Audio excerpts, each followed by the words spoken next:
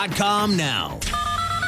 All guests on 95.7 The Game appear on the River Islands guest line. Dub Nation, this is Jimmy Butler, and you never know when I'll be on the River Islands guest line. Dub Nation, this is Stephen Curry, and you never know when I'll be on the River Islands guest line. So make sure to keep it locked on 95.7 The Game. River Islands in Lathrop is the best-selling master plan community in all of Northern California. With its lakes, parks, trails, and collection of new home neighborhoods, the good life can be your life. Isn't it time for you to discover the islands? There couldn't be a better way to end Ford's American Value for American Values employee pricing event than the 4th of July Sell-a-thon happening this weekend at Ceremony Ford. Employee pricing for all ends July 6th, so time is running out to pay what Ford employees pay on most 2025 and 2026 Ford vehicles in stock. Plus, get $1,000 in trade assistance on models including Ford F-150 and Mustang Mach-E. You know Ceremony Ford's my Ford store. Make it yours too and tell them Bonte sent you. Wow, what is all this? These screens, the food. All for the game, bro. Let us pitch in. No need. I'm saving $1,000 bundling my wireless and internet with T-Mobile. I've got it all covered. Goal! Here to score big with T-Mobile. Families save up to $1,000 a year when they bundle 5G home internet with 4 phone lines on Experience Beyond. Compared to regular rates after third line free on Experience Beyond plan with internet bundle discount via monthly bill credits and auto-pay discount. Credit stop if you cancel or change plans. If you're still using a sports book to bet on the soccer tournament, you're getting robbed. Delete that app and join the millions using Polymarket. Polymarket is a prediction market, not a sports book. Trade against other fans, not the house. Polymarket, your go-to prediction market for soccer's biggest stage. Available in all 50 states. Download the Polymarket app. Use promo code BLAZE to unlock $50 free for your first trade. That's promo code BLAZE. Trading not available in all jurisdictions. Check local regulations before trading. Restrictions and eligibility apply. This is the Game of the Week Report, brought to you by Hyundai. All eyes are on Philadelphia for baseball's biggest summer celebration, when the league's top players come together for one of the sport's most exciting showcases. In the Derby, 8 of the game's top power hitters will battle it out for the most home runs, followed by the game's brightest stars all together on one field for an unforgettable night game. The Game of the Week Report is brought to you by the all-new Hyundai Palisade Hybrid. Learn how it's so much more than just another SUV at HyundaiUSA.com. While the world watches the stars at the FIFA World Cup, Hyundai has its eyes on the next generation of talent, the future stars who are already turning heads at age 14, because next doesn't wait for an invitation, and neither do we. Hyundai has always moved the future within reach. We did it when we made advanced safety standard on every vehicle and engineered EVs with ultra-fast charging capability, and we're still doing it every day, because the future isn't some far-off concept. It's already here. Next starts now. Hyundai, an official partner of FIFA. In San Francisco today, clouds then sun with a high of 64. Weather brought to you by Capital One. Capital One offers no fees or minimums on checking accounts. What's in your wallet? Terms apply. See CapitalOne.com/bank guide. Capital One NA, member FDIC. Right.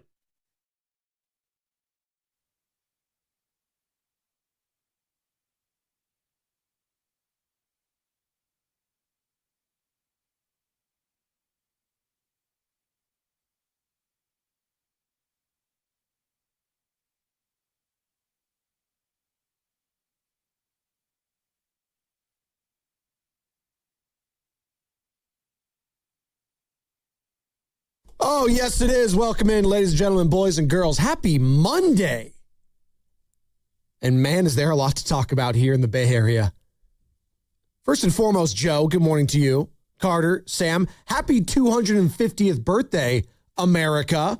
Hope everyone was safe and had a great 4th of July weekend. The sports landscape right now, Joe, is absolutely insane. And yes, locally as well. We'll get to all of it. What the hell's going on with LeBron James? Anthony Davis, where are they going?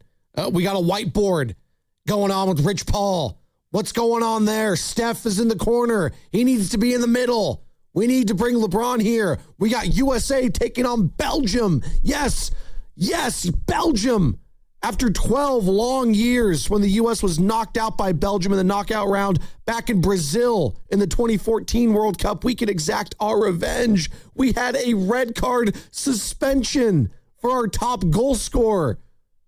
Balogun can play. People are upset. We had England knocking out Mexico yesterday. They advanced to the quarterfinals. Shout out Mexico. It was a hell of a tournament from them. Hell of a game and hell of a match, quite frankly. England was able to hold on after being down a man for a majority of that second half. We got Brandon Ayuk and I guess Jaden Daniels, the quarterback of the Washington Commanders, going at it. We got Wimbledon happening. Our pets' heads are falling off. And did you, Joe, meet a Grand Slam golf champion? Not a Grand Slam champion. He's won a U.S. Open. Oh, okay. Bryson DeChambeau. That was pretty cool. Well, Grand Slam is like, that's not the whole one thing. leg of it. One leg of it, I'm saying. Yeah. Of the four majors. Of the four majors. He's a major tournament winner is what I'm saying. Go. There you go. I butchered that. Shout out to Butcher Boy. Yeah, no, that was pretty cool. He was up at Northwood over Wednesday and Thursday. And what's he doing? He was apparently filming a video at Northwood. Did LJ get into the video?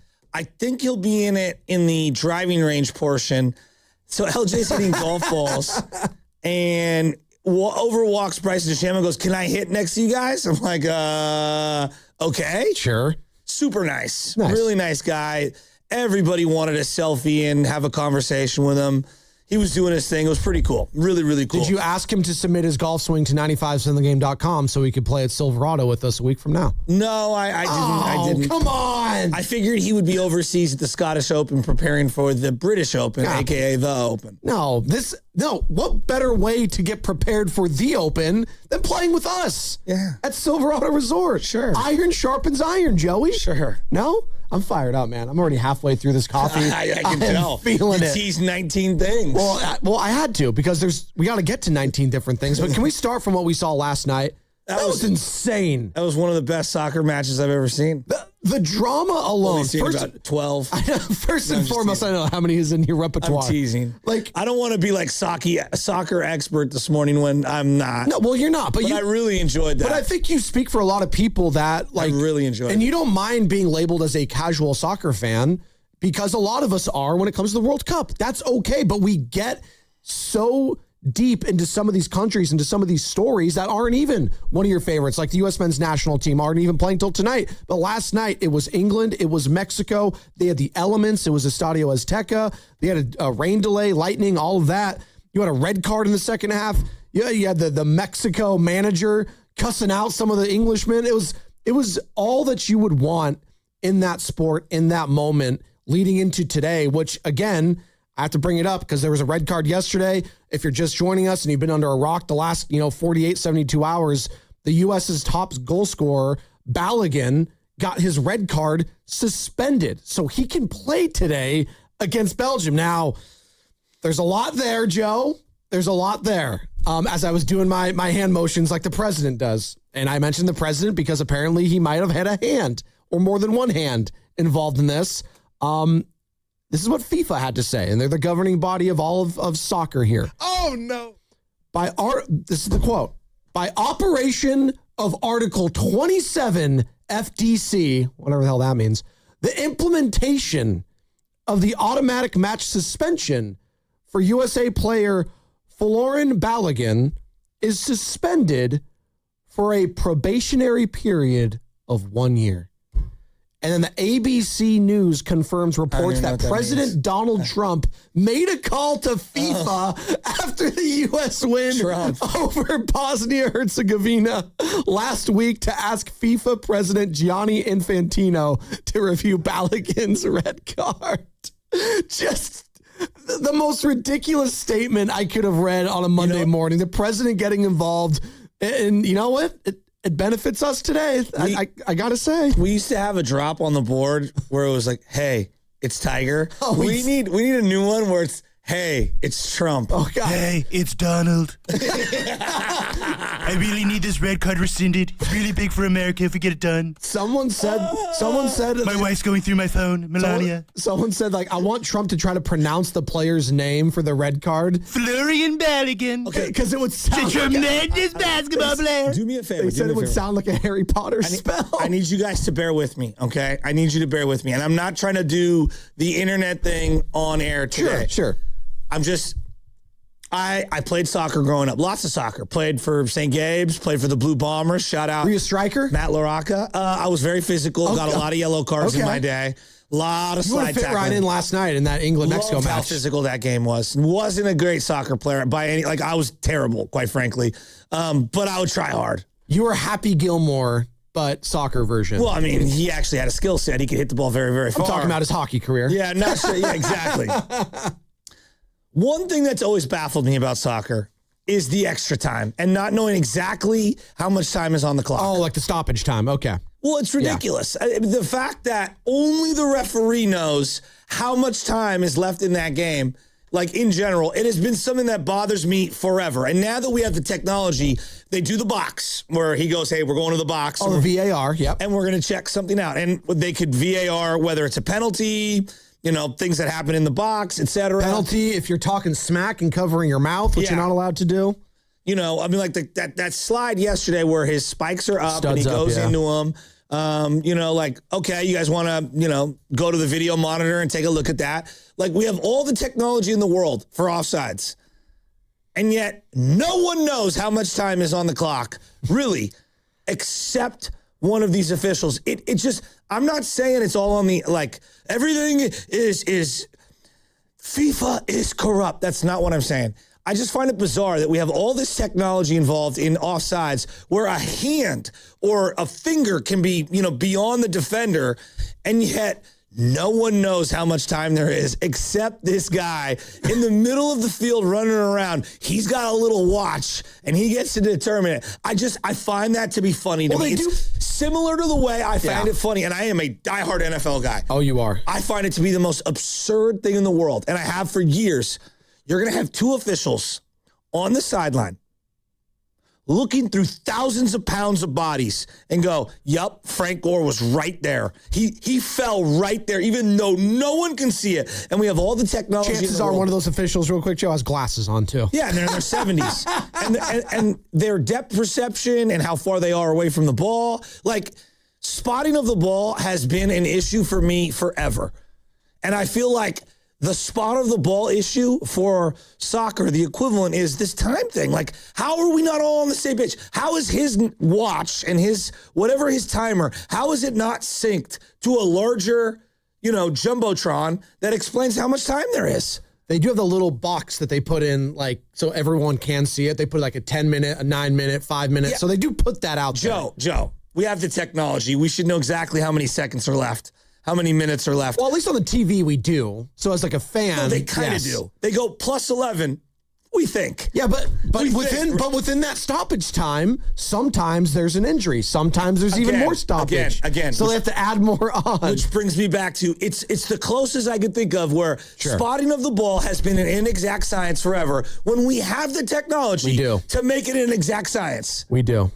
We are coming to you live from the Laughing Bug Studios. It's just, am I the only one that does come on, guys? Well, no, I think we're learning a lot from this World Cup, and hopefully we're going to see some things change for the better going forward. I actually think the VAR is great. The VAR has been I love fantastic. It. When the guy goes like this and he paints the picture with his fingers of the box, I go, I can't wait to see what happens here. Well, you know what I love about it? That ref was great. They usually don't even say anything, so I think they have to explain it more because it is the World Cup and people are kind of casual soccer fans and it's North America, yada, yada, yada.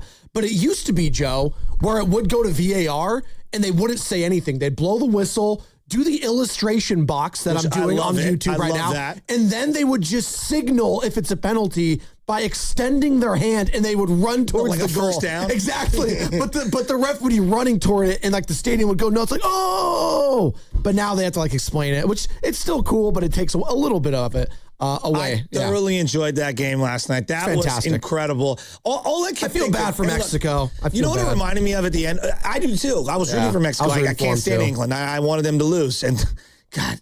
The England manager, Tuchel, I cannot stand at all. Unless you have legitimate England roots like Stephen Langford does. Yes, he does. I look at you a certain way if you're rooting for England. And I totally agree with you. I'm looking at you, Matt Steinmetz. Oh, who else did you see last night tweeting about it? Huh? Bonte. I mean, I told you guys he was an old white guy. I was rooting for England. You were? Well, your last name is English. I'm half English. Yeah, your last name is English. You got old money. Yeah.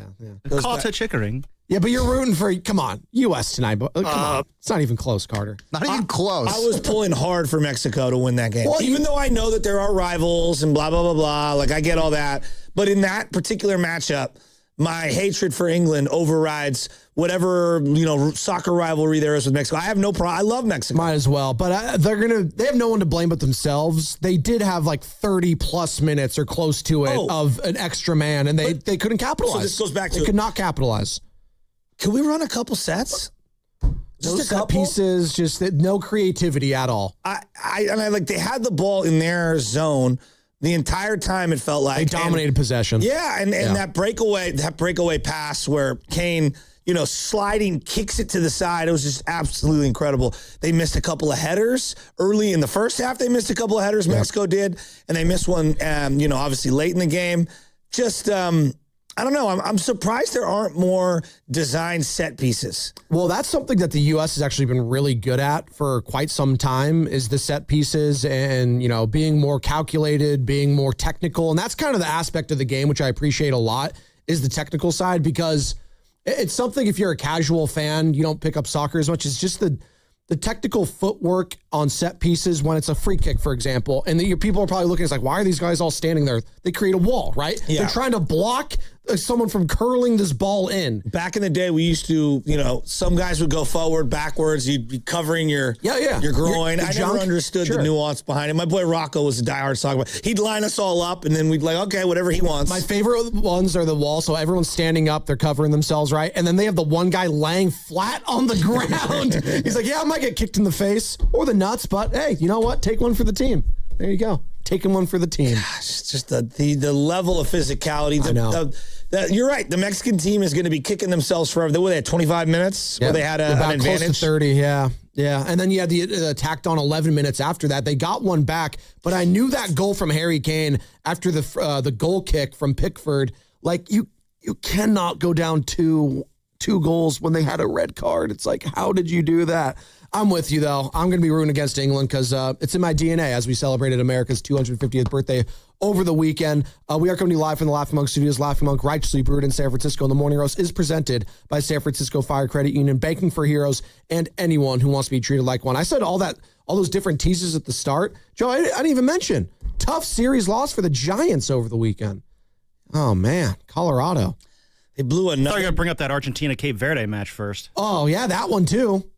Cabo Verde, baby. Brazil going down. Yeah. Erling Haaland. We're all Erling Haaland fans against England, right? Let's go, Norway. My guy looks like he's straight out of the Vikings TV show. He looks like he could play tight end for the 49ers. Absolutely. He might be related to George Kittle. Who knows? I got so many Giants thoughts. I know no one wants to hear about the Giants right now. 2 All-Stars? Logan Webb, Luis Ariz? Okay. Call me old school. All right? I want you to I want you to call me old school. Okay. I don't think a team that is the second worst team or third worst team in baseball deserves 2 All-Stars. That's my personal opinion. Wow, that's really old school. You said call you old school. Sam's feisty this morning. Dude, I know. He's well rested. You could tell. He has a smile on his face on a Monday morning. I personally believe the Giants did not deserve 2 All-Stars. You cannot have a season that they're having and be like, well, actually, they've got 2 All-Stars. I find that to be an absurd contradiction. Okay, that's just my personal belief. Sure. Are there guys having great years? And there's no doubt. That doesn't mean you get rewarded with an All-Star bid. Because I truly believe if you're having a great year, you deserve to reward multiple players having that great year because your team is having the ultimate success. Now, Luis Ariz, second in baseball in batting average, second in hits, second in triples. Did you know that? I did. He's been unbelievable. Very deserving to be an All-Star. Yes. Leads the team in OPS, the Giants, that is. But, he's had an incredible season and excellent defensively. Yes. I'm fine with him being an All-Star. I don't think they deserve 2. But if they do, I'm sorry. Logan Webb should not have been their second All-Star selection. Has he had a great month? Oh, my God, there's no doubt. He's been unbelievable. What about the first month? Yeah. And what about the 5 starts he missed? The first month wasn't good, and then he missed 5 starts, essentially, 4 to 5 starts, okay? He is 49th in innings pitched in Major League Baseball. He's 15 starts this year as an ace, all right? Most guys have 18, 19. Some are going to have their 20th today. His 93 innings pitched is 49th. He's 64th in strikeouts, 34th in ERA, 32nd best whip. I'm sorry, that's not an all-star. And he's had a great month. I love him. We all love him. I do not think that he deserves to be an all-star. Now, who would have been an all-star if I were, which again, I don't think they deserve two, but if you're going to tell me two guys should get the nod, it had to be Jung-Woo Lee or Casey Schmidt. Jung-Woo Lee, 315 batting average. That's 5th in baseball. 10th in baseball in hits. 10th in baseball in triples. And I think he's been Gold Glove caliber in right field. Okay, that's the argument for him. What's the argument for Casey Schmidt? Casey Schmidt, 2nd on the team in home runs, 2nd on the team in RBIs, leads the team in steals, 3rd best batting average, highest slugging on the team, 2nd best OPS, and has played first base, second base, third base, shortstop, and left field. I love Logan Webb. He's an all-time giant in many aspects. He did not deserve to be the all-star this year. I don't think they deserved a second all-star. But if you were going to put a second all-star on this team, it had to be Jung-Woo Lee or it had to be Casey Schmidt. It should not have been Logan Webb. I love you, Logan Webb. Your last month has been brilliant, but you missed a month. You weren't good for a month. 1 month does not make you an all-star. Casey has been more valuable to this team day in and day out, and Jung-Woo Lee has been more dynamic from the beginning to now of this season. Just my personal opinion. I think that is well said. We can get into that a little bit later on in the show as well. 888-957-9570 is the number to get involved. You can call or text us at that same number. Again, I'll go slower for you. 888-957-9570 is the number. Can we just peel this onion back a little bit on the other side in regards to this red card rescission? Yeah, explain it to me, yeah. Like, it's called suspended, by the way. So they suspended the red card decision. And if you're just joining us... I can't wait till Draymond pods about it. Well, we need that, of course. What is he going to do with LeBron? That's the question. So they suspended the red card, meaning he could play this next match, being today, Balogun, U.S.'s best striker so far this tournament. Usually when you get a red card, you cannot play the next game. That is not the case. This is unprecedented, basically, in the entire sport. Now, there's been special circumstances, but the fact that the president got involved, does that have you feeling any type of way, sport fan? Is that fair or is that foul? Is what I'm asking. 888-957-9570. Joe, we're benefiting from it. When I say we, fans of the U.S. men's national team, we are benefiting from it. Everyone else, though, in soccer, the entire world is pissed. What else is new? Everyone Hates America. Sponsored by Crystal Geyser, Alpine Spring Water.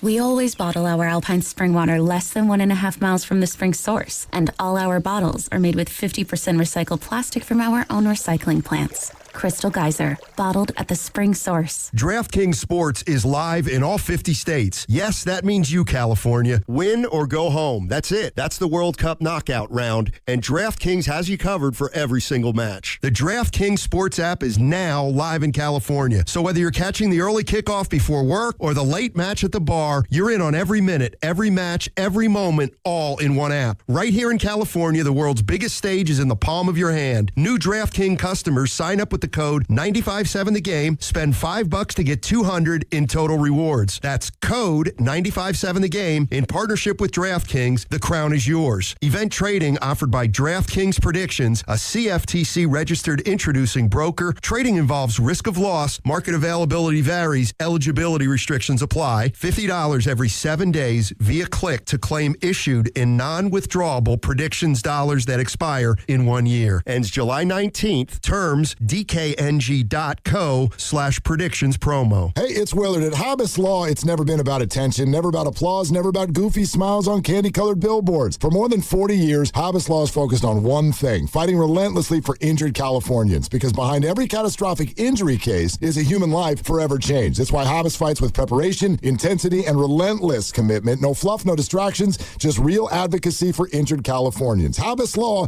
relentless for justice. Visit habaslaw.com. Omar Habas is a California licensed attorney. Offices in Northern California, including San Jose. Past results do not guarantee future outcomes. Wesley Financial Group is not a law firm. Ask yourself this question. Is it really worth holding on to that timeshare that you know you need to get rid of? Here's the truth. The average maintenance fee just went up over 17%. That could have been 117%, and there's nothing you can do about it. When you buy a timeshare, you give them a blank check for annual maintenance and assessment fees. I'm Chuck McDowell, founder of Wesley Financial Group. For 15 years, I've helped over 50,000 families cancel their timeshare. Not sell it, not transfer it, cancel it. Did you buy a timeshare because they told you it was a great investment and your maintenance fees would never go up? That's a lie. Are you ready to get rid of your timeshare once and for all? Simply call us and I'll send you our timeshare exit kit that explains all your options for cancellation. Call Wesley now for your timeshare exit kit. 800-619-3377. That's 800-619-3377. 800-619-3377. This July, get $1,776 off new windows for greater curb appeal and energy efficiency. Plus, get an extra $250 off when you book by July 7th. Learn why American Vision Windows has earned the trust of homeowners like you with over 1 million windows installed. But hurry, this offer ends July 7th. Visit AmericanVisionWindows.com or call 888-347-0711. That's 888-347-0711. New customers only. Restrictions apply. Call or see website for details. Offer ends July 7, 2026. Boxer & Gerson, Northern California's premier workers' compensation law firm, helping injured workers get their lives back for over 40 years. For all contest rules, go to 957thegame.com/rules. I love days like these at the pool, but my moderate to severe plaque psoriasis can sometimes take me out of the moment. I'm ready to make a splash with clearer skin thanks to Skyrizi, risankizumab Riza. Skyrizi is a prescription-only injection for adults who are candidates for systemic or phototherapy. At 4 months, most people saw 90% clearer skin when measured from head to toe, and many were even 100% plaque-free.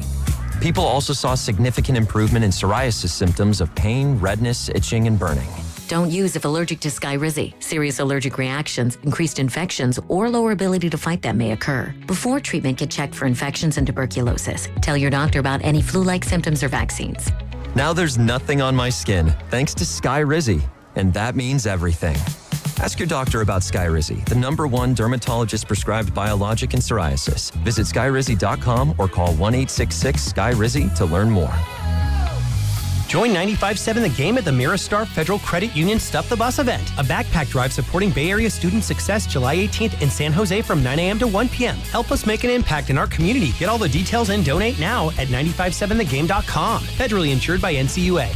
Here's a World Soccer Championship recap. Brought to you by Lowe's. Members get more at Lowe's. And by the first ever Infiniti QX65. In arguably the best match of the tournament so far, England outlasted Mexico 3-2 at the Azteca. England had to play the final 40 minutes of the match down a man.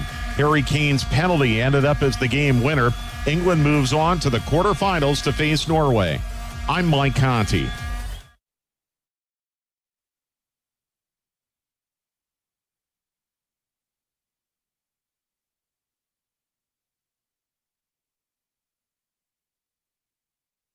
Now back to the morning roast. A lot of people wait to hate. They cheer when they're drinking the beer. I want you to keep that same energy when we win that chip this year. With Joe Spadoni and Joe Shasky on 95.7 The Game.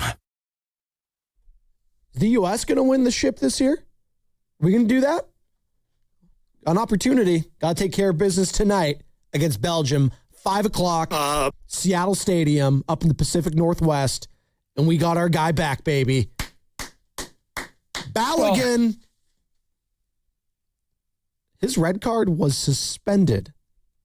And according to reports from ABC, President Donald Trump made a call to FIFA after the U.S. win over Bosnia-Herzegovina last week to ask FIFA President Gianni Infantino to review Balogun's red card.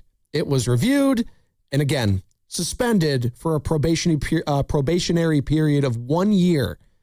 So Don't ask me, Joe, if he gets another yellow card today. I have no idea what that means.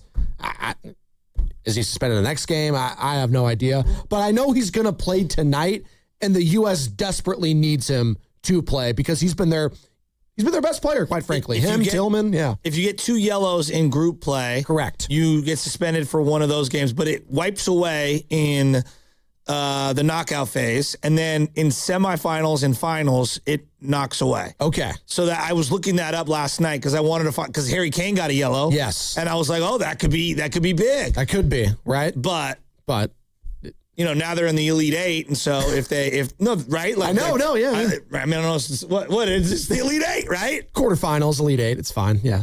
Well, I don't know. Anyway. Well, no, I like using the Americanisms I love to use for this international sport because it's here in our backyard. We're allowed to use the Americanisms. Elite Eight is fine. Sweet 16, we're in it right now. You asked me a question about politicians getting involved in sports. Yeah. Does it feel kind of dirty? Do you feel dirty as a fan of U.S.? Just in general, almost every time. Here's my thought when a politician opens their mouth regarding, I hate all politicians, but regarding sports. Except for the mayor of San Francisco, shut Daniel the Leonard. hell up. That's what I think. I'm talking about when they get involved in for example, the steroid investigation. Oh, yeah. What a waste of time. I agree. Of all the things our government should be worried about, of all the real issues that are going on in this country, we're worried about whether Mark McGuire and Sammy Sosa took roids, Bernie Sanders.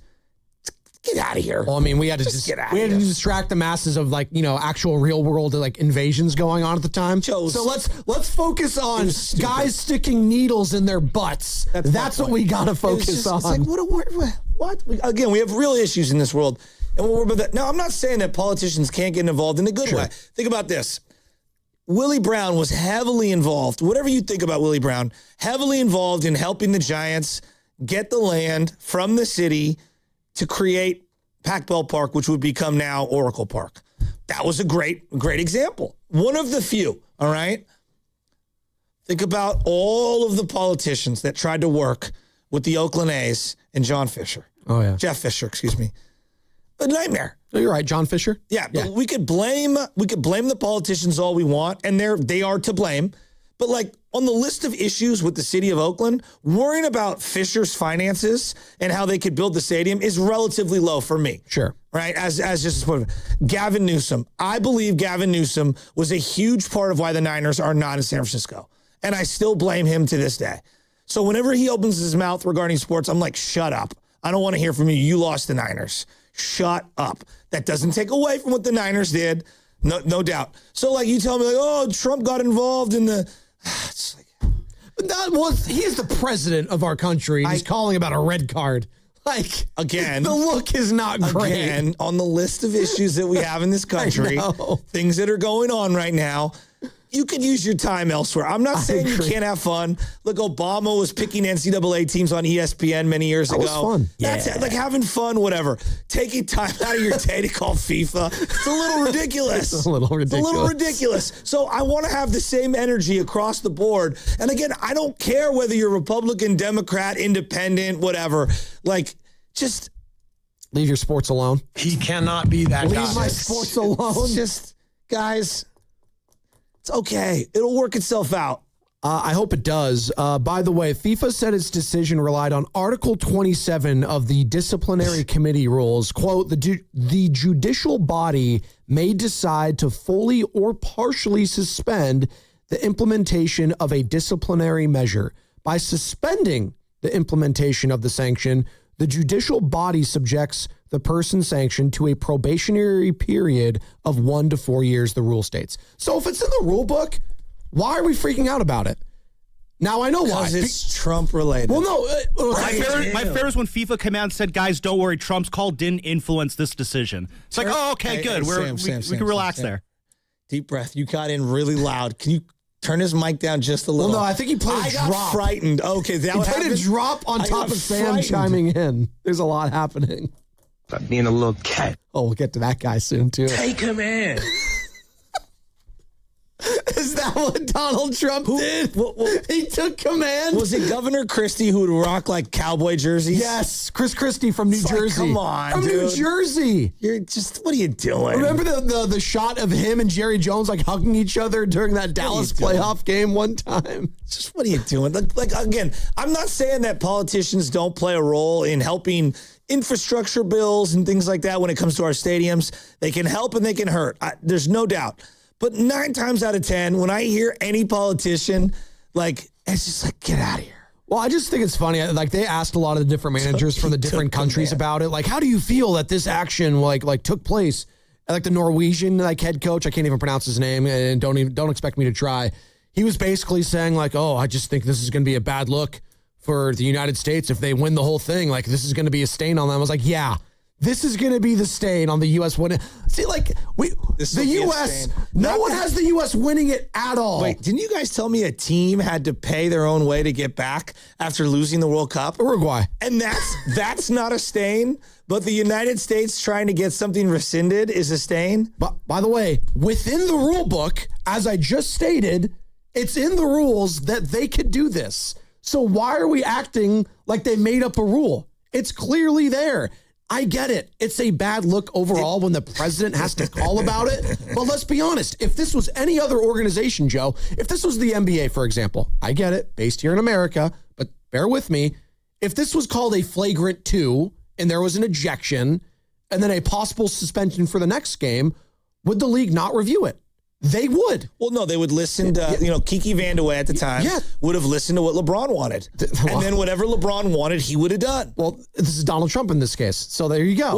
Well, Rocco, I told you, is like soccer expert. Rocco's Modern Life, baby. Trump and Infantino are homies, though, supposedly, he's telling me. Well, yeah. Do you remember like the ceremony, like the first ceremony that kicked this thing off last year? Trump was awarded. No, I don't remember that ceremony. I'm going to be honest. No, Trump was awarded like this Medal of Peace. Oh, he got a Medal of Peace. Yeah, and Gianni Infantino, the FIFA president, put it on him. Oh, God. And it was like this whole pomp and circumstance and this love fest for Trump at the start of this thing. Little ass boy. So Trump was like, hey, Gianni, you did give me this medal. So, clearly I have a lot of say.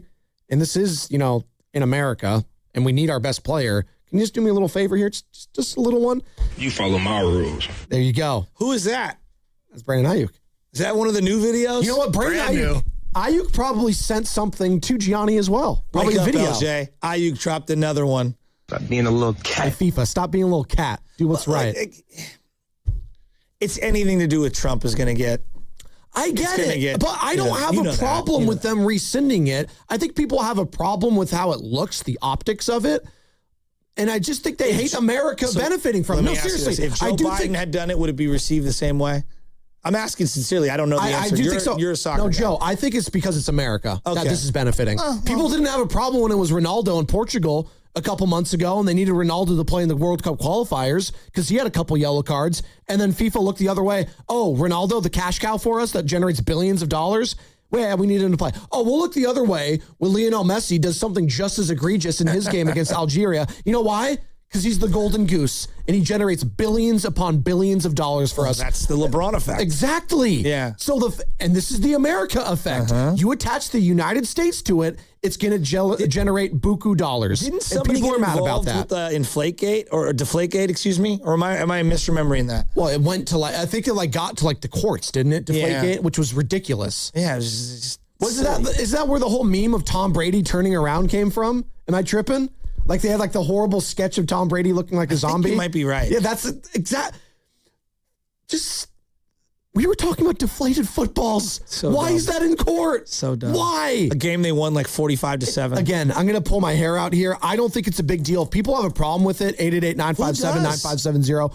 Again, it's benefiting America. I'm clearly biased in this. I'll acknowledge the bias in all of it. But if it's within the rule book that this could take place, why do we have a problem with it, people? 888-957-9570. Was the call red card worthy? No. Okay. In real time, I don't think it was. I didn't think last night's was red card worthy. I know that by the definition, of the letter of the law, I guess it is because the spikes are up. He didn't make a play on the ball didn't get any ball, and he hurt that other player by going spikes up and sliding directly into them. I just thought that it was a dangerous play. Okay. Not to say what it was bang to me. Balogun's was also dangerous, but he was also going for a ball and making a play on the ball for a header at the time, which I think matters. Can you agree with me that the slowdown reviews always make things look worse, whether it's the NFL, soccer, basketball?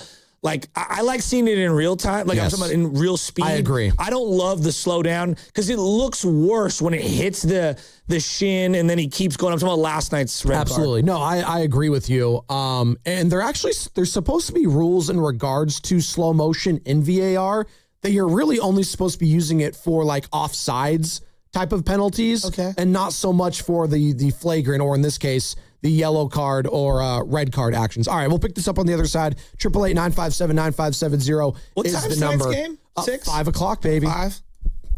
We got to win this one. Well, last night was perfect because I got to watch the whole Warrior Summer League game. California Classic. Because they pushed it back an hour. Guess who was there? Me. I was there. Oh, I watched Yaxel Lendeborg. I thought you were going to say like Kevin Dana and Gary St. Jean who were on the call. You know why I got delayed? I was like, where's he going with Lakers this? Heat went to double overtime, sudden death, first basket won, and the Lakers ended up winning that one. Spadoni playing the role of Pods at a Summer League game, sitting courtside. Sponsored by Fremont Bank, here for you, here for good. New Game Plus with Oxy makes your laundry smell incredible and fights stubborn smells, like the ones your dog Biscuit brought into your freshly made bed last night. But you washed that all away with Game, and now you're drifting asleep to the scent and sound of waves. Ah, no, that's the dog licking your ear. Biscuit. It just might be our greatest scent ever, now with odor-fighting power. New Game Plus with Oxy. Sniff the difference. Straight Talk Wireless presents Pickup Truck Wisdom. Trust is earned. That's why I've stuck with Straight Talk. Same price since 2009 on Verizon's 5G network. Cause shoot, anyone can make a promise. Keeping it for years, that means something. Now plans starting at $25 a month with 4 lines. Find us at straighttalk.com and Walmart. Straight Talk Wireless. Straightforward. Always. Same price claim applies only to the base monthly price of our $45 plan from October 2009 to present. Now it's time for the closer of the week. Presented by LiftMaster and R&S Doors. Turn your garage into the envy of the neighborhood. Visit rsdoors.com. This week's closer comes from David from Modesto. Aaron did a great job in repairing our commercial roll-up doors. Would recommend R&S to anyone needing door installations or repairs. Our company has used them for many years for all of our roll-up door needs. Recently, my garage door opener was not working. I was in need of a closer. I was put in touch with R&S Doors, and they hooked me up with a brand new garage door opener from LiftMaster. With LiftMaster's MyQ connectivity, my garage door opener can be controlled right from my smartphone. You'll know when a door or gate has been left open and can close it with a tap, no matter where I am. Be one of the first 10 callers and receive 20% off a LiftMaster garage door opener. Call 1-800-FIX-A-DOOR. That's 800-FIX-A-DOOR. Or visit rsdoors.com. R&S Doors. Look for the red truck. Want to talk about low testosterone or impotence? No way, right? But did you know 1 out of 4 men suffer from this condition? Listen to Dr. Robert Rowley from Prime Male Medical. At Prime Male Medical, we specialize in acoustic wave therapy, sublingual lozenges, injectable medications, and testosterone treatments. Get your first visit, PSA test, testosterone test, Doppler ultrasound, and a year of follow-up visits for just $99. Go to PrimeMaleMedical.com or call 415-761-4037. 415-761-4037. Reach your saving goals with Mirastar Momentum Savings. Progress should come with perks. Every $25 you save earns an entry to win cash prizes. We're drawing winners for $1,000 monthly, $5,000 quarterly, and an annual grand prize of $10,000. Saving has never been this rewarding. Apply today at mirastarfcu.org.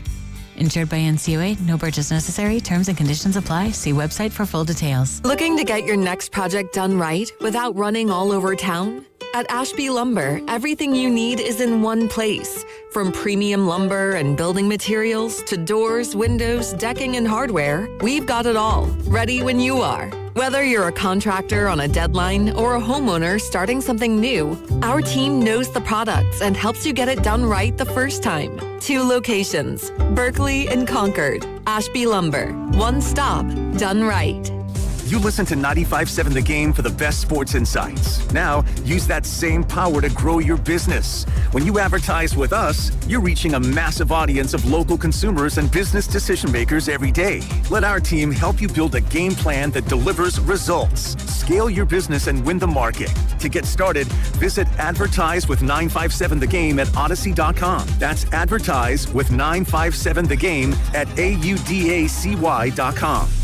$5,000. That's the average amount of money people in the U.S. are now spending on gas in a year. $5,000. That's crazy. If you drive, you have to download Upside, the free app that gives you cash back for buying gas. That's right. You can earn cash back with Upside just for buying the gas you're already buying. You can literally start earning cash back today. I use Upside, and just last year, I made nearly $300. You're putting gas in your car anyway. Why not get cash back? If you like extra cash, download Upside. I'm saving the cash I earn from using Upside to help pay for a vacation later this year. Download the free Upside app now to earn cash back when you fill your tank. Use promo code FRESH to get an extra 35 cents per gallon on your first tank. You can cash out anytime, right to your bank or a gift card for Amazon and other brands. Just download the free Upside app and use promo code FRESH for a 35 cents per gallon bonus on your first tank. That's code FRESH for a 35 cents per gallon bonus.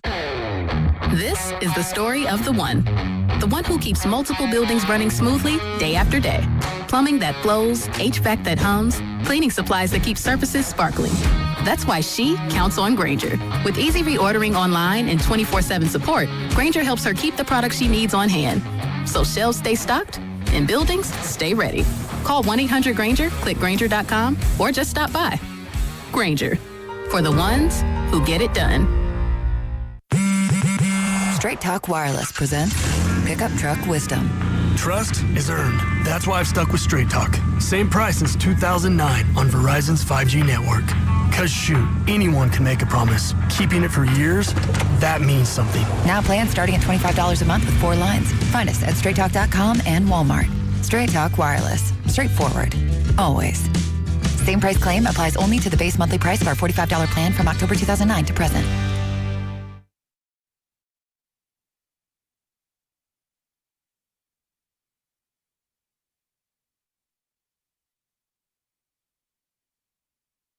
Hey, this is Rob. This is Chase. And you're listening to the Morning Roast on 95.7 The Game with Joe and Joe. We're rolling. Happy Monday to all you lovely people. Just getting off work and ready for work. If you're on summer vacation, you're taking us all around the world. We appreciate it. Make sure you have that free Odyssey app downloaded. You can also find us on YouTube and see our lovely faces here each and every Monday through Friday. We've been talking some World Cup going on because there's a big one today for the United States taking on Belgium. It's a rematch from 2014 when both of these teams faced each other in the round of 16 as well. Belgium ended up getting the win there. Chris Wondolowski, San Jose Earthquake legend, once had a massive opportunity to maybe get the game winner there. Missed it.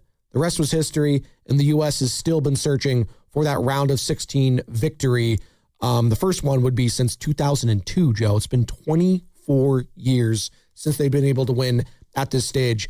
And you know who they beat last time in 2002? That would be Mexico, 2-0. But they do have their striker back, Folarin Balogun, who got his red card suspended for a year, and the president got involved, and apparently lawyers got involved, and people are upset about it, and I get it. Benefits the United States. It's not a great look. Yada, yada, yada. At the end of the day, don't we want these calls to be right?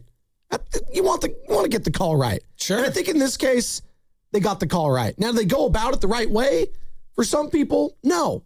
I think for everyone, we could probably say no. We didn't want it to end up like this. We just want the governing body to just have a review. And I think this will be a step in the right direction. Hopefully, this could open up the gate going forward for not just the United States, but for teams like England who had a red card yesterday.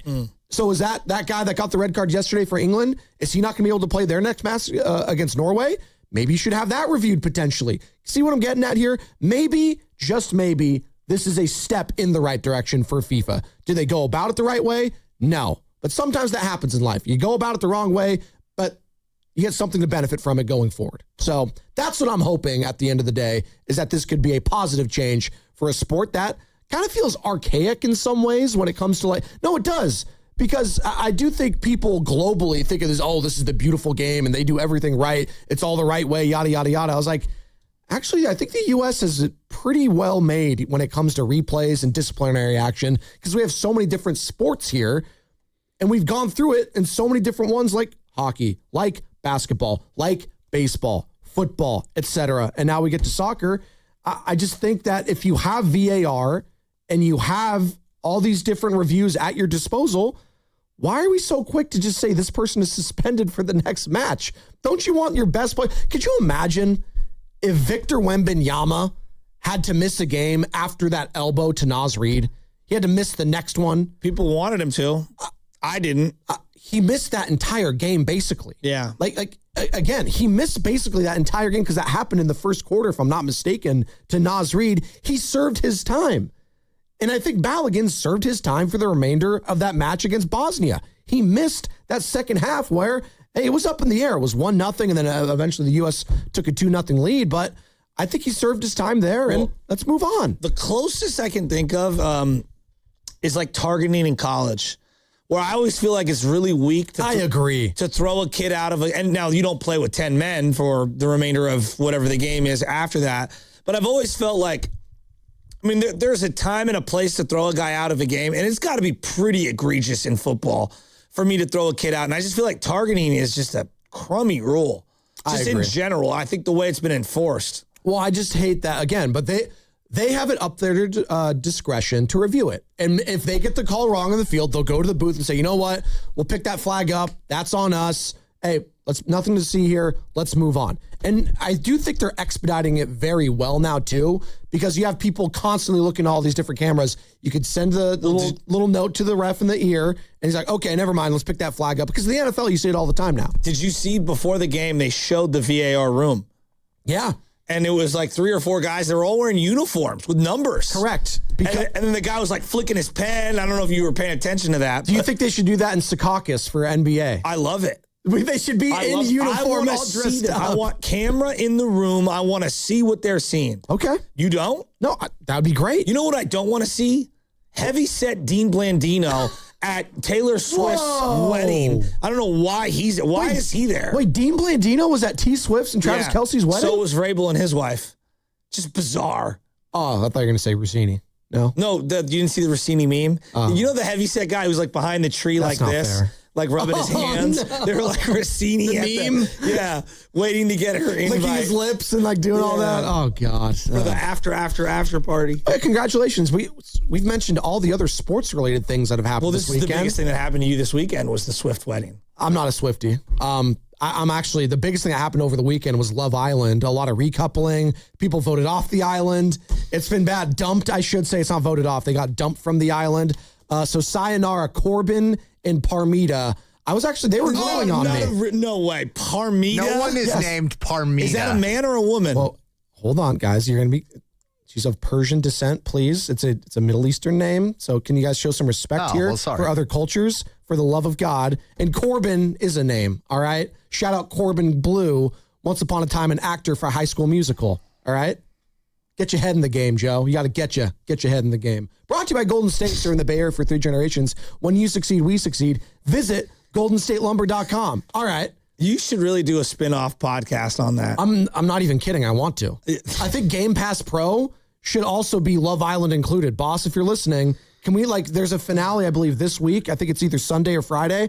I would love to have. You going to take the next day off just to break it down? Well, no, because we have the golf Silverado Resort thing a week from today. But I'm thinking if it's Sunday night, live from the hotel room, you could be a guest. I'm good. You could watch it with me. I'll be swimming. Oh, they have a pool there? Yep. Oh. I've already planned my day out. Okay. Yeah. You want to go swimming together? It involves none of you guys. You don't want to hang out with me? Nope. Sam's coming over to watch Belgium USA today at my place. He's going to be locked in, right, Sammy? Okay, good. I thought he was going to give me I don't know. It's going to be me, Sam. Are you bringing food over? No, he's going to watch the baby. He's going to hold the baby while we're... Yikes. What? It's like Lenny in Of Mice and Men. I'd be a little careful. What? I'd be a little careful. Stop. Sam is great with kids. So strong. He is. Yeah, you imagine? Look at my muscles while I hold your baby. Who is doing that? Why would he do that? Size matters. You guys need to relax over there. Speaking of Fitz wasn't on the call this past weekend, but I did hear Kevin Dana, who does the California Classic every single year, it seems like. He's been doing it for a while now. Love K-Bone on the call. And I saw Yaxel Lendeborg yesterday, Joe, at Chase Center. And I got to say, the guy was a man amongst boys. He's huge. The body is physically matured in a way that I understand now what Mike Dunleavy, Joe Lacob, Kirk Lacob, Joe Steve Kerr, Shasky. I understand what you guys all saw in him. Thank you. And I love the pick. I did. But I saw it in real time yesterday. He was easily the most polished player on the floor. Now, I get it. A lot of them are G Leaguers. They're fringe guys. They're all rookies, basically. It's a great step forward, though. It is. It gives me confidence that this guy is going to fit in immediately in game one next year in a Golden State Warriors uniform with the likes of Draymond Green, Steph Curry, and potentially LeBron James. So look, throw away the shooting. Because I think in Summer League, we get a little obsessed about hitting shots and missing shots. He looked good, though. His shot in that first game. Yeah. But I told you his shot I'm talking about the form. The form looks good. Yes. Forget the results. Sure. Just does the form look fluid? Yes. It does.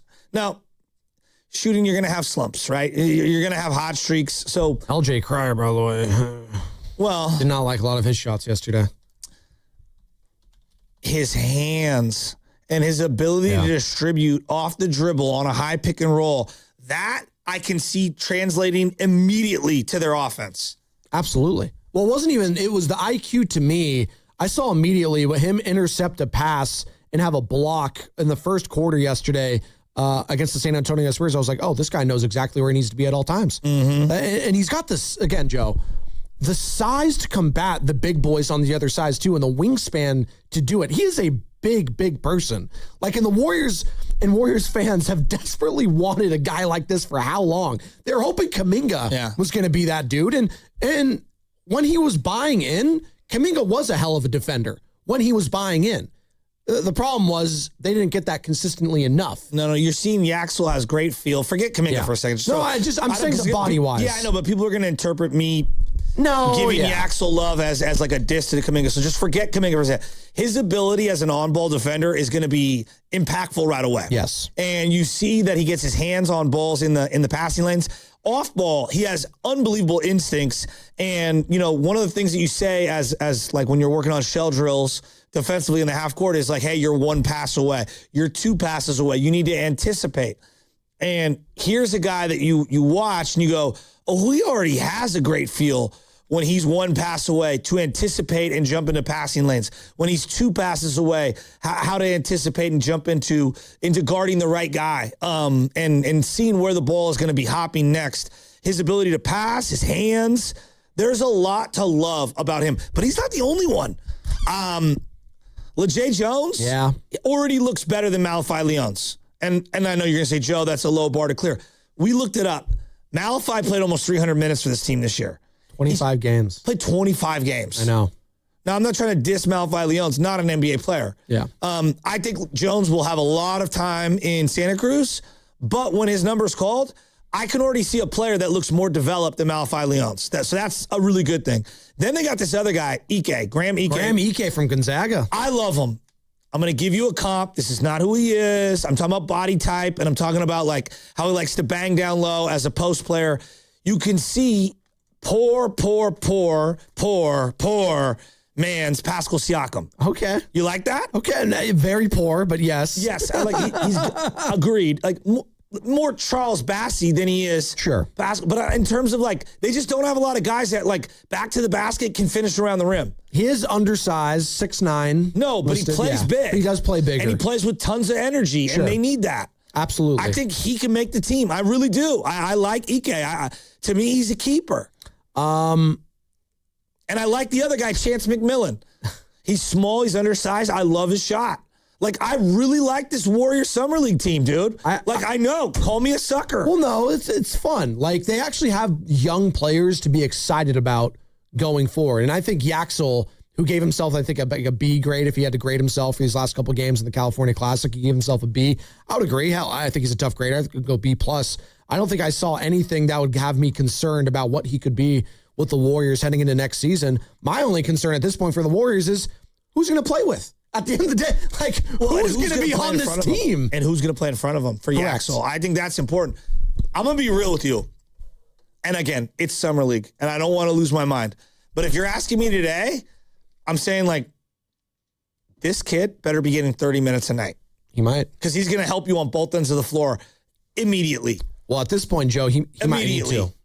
They brought back DeAnthony Melton. They brought back Kristaps Porzingis. But we all know the biggest story right now in sports, quite frankly, outside of the World Cup, is LeBron watch. Where in the hell is LeBron James going? And I knew this was going to drag out. I told you all last week, you thought, oh, this is going to happen soon. It's going to happen next. No. That is not the LeBron James, Rich Paul playbook. They are going to drag this out, and it's going to drive Warriors fans insane because one day you're going to feel like the leader in the clubhouse. The next day, you're going to feel like, oh, LeBron doesn't even want me anymore.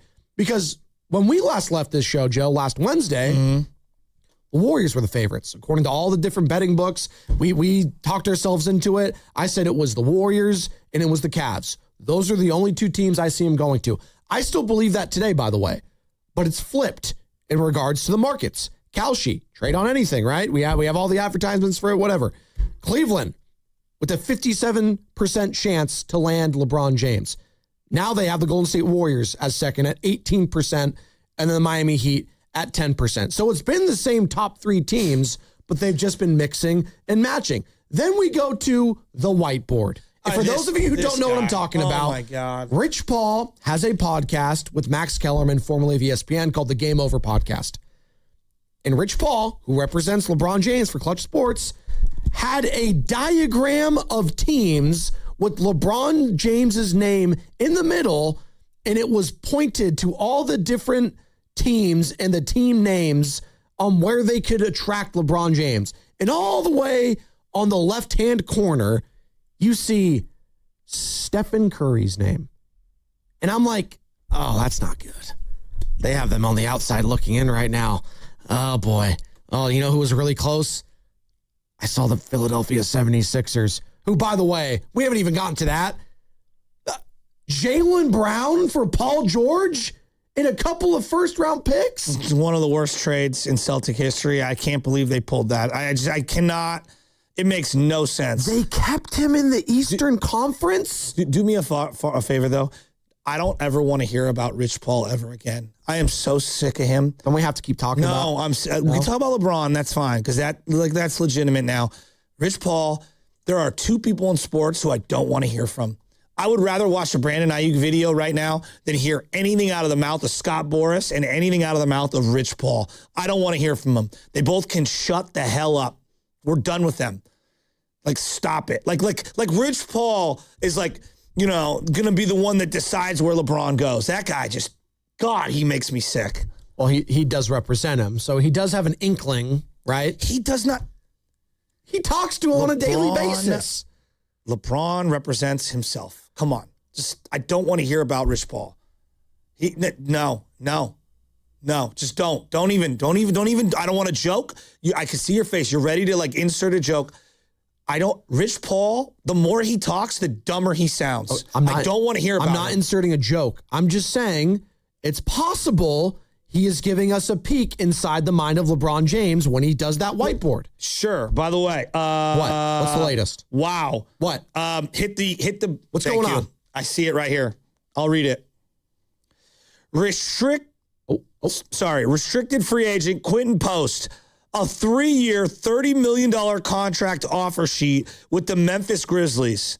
Golden State has until 11:59 p.m. on Tuesday to match. So that means not tonight, tomorrow, 11:59 p.m. Okay. So Quentin Post, 3-year, $30 million. I'm sorry, I'm not giving him that money. Oh, my God. I'm not giving him that money. I'm almost at a loss for words, and this is a radio show. Do they see something in him that I just don't? No, Memphis needs to fill out their roster. They've traded everyone away. They've got to hit the floor of the cap. Like this is the Vance McDonald deal. 3 years, $30 million? Yeah, 10 a year. Yeah, you heard it right. It's not a lot of money, but it's like I'm not going to give him that. He averaged 17 minutes a game last year, 7 points, 4 boards, an assist on 44% shooting. And the more he played, the worse he looked. He's 26 years old. I love Quentin. And you know what? I'm happy for him. I'm very happy that he's going to get paid. That's generational wealth. That is awesome. That's amazing. Good for him. There is no chance in hell I am matching that at all. Making double what Guy Santos is making. Yeah, double. I'd rather have Guy Santos all day. Double. That's just crazy. That's the Guy Santos deal is a great deal. You know, Joe, but I agree with you. Did I not send something in the chat over the weekend in regards to other teams wanting Quentin Post? And I think all of us were like, huh? What? And then 3 years, $30 million from the Memphis Grizzlies? That's kind of insane. You know what they're calling him? And I'm talking about at this age, too, for this guy. Timu Brook Lopez. No. Timu? They might be a sponsor. I love Timu. There you go. They can sponsor me if they want to. No, essentially, he's going to get more guaranteed than Kristaps. That's kind of crazy. That's really crazy. He's going to get a better deal than Kuminga. Lakers trying to get Jonathan Kuminga. I think that'll be a great fit for him. Well, it's interesting. I really do. There might be, in a roundabout way, this might affect the Warriors. I know, don't mention Kuminga, but there could be a possibility that the Lakers want Kuminga more than they want to retain Rui Hachimura. And I think Hachimura might fit the Golden State Warriors. He'd be nice. He'd be nice, right? I'll take him. Be a nice complimentary piece. Size, smart, a little IQ. more athleticism. Absolutely. Can shoot a little. I think he'd be perfect in the Steve Kerr system. Very streaky. Yeah, I mean, he's very streaky. Yeah, no, he's a head But case he for has sure. moments. I always like Rui. No, I liked what he did in the playoffs. If you watched any of that series against the Houston Rockets, I thought, and again, he's a big body that can match up against the big boys in the Western Conference. Let's go to Cam and Antioch. He has some thoughts on Yaxel. I'm going to be real with you, though, Joe, because I know Cam's got thoughts on Yaxel. I can't be higher on him. I understand it's G League. Or Summer League. I'm not going to lose my mind over Summer League. Yeah. But there are things that translate no matter who is on the floor.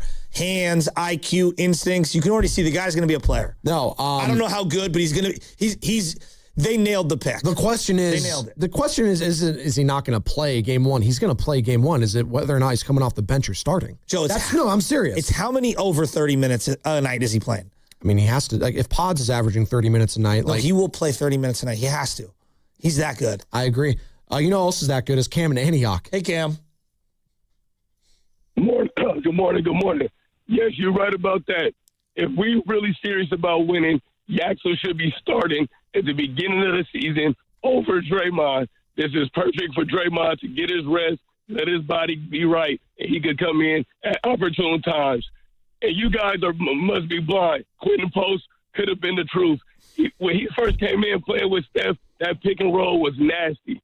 Then you know what Kerr do? Took him out the game when he was playing well, messed his shot up.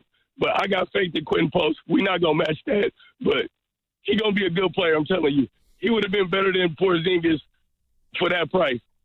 But I like Yaxel. He definitely got to start. He's way taller than I thought he was. That shot was looking real nice.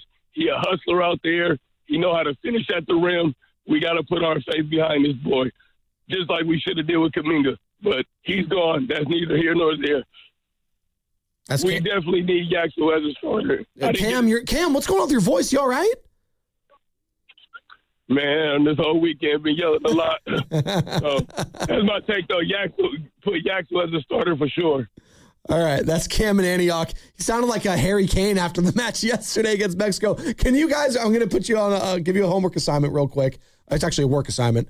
Can we get the sound from Harry Kane after the match last night against Mexico? My guy's voice was shot. Dave, you're going to get it for me, please. In the meantime, let's keep it right here on the World Soccer Championship, because this update is brought to you by Jack's Bar and J-Town Pizza, your destination for international soccer action in San Jose's Japantown. Yes, I just mentioned it. England taking out Mexico in the round of 16. They're going to advance to face Norway, who took out Brazil in a huge upset there. So we got Norway versus England. Again, in the quarterfinals. Can't wait for that one. But today, we got a massive one. 2 of them, actually. Portugal taking on Spain. That's going to be at 12 o'clock. And you know what, Joe? Did you hear? Cristiano Ronaldo announced this is going to be his final World Cup. And this might be his final match in a Portugal uniform today, taking on Spain. That is huge. And then the winner of that game will face the winner of USA Belgium, which is also today, Seattle Stadium, 5 o'clock on the West Coast here. Cannot wait for that one. And again, that's your World Soccer Championship update, brought to you by Jack's Bar and J-Town Pizza, your destination for international soccer action in San Jose's Japantown. All right, I see all of you on the lines. We will get to you, I promise. 888-957-9570 is the number. And I have a question for you. Yeah. If I boiled it down, it costs you 2 firsts. You're going to get LeBron and Anthony Davis. Or it might cost you up to 4 firsts, and you'd have Trey Murphy III and Zion Williamson. Wow. Which one would you do if you're a Warrior fan? I know my answer. Chew on it. I'm going to give it to you on the other side. Sponsored by AC Transit. Your AC Transit fare keeps the East Bay moving, funding reliable buses, community routes, and essential transit service thousands of riders count on every day. Pay by Clipper, contactless bank card, or cash. Discounts are available for qualified riders. Visit actransit.org/fares matter. With summer temperatures arriving on the perimeter of the Bay Area soon, this might be a good time to consider replacing your home's decades-old wood siding, decking, or fencing. Golden State Lumber and Showroom works with contractors and professional builders to keep your home protected. AZEC Exteriors offers exceptional durability, easy installation, and timeless beauty while protecting against fire, mold, and dry rot. TimberTech Advanced PVC decking helps you build a smarter, build a safer, and is backed by industry-leading warranties. Select lines are approved for use in wildfire-prone areas with their Class A rating and perform extremely well for decades. You may consider Vulcan Vents's stainless steel catching screens that protect homes from flames and embers with their patented honeycomb matrix. For a wide selection of products that will increase value of your home, visit GoldenStateLumber.com. Family owned since 1954. Golden State Lumber and Showroom. When you succeed, we succeed. Wow, what is all this? These screens, the food. All for the game, bro. Let us pitch in. No need. I'm saving $1,000 bundling my wireless and internet with T-Mobile. I've got it all covered. Goal! Here to score big with T-Mobile. Families save up to $1,000 a year when they bundle 5G home internet with 4 phone lines on Experience Beyond. Compared to regular rates after third line free on Experience Beyond plan with internet bundle discount via monthly bill credits and auto-pay discount. Credit stop if you cancel or change plans. At Uline, they know firsthand the road to success is an uphill climb. Uline started in the family basement, and through hard work is now North America's most trusted shipping and industrial supplier. They get what it means to have the support of reliable, hard-working partners. So they keep 41,000 items ready to ship. Whether your company is still in a basement office or expanding cross-country, Uline will be there on your road to success. Visit uline.com. Honey, did you invite the minions over? Hello. Well, you know how we talked about getting Wi-Fi from Xfinity? Yeah. I ordered it this morning, was online in minutes, then they showed up. So they just came over to use the Wi-Fi? They even brought their own devices and spell book. You didn't give them the new Wi-Fi password, right? No. That's good. I gave them our old one. Because Xfinity lets us keep the same network name and password so devices connect instantly. What do they want Wi-Fi for anyways?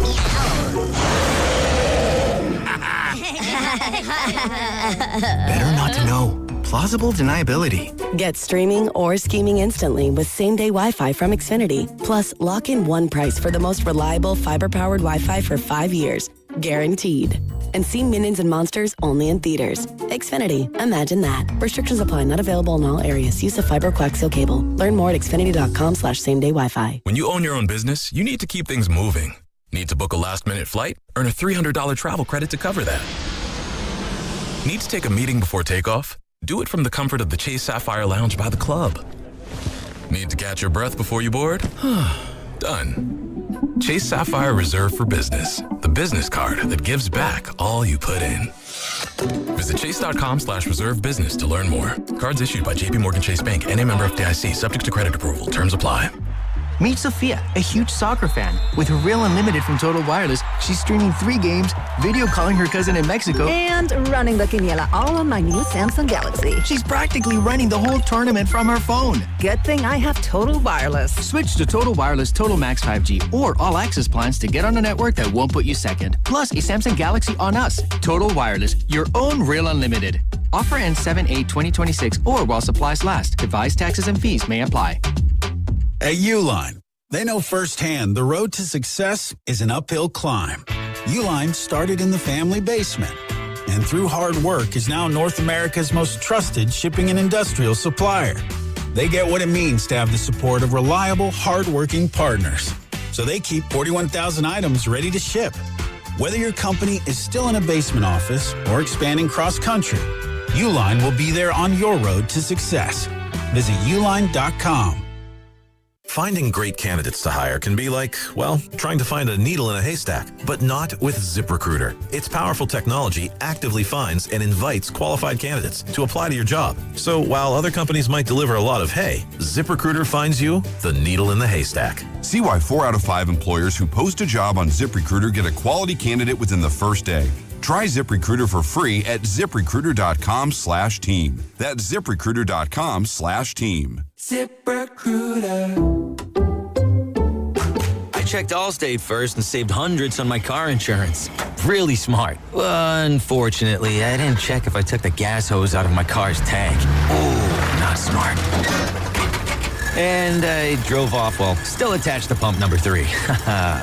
Yeah, checking first is smart. So check Allstate first for a quote that could save you hundreds. Potential savings vary, subject to terms, conditions, and availability. Allstate North American Insurance Company and affiliates, Northbrook, Illinois.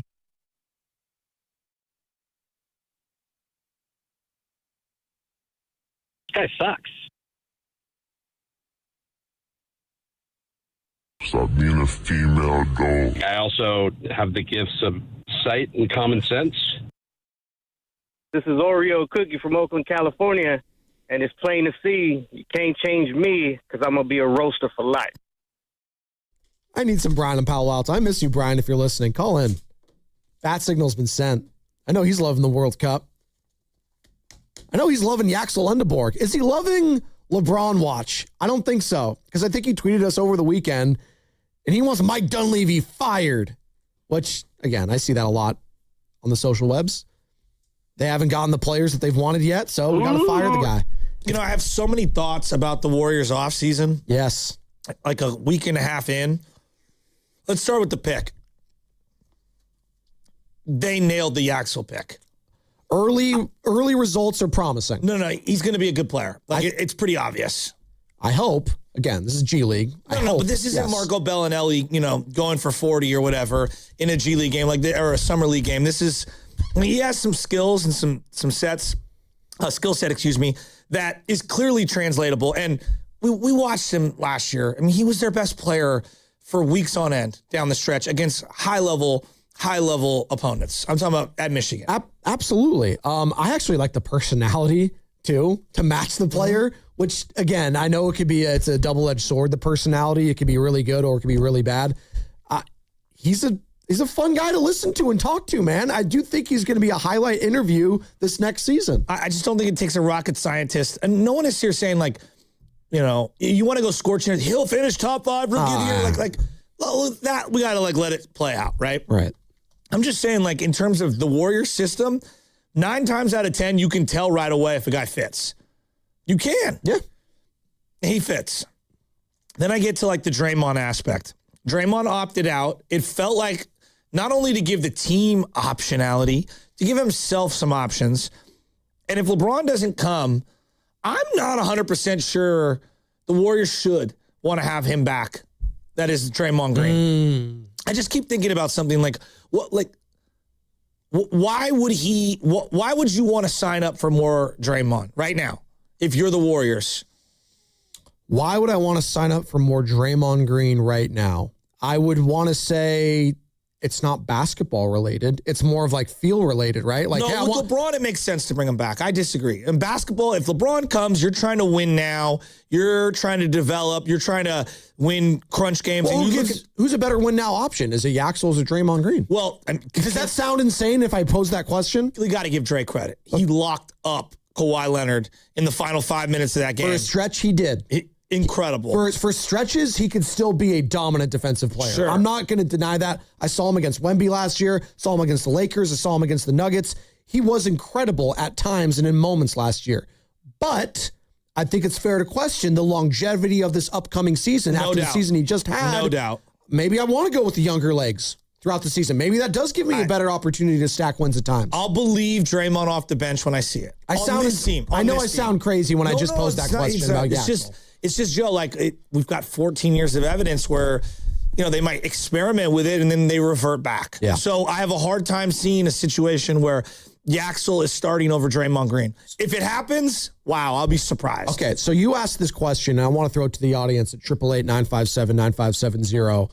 Would you rather trade 2 firsts for Anthony Davis and bring in LeBron James? Because that's basically it. You trade for AD, you get LeBron. Well, that's the way I'm viewing it. I'm viewing it as 2 firsts, and essentially you receive back, because it feels like to me you have to get AD to entice LeBron. Correct? Correct. And I didn't think that was the case last Wednesday when we last had our show, Joe.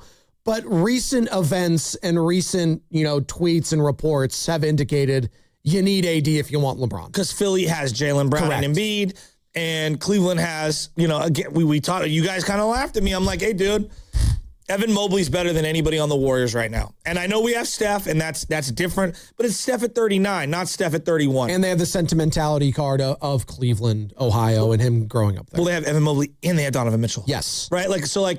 They've got some things that are working in their favor, and the sentimentality, which is definitely in it. So 2 firsts, AD, LeBron, or you give up to 4. Up to 4 first rounders for Zion Williamson and Trey Murphy III.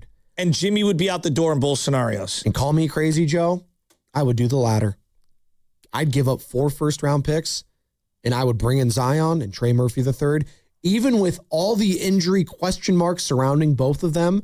Again, if I have to pick between one of those, I'm picking that because I'm picking on the upside of Zion Williamson with his age still, more so than I'm betting on any upside of what I get in Anthony Davis, who is way past his prime, in my opinion. He's going into the wrong side of 30 years old with that frame and with that body type. Yeah, give me Zion Williamson, give me Trey Murphy III, and I get to keep Yaxel. All of a sudden, I have my young core of trio right there, and I have Steph Curry, and you know what? Maybe Steph plays a little bit longer now. Maybe I can keep Steph in a Warriors uniform for at least a couple more years. I'm doing that deal 10 times out of 10 compared to that other one. Do I sound crazy? No, it's just Jaylen Brown went for 2 firsts. And we're trading 3 or 4 for Trey. And I like Trey Murphy a lot. I don't understand the math and the value in the league when Jaylen Brown, I cannot get it through my head that Jaylen Brown, at the height of his powers, as good as he's better than any of the players we're talking about, right? Yes. He's better than Anthony Davis. He's better than Zion Williamson. He's better than Trey Murphy III. Was he better than LeBron this year? Yes. Okay. Overall, his body of work. No, he was. He was an MVP. He was a legitimate MVP candidate. So, why he gets dealt for 2 firsts, and then I have to trade more firsts for these other guys that aren't as good as him, but I would also have to trade 2 firsts and max out Anthony Davis. You can see where I'm having a tough time with this one, right? Joe, he got traded for less than Walker Kessler. Walker Kessler? I don't get it. I don't get it. And I think Walker Kessler, the upsides, he's a great player. You gave up more to get that guy than a guy that was an MVP candidate who was the finals MVP just a couple seasons ago. We haven't had the chance to react to it because in real time it was insane. I don't get it. I don't get why the Warriors weren't in on him because Anthony Slater joined the guys over the weekend. I guess Paul George is more desirable than an injured Jimmy Butler. They're the same guy as far as I'm concerned. Yeah, but no. You and I might agree with that, but the league is telling you no, they're not because Paul George has been traded for more first-rounders than anyone in league history. Well, Joe, that might be true. It's kind of crazy. That might be true. They didn't even call up, though, Brad Stevens and company, they didn't even inquire. Like, that's where, if I'm a Warriors fan, I'm a little pissed. Well, if they didn't even kick the tires on a potential trade. They don't want anything on your roster. How do we know that, though? Because if Danny Ainge doesn't even pick up the phone to call you, or Brad Stevens, excuse me, then that tells me that he doesn't want anything on your team. I'm saying Mike Dunleavy needed to make the call, not Brad Stevens. Mike Dunleavy didn't make the call to do that. That is something I could get pissed off if I'm a Warriors fan on Dunleavy. What is going on with Jaylen Brown? Why is this guy persona non grata? Why does no one want to touch him? If you don't think Mike Dunleavy at least has some idea of what Brad Stevens thinks about his team, I think we're being a little naive there. We really think Dunleavy's that inept? Like, do we really? I don't think he's that inept, but Anthony Slater, who I believe is the most tapped-in guy when it comes to the Warriors, he was saying that they didn't even have interest in him. Because they probably reached out to Jaylen Brown, about Jaylen Brown, at the beginning of the offseason. Like, I have a hard time thinking that Jaylen Brown was not a consideration for this. They've been name gaming forever, the Warriors front office. Have they not? Yes, they have. And they draw the line at Jaylen Brown. Like, that would be bizarre. He's not old enough. Like, no, I don't buy that. This is what Slater told our guys, Carter and Sam, who did a hell of a job filling in for us on Thursday on whether or not the Warriors were ever in on Jaylen Brown. I never heard that they were in the mix on Jaylen Brown. I don't really believe they even kicked the tires much. Obviously, I don't know every phone call that Mike Dunleavy has made, but at no point during the Jaylen Brown process did it feel like they were in it at all. So that's different than never made a call.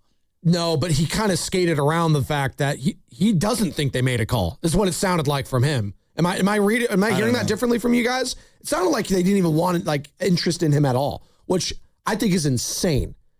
Every single team in the NBA should have had interest in Jaylen Brown if that's what he was getting traded for. I get it. $60 million is a lot of money. He's also a hell of a player that deserves it. And he fills the need that you have immediately, which is a shooting guard. And you know what? Defender. I think he's a perfect player for the Bay Area. I think we would love him being so outspoken all the time. We embrace that stuff. He went to Cal. He's educated. He's very smart and calculated. Okay, but that trade already happened, and we were not part of it. And I get we're frustrated. Well, we haven't had a chance to react to it, so I'm going to talk about it. We haven't had a chance to. That deal was the way it went down, I have a hard time stomaching both trades. I'm talking about the AD trade and then maxing him out, given all of his injury history. I would probably do both. Like, you're asking me which one would you do? You have to pick one.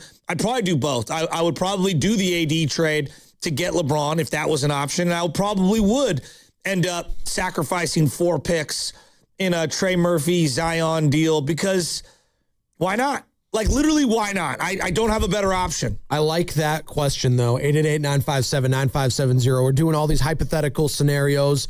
If bringing in Anthony Davis means you get LeBron James, Warriors fans, are you trading multiple first-round picks for AD? And maxing him. That is an important nuance. Bringing in LeBron, or we have this other scenario for you. Are you trading up to 4 first-round picks in the hopes of bringing in not only Trey Murphy III, but also Zion Williamson? And Zion would fit right into this team as a small ball, center in some lineups, as a point forward in others. Does Draymond come back if you bring in Trey Murphy and Zion? It's a great question. Do they have a fit with all the non-shooting? You'd have Yaxel, Zion, him. These are all things that I'm considering as I'm going through it. I think Trey Murphy III would be the perfect fit on this team. Ball handling, shooting guard. It is exactly what they've needed. They need more shooting he would be the ideal fit alongside of it. Do I love acquiring Zion as well? Not really. But if it takes it, so be it. And it's just, the price tag is just bizarre to me. I know what the number is. They're saying it's 3, at minimum 3. And I'm like, but if Jaylen Brown went for 2, why is it 3? I don't know either.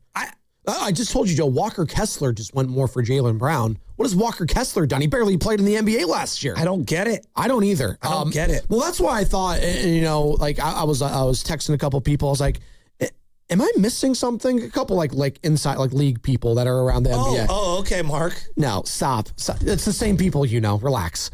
Am I missing something on the Jaylen Brown?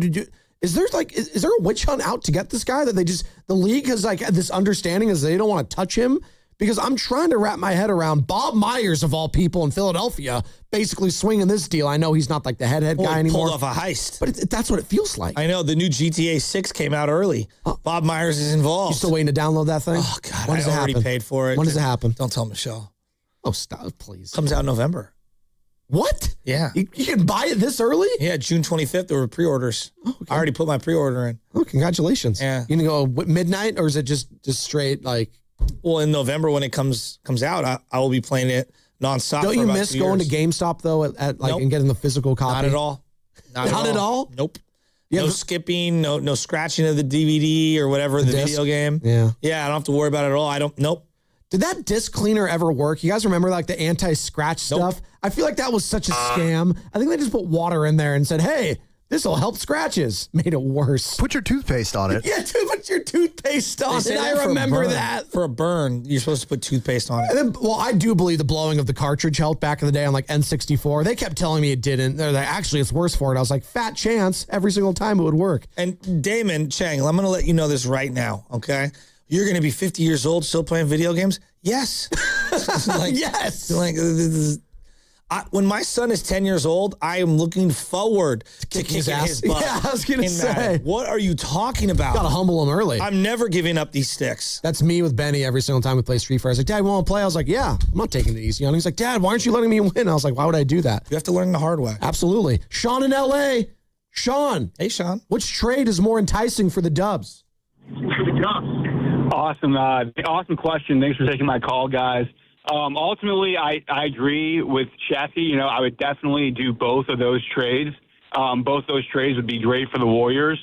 Ultimately, though, I agree with Spadoni that if I had to choose one, it would be the Trey Murphy and Zion trade. Like you guys said, with Anthony Davis and LeBron, I mean, you guys, the Warriors would just really be testing Father Time at the end of the regular season in the playoffs. Like, we'd be watching every game just, like, nervous and just, like, praying that no one gets injured. And then you'd also have to max Anthony Davis into the future, which would that's a tough pill to swallow, given his injury history. With Trey Murphy and Zion, at this point, I kind of just look at Zion as, like, the icing on the cake.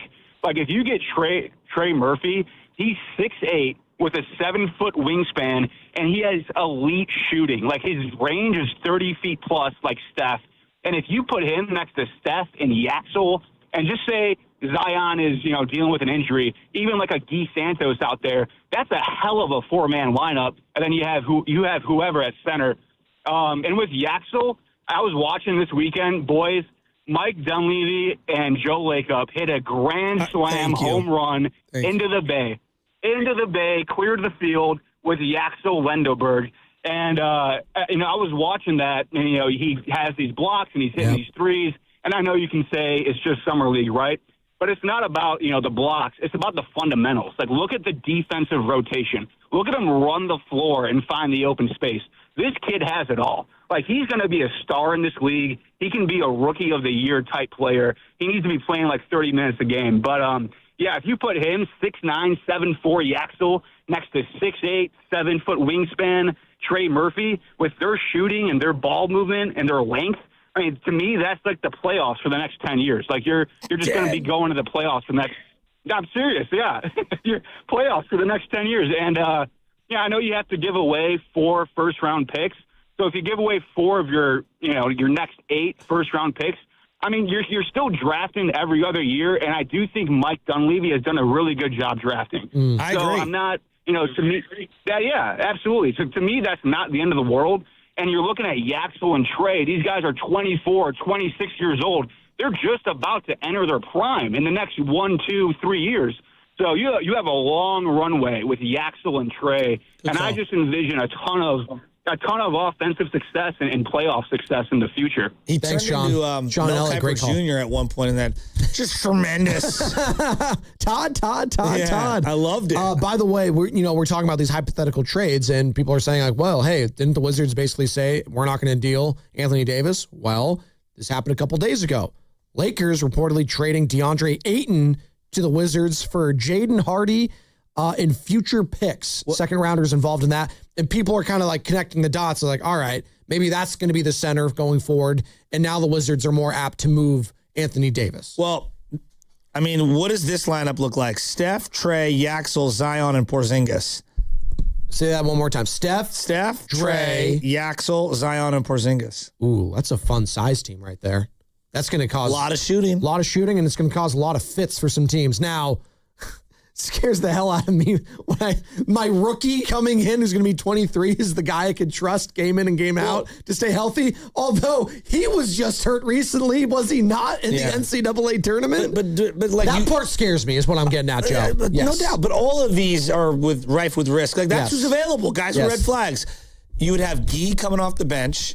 You would have Pods coming off the bench, and that's pretty good. Well, that's pretty good. No. That's a pretty good top 7. Is that better than Dre, Anthony Davis, LeBron, Pods, and Steph starting?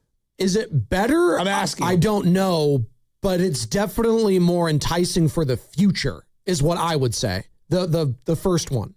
I would want to be more in on not just the next 2 years, because that's basically what it feels like with LeBron. Hell, it could be the next 1 year for all we know. Yeah, but the Anthony Davis thing, he would want a max, and now you're tied to him for...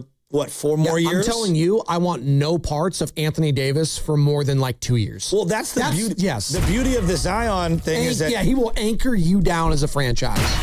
I guess the beauty of the Zion Williamson addition is that, you kind of get a flyer look at Zion. Well, that's what I'm getting at. Like, give me Zion Williamson here, all right? Let's see him and Steph Curry together. That would be the risk I'm willing to take. I don't know if he'll fit the system as well as some of these other guys.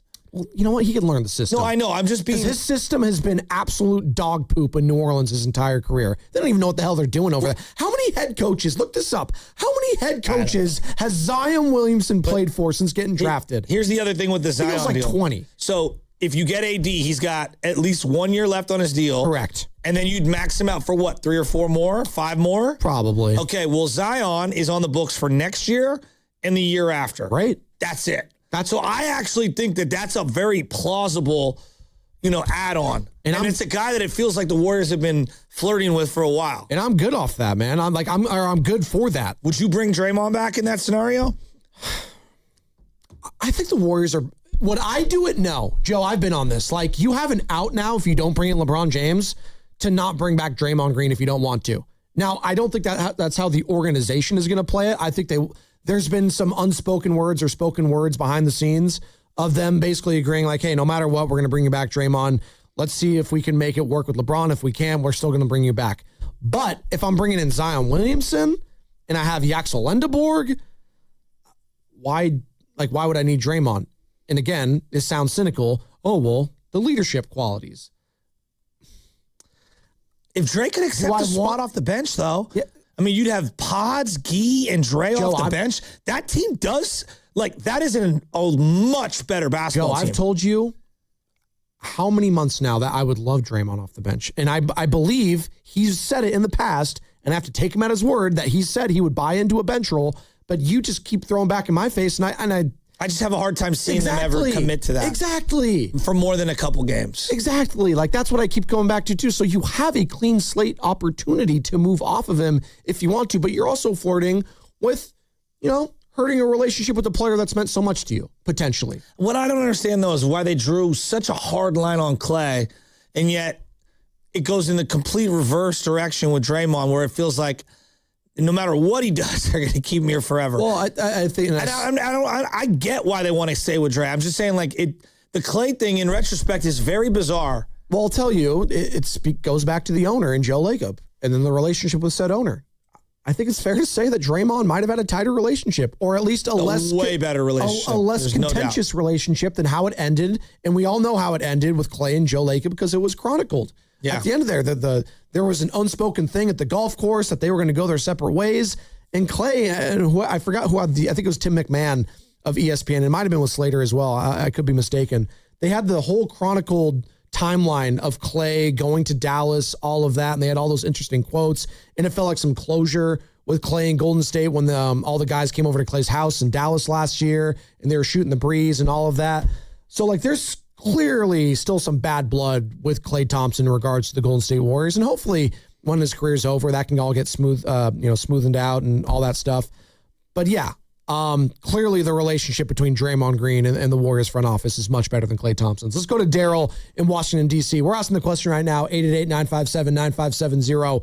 Would you rather give up 2 firsts for Anthony Davis in hopes of bringing in LeBron and having that tandem, or giving up more draft capital, up to 4 potentially, for Zion Williamson and Trey Murphy III?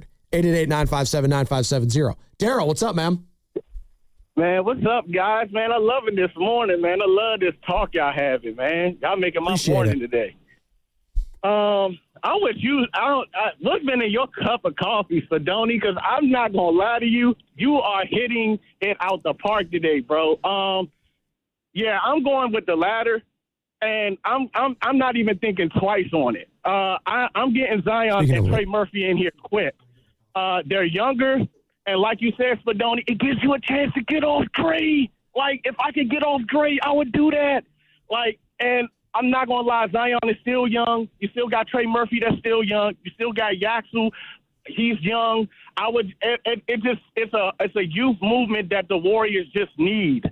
And right now, getting older is not helping. It's not going to help the team. It's just not going to help the team personally. And if you do that trade, you allow Guy and Brandon to play a role that they fit more. I think Brandon and Guy are good off the bench. Yes. I think when you ask them to play more than 30 minutes, you're asking them to be somewhat not the player that they are. And you bringing that trade in, you put them in their right position. You entice Steph to probably stay another year after his 2. And you have 3 building blocks that are young with Trey, with Zion, and Yaxu. And that's if you keep Brandon Podziemski, not including Will Richard. So, like, if I had to, I would take the latter. I wouldn't even think twice on it. I would thank Dre for the 13, 14 years he's done here, for getting us the 4 rings. I would thank him, but his time has came. If Klay's time has came, I think it's time for Dre to go too. And after this season, I mean, I wouldn't even be shocked on why he should be starting. Like, he needs to come off the bench. Yaxu gives you way more. He brings way more, and he just does more. Draymond is really good to be that Iggy role. Come off the bench, give us what we need, and when we get late into the playoffs and we need you to play 30 minutes, you can play the 30 minutes and be the Dre that we know.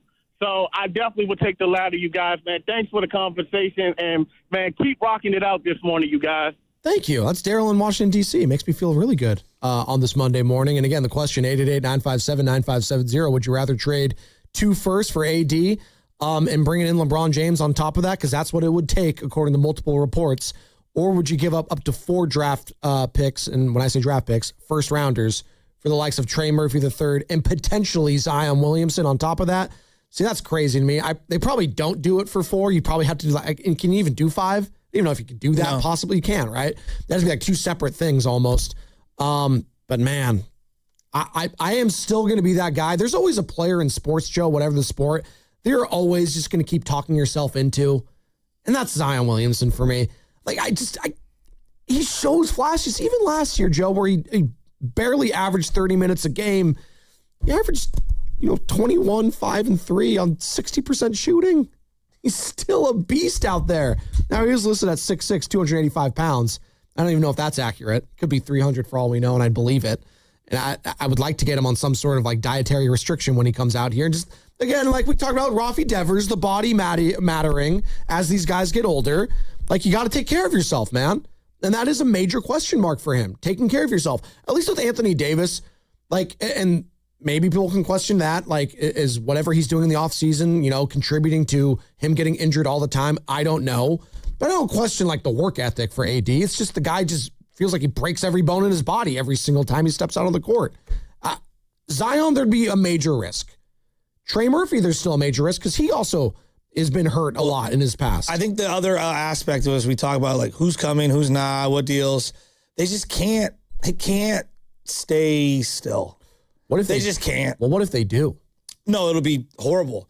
So if you told me that they roll back GP2, Draymond, Horford, they don't make any deals, and they just roll back, like, we will be We will be discussing 49er football February, March, April, May. Fans are going to be completely exhausted. Well, very quickly. I wonder who that falls on if they do whiff on this LeBron James, scenario. And there's a high likelihood that happens, that he picks Cleveland or he picks Miami and he doesn't come here. Yeah, but there are other trades that could have been made. That's what I'm getting at is, are the Warriors kind of boxing themselves into this corner potentially of putting all the eggs in a LeBron James basket and risking him not picking you, and you lose all your eggs, but you could have put some eggs in the, I don't know, Anthony Simons, Colin Sexton. Hold on. I know Anthony Simons. You guys don't think much of those names. No, but why? Warriors fans are freaking out about whiffing out on those guys. I'm just telling you. How many teams has he played on? I know. I don't think highly of him, but I was shocked to see the responses. What was the contract he got? Of Nick Friedell's article. Yeah, but what was the? Yeah, but the people online is not like real life. No, I know it's not real life. Anthony Simons wasn't moving the needle for this team. 2 years, $12.3 million. An undersized, ball dominant, shoot first guard who doesn't defend. And he goes just say that out loud. Those are the Sixers. Yeah, but just say that out loud. Undersized, ball dominant, shoot first guard who doesn't defend. How is that truly helping them? They want shooters. And you know what, Joe? It's a name. No, I'm just telling you, this is how they feel. This is how fans feel. I get it. They want a name.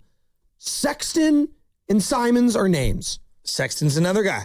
I know. Off in an injury. We watched him play with the Clippers. With what's it called? And he's just another ball dominant, undersized guy.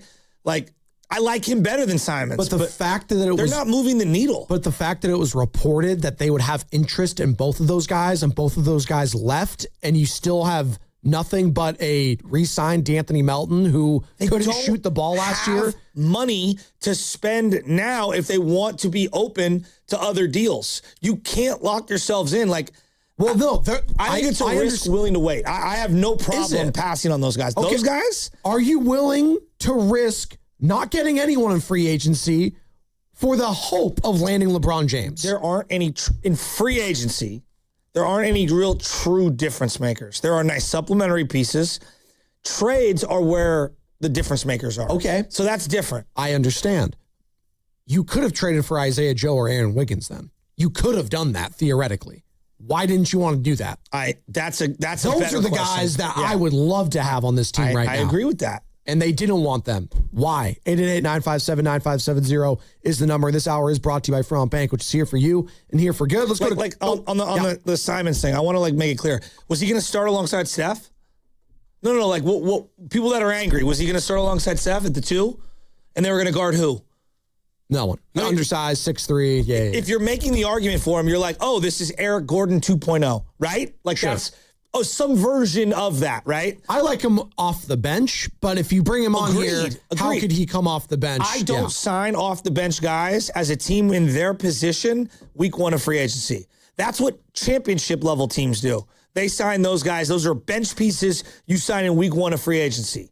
Not where the Warriors are at. They didn't make the playoffs. And then D'Anthony Melton obviously agreed to a 2-year, $11 million contract. Would you have rather had Anthony Simons than D'Anthony Melton? Melton's shot was awful last year. Yeah, but he was also miscast. He was miscast. Yeah. In the same way, you can make an argument, a lot of guys on bad teams are miscast as number ones, and they're not. They're role players. Like Melton was miscast as the lead dog on the Warriors for a month, 2 months down the stretch. Like he's just not that. He's a role player. Yes. Role players get exposed when they're asked to do too much. Let's go to Coach Hall in San Diego. Wants to join in the conversation. 888-957-9570. What's up, Coach? Hey, good morning, fellas. Hope your weekend was good and the holiday and all of that. I think if we don't get LeBron, this is an epic failure because I remember that sentimental hug Steve Kerr gave the last game of the season to Steph and Dre. And we thought it was over. We thought we were going to get a new coach. We were going to get younger. He resigns. Draymond opts out. So what is all of this for? And if we don't get LeBron and AD or another player, I don't think Kerr sticks around that much longer. I don't think he came back to coach young players. Don't nobody give a damn about Zion Williamson. He is what he is.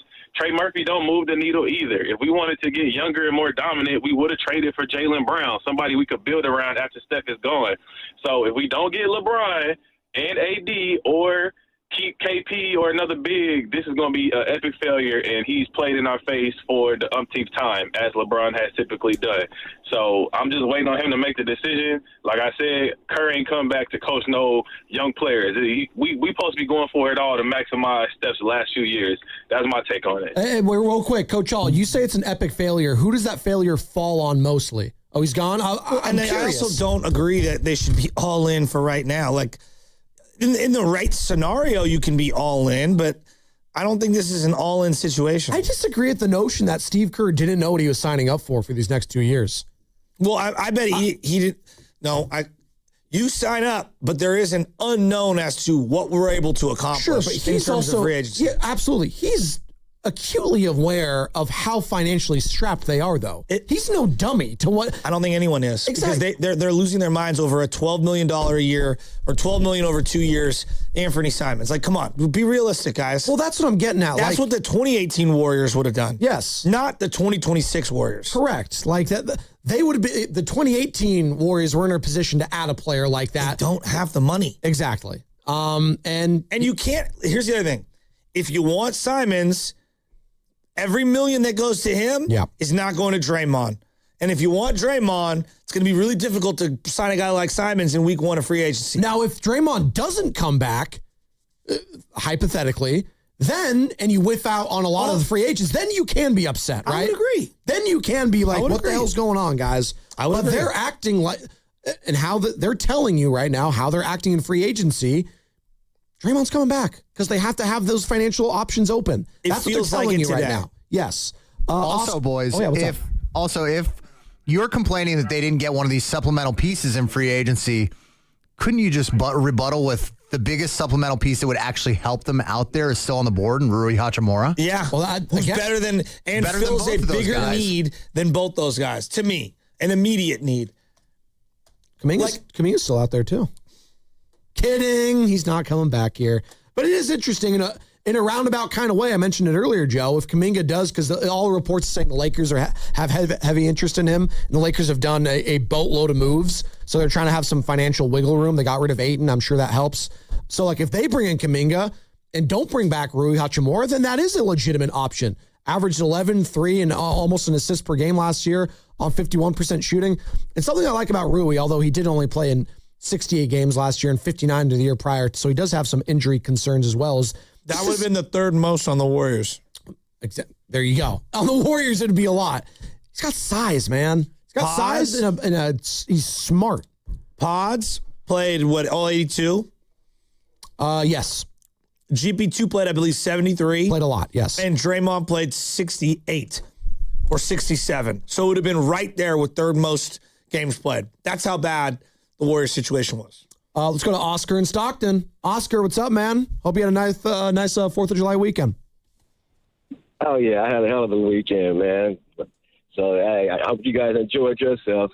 I sure did, watching the Valkyries and all the WNBA and the California Classic, man. Hey, I tell you about Luxembourg. That's my boy. I told you that's what we should get, and that's what we. Hey, Oscar, what'd you call him? Luxembourg? Is that a country? Yeah, that's what I call him. Oh, that's what you call him. Okay. And guess what? He goes, man, this guy, I'm telling you, that's what we need. We don't need no Zion, none of them cats, because this young kid right here is 6'8", 6'8.5". He got it all, and he fits the system. And another thing, I want all these fans to understand. Joe, you said it right. People are not calling the Warriors to knock down our doors to help the Warriors and want our talent. That's the case. We had some trades, and for the Warriors to be holding down the fort for LeBron James, man, that is stupid because he's not going to come to the Warriors. First of all, he don't want the Warriors to succeed. He want to beat the Warriors, and LeBron is chasing rings. So therefore, I know that he's going to go to the East. And for me, being a Warrior fan, I like what the Warriors are doing.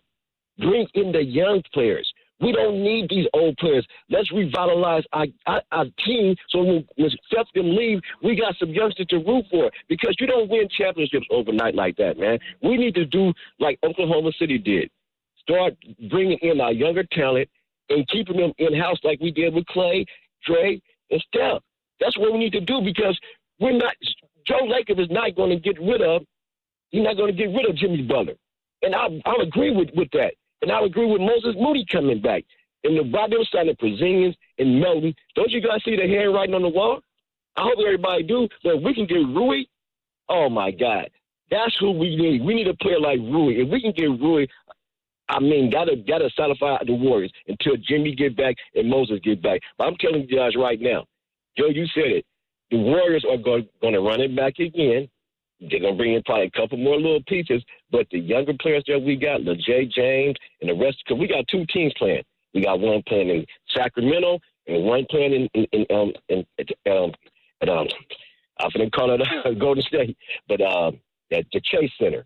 So we got young talent, but the Warriors are not going to be able to afford no AD or no LeBron James. I'm telling you guys right now. And the NBA is not going to help the Warriors. They want to see the Warriors suffer. Don't y'all know that? We've been dominant for the last 10 years. Ain't nobody want to help this organization win. I'm telling you guys. So, hey, I hope Joe Lacob just stick with the youngsters, man. I'm telling you. And we're going to have a better team and a lot to cheer for. I'm serious, man. We need to stay with the younger generation, man. I'm serious, man. I'm out. You guys have a nice day, man, and go Valkyries. I'm out.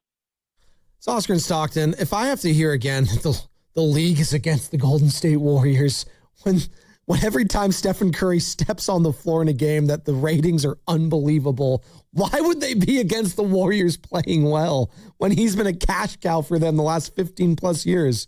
I'll just never buy into that. By the way, that "oh my God" was reminiscent of one Michael Irvin's. Oh my God! Did you cut it? You need to get me the Oscar in Stockton's OMG. About Rui. He's the missing link. Rui Hachimura. If we get Rui, oh my God. Oh my God. Yeah, is he a Thundercat? Does he qualify? He's got the body of one. Rui's a big boy. Gonzaga, he'd fit in perfectly in the Bay. Were you following the Guru family reunion? In Boston, it looked fun. Online? He went to Fenway Park. There's no one's Instagram I love to monitor more on a family vacation than Guru's. I don't know why. It just makes me smile. I wish I was there. It looked beautiful. It did. It did look really nice. I went to a Sox game. I did, yeah. Although it did look, you know how it is in Boston in mid-July. It's going to be hot. It's nice. And humid. No, it's sticky out there, though. No, I've been there multiple times in this time. It's awesome. It's not humid? It's awesome. Are you telling me if there's humidity, I'm out? I don't do well. If you can't do 4 days of a little bit of heat when on vacation, that's a you problem. No, I can do it. I'm going to complain about it. I don't like the humidity. I don't. Don't travel with me then. If there's not air conditioning, I'm out. Chill's like, No, humidity sucks. I'm with you. Thank you. But for 4 days? Yeah, those feet are going to stink after those 4 days. That's true. What is your guys' obsession with my feet? Oh, it's yours. I don't bring them up. I think we were just saying feet in general, not your feet. You guys bring up feet a lot on this show. Maybe you should hit up Rex Ryan. I don't know. We got the injury report? Hit it.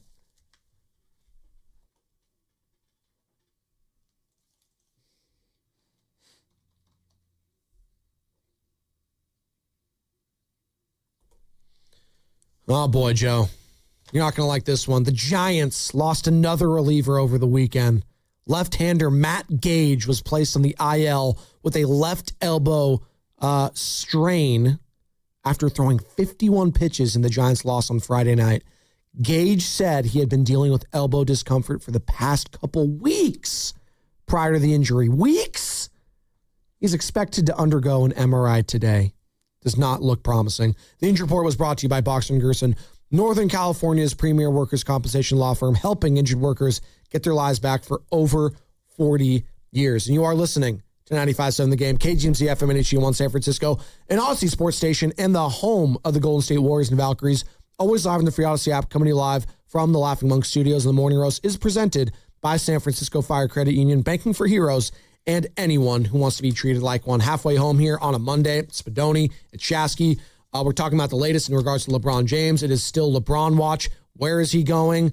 Who knows? Last time we left you on Wednesday, it felt like the Warriors were the leader in the clubhouse. Now it's looking like it's the Cleveland Cavaliers. This thing's going to get dragged out. What's going on there? What is he waiting for, you think? I don't know. I just don't think he's in a rush. He doesn't really like. It's not about like just. What do you mean he's not in a rush? Like, where are you going, dude? Shams Charania. Like, ESPN. Am I the only one? Like, just pick your spot, dude. He just wants to chill.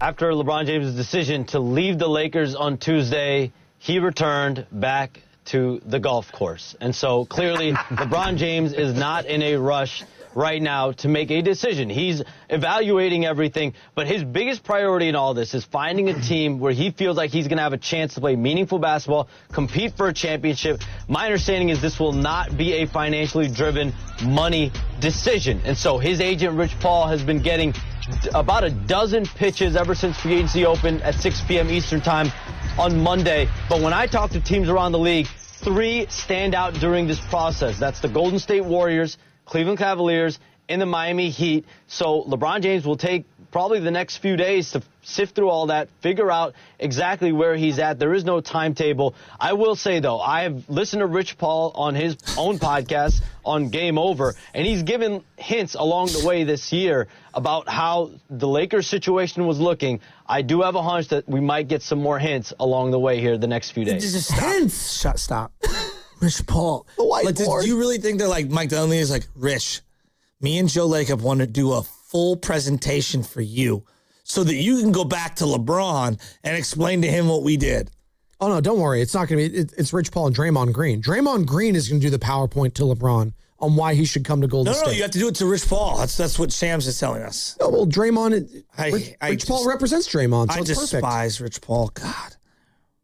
So don't reach out to him as a guest, potentially? You wouldn't want to talk to him? What would be your question to Rich Paul? If you had to ask one question to him. Why do you think you're going to be sustainable post LeBron James? Well, he has the likes of Draymond Green, Anthony Davis. Clutch Sports has turned into a juggernaut. Be retiring shortly. He's Scott Boras of basketball. He's the guy now, Joe. He gets his players paid. I'd rather have Master P work out a contract for me in sports than Rich Paul. What's he doing these days, Master P? I'm putting out docs. Hanging out? Yeah. Him and Lil Bow Wow? At least I know he's about it. Or is it Lil Romeo? Excuse me, not Bow Wow. Here's more from Shams over the weekend. Little Romeo was his son. Yeah, I know. It was from the show.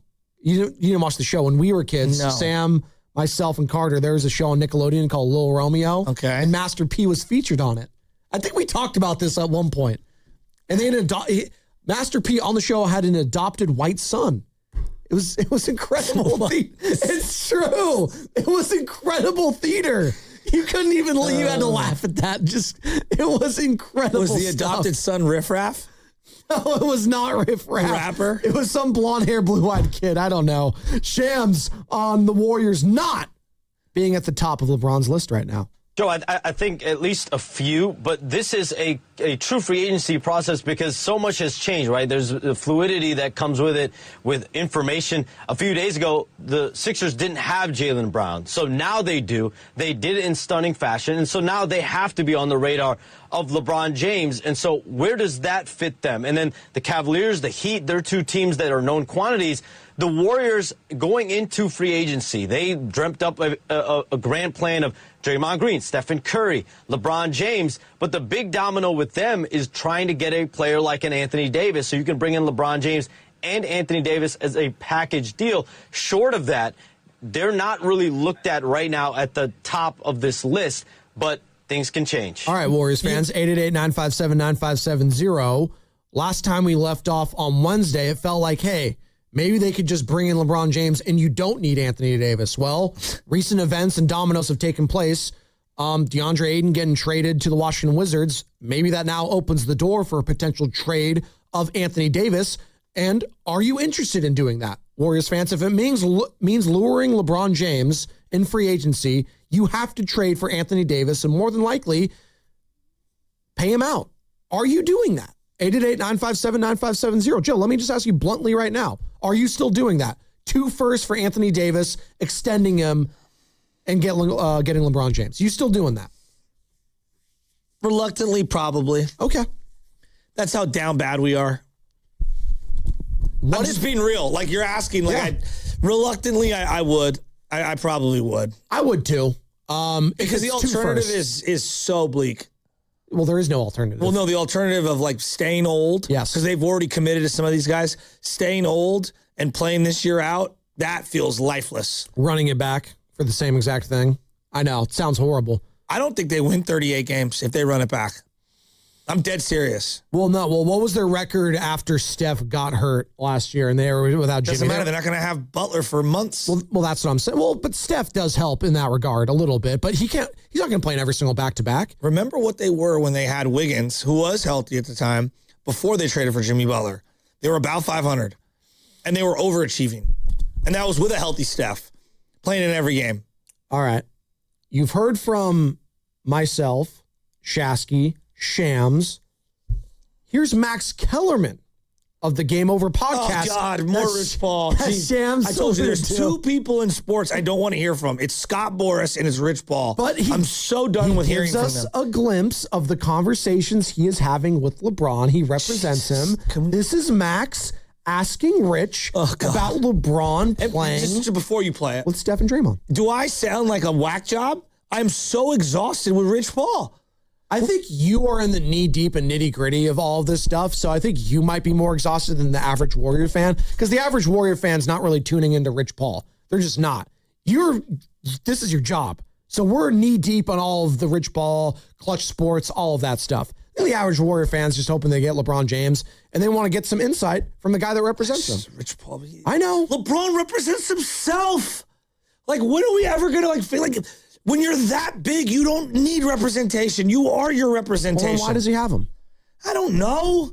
I don't know. Just cause? I don't know. He's Ari Gold, Entourage. No, he's not. Yes, he is. No, he's not. Max Kellerman asking Rich Paul about LeBron playing with Steph and Draymond. Him and Steph, who have been, like, if there's a face of the league that's not LeBron, it's been Steph. God. For him to play with those guys and Dre, how important would that be to him? Like, is that for him like something he's really thought about through the years? I mean, the golf would be tremendous with those guys. What about playing basketball with those guys? I mean, come on, Max. What are you talking about? It's Steph and Dre. Was he jealous at all when KD went to Golden State and he got to play with Steph? I think sometimes how Michael Jordan said he watches LeBron and thinks how he would have guarded him. Did LeBron ever watch them play and think, this is how I would play with Steph? I don't know the answer to that. But what I will say to you is, Steph and Dre, obviously you get 4-time champions like you are. You get some of the highest IQ basketball. You get a guy in Joe Lacob who, I've told you this the whole time, wants to win. He wants to win, and a great business mind at that. And so you can buy into whatever you want to buy into, but Steph and Dre. His first response isn't even basketball related. It's just think of the golf between Steph and LeBron James. It's like I wasted a minute and a half of my life. The only person who's clicking on that podcast is Shams. Speaking of which, Shams, you've been on TV now 4 or 5 years. Dude, you have got to get more eloquent. What are you talking about? We've noticed with these guys, unless you're Adam Schefter. He's great at breaking news. He's terrible on TV. Well, so was Woj. That was the same thing. No doubt. I need Steiny's Woj impression again. Steiny, if you're listening, can you give me another Woj impression today? I completely agree. God, Rich Paul. And Shams learned from Woj, so maybe it's, the proof is in the pudding there. Is the same one on my board the same thing? It's just cut down, or is this him be the only expanding one. on? Like, could you imagine Max Kellerman and Scott Boras? I'd feel the exact same way. Would I not? Probably. Could you imagine the infield drills Willie Adames and Matt Chapman would be doing? Could you imagine those? No, what about the strikeouts? No, we don't want to talk about that. Don't talk about those. Was at the Liam Neeson. Don't talk about that. Rich Paul on the Warriors situation for Bron. Is this the same one, Carter? He's going to listen for me in the back. It's all right. It's more Rich Paul. Well, he had the whiteboard out, Joe. And for those of you who haven't seen it. Nothing to me. It didn't? Half the league was on there. Well, no, hold on. It was so theatrical. It was so over the top. Like, give me a break. You have LeBron in the middle. It's like Juan Soto, look at the 14 teams I want to go to. It's like, you were only going to go to 3. You have LeBron in the middle, all right? And on the very bottom, you have Ant, Melo, McDaniel, Gobert. I'm assuming that's the Timberwolves, all right? Corner right, Murray, Johnson, Gordon, Jokic. So the Nuggets. One team he's definitely not going to is Denver, by the way. LeBron going to the top right now. Mitchell, Harden, Mobley, Allen. Okay, Cleveland. I do have a hard time seeing him and Harden coexisting.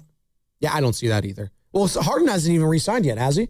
He's still a free agent. He opted out. He's waiting for LeBron to make his decision, just like Draymond. Same situation. And right now, if I had to, do you think he has a whiteboard with all of the strip clubs in America? I hope so. And like where he wants to be? Well, where his jersey's retired. It's just the one in Houston, right? Maybe Magic City. If LeBron goes to Cleveland, mark my words, Harden to Atlanta. I would love that for him. Look at you. I would love that for him. Bring back the Magic City night. They still made the hoodies. Or Brooklyn. Bottom left. Okay, these are the teams most attached to LeBron, by the way. This is the Rich Paul whiteboard. Okay, the whiteboard. Mitchell, Wiggins, Giannis, Bam. That's Miami. And then the last team that's connected. Wiggins, yeah. That's a good spot for him, too. And this is the team that I think Warriors fans are pissed off about because they just made this big trade. The Philadelphia 76ers.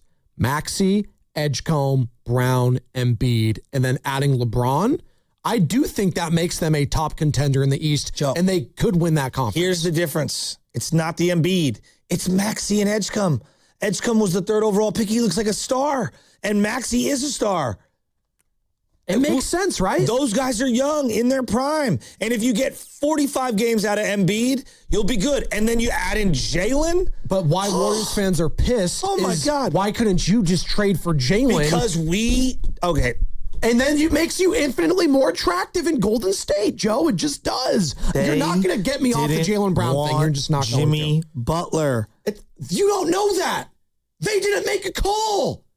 I'm convinced Mike Dunleavy didn't even call Brad Stevens. I think that's... you can't believe that. I'm believing it. You think he's that bad at his job? He didn't make a phone call. He doesn't have a feel. I'm not saying he's bad at his job, but clearly... That's what you're insinuating. Well, I didn't... That when you say that he's not making a call on Jaylen Brown, everyone in the league has an idea of what their asking price is, and I guarantee you the Celtics knew which players that they would take back and which ones they wouldn't. They were not taking back Jimmy Butler's torn ACL. Dunleavy might have inside information, which is why he didn't call in regards to Jaylen Brown. I'm not saying it's dumb for not doing it. I'm just pulling my hair out if I am a Warriors fan on my GM not even potentially making a call about it. I want to know why. Sponsored by Front Bank, here for you, here for good. Wow, what is all this? These screens, the food. All for the game, bro. Let us pitch in. No need. I'm saving $1,000 bundling my wireless and internet with T-Mobile. I've got it all covered. Goal! Here to score big with T-Mobile. Families save up to $1,000 a year when they bundle 5G home internet with 4 phone lines on Experience Beyond. Compared to regular rates after third line free on Experience Beyond plan with internet bundle discount via monthly bill credits and auto-pay discount. Credit stop if you cancel or change plans. This is Vanessa Deniston, senior attorney at the Dolan Law Firm. The Dolan Law Firm handles a diverse line of cases from personal injury to employment law. We're proud to say the Dolan Law Firm is just as diverse in our attorneys and staff. The Dolan Law Firm consistently achieves outstanding results with over $1 billion in verdicts and settlements. The Dolan Law Firm, the best, most diverse personal injury and employment law firm we hope you'll never need. Contact us at dolanlawfirm.com. You know the feeling. It's 2 a.m. You're awake, running the numbers in your head. Payroll's coming. A client hasn't paid. Costs just went up. And you're thinking, how am I going to make this work? That's where LendSeek comes in. That was me. I had payroll in 3 days and money tied up in receivables. I couldn't wait weeks for a bank. I went to LendSeek, and within minutes, I saw real funding options. They were clear, upfront, no games. By the next day, the money was in my account. Payroll went out, crisis over. LendSeek uses AI to match your business with the right funding, up to $5 million in as fast as 24 hours. With LendSeek, it's not just funding, it's knowing you're covered when things get tight.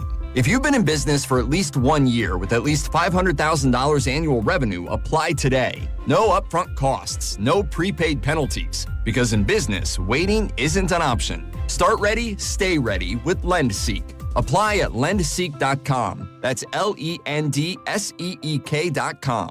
With increasing summer temperatures, this is a good time to replace your home siding, decking, and fencing. Golden State Lumber and Showroom works closely with contractors to keep your home protected. AZEK Exteriors offers outstanding durability, is easy to install, and protects against fire and dry rot. And TimberTech Advanced PVC Decking has a Class A fire rating and is backed by industry-leading warranties. Visit GoldenStateLumber.com for products that increase the value of your home. Golden State. When you succeed, we succeed.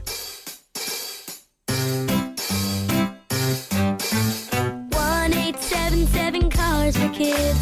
KARS Cars for Kids. 1-877 Cars for Kids.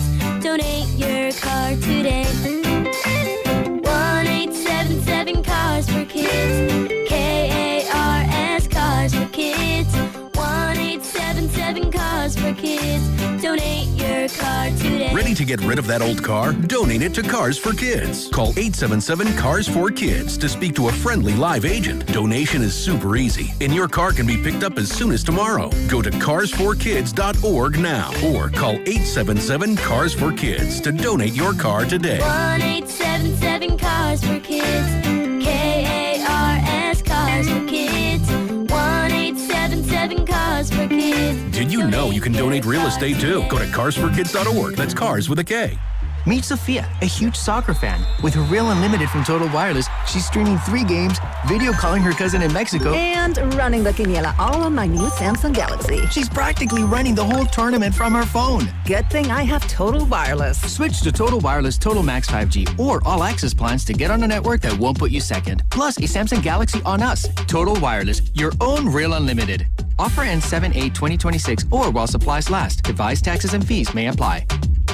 My name is Whitney Allen, and I'm a widow. My husband, Ryan, died. We never thought we'd ever have to use life insurance, but the unexpected happened. With Ethos, signing up was fast and 100% online. You can get a quote in seconds, apply in minutes, and get same-day coverage. No medical exams, and you can get up to $3 million worth of coverage. I'm grateful we were prepared. Get your free quote at ethos.com/radio. That's ethos.com/radio. Paid spokesperson. Time spent on application may vary. Online health questions required.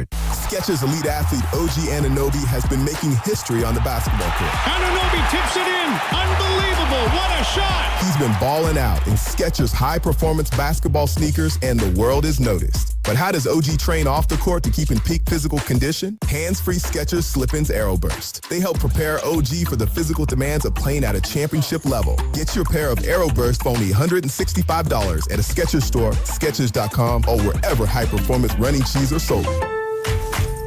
The right patio sets the scene. The right grill steals the show. For a limited time during July 4th, extra big deals at Lowe's. Get 2 12-by-12-inch square patio stones for only $3. Plus, save $100 on a select Charbroil Performance Series 4-burner gas grill. Now just $179. All you need now is good company. Our best lineup is here at Lowe's. Valid through 7/6. Selection varies by location. While supplies last. Excludes Alaska and Hawaii. And the match is about to begin. Most of the team is out with COVID-19, so there'll be some substitutes tonight. What's this? We have an unexpected guest on the field. It's a dog. Well, they could do with extra players. She's going for the ball. Are front paws hands or feet?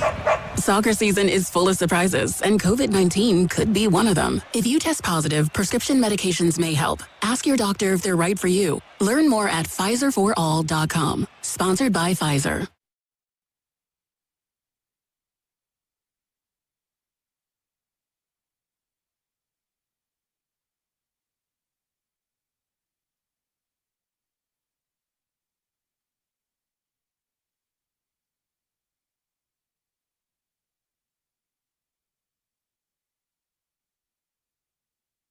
Big 4th of July win for the Valks over the weekend, 88-83 over the Dream. And big game tonight against the Mystics. Valkyries taking on them 4:30 o'clock. You can find that on the Odyssey app, Joe, which is free. Listen to the sultry sounds of one Kevin Dana.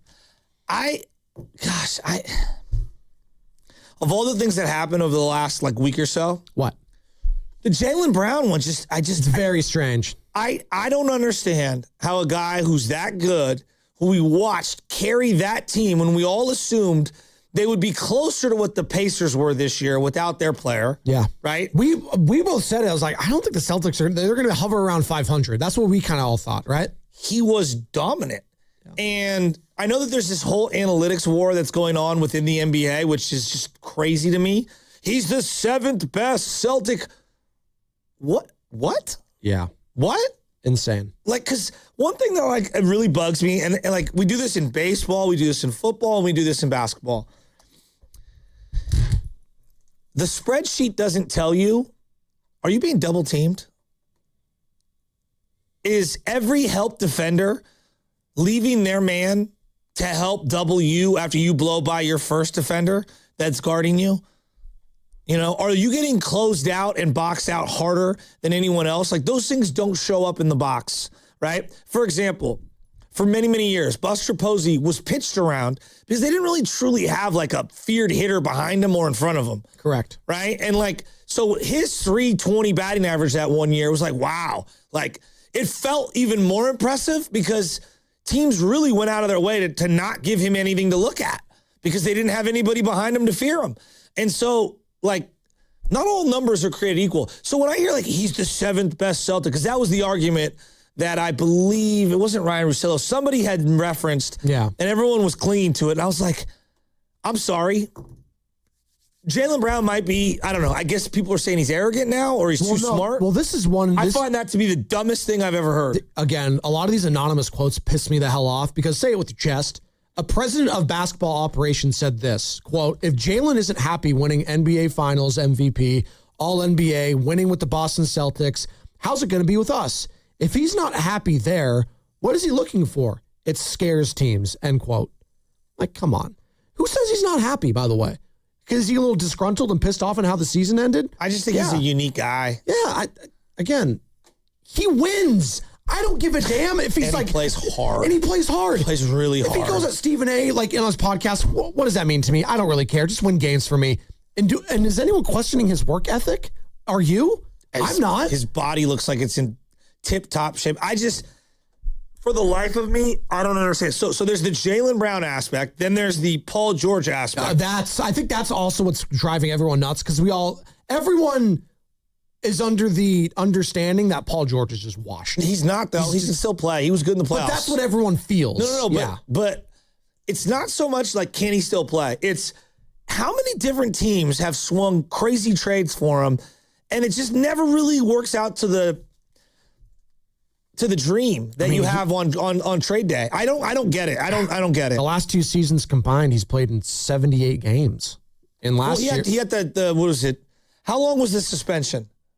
Oh, for the roids, right? Yeah, how long was that? It's a good question. We can get on that. But again, why did he have to take performance-enhancing drugs? Back from the injury. He's come back from injury. Yeah. Because he's been hurt. He couldn't stay healthy. The knee has been a constant problem for this guy ever since his Clippers career began, which was back in 2019, 2020? It was an exact 25 games of suspension. Okay. Yeah.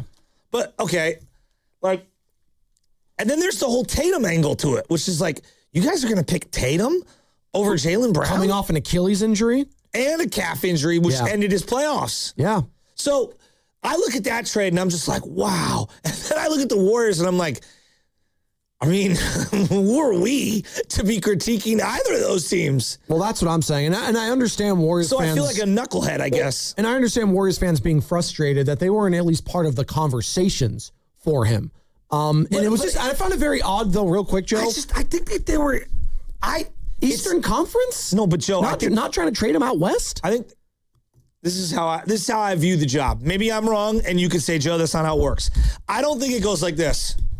Ring. Hey, is this Brad Stevens? Hey, Brad. Hey, it's Mike Dunleavy. What up, B? I'm really interested in Jaylen Brown. Yeah. Great. There's no one on your team that we like. Click. I don't think Brad does business that way, personally.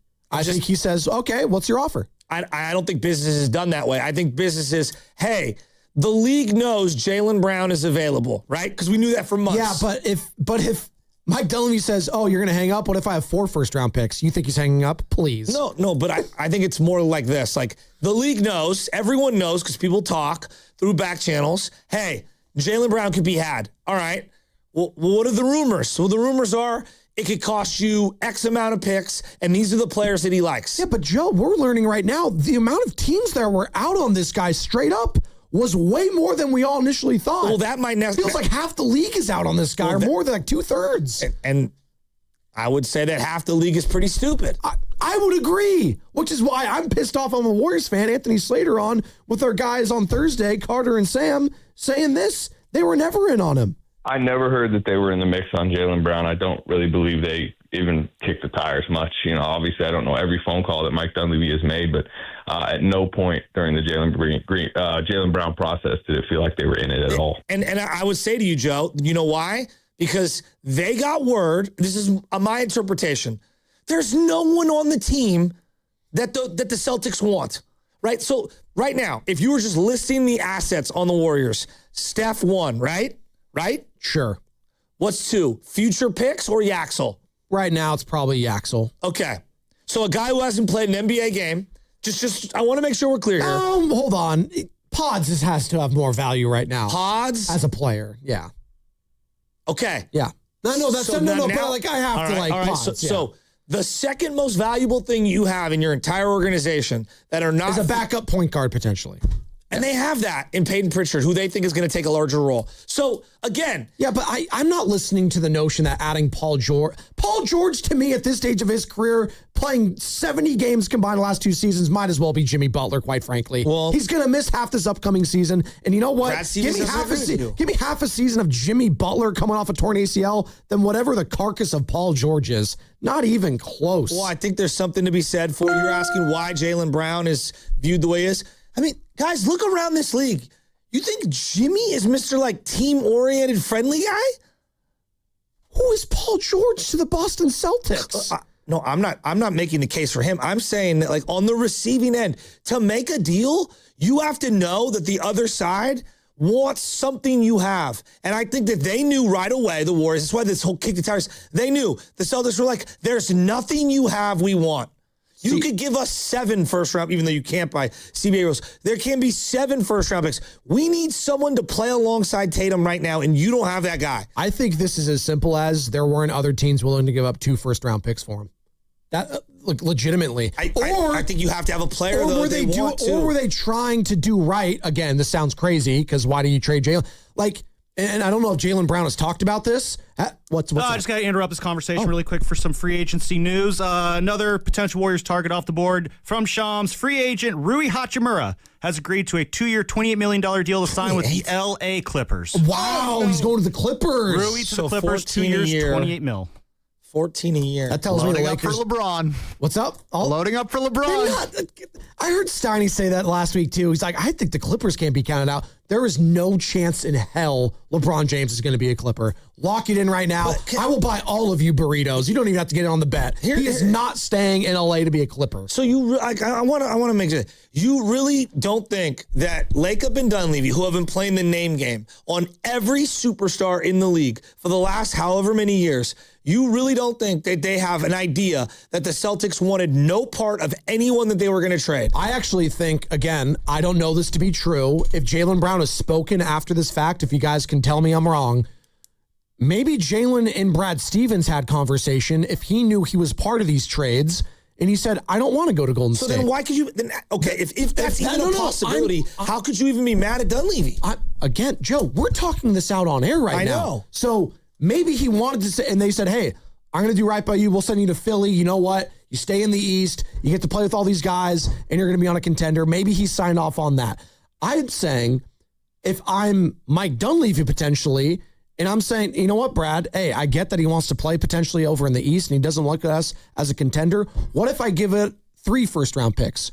Does that sweeten the pot at all? You have to have a player that can play for them right now. The Celtics are... I don't think they give a damn about Paul George in Boston, Joe. I completely disagree with you on this. Yeah. They are not looking at Paul George as anything but salary filler right now. He stinks. He sucks. He's not doing anything for them. Joe... Jimmy Butler will literally not play for you until February, and then you're going to have to extend him. Like, he's going to want to extend him. It's the same thing as if Paul George was there. He's not going to play in any of the games for them next year, potentially. There's a reason why Paul George can't stay healthy. Why teams keep... I don't have to agree with it, but teams value him a certain way. And Jimmy had no suitors last year at the deadline. Why? Because he was malcontent Jimmy. Paul George. And that was before an ACL injury. Paul George and Jimmy Butler might as well be the same guy as far as I'm concerned. Same age, basically. One's coming off an ACL, one's coming off a suspension where he was taking steroids because his knee can't stay healthy. They're the same guy to me. One's just going to be gone for half the season. The other one's probably still going to miss half the season because he can't play on back-to-backs anymore. You think the Celtics would rather have Jimmy Butler not play for them for 3 months than Paul George? I really think they just wanted to get rid of Jaylen Brown and Paul George just match salary. That's really quite that. That's it. That's it. I don't think they look at Paul George as some difference maker for them next year at all. I think that's where you and I disagree. No, I don't think he's a difference maker. I just think he's better than Jimmy. He's infinitely better now than Jimmy. So you're not getting on the Warriors at all for whiffing out on Jaylen Brown? No, because I want you to lay out. That's fine. You don't have to feel that way. I think a lot of Warriors fans do feel that way, though. They're pulling their hair out. Let's do this exercise. They're pulling their hair out. Let's do this exercise. Any team that wants to do a deal with the Warriors, first asset. What's the most desirable asset? You're not getting Steph Curry. No, but who is it? I just told you. You're not getting Steph. Okay, so if he's off the board, okay, and that's clear by far the number one asset. The next asset after that is not even a player, it's picks. That's the next asset. Okay. That's what I go to next. Guess what every team in the league has that hasn't traded them away? Future picks, right? All these teams have. But the people are really coveting them. They don't want to get rid of picks. They're very hard to get. What's the next thing? Player X, whether that's Pajemski, Lendeborg, what have you. There you go. Again, the drop off from Steph to picks to Yaxel or Pods. Think about what we're saying. So to execute a deal, there has to be someone on the other end that either has salary filler to match that or wants those guys so bad they're going to kick down the door. I thought Jimmy's expiring contract might have some value. What I've learned now, you know what it is, Joe? It's not just that the expiring contract doesn't have value. It's also that Jimmy Butler himself is going to want an extension and won't play until February. It's all those things combined. And it's suppressed that $58 million to where it almost feels untradeable. Yeah, but I feel like if you're the Washington Wizards right now, why wouldn't you just take on that contract to acquire 2 first-round picks? Like, it doesn't make sense to me from their perspective, right? They're not trying to win right now. They got Trae Young and they got Debansa. That's their duo that they're going to go forward through the next 3 or 4 years. The development of Debansa is what they care about this upcoming season. What is Anthony Davis to them and Jimmy Butler in that respect? They traded 2 firsts for Anthony last year. Get 2 first one. Get 2 back. Yeah, right? Yeah, but then they want someone that can help them, and they don't want to bring in Jimmy because what's the same thing that's going to happen with Jimmy? Jimmy's going to come in, he's going to go, well, I want an extension. Yeah, but I don't think, again, going back to this conversation we're having right now in regards to Jimmy Butler, trading picks, trying to get Anthony Davis to entice LeBron James, I don't think that they're in a position right now where they could be scoffing at a potential Jimmy Butler just for a salary dump because no one else is trading for him. Who else is, no, Joe, you're covering your face. Who the hell is trading for Anthony Davis right now other than the Warriors? No one. No, I agree. But literally no one is trading for Jimmy Butler unless you have so many over-the-top picks on a player and you have to add in other younger players to complement that trade. Jimmy is old, considered a malcontent, whether you agree with that or not, injured, and wants an extension at the end of the year.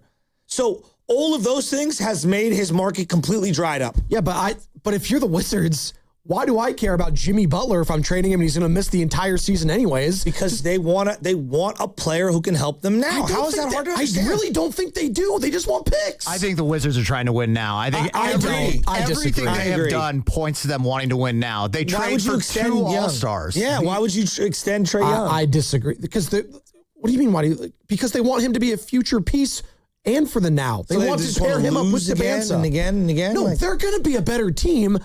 But let's be honest here. If you're the Washington Wizards, whoever runs their organization, you're not thinking we're going to be a playoff team immediately. Yeah, play in maybe. And they were just the number 1 pick team. Obviously, anything up being over 500 is a successful season. But let's not act like they're a playoff team all of a sudden. Let's chill on that. No, but they've been losing for many years in a row. And I think that now, to Carter's point, and kind of where I'm going, is like they want to take a step forward. And bringing in Jimmy Butler, whether you agree with it or not, to them is viewed as a step backwards because Jimmy will not be able to contribute for them for 3 or 4 months. What is Jimmy's role on this team right now? And why does it feel like the Warriors are so hesitant in trading him? That's my question. Why can't we move off Jimmy Butler? I think that they would like to in an ideal situation. I don't think Jimmy has value like I thought that the contract salary would have. Well, the slot. Well, from everything we've seen and heard, though, it doesn't sound like the Warriors want to trade him, right? Am I missing something? I've got mixed messages. I think in the right deal, they will. Well, no? Why I bring that up? Well, I don't know, because why was he there at the inauguration of their new jersey advertisement? I've been thinking about this. Am I blowing that out of proportion? No. Kevin Durant was at the Chase Center, construction opening, and none of the other guys were, and he was out the door that year. Okay. So who knows? Big nothing burger then? Look, who knows is what I would say. Who knows? And I'm also going off what Dunleavy has said. Again, take it with a grain of salt. All these guys, I get it, lying season. Yeah. Jordan Poole was talked about, as a future Warrior for years to come, and they traded him immediately. So the same could be said for him saying they expect Jimmy to be a Warrior next year, and when he comes back, they're excited about what the team is. So maybe that is fan service and lip service, but they also could protect themselves, and Dunleavy could protect himself saying, yeah, we'll keep our options open. If there's a trade that comes to mind, maybe, anything could happen. I think I'm not ruling out anything. He could say that. Yeah, but you don't want to alienate Jimmy right now, because what happened in Miami? You alienated him over money, and he was like, yeah, then I'm not going to play. Well, but Jimmy's just not going to show up to the team. And if he just doesn't show up, then what's the problem? The problem is he's making $58 million. Whatever. He's going to be out for most of the season anyways. And if he doesn't show up the second half of the season, you know what? You made a risky trade, blew up in your face at the end because he got hurt, then he's gone. Look, but I'm saying you don't owe Jimmy anything. That's what I'm saying. Because you paid him. But there is a fine line of Jimmy is influential amongst other young players in the league. Guys do look up to him, whether we agree with that or not. Not Karl-Anthony Towns, but other guys do look up to him. And if you sign the guy, give him an extension, he gets hurt, and then you treat him like, he's a piece of property as opposed to an individual, that might get out and be a bad look. That's the only thing I can think of that they're trying to cover. Jimmy Butler himself said, hey, if they trade me because they want to win now in the first half of the season, that's fine. He's on record saying that. So he gave you an out if you want to trade him. I'm just questioning right now why the Warriors want to keep Jimmy Butler on this team if they're flirting with LeBron James. I don't think they do. I think they're saying it out loud, but I think their actions behind closed doors are else. All right. That's fine. They cannot be sitting here with a straight face thinking, yep, 2 months to Jimmy, $60 million, he's going to want that extension. That I got no problem with that. They've got to be just oh, God. Right? Well, I just am questioning and just make the trade now then. If you're flirting with Washington. Yeah, but you got to find a suitor. Joe, this is the hard. I thought there would be more suitors. Clearly there isn't. I just don't. I would be shocked if Anthony Davis gets traded anywhere else other than the Golden State Warriors. It's Warriors or a Wizard as far as I'm concerned. There's no other team out there that's going to absorb that contract. I think that they're, Rich Paul and them are using the Warriors to leverage the Washington Wizards to give him the extension that he wants. And Washington rightfully is play the year out. We'll extend you at the end of the year if you play well, which I think is the prudent move by them. Make sure you are signing up to become a Game Pass Pro member on 95.7 The Game's YouTube channel. Get access to private AMAs with hosts like Shasky, Steiny, Guru, Willer, Dibbs, myself. Go to YouTube, search 95.7 The Game, and sign up now to become the latest member of the Game Pass Pro. Last year, Jimmy was traded for Wiggins, a first, and other pieces. That was a healthy Jimmy who was disgruntled, who needed an extension. Yes. Now an injured Jimmy, disgruntled, probably, wanting an extension and not playing. If we're only getting one first for Jimmy Butler, Wiggins, when he's fully healthy, what is his value now? Well, I don't know. He's been a Boy Scout for the Golden State Warriors. So, and again, his career has showed you when he does come back or is healthy enough to come back, that's when he starts to become a malcontent for a new contract, potentially. But in Golden State, Joe, he's been a Boy Scout. He's been fine. He's been saying all the right things. He's been doing all the right things. There's been no drama in regards to Jimmy Butler. Do you think Pat Riley is good at his job? I think he's one of the greatest, player, coach, general managers of all time. So, to me, the fact that Pat Riley struggled to find a trade partner a year ago when he was healthy, it's wow, And he was an expiring contract then. But he also self-sabotaged his own value right now. And I don't think that Jimmy Butler, that's what I'm getting at. Jimmy Butler hasn't done enough to recoup his own value as a basketball person and personality in Golden State because it's only been like a season and a half. He hasn't been here long enough to show other teams. And again, Joe, I think it's not even about the personality fit for other teams too. I just think it's the player coming off a torn ACL at the age. Why would I give him anything close to a max deal when I don't even know what kind of player he is? Yeah, but what you just said is exactly what I fear on the Anthony Davis receiving side. Yeah, which is older, injured player wanting a max, and he wants multiple year max. By the way, basketball coverage on 95.7 The Game is presented by Xfinity. Score the most reliable Wi-Fi, one price, 5 years, guaranteed. Xfinity, imagine that. He's got a player option next season, Anthony Davis, correct? Yeah.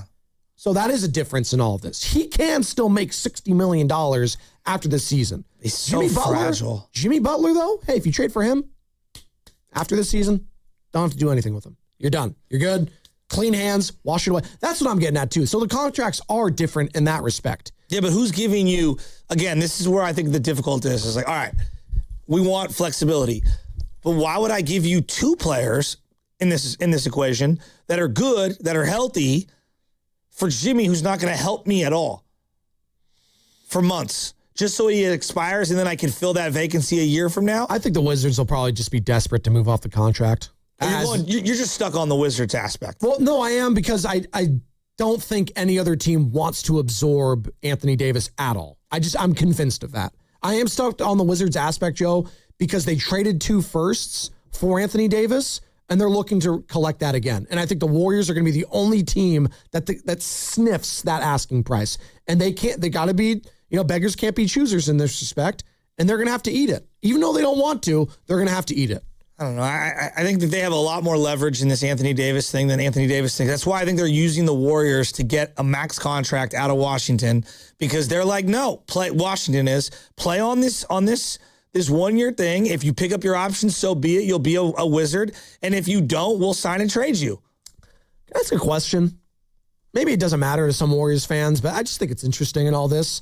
And maybe they would like to hear from him. Where's Steph Curry at in all this? I'm curious. No, I am. Like, how do you think Steph is feeling about all of this noise and chatter around the Golden State Warriors? LeBron, Anthony Davis, Jimmy Butler, Draymond Green. Steph, you don't bring up his name a lot in all these conversations. It's kind of crazy, right? I want to discuss that aspect of all of this on the other side. Plus, 888-957-9570 is the number to get involved. We still got to get to the man of the weekend and the man of the summer so far. Stop being a little cat. Yeah, you know who I'm talking about. Brandon Ayuk.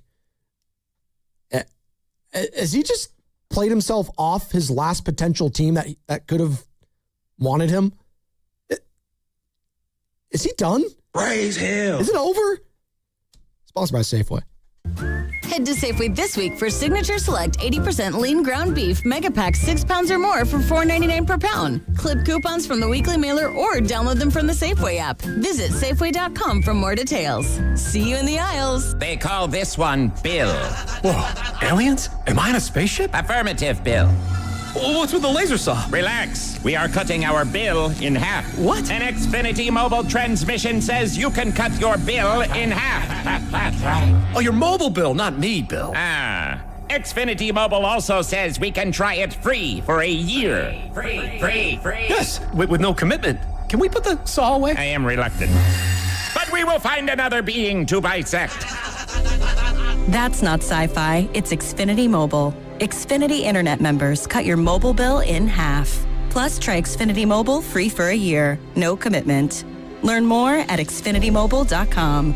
Xfinity. Imagine that. Restrictions apply. Xfinity Internet required. Savings compares one line of Xfinity Mobile Select to comparable plans from T-Mobile, Verizon, and AT&T as of 3/24/26. Taxes, fees, extra. $30 monthly discount limited to new mobile customers only. After 12 months, regular rates apply. FlexCar, we know radio ads are annoying, but not as annoying as car salesmen. Sign here, please. Never talk to one again with FlexCar, the first and only month-to-month car lease. No, submit to my extortion machine. Insurance and maintenance included. Switch cars anytime. Switching Bronco to Camry to tell you ride willy-nilly. Oh, no. Oh, yes. FlexCar. You drive everything. In 2026, Bay Alarm celebrates 80 years of security. For the Bay Area, that means local service including burglar and fire alarm systems, 24/7 in-house monitoring, and custom security designed to work with business operations. Bay Alarm has real people rooted in your community looking out for your business. After 8 decades and 3 generations of family ownership, our promise is still the same. We got you. Learn more at bayalarm.com. In the military, the mission was clear. You knew what to do. Now, the mission has changed. Stepping into civilian life isn't about finding a job. It's finding your purpose. I wanted a career that would leverage the skills and discipline I gained in the military. IT just felt right. My Computer Career offers class schedules that fit into your life and skills in high demand. Put your VA benefits to work. Visit mycomputercareer.edu/CWP to jumpstart your IT career today. An elite CompTIA certification partner. Financial aid is available to those who qualify, including VA benefits. I'm Boomer Esiason. My mom died from cancer. She was only 37 years old. She didn't have life insurance, and that was devastating for my family. That's why having life insurance is so important to me. Ethos makes it fast and easy. Get a quote in seconds, apply in minutes, and get same-day coverage. You can get up to $3 million in coverage with no medical exam. Get your free quote at ethos.com/music. That's ethos.com/music. Paid spokesperson. Time spent on application may vary. Online health questions required. Neuropathy is a debilitating condition that is sometimes misdiagnosed. Symptoms can include pain, numbness, and tingling in your hands, legs, and feet.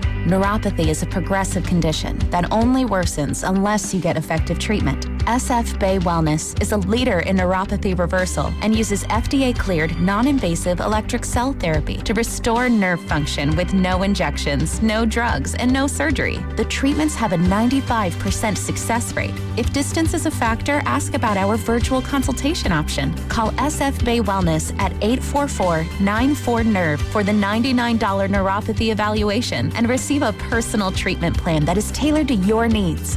Don't wait another day. Call 844-94-NERVE. That's 844-94-NERVE. Why keep suffering with the painful symptoms of neuropathy? You deserve to live a pain-free life. Start getting the treatment you need for your neuropathy symptoms. Call today. This July, get $1,776 off new windows for greater curb appeal and energy efficiency. Plus, get an extra $250 off when you book by July 7th. Learn why American Vision Windows has earned the trust of homeowners like you with over 1 million windows installed. But hurry, this offer ends July 7th. Visit AmericanVisionWindows.com or call 888-347-0711. That's 888-347-0711. New customers only. Restrictions apply. Call or see website for details. Offer ends July 7th, 2026. I'm Bob Burke, founder and chairman of Burke America Parts Group, a family of brands that includes RepairClinic.com, an appliance and HVAC parts solution company that's grown into an international brand.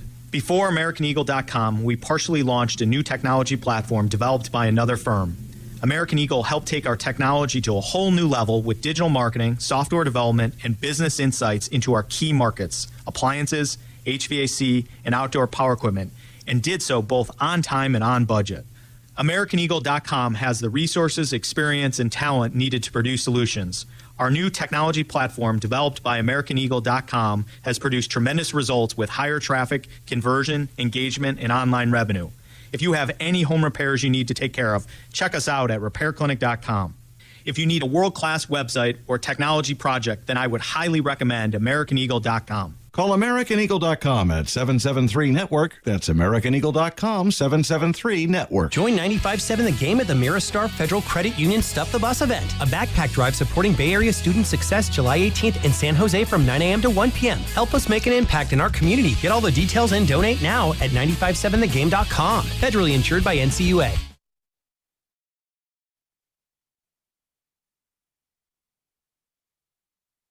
Hey, Spadoni, shut up!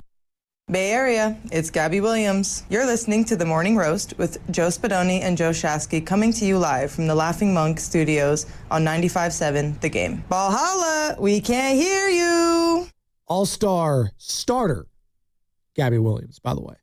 Valkyries at the Mystics tonight, 4:30 local tip. And you can find it on the Odyssey app, which is free to download. You know what else is free? Benjamin Albright at Albright NFL going to be joining us in the 9 o'clock hour, Joe. Veteran host reporter at the Broncos flagship. But why are we talking to a Broncos guy? Well, he also covers the NFL at large. And he had an interesting, tweet over the weekend. After all the Brandon Ayuk stuff's going down and all that, he said, you can't just yada, yada, yada. Well, I kind of have to, because if I say Brandon Ayuk, there's a laundry list of things leading up to it. But I guess the latest thing is Brandon Ayuk and Jaden Daniels, the quarterback of the Washington Commanders. And remember, they were former teammates at Arizona State. Apparently there was this back and forth through their Instagram stories that they're doing right now. And Benjamin Albright tweeted out on the 4th of July, "You are all getting played by a fake BA/JD beef. It's all an act, period." You talking about? So I want to talk to Benjamin about that. His sources are saying this is all fugazi. This is nothing to see here. And if he thinks this whole thing is an act by Brandon Ayuk. Where was Jaden Daniels at when someone yelled at him about Brandon Ayuk? I think one of the World Cup games. Okay, so he was at a World Cup game. This is how this all kind of started, right? Someone yelled something about Ayuk. I don't know what was the exacts. I don't.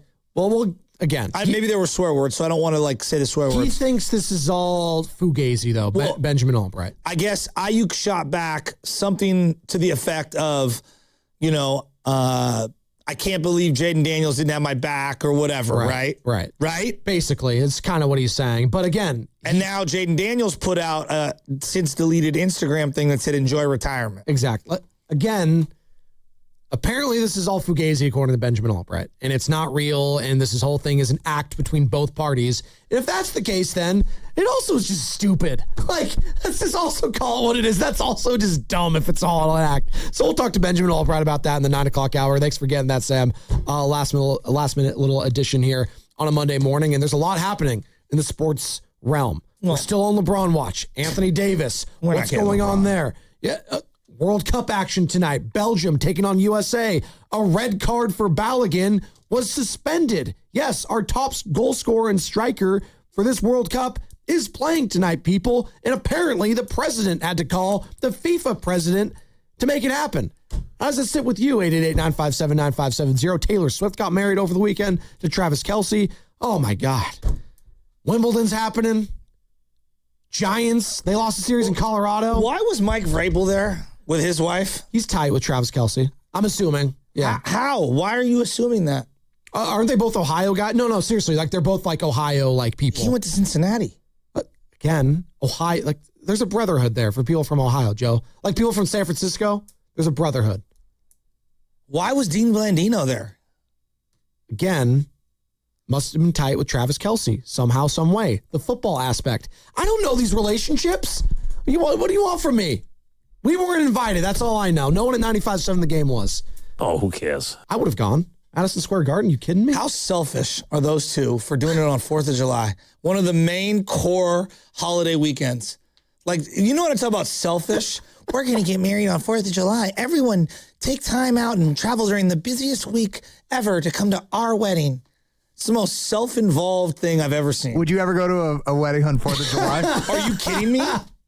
I told you guys, I don't do Memorial Day weekend weddings. I don't do 4th of July weekend. I won't do Thanksgiving weekend. Yeah, man, you seem very emotional regarding this. I don't do Labor Day weekend ones. I think that's selfish. I think you're selfish. Well, yeah, of course you're selfish. You're getting married to someone and you want them to come to watch it. It ain't nothing you can do about. It's all about you. That's the whole point of a wedding, is to look at us. Look at me.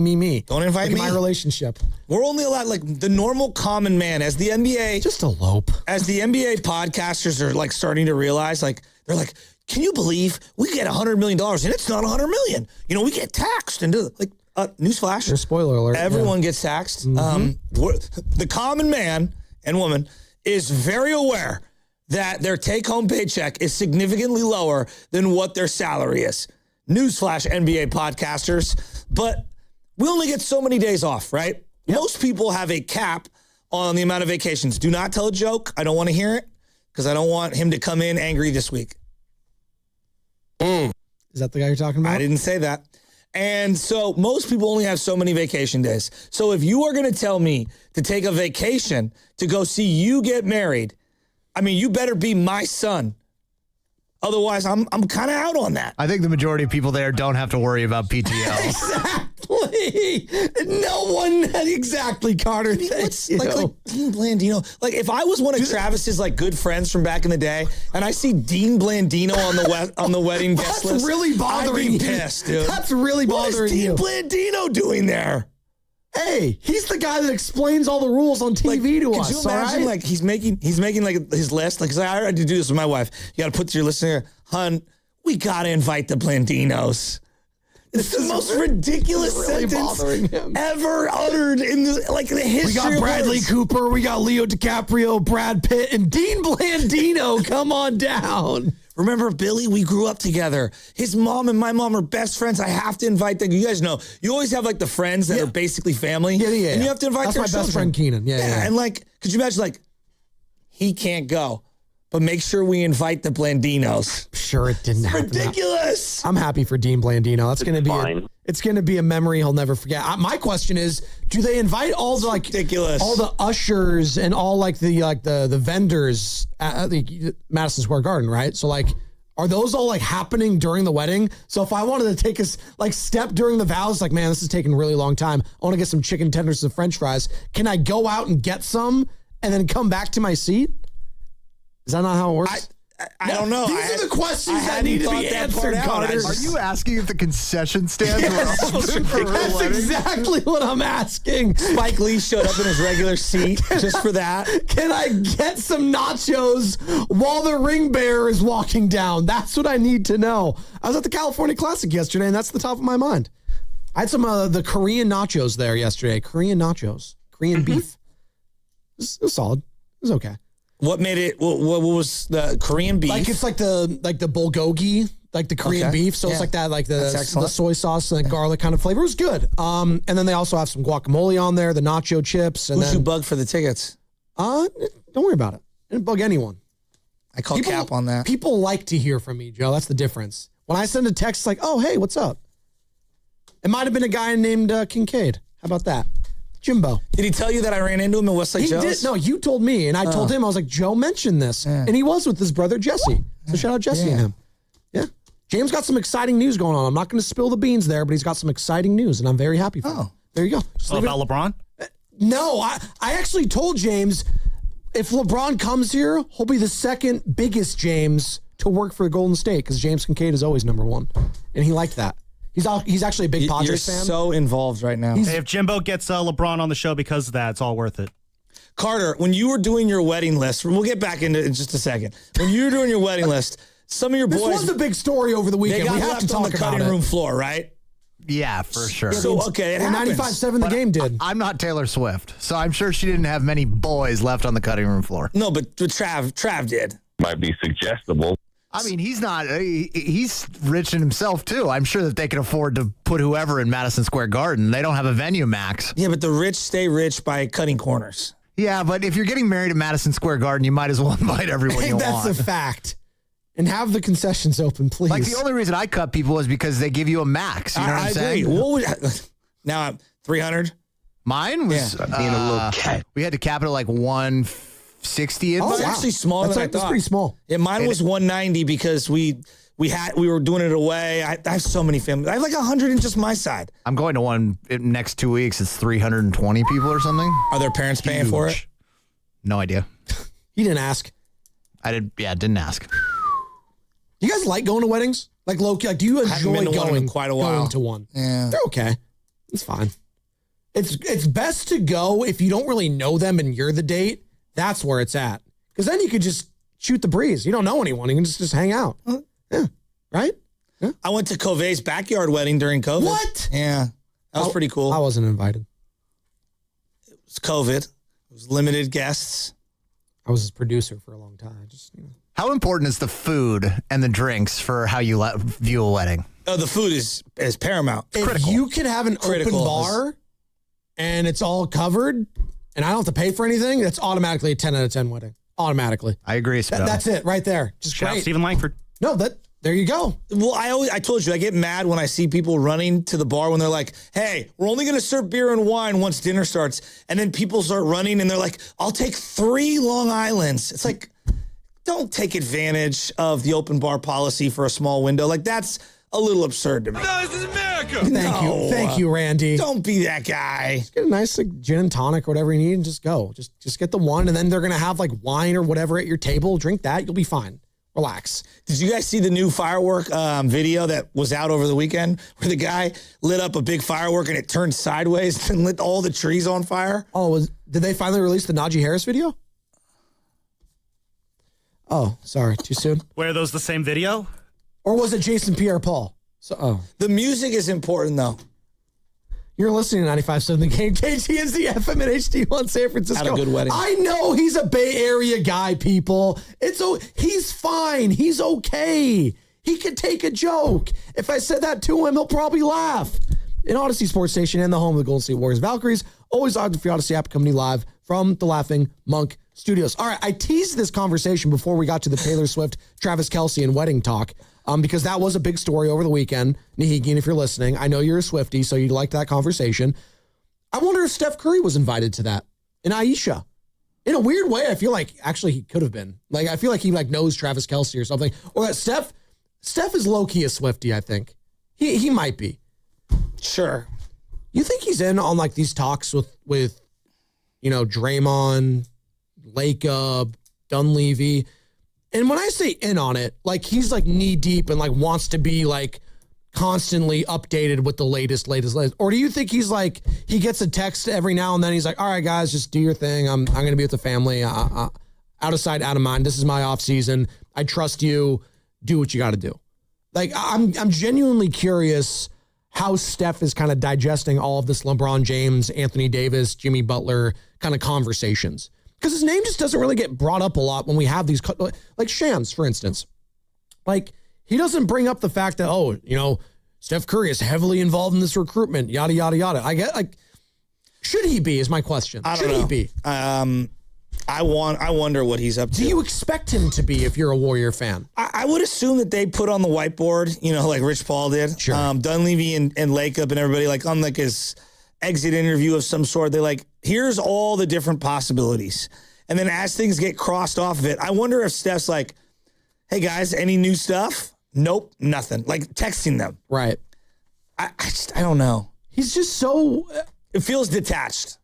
And I don't think it's a bad thing. No, it's not, because there's some superstars that are like this, right? And I'm not saying he's like for like the same player, but in different sports happen this way. But, Mike Trout, for example. Way off. The Angels organization cannot be further from what the Golden State Warriors are. But we never hear, Mike Trout is actively trying to recruit so-and-so in the offseason. He wants Bryce Harper. He wants so-and-so. Some guys, that's not really their game. And that's Bryce Harper does. Yep. He did. That's what I want to get to. Bryce Harper, though, is a guy that actively is trying to attract other players. Hell, he's probably trying to attract Mike Trout. Like, that's what they're trying to do. Back to Philly. I don't know if Steph is at the point of his career, and maybe if this was earlier, and apparently he was a part of the process, bringing in Kevin Durant, right? Like, maybe if this was early in his career, he would have. But he's going to be 40 years old soon. Like, maybe he's like, if you bring in LeBron, great. You have my blessing. I would love for him. I'll shoot him a text. Outside of anything of that, I'm not flying to him to try to lure him here. Again, this is all speculation. I don't know how these things are happening. I just wonder...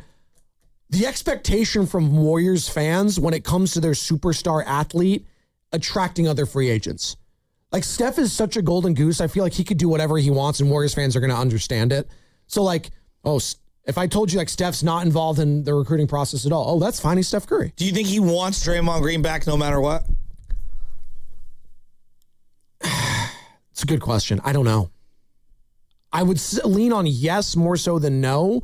But I am genuinely curious how he is feeling about Draymond Green coming back at all. Like, would he be sad and like losing his brother? Absolutely. This is all he's known was Clay for a while, but Clay left. So he's gone through this before, Joe.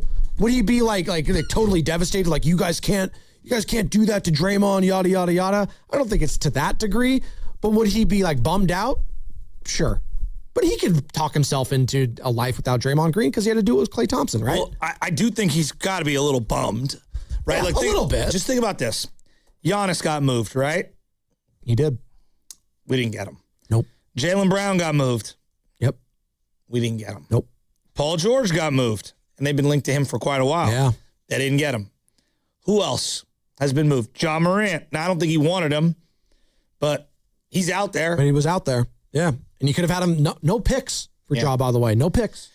Apparently, Anthony Davis may or may not be out there. Trey Murphy may or may be out there. May or may not. LeBron may or may not be out there. LaMelo was, yeah. LaMelo is out there. Julius Randle was. Julius Randle. Nick Claxton. That's going a little too far. Who else?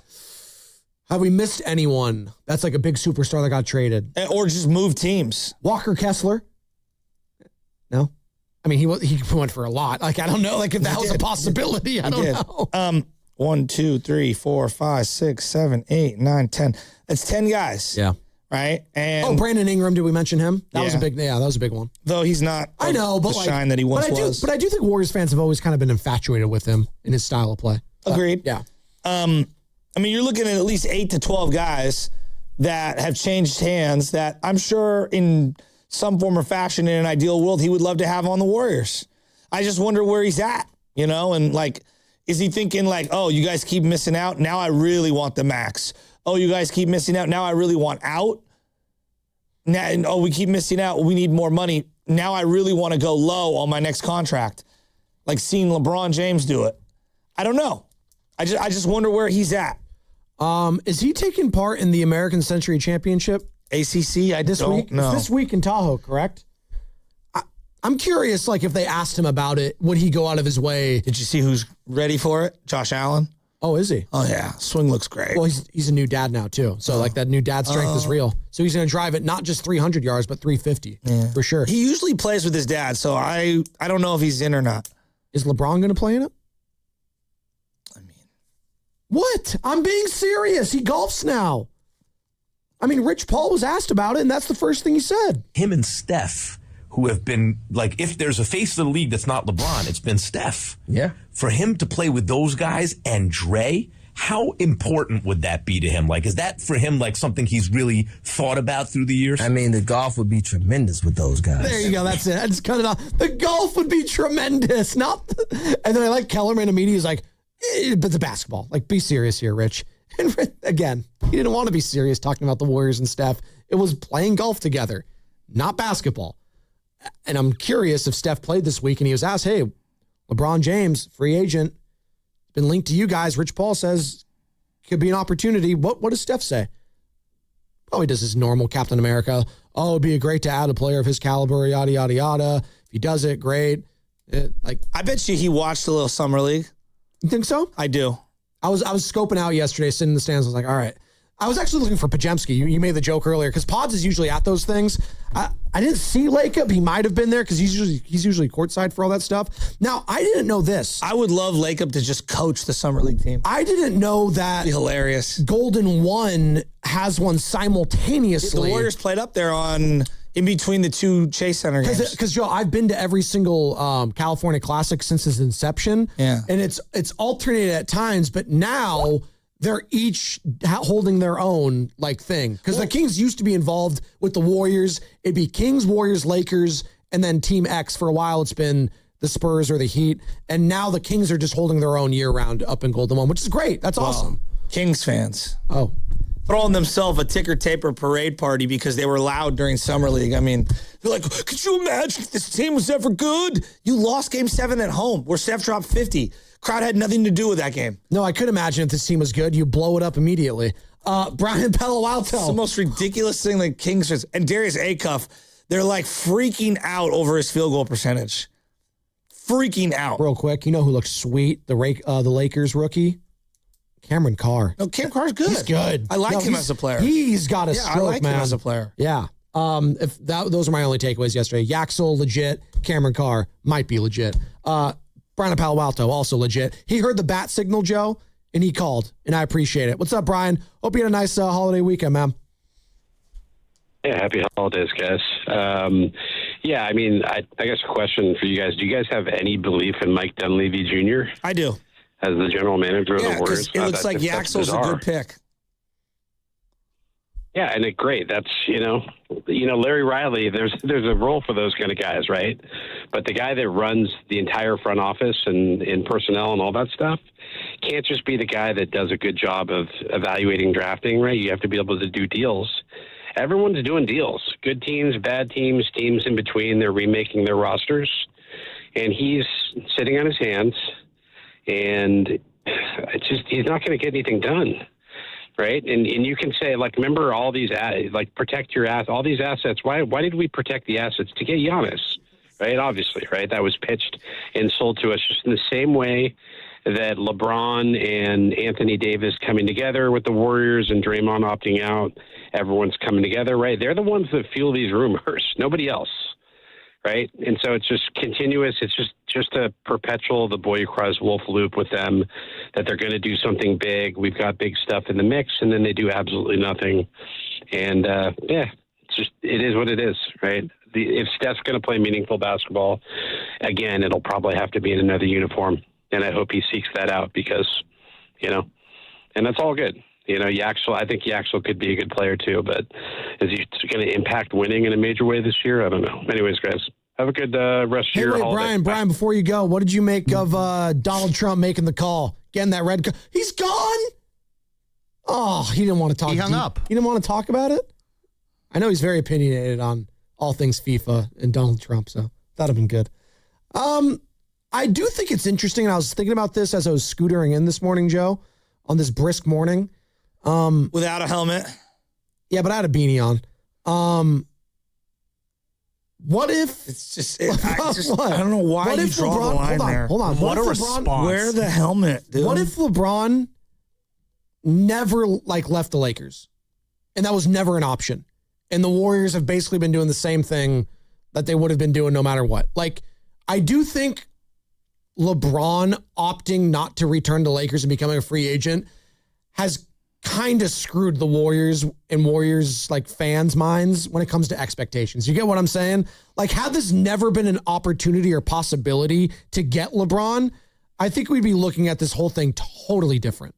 Because we didn't think much was going to happen this offseason anyways. No, Warrior fans would still be angry. Would they? Not as angry, right? Not as angry. But I heard from a lot of people that just don't want LeBron. A lot of people, especially at the Rio Neto pool. When I was up there this weekend, they were like, I listen every day, and let me tell you, I want nothing to do with LeBron. I know he's good. I hate him. I think the fact That's stupid. I was surprised how many people, hate LeBron. And, yeah, they would probably root for him once he became a Warrior, but they don't want LeBron. Well, my only thing is, too, is I respond, do you hate Draymond Green? And most of them say no. I was like, oh, well, Draymond wants LeBron. So how do you feel about that? That's what I always go to. One of your most beloved athletes and players in franchise history wants him. The relationship with Draymond can be complicated at times. It can be. How's your relationship with Brandon Ayuk right now as a fan? Essentially, he doesn't exist as a Niner in my mind. He still is, though, technically. Will he be for long? Let's ask Benjamin Albright, NFL insider on the other side, brought to you by California Office of Traffic Safety. They stupid. My mom, my papa, my daddy. Where's the Caltrans? On the freeway, right next to speeding cars. Please be careful. Be alert. Be work zone alert. Brought to you by the kids of Caltrans. Whether you're a Bay Area homeowner looking to upgrade your outdoor space or a contractor building the absolute best for your clients, TimberTech stands out. Picture this, a deck that's the highlight of your backyard, turning heads season after season. TimberTech delivers stunning, real wood looks paired with the kind of durability only advanced engineering can provide. And the best part? You won't spend a single weekend sanding, staining, or sealing it. You get all the beauty without the back-breaking maintenance. Trusted by contractors for its unbeatable quality, TimberTech uses advanced technology so your deck will still look amazing 20 or 30 years from now. It's sustainable, low maintenance, and backed by industry-leading warranties. When it's time to build, you need a local partner you can trust. That's why you head to Ashby Lumber. With locations in Berkeley and Concord, the expert at Ashby have everything you need to get the job done right. Build with confidence. Build with TimberTech, the #1 brand in premium decking. Find it locally today at Ashby Lumber. Wow, what is all this? These screens, the food. All for the game, bro. Let us pitch in. No need. I'm saving $1,000 bundling my wireless and internet with T-Mobile. I've got it all covered. Goal! Here to score big with T-Mobile. Families save up to $1,000 a year when they bundle 5G home internet with 4 phone lines on Experience Beyond. Compared to regular rates after third line free on Experience Beyond plan with internet bundle discount via monthly bill credits and auto-pay discount. Credit stop if you cancel or change plans. Hi, I'm David. I'm Chris. And I'm John. We are the 3 brothers who own Jack's Restaurant and Bar. And we are here to... Not again. That's my line. That was my line. Boy, stop it. Mom? What are you doing here? Have you heard your commercials? They're terrible. That's not our fault. You taught us how to cook delicious food. Using only the freshest ingredients. And to treat all our guests like family visiting our home. But you didn't teach us how to write catchy radio spots. They remember that and get back to work. Yes, Mom. Jack's, serving delicious breakfast, lunch, dinner, and drinks the way our mom taught us. ILoveJax.com. Alameda County Fair in Pleasanton, June 19th through July 12th. Kick off summer with food, rides, and the Big O Tires concert series with Flo Rida and Elle King. Save at AlamedaCountyFair.com. No one plans to call a lawyer, but a lot of people wish they had sooner. Because after an accident, the clock starts immediately. Insurance companies move fast. They call, they record, they push for answers. And one wrong move, saying too much, signing too early, trusting the process, that can cost you thousands. That's why waiting is the biggest mistake you can make. Call Beam Law first, before you speak to insurance, before you agree to anything, before you risk your case. This just isn't a claim. It's your recovery, your income, your future. Beam Law has recovered millions for clients across the Bay Area and has been named Best of the Bay by SF Weekly 4 times. If you've been injured or lost someone due to someone else's negligence, please don't wait. Call Beam Law now at 415-523-5555. 415-523-5555. That's 415-523-5555. Or visit hurtinthebay.com. That's hurtinthebay.com, because it's not whether you get knocked down, it's whether you get back up. Beam Law, they've got your back, Bay Area. Running a small business means juggling a lot. Your network has to handle it all. That's where a fiber-only provider falls short. You deserve a partner who gives you a greater advantage. Introducing the Total Solutions Advantage only from Comcast Business. A first-ever combination of the largest, fastest fiber-powered network, the most reliable Wi-Fi, gig speeds with equipment and security included, and a 5-year price lock. Plus, it's all backed by a 30-day money-back guarantee. The Total Solutions Advantage only from Comcast Business. A new standard for small business with reliability, security, and savings in one. When you add it all up, no one does business like Comcast Business. Switch today. Get started for $60 a month for 12 months when you add an advanced solution to a qualifying internet package. Limited time offer. New customers only. Requires 300 megabits per second internet, security edge, and additional qualifying service. 1-year agreement, paperless billing, and autopay with bank account required. Taxes and fees extra. Most reliable Wi-Fi based on Open Signal Awards USA Fixed Broadband Experience Report, May 2025. Carpal tunnel syndrome. Heart failure that doesn't improve with common medicines. These are some signs and symptoms associated with ATTR-CM, or the cardiomyopathy of ATTR amyloidosis, a serious heart condition with symptoms that get worse over time. Amvuttra, vutrisiran, is a prescription medicine given by a healthcare provider that treats ATTR-CM in adults to reduce heart-related death, hospital stays, and urgent visits. In a clinical study, Amvuttra was proven to help people live longer and have fewer heart-related hospital stays and urgent visits over 3 years compared to placebo. Amvuttra lowers the amount of vitamin A in your blood, which can affect vision. Other side effects include pain in the arms or legs, pain in the joints, and shortness of breath. These are not all the possible side effects of Amvuttra. For prescribing information, call 1-833-256-2748 or learn more at amvuttra.com. Ask your doctor about Amvuttra for ATTR-CM. This is the story of the one. As a maintenance engineer at a beverage manufacturing plant, he starts his day knowing every line is ready to run because Grainger delivers the industrial-grade products he needs to keep mixers, conveyors, and packaging equipment moving. With Grainger's vast selection of bearings, belts, and motors, he keeps operations running smoothly, so nothing grinds to a halt. Call 1-800-GRAINGER, click Grainger.com, or just stop by. Grainger, for the ones who get it done.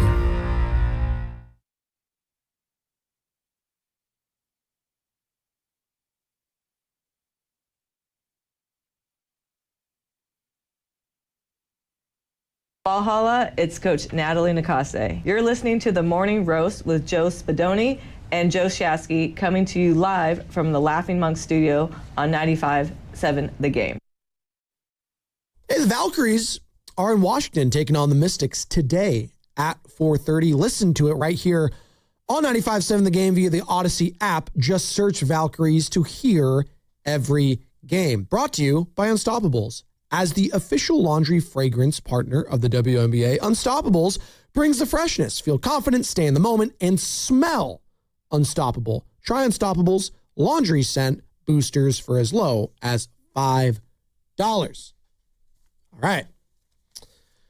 We're going to be joined. Oh, we got him already? No, that was record time. Almost. I was thumbs upping your read. Oh, thank you. I appreciate that, Sam. We're going to be joined by Benjamin Albright momentarily. And who is Benjamin Albright? He is a host/reporter at the Broncos flagship, and he's the Broncos insider at KOA Colorado. But he's also has some national sources as well, and sources all around talking about a variety of things in the NFL. And one of those may just be what's going on with Brandon Ayuk. He had a tweet over the weekend in regards to the Brandon Ayuk, Jaden Daniels kind of back and forth on social media. Some say it's a little beef brewing. Some say it's toxic. What's going on there? And this was what Benjamin Albright, tweeted out. You are all getting played by a fake BA/JD beef. It's all an act. And this is what Brandon Ayuk Instagram storied out over the weekend. Take a listen. Probably gonna text me talking about something. You on my team now. You follow my rules. Boy, I'm a grown ass man, boy. You gonna have to start running behind your mama, and I might believe what you talking about. But until then, And that was in reference to Jaden Daniels. Joining us now on the River Islands guest line, Benjamin Albright. Ben, good morning. Spadoni and Shasky here with you. We're just trying to dissect, again, which we've been doing all summer, the latest Brandon Ayuk Instagram story. And now it's this potential beef between his old quarterback at Arizona State, Jaden Daniels, and who a lot of people thought in Washington, potentially his future quarterback as well. Is there anything to read here? Because I saw your tweet over the weekend saying that this is all an act potentially. Do you still believe that? I mean, from Ayuk's side, yeah, Ayuk is all over the map. There's been questions about his mental makeup since, dating well back at Arizona State and all that kind of stuff. I don't think anybody that ever scouted him or anything is sort of surprised by the way that he is. But as far as the rest of this stuff goes, those guys have been boys for a long time. And I will tell you, a lot of the stuff that's floating around out there is fake. There's some fake screenshots floating around out there that people are retweeting as real, claiming they were deleted that aren't real at all. Somebody saying they unfollowed each other. Dude, Ayuk hit the block button and the unblock button. You can remove someone as a follower. And there's some of this stuff. He got his feelings a little hurt by that video that it looked like Jaden Daniels was laughing at him. And then after that, they're fine again. So, Ayuk wants out. Everybody knows that. But a lot of this stuff has been manufactured with social media making speculative claims that aren't real. Okay, so what? Okay, I'm trying to sift through that. I know what you were saying about he did this, he did that. What is real right now in terms of, do the Commanders want to bring him in immediately whenever his situation resolves itself with the Niners? That hinges on whether Jaden Daniels wants him or not, and they do. But that's where that sits. Like, they're fine without it. But, they like the idea of bringing him in. Of course, Adam Peters knows, about Jaden Daniels. About Ayuk, and Jaden Daniels knows about Ayuk and all that kind of stuff. There's a supreme talent there who can keep his head on straight. It's the same thing with, or a similar situation, I think, to, Antonio Brown. You're bringing in an elite talent, but what are you getting in terms of the headspace? And you got a quarterback or somebody that can keep him in line. And so I think that's where the Commanders sit right now. I got friends on that staff. They know what he is. They know what he brings to the table, but they also can't really kind of be public or vociferous about anything right now because there's that tampering, they don't want to get into. So I want to ask this then. Is the league as a whole viewing the way the 49ers are operating? Are they saying that they're doing something against Brandon Ayuk, or are people in alignment with how the 49ers are handling this? Oh, everybody, I think, is in line with how the Niners are handling this. I mean, they understand that when Ayuk does eventually report, there's a chance to be petty. But right now, it benefits the Niners to do nothing, right? As long as he doesn't report, the cap implications here push this thing out to a de facto retirement. And so it pushes money out to the future years. The Niners are doing everything the way they're supposed to. Ayuk's the one who fired his agent. Ayuk's the one who's, is not reported for reinstatement and all that kind of stuff. And so the ball's in his court. The Niners don't have to do anything here. They are the good guy until otherwise. NFL insider Benjamin Albright joining us here on the River Islands guest line. And Ben, I'm also wondering about his potential, for other teams outside of the Commanders. So if the Commanders say, no, we don't want to bring you in, is he kind of just going to get iced out of the league? Well, no, because you've got some desperate teams out there as well. And the question, would Ayuk take the money to go to the desperate teams? I mean, you look at Miami, I think Tutu Atwell's a starting receiver for them right now. There's some teams out there that are just desperate for bodies. And so I think that, there's the opportunity for him to get additional chances from other teams. But certainly competitive teams are going to take a lengthy pause before they consider bringing him in. I think his options are basically down to the Commanders and the desperate. Well, no, it's a great point because that's what I was wondering. Like, if I'm a team that's like, I don't know, the Raiders or like the Dolphins, and they're clearly in a rebuild, why would they want to add a player as potentially as toxic as Brandon Ayuk would be my question. Well, I mean, that's the thing. It's basically if you need to sell some tickets or something, or then you bring a guy like that in and you say, look, we're giving him a second chance. You do it on a deal that's chock full of incentives and gives you a lot of outs for behavior and go from there. You obviously don't load him up like the Niners' last contract where they tried to do right by him. So, I think there's opportunities for that. But again, desperation makes fools of us all. And so you'll wind up seeing somebody giving him that second, third chance if it's not the Commanders. Okay. You referenced like what's real, what's not real. Again, young people, I'm not going to pretend to know every little nuance and what's a joke and what's not. But what is your interpretation of Brandon Ayuk making a comment about Jaden Daniels' mother? That's part of the joke, or that's something that he said and then he wants back. Like I'm having a hard time with that specific video. Yeah. Okay. So here's what was conveyed to me on that video is that I don't think he was literally talking about his mother. I think he was talking about a certain figure in the Commanders organization and was calling that his mother. In an effort, like, you can't say anything in public right now while we're trying to let this thing play out, is something someone said to Jaden Daniels. And that's what Ayuk is allegedly referencing. I don't know that to be 100% true, but that's somebody who would know those kinds of things telling me that.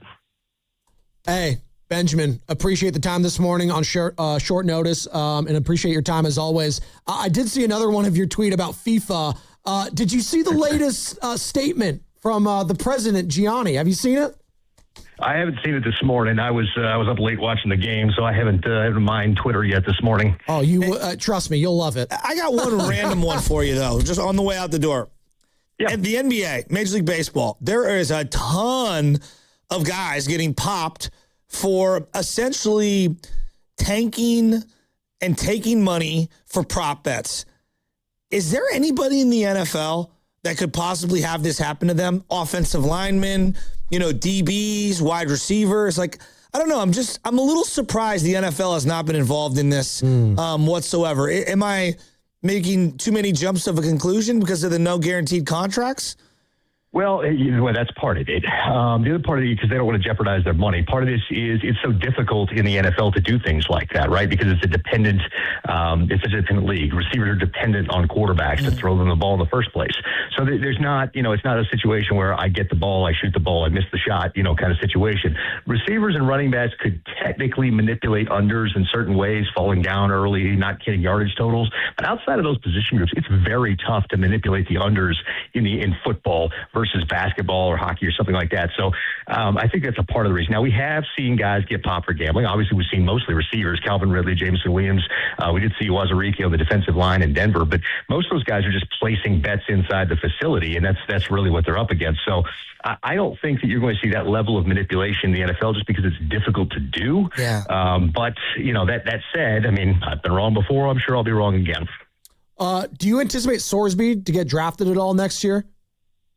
Man. Yeah. Maybe. Like, there was a lot of hype about him. That supplemental draft stuff was kind of funny because people were talking about, he could have been a first rounder. I didn't talk to anybody that thought that he was anything more than day 3 guy. So I don't know if the juice is worth the squeeze. We'll see as it rolls back around. But if you lie to the league, they're not going out of their way to put a supplemental draft together for you. And he's shown little to no remorse, pretending he's the victim of something he created. And I don't know. League doesn't look at that very favorably. Oh, wait, I got one more for you because you are based out of Denver. I did see some chirping and chattering that potentially the Nuggets could be a landing spot for LeBron. Like, do you think that's realistic at all? Because we're here in Golden State, right? We're hoping that we could pair him and Steph and Draymond together.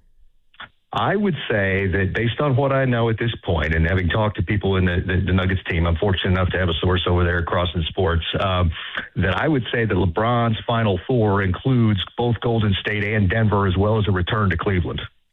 There it is right there. Ben Albright, we appreciate the time, man. Thanks, Ben. No worries, guys. Take care. There he goes. And yes, he is based out of Denver. Benjamin Albright, the host and reporter at the flagship KOA Colorado, and also does the NFL at large. He's saying it's a big nothing burger, it sounds like, with Ayuk and Jaden Daniels. But this has been going on for months now.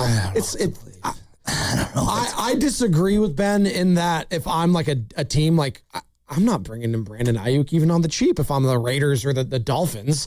It's not worth the headache. My team's going to suck anyways. I don't have to be miserable too. I'm going to take questions about this guy if I'm a new head coach in the league. Why would I want, if I'm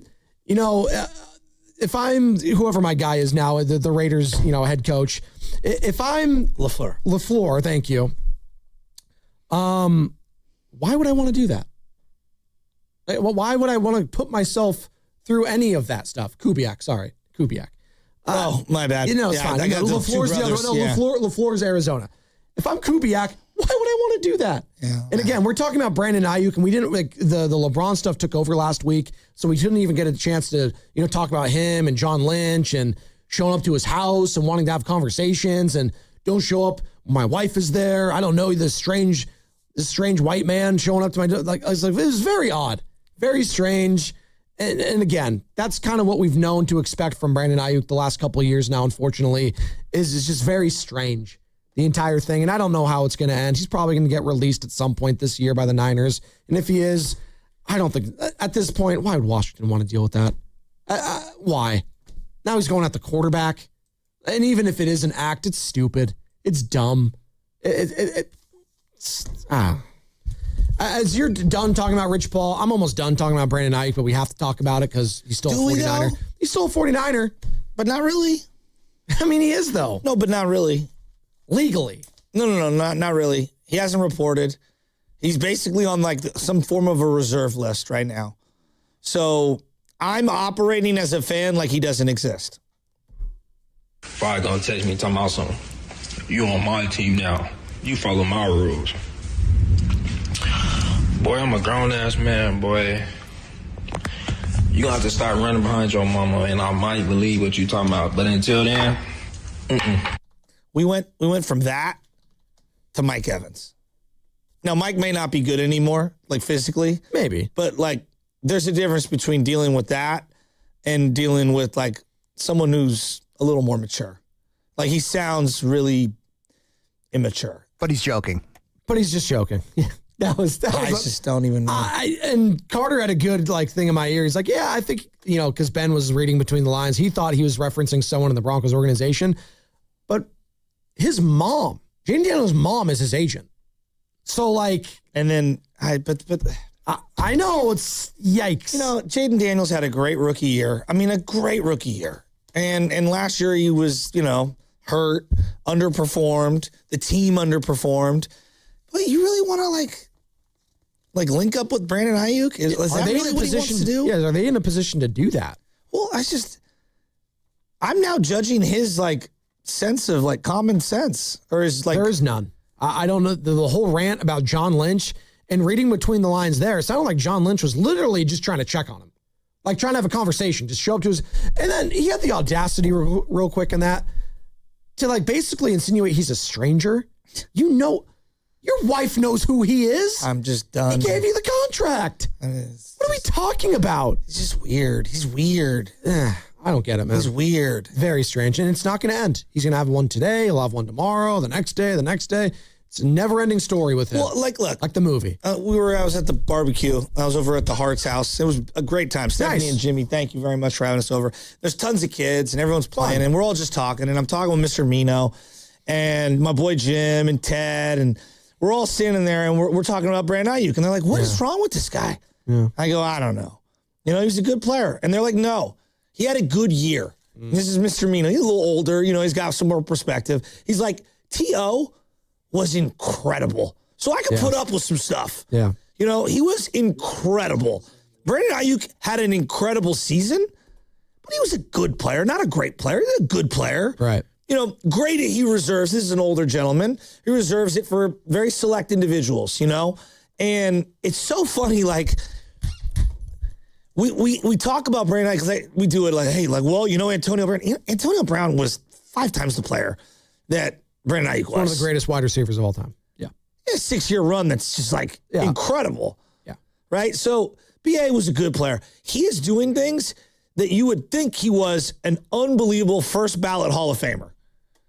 And he's just not. And I'm not worth the trouble at all. Just not. Scott McLuhan, right? We're all aware. Was a great drafter. Yes. Had a great scouting eye. He actually had Trent Baalke working underneath them. He did. And did some really good things, Scott did for the 49ers. And he had some personal demons that he's addressed. He was talking about this, and he has ties with Washington, former general manager over there. Yeah. I mean, I agree with you with all you just said about him. He's got a good eye. He does. This is the quote. This is recently. He was asked about Brandon Ayuk and this whole stuff going on.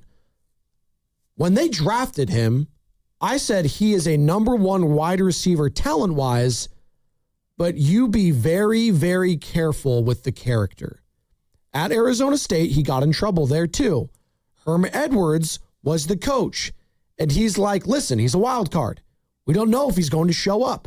We don't know if he's going to do anything. Or he might come and have the best day of his career. What he's done to the 49ers is embarrassing. Embarrassing. What you're getting in your building is going to be the same thing. There will be good days, but there's going to be bad days. If you have a locker room that can control that, then power to you. But if you don't, he'll eat you up. It's all about him, not anybody else. Scott McLuhan on there. Take that for what it's worth. It's a former GM, ties with the 49ers, ties with the Washington Commanders. And I thought that quote that Herm told him was actually very telling and interesting, saying he's a wild card. I don't remember Herm saying that at the time when draft season was rolling around, because Herm has been very gracious with his time here, other places, talking about Pearsall, talking about him, Jane Daniels, et cetera, and he was critical of Ricky Pearsall when he's coming in here when he came to the body and the medical, saying, hey, this guy can work too hard. Nothing about the person or the character of Ricky Pearsall, but when it comes to Brandon Ayuk, Herm had some question marks. I don't think I think he had just burned his last bridge with Washington, quite frankly. I think that's just what happened over the weekend. If there was any thought from Adam Peters, who's the GM over there, that they could bring this guy in, I think that is done, kaput. If I'm, Scott Harris, the owner, why would I want to deal with that crap? I wouldn't. And Bob Myers, who works tandem with him, I know he's over and doing the Sixers stuff, but Bob is very acute of all the drama from his, general manager days. Sometimes you just have to not deal with that stuff. If you were going to deal with drama, I'd rather have Stephon Diggs. Yes. Than Ayuk. No, but there's more legal stuff with Diggs. So no doubt. But you're asking me if you're going to take a risk on someone. Yeah. We take a risk from time to time when it comes to guests, but it works. Tony in Oakland. Tony, how you doing? How's your 4th of July, Tony? 250 years. God bless the USA. In the same way, Devo, having been an athlete and still an athlete, getting in the zone every day, to deal with someone like Shanahan would make you want to quit immediately. Oh, stop. And what I have don't blame Kyle for the Ayuk thing. Come on. No, wait a minute. Why what's his name, who's the general manager, had to go and apologize, according to the Chronicle, to Ayuk because of something Shanahan did. But the problem is the leader should be heroic. You know, like our Mauricio, that's the head of the U.S. team. You know, someone heroic, like the guy up in Seattle, McDonald, whatever his name is. You need someone that can cross. They got rid of DK lines. Metcalf. They didn't even want to deal with him. And this is why, and then they won the Super Bowl. Heroism, people don't know what heroism is. Heroism is when you're of it and you can spread it out to everyone and everyone comes to lap it up, right? And so you can't have a robot as a coach, but since everyone likes him, that's what we have. But heroism is like Holland. You can feel the space immediately. He knows where the play is happening. It's like driving fast down the freeway and you don't even have to look and you can feel where the other cars are and what the drivers are going to do because you have supremo intuition. Okay. Can we just look? No one will crush Shanahan harder for the overtime rules than myself. You will. Okay. He's a really good coach. Yeah, it's one of the best in the business. He is. And I'm sure there are things that he has done that I am unaware of that he wants back. I bet you one of them is giving him the contract. I'm talking about Brandon Ayuk. Yep. But to put all the blame on Shanahan for why Ayuk is the way he is, I'm just, no. Like, Tony, I love you. Not today. I told her that exact same thing on the phone. I don't want to hear it today. No. No. Like, come on, guys. Like, and look, does Ayuk have some grievances? I'm sure he does. And I'm sure they're valid. Benjamin Albright just told you the entire league. I asked him directly, does the entire league think that what the 49ers are doing is warranted? Yeah. And he said every single one of them says they're the good guys in this. You can't watch the videos from Brandon Ayuk and think what he is doing is helping his cause.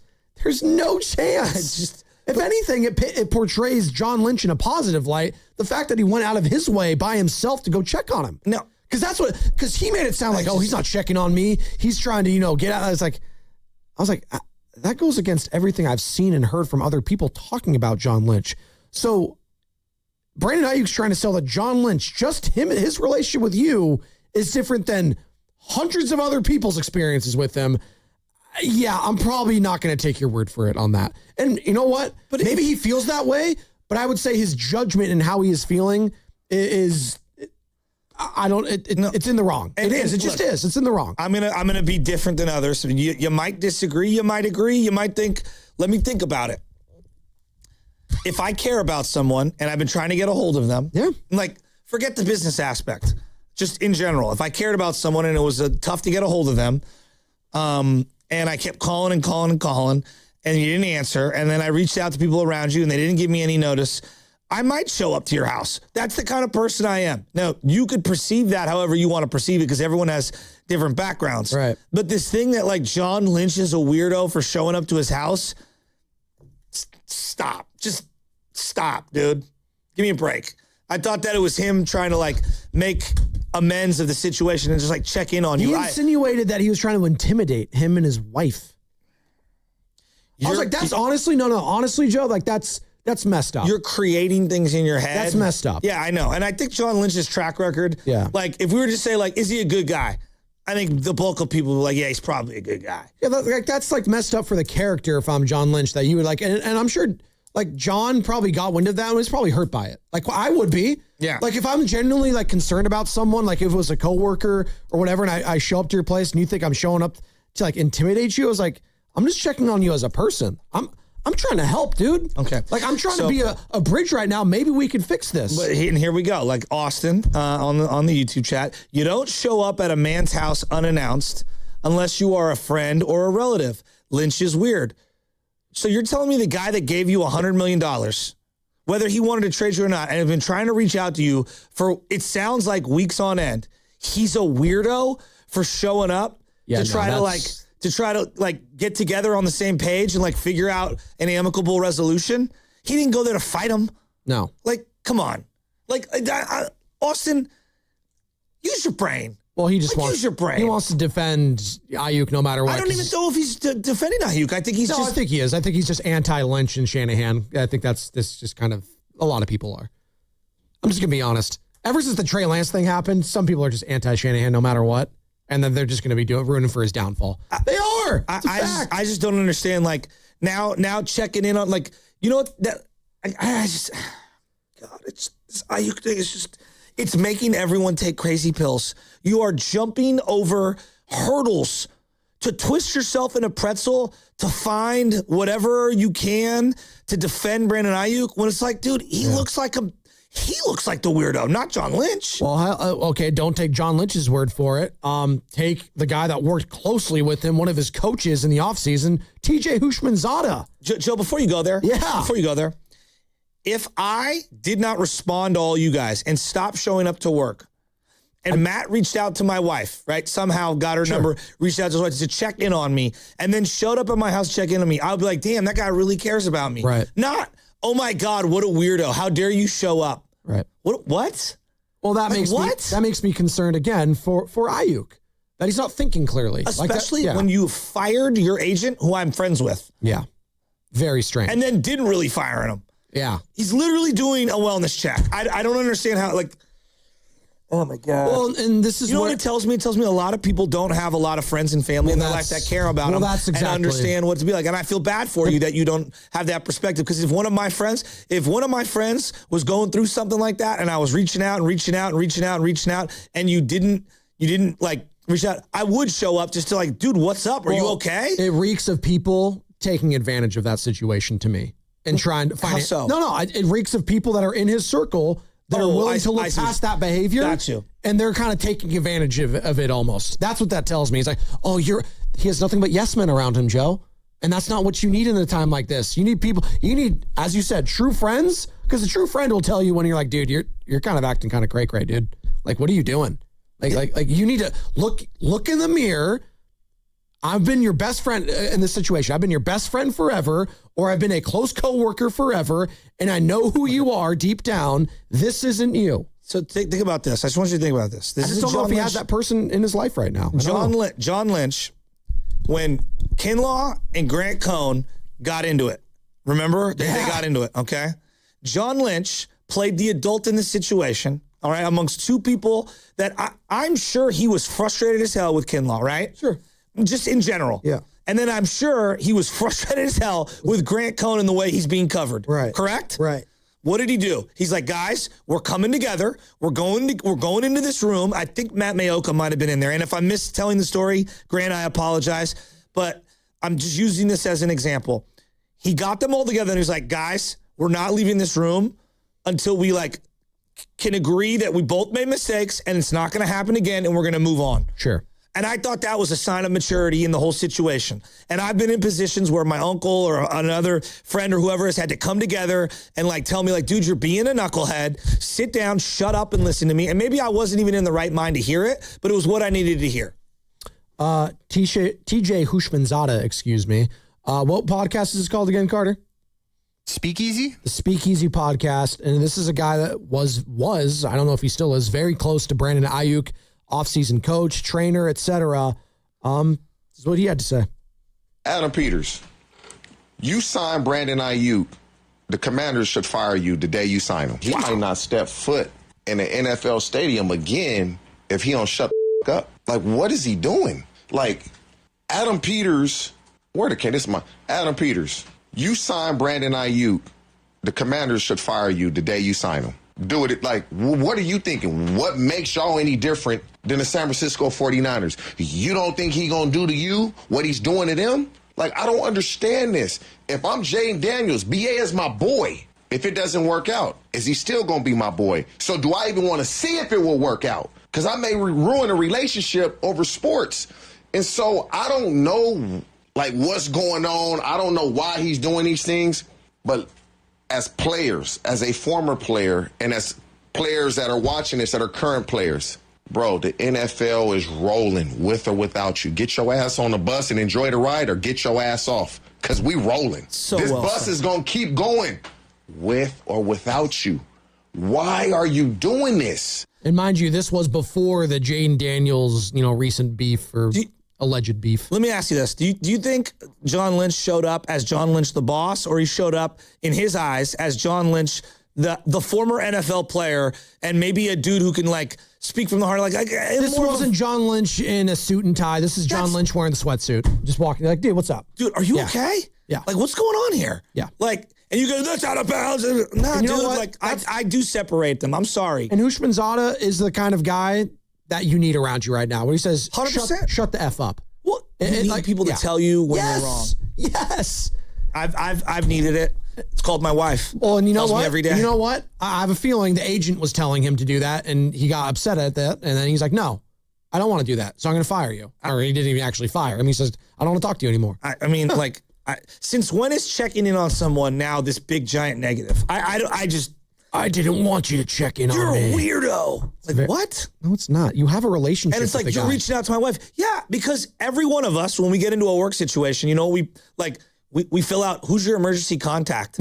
No, we do. Yeah, we literally we have to. Yes. We literally do. And then it's hey, I haven't heard, we gave you $100 million. I haven't heard from you in months. Right. We can't get a hold of your agent. We can't get a hold of you. I'm going to reach out to him. Is he okay? Oh, he's a weirdo reaching out to her. No, it's someone is concerned about what is going on, dude? Have you seen what's going on in the NFL with some of these guys with brain trauma and some of this stuff? Oh, yeah. There's a lot of angles to this. We've seen what happens with Alden. I'm checking in, are you okay? Yeah. I think that's well said. Final thoughts.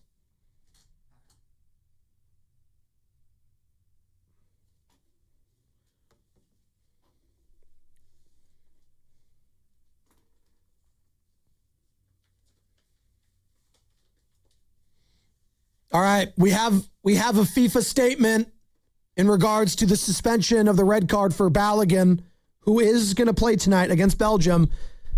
This is FIFA President Gianni Infantino within the last hour, Joe. Quote, yes, I regularly discuss matters related to the FIFA World Cup with the President of the United States. What? And on this matter, I did receive a call from President Donald Trump, just as I received calls from heads of state, government officials, football stakeholders, and business executives from around the world on many different issues. During our conversation, I explained that there was an ongoing legal process involving FIFA's independent judicial bodies and that the case would be decided in due course by the competent bodies. That is how FIFA's system works, and it is a principle that I will always uphold. So, yeah, we are corrupt. Get over it. No, he's not. He's saying it's nothing to see here. We're doing it just by our the usual book. corruption. No, stop. People just think it's corrupt because America's involved. Get over People yourselves. think it's corrupt because FIFA has a history of being corrupt. They're afraid. This is my final thought, not yours. They're afraid, as I pull Sam Lubman, they're afraid that America's going to win the whole damn thing, and they just can't handle the fact that we're going to dominate the sport that you all have dominated for so long.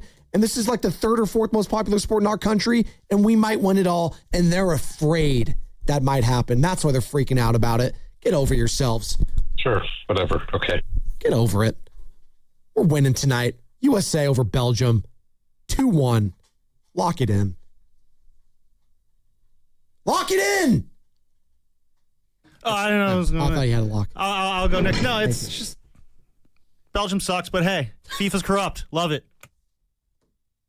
Yeah, my final thought today is that is the biggest crock of all time. If we're going to believe that Brandon Ayuk is doing this in cahoots with Jaden Daniels, I'm sorry. I don't know what world we're living on, but it's not Earth. You don't talk about someone's mother and their relationship with their mother and then go, oh, we were just playing around. I'm sorry. But John Lynch is a weirdo. Yeah, everyone here, if someone were to say something about my mom, weird. I would have an issue with. And I think you all feel the same way. That is just, I'm mind blown that there's people out there that think that this is in cahoots. Your mama jokes were huge in the 90s. Shout out MTV. That was a great show. Actually, in Living Color. Had it first? Yeah, they did all the Yo Mama jokes. Well, no, you remember the battle show, the Yo Mama jokes? No, I know, but... What is it, Wilmer Valderrama? Or yeah, Yo Mama's so dumb, I took her to a Clippers game to get a haircut. That's pretty good. Not bad, huh? That's pretty good. Oh, boy. Are you guys all USA over Belgium? We won in tonight? Yeah? Thumbs up? Steiny's rooting for Belgium. Of course he is. He's rooting for any team but America. Him and Bonte, maybe. It might be Benedict Langford, Benedict Steinmetz, and Benedict Bonte. It might be. I was very happy for Patrick Harrington to win the U.S. Senior Open. Patty Harrington, the Irishman. Yeah, he's friends with my buddy O'Driscoll, Paul O'Driscoll out there. I ran into him at Dick's Sporting Goods when they were shopping for shoes. Don't you know it? He needed some new golf cleats. Patrick Harrington, huge guy, by the way. You don't realize how big he is. No, he is tall. The nicest dude. I mean, the nicest. And he gives you a handshake, and this dude's got mittens. And they've got just the salt of the earth. And so I'm really happy for him. He's got a lot of friends here in San Francisco in the golf scene. And so I'm really happy that he won another, I think it's his third U.S. Open win. Yeah. And he's obviously won 3 of the majors once upon a time. He had 1 PGA and 2 Opens consecutively in 07 and 08. That was an incredible 08 run for him. He won the PGA, the Open, and then finished top 5 of the Masters. Just a great guy. Absolutely. And then you know what we got this week, boys? The Scottish Open and then the Open. This is my favorite. I love links golf. But we're Save that. But we're rooting against England overall. We got to get them out of here. Well, I hate England. Let's go Norway. Come on, Holland, by the way. That celebration on the second goal was sick. I'm all in on the row. By the way, that it was like 10% Norway fans and 90% Brazilians, but the red 10% showed out. And they're going to have to show out again against England because they have a massive, massive fan base. What was Neymar doing talking all that smack? Like, dude, you're about to lose, dog. Who are you talking to? What was that? And then immediately retiring. Brazil low-key turning into the Cowboys. Choke artists. That's a good call. That's what they are. That's a good call. But those jerseys are fire. Same with the Cowboys. Fremont Bank, here for you, here for good. Honey, did you invite the minions over? Well, you know how we talked about getting Wi-Fi from Xfinity? Yeah. I ordered it this morning, was online in minutes, then they showed up. So they just came over to use the Wi-Fi? They even brought their own devices and spell book. You didn't give them the new Wi-Fi password, right? No. That's good. I gave them our old one because Xfinity lets us keep the same network name and password so devices connect instantly. What do they want Wi-Fi for anyways?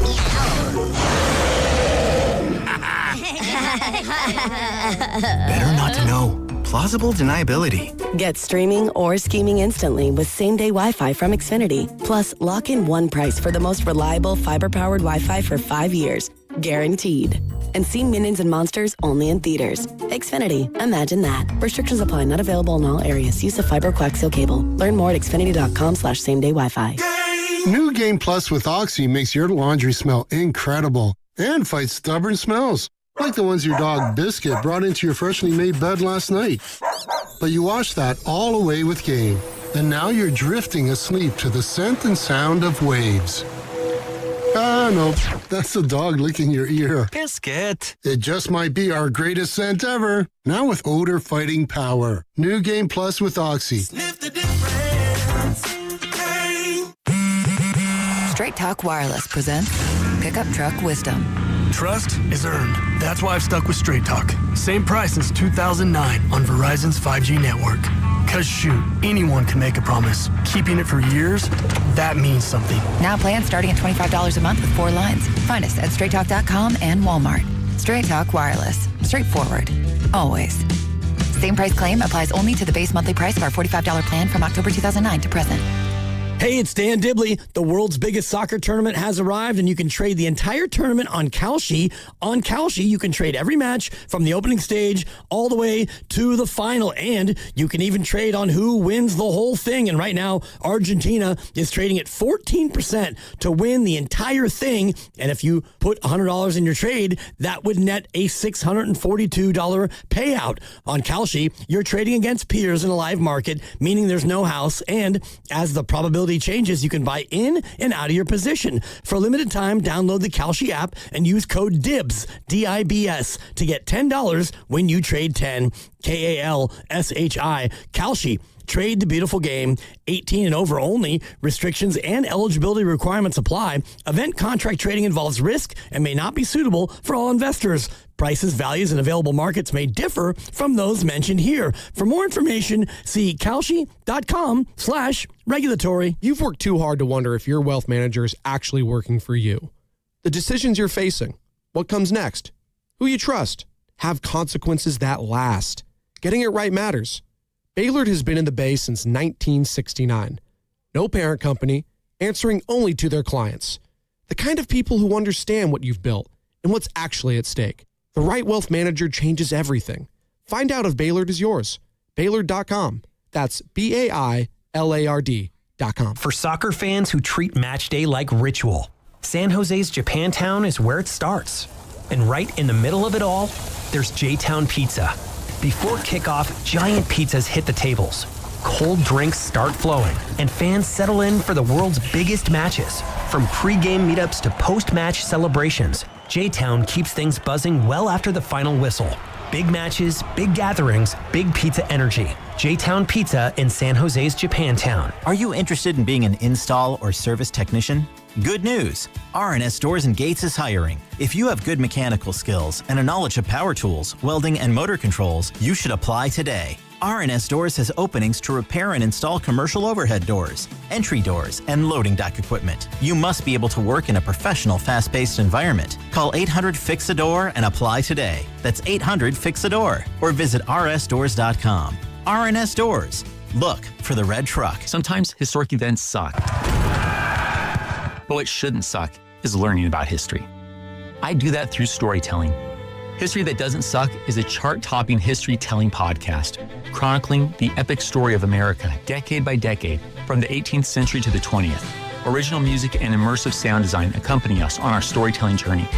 Listen to and follow History That Doesn't Suck, an Odyssey podcast, available now on Apple Podcasts, Spotify, or wherever you get your podcasts. The burrito is fire. Hi, this is Maya. And I'm Antonio. And the little thing we love about the Chick-fil-A hash brown scramble burrito is that it fuels our morning. It's the full package. You have the chicken, you have the eggs, and then you add these hash browns for a nice little crunch. The chicken's always nice. It's crispy, it's juicy. And the cheeses, they melt together in a beautiful way. And it gives me energy. It's perfect. Order the Chick-fil-A Hash Brown Scramble Burrito and Simply Orange Juice on the Chick-fil-A app today. Real guests paid for their testimonials. Skechers elite athlete OG Anunoby has been making history on the basketball court. Anunoby tips it in. Unbelievable. What a shot. He's been balling out in Skechers high-performance basketball sneakers, and the world is noticed. But how does OG train off the court to keep in peak physical condition? Hands-free Skechers Slip-ins Aeroburst. They help prepare OG for the physical demands of playing at a championship level. Get your pair of Aeroburst for only $165 at a Skechers store, Skechers.com, or wherever high-performance running shoes are sold.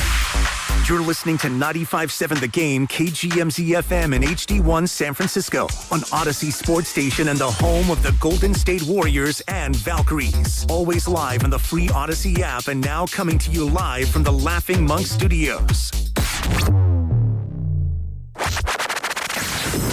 He brings the passion. For what? I want to know now. I'm mentally invested. Don't tell me to pray and you don't say what for. He brings the perspective. Yeah, I think they both have a great point. Get off me, text line. He's truly one of a kind. That is wow. Oh, my God. Oh. And he's doing a great job. I need you to man up and say what you really want to say. Diamond, you're doing a great job. Come on, James. And together, they are Steiny and Guru. Yeah. On 95.7 The Game. All righty. My man's back after a week on the East Coast. Goo, how's it going, man? Well, how are you doing? Glad to be back. No more humidity for your boy. That stuff is not for your boy, man. You know, wow, I'll just say it's the worst, man. Seriously, Stunny, I felt like I was in hell. Woke up in my hotel room, thought I saw the devil on the couch. It was that hot, man. Just, we got it good here. How about that? I missed you. Yeah, we missed you too. I got a bone to pick with you, though. Already? Yeah, I tuned in. We're on the Hornblower, headed on the Atlantic Ocean to Martha Vineyard. I tune into you and Evan says we got an update. Goose headed to Martha's Vineyard. Yeah. and my brother-in-law and myself are listening to my man, you, in my chair, and you say something about Goo at the Vineyards bothers me. No, that bothers me. That's what you use, bothers. You know. Evan, my brother, I like that. I thought that was your dude. Well, you also acknowledge that you've never been to Martha's Vineyard or Nantucket? Yeah, I hadn't heard of any, man. It's pretty nice, huh? Beautiful, Steiny. You need I a had a good time. lot of money there, boy. So, you need a lot of money no there. doubt. No doubt. So what'd you do? There was a family reunion from my brother-in-law's side. They Cape Verdean.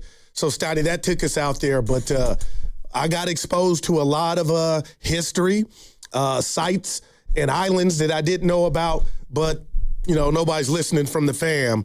The highlight was Fenway Park. Oh. If I die, and I'm from the Bay, bury me in Fenway Park. Well, it's not as good as Pac Bell, right, or Oracle. The history is different. Oracle is the best park in baseball when you take in everything, but the history component Oracle doesn't have. Steiny, there wasn't a bad seat in the house. I felt like I watched a baseball game.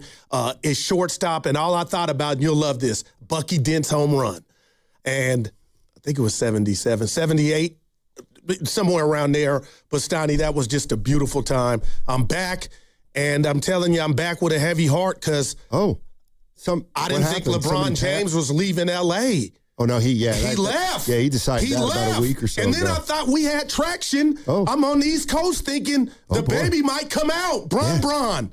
And now I'm starting to think. Wait, the baby would come with him? No, him being the baby to come to Golden State. Oh, not Bron's baby, Yeah, no. Okay. Bronny got a new deal. And now I'm going to ask you, what have I missed? But I'm a little scared now that he may go somewhere else. Oh, you tell me, because we're running it back. Who is? The Warriors. No, they got Lendeborg. It's not, who looks great, but Porzingis got some bread. Horford, that happened before I left. Melton got his. Yeah. So we're running it back, and we got No, that doesn't look like Post is coming back. Well, they can still match that. They won't. QP, I love you, man. $10 million a year for Post? Dude. Bye-bye. Go Dub get Nation. that. This is Quentin Post. Stoddy, that shocked me. And the victory lap for you. But you would be shocked if they matched that. There's no chance they match that. Get your bread, young man. I shouldn't say no chance, but chance. What about Bron? That. Which one? LeBron. King James. Do you think I don't know. They need him now. I'd start counting on him not coming. Why? The longer it goes, the less their options, I think. The less they're an option. I don't know, Goo. So this has been going on for a week now, and according to LeBron and his agent, they want to see if other teams are making moves, and I don't know how long this is going to go, but you weren't here last week, so this is basically your first day. Thank you to Devontae and Evan for holding it down. Yeah, it's already getting a little old. You know what I'm saying? What is? Waiting for LeBron. Oh, so you got you. I mean, this is like your first day back, and you get to talk about it, but we've been hammering it for a week. No, but emotionally, I've been dealing with it, checking my phone at every turn, thinking, is he coming? And now I'm just wondering, and you tell me if it's fair to question, now that they're running it back, was this Dunleavy and Joe Lacob's plan from the start?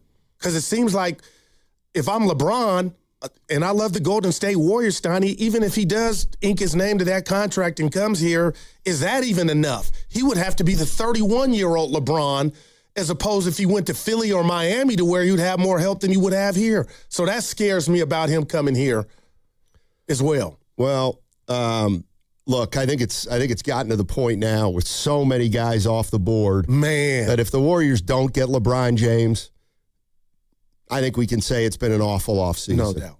I'm with you. I mean, just an absolutely awful offseason. Wow. And the thing to me that's interesting is, in the last week or two, we've heard a couple new buzzwords as far as I'm concerned. One is optionality. I keep hearing optionality. Draymond gave the Warriors optionality, but then they're also using the word stability. And I'm starting to think that the Golden State Warriors, if they can't come up with LeBron James, this is basically what we're looking at heading into next season. The team we're looking at right now. I got 11 players right now that I'm looking at on this team. Can you Curry, read them? Pods, Lendeborg, Draymond Green, Porzingis, Richard, Melton, Santos, Horford. We still have Butler and Moody on the team, but obviously they're not going to play for at least half a season. So as of right now, I think the one thing we hold on to if we're Warrior fans is it does look like, and I know it was only a summer league game, but it looks like Lendeborg's a player. Yes, no doubt. And so they'll have one young guy who looks like he'll be getting a lot of playing time next year. Yeah. The question is, would you rather have it be 2 or 3 young guys? Yes, I would rather it be 2 or 3 young guys. Well, I think they missed their opportunity. You know, I mean, what did you think when you heard Simons is gone and Sexton is gone for pretty marginal money? Now Hachimura signs with the Clippers for $14 million, which the Warriors, in theory, could have had with their mid-level exception. It feels like it's LeBron or nothing at this point. Yeah, and I'll give you another victory lap for you to take a jog with, because you talked about LeBron James in regard if he comes to town. Go forget the basketball component of it. It'll be the circus, the limelight, the circus, and all the excitement around it that's not basketball. And I think I got drunk off of that, Steiny. And those guys that you just mentioned, Simons, Sexton, I would all love to have seen in a Warrior uniform. But personally, I let the LeBron James circus and attention just blind me to the fact that I put all my buckets into LeBron. And Steiny, he's 41. He can help a team that's close.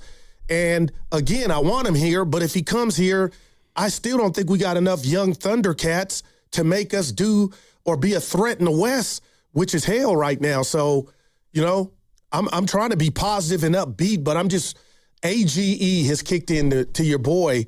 We are old, and I guess that hit me over the head like a bag of bricks when Porzingis got his 2 for 40. Horford's coming back. Melton got his bread. And I just can't believe that Joe Lacob and company think, you know, they can do something or compete when we have, even with the Chef, and I love you, Chef, with this new runner's knee, that so much is going to be predicated on, can guys play night in, night out? Like, doesn't that get old?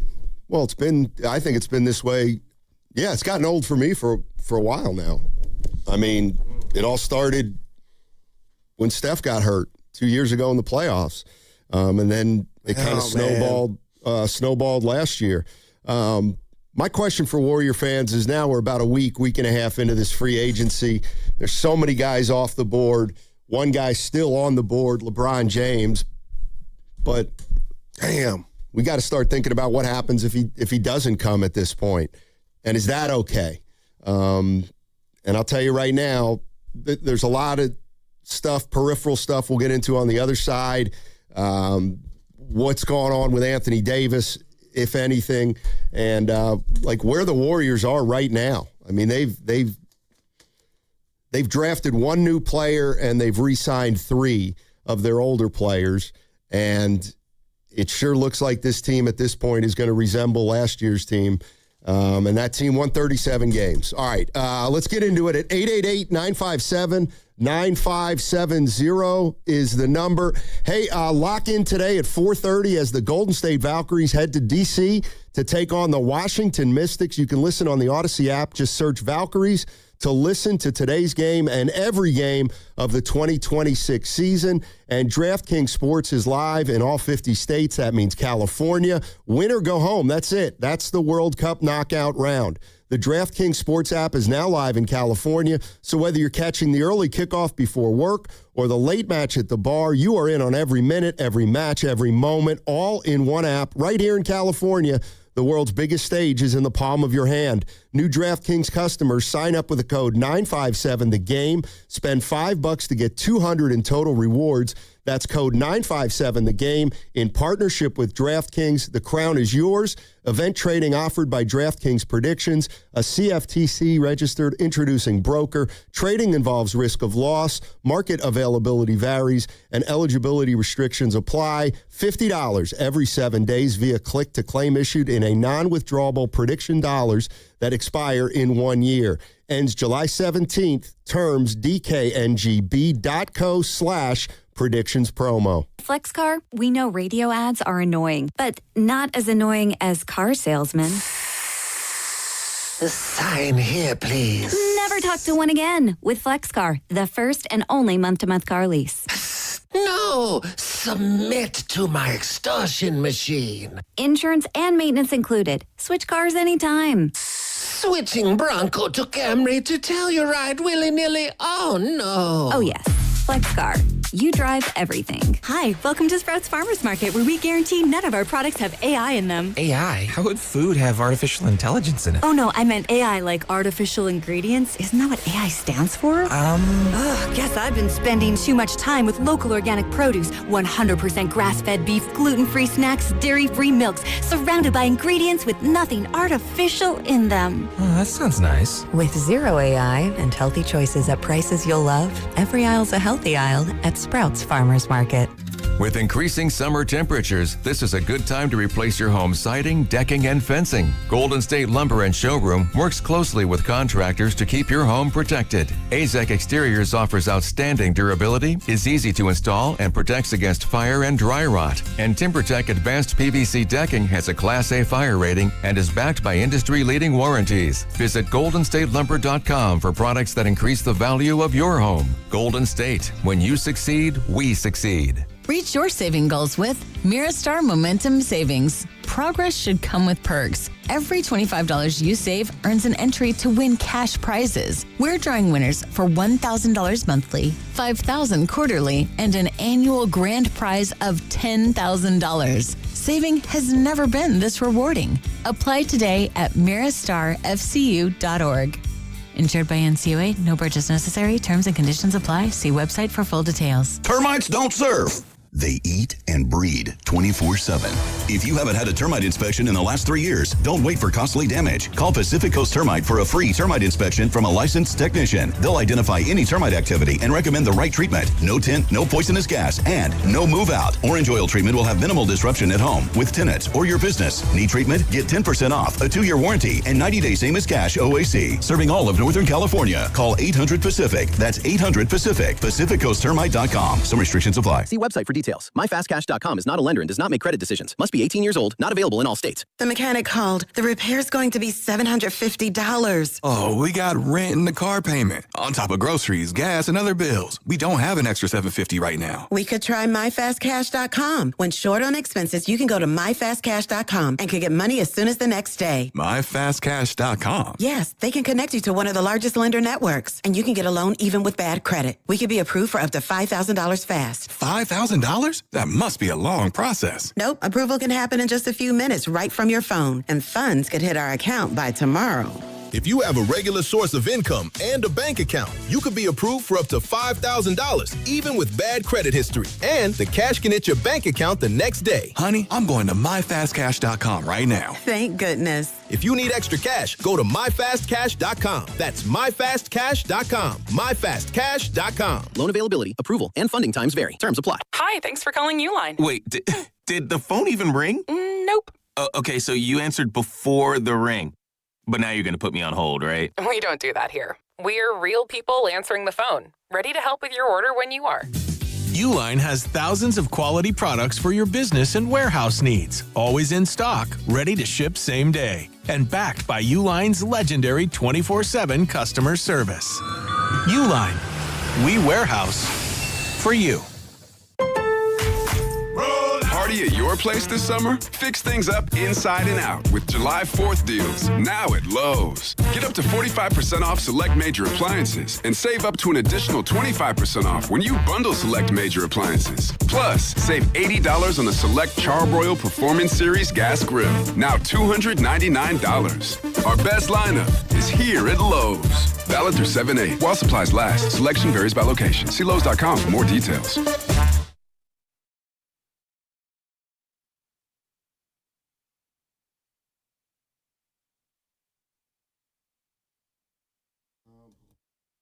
He cannot be that guy. It's the dumbest thing I've ever heard. Now, back to Steiny and Guru on 95.7 The Game. All righty, Guru back. And not all of me, though, partner. Well, what do you mean? So I flew out yesterday, coming back, and Southwest, shout out Southwest, and Stoney, the last seat on the row was empty, and the doors were getting ready to close, so I told the old guy to my left, we might get lucky. It'll just be us two and have a third seat, and bam, here comes a guy right at the end, plops right in, and Stoney, when I tell you, I didn't know his name, I didn't know him, he was musty. I mean, musty as a sewer rat. And I had to turn off the air up top or turn it on. And I went to Twitter and Facebook and I didn't know the guy's name. The guy next to me is Musty. I saw that. So I get to SFO, luggage is lost. Uh-oh. And then left my key fob to the caddy back with the fam they're coming home in a couple days. Oh. So they have the key. So I had to Uber to Norm's, and I'm thinking, was that because I went on social and said the guy next to me was Musty? Karma. And that's why you forgot your keys? No, I'm wondering if that's what I told Evan, said, Goo, I don't think life works like that. But I'm feeling like, had I not put my man was Musty, maybe I have my keys and my luggages with me. Yeah, I don't subscribe to that. Evan didn't either, but to me, kind of works, man. Stoney Musty in 2026? Come on. It was a 4-hour trip. I went to the bathroom like 3 times just to get away from it. Man. But I'm here. That's a tough one. Yeah, it is. I'm here, baby. So the Warriors feel like they're in a holding pattern right now. And it feels also like they are deciding on whether to really pursue Anthony Davis. And I was thinking about this. Because go ahead. I love me some AD. So let me get this straight. 12 years ago, the Warriors were light years ahead of everybody, according to Joe Laker. Okay, they missed the dynasty. And now a decade later, their entire free agency is being steered by LeBron James and Rich Paul, and they've essentially acquiesced to LeBron James and Chris Paul to determine what their future for next year is going to be. It's really LeBron James's decision. It's not really the Warriors front office, is it? You know, it feels like they've kind of handed over the power of the front office to a player and an agent, as opposed to, Joe Lacob and Mike Dunleavy running this thing. Well, I'll say this. I could see how you could get there, but the bottom line is, why are you surprised? Is there anybody out there? Because we all knew it was all in for Steph, and I'm being proactive that this knee will be healthy. And Stoney, I still think he's box office. I know he is when he's healthy. So this is just, to me, an extension of all in for Steph. But I am shocked that there were no other moves around the edges or some chances taken in regard to bringing some other young talent in here just in case you don't get him. So I told you during the break, I feel like Steph deserves better. And again, I'm not saying he's exonerated from missing as many games as he has, but the whole goal was to get him ready-made help, not through the draft. And it looks like, guys and gals are dancing. The club is about to close. And the Warriors are hoping that they can get LeBron James. And if we do get, and I'm telling you now, maybe for all the wrong reasons other than basketball, but I want all eyes for the Bay, the station. Everything changes if LeBron were to choose us. And I know that's not, they're going to go to the Western Conference Finals. I'm not saying that's off the table. But, man, when that news broke that Bron was saying, hey, if you get AD from Washington, I was eating. Yeah. I did have some clam chowder. I'm not in. But, Stoney, I was eating that clam chowder like we might get AD and LeBron with Steph, Dre, and the rest of the gang. And now to be where we're at now, to where I think, I don't know if the King's coming, that is by far, what did you call it? Just unsatisfactory offseason. An awful offseason. Oh, awful, thank you. I mean, if the Golden State Warriors go into next season and have essentially one new player, and it's Yaxel Lendeboer, who I'm in love with. I think that would qualify in most Warrior fans' minds as just an absolutely underwhelming, summer. And the reality of the situation is it feels like they had to pass on some other players to make sure that they didn't jeopardize the possibility of getting LeBron James. But I think there's something to me, and I talked to Evan about this last week. There's something about these off-season moves where I think Warrior fans have to be absolutely realistic about what this team is capable of doing in terms of moves. So I got a list here, Goo, of the 7 big trades this offseason and the names of the players. I'm excited. So we have Giannis, Jaylen Brown, Kawhi Leonard, LaMelo Ball, Ja Morant. I'll put Walker Kessler in there and Miles Bridges. Okay. Those are 7 pretty big names. All those trades, with the exception of one, and that's Walker Kessler, have something in common, and that is that those players were all traded for a player, at least one player that the other team wanted. Giannis Antetokounmpo. Why did they trade Giannis? Because they could get Tyler Hero, who's a good player, and then they got Kel'el Ware, who's a really good young player. So the Milwaukee Bucks got 2 good young players out of that. Jaylen Brown. You can say what you want about Paul George. He missed 25 games last year because of suspension. It was an injury. He came back in the playoffs, and he was pretty good. Yeah. So I know Paul George's reputation has slipped over the last few years, but Paul George can play. He's a professional player who's still pretty good when he plays. The Boston Celtics clearly were not going to trade Jaylen Brown unless they got a player back. They got a player back, Paul George. Kawhi Leonard. The Clippers got a player back, Brandon Ingram, legitimate player. Who else? We got LaMelo Ball.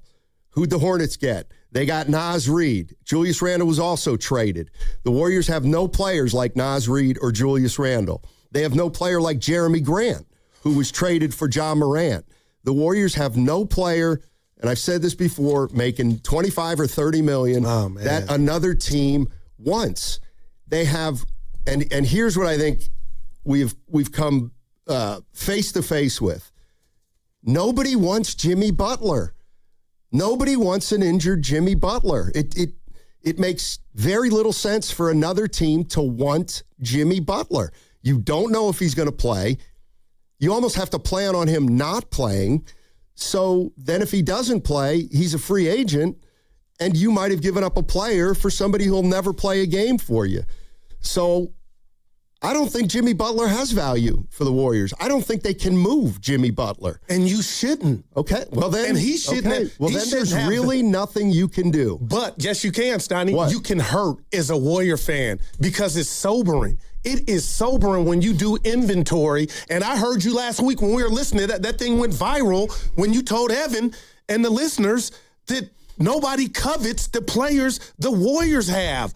And, I mean, if that doesn't hit you, like my musty guy on the airplane, I don't know what will. And who's to blame? And we could play that game. But the bottom line is when you take inventory and hang your hat on that statement about what's attractive, and we're pretty much ugly now. 1, who's to blame? When does it change? And then 3, how did we get here?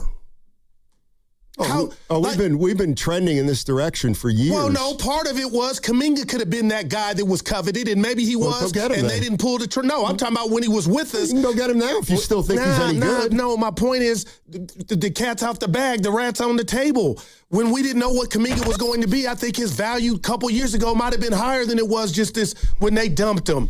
But when I heard you say that from the East Coast, Steiny, I'm like, that was 1,000% correct, but what do you do about it? Make it butch.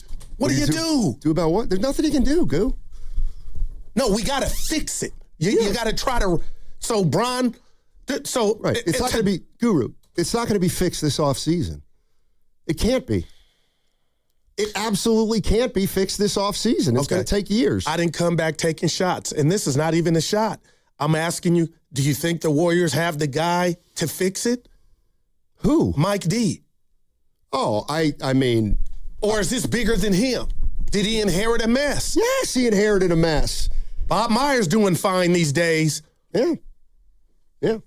I think and people get mad at me. But for what? Because they're going to say, oh, well, Dunleavy can't get anything done. It's like, no kidding, he can't get anything done. What can he get done? You're not going to move Steph. Got a bad hand. You're not going to move Steph. So you don't have anybody to move. You don't have anybody to move. And whether we like it or not, the Jimmy Butler trade worked for a little until it didn't. Right. And now that trade is absolutely killing the Warriors. No doubt about it, man. And that's just the way it went. You got an old guy. He got it hurt. He's going to miss at least a full calendar year for the most part. So there's a price to pay. There's no way. You just can't get out of that. Oh, man. And so now, as disappointing as people are going to feel about the offseason, the only thing they could have done is not waited for LeBron and tried to go in a different direction. But clearly they didn't want to do that. And I guess to keep it real, to keep it 100, as the kids say, I know LeBron James he's still a free agent. That could happen. And again, I want it to happen like all outdoors, but there's something in me telling me this thing was moving to where if he was coming to the Bay, it would have already happened. I hope I'm wrong. But yeah, it is pretty sobering. And that's why me, and my sons watching Yaxel, again, it's just summer league. I get it. But 6'9", 240, he looks all of it. So if that's part of the future during a down season, and I don't want to say they're going to have a down season, but how can you get excited about their chances in the West after last year?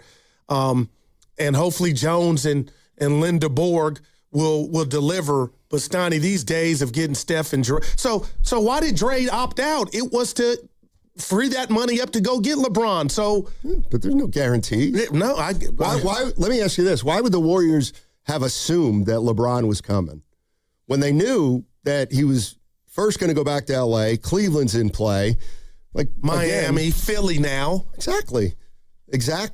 Oh, and why are they in this place? I don't know. The 925 says we're in an ugly place now because this is what happens when you do everything for Steph. And to the 925, and you miss on your draft picks, and I'm including Kuminga. Well, they missed on Butler, too. They missed on Butler. No doubt. They missed on the Butler trade. So right. they tried to get an old guy in here to help. And it worked fast and quick, and you said it perfectly. Yeah, and he got hurt. Now it's not working. Let's go to Big Smooth. Hey, Big Smooth, what's going on, buddy? Hey, just allow me, if you will. I think that, let me ask you guys a question.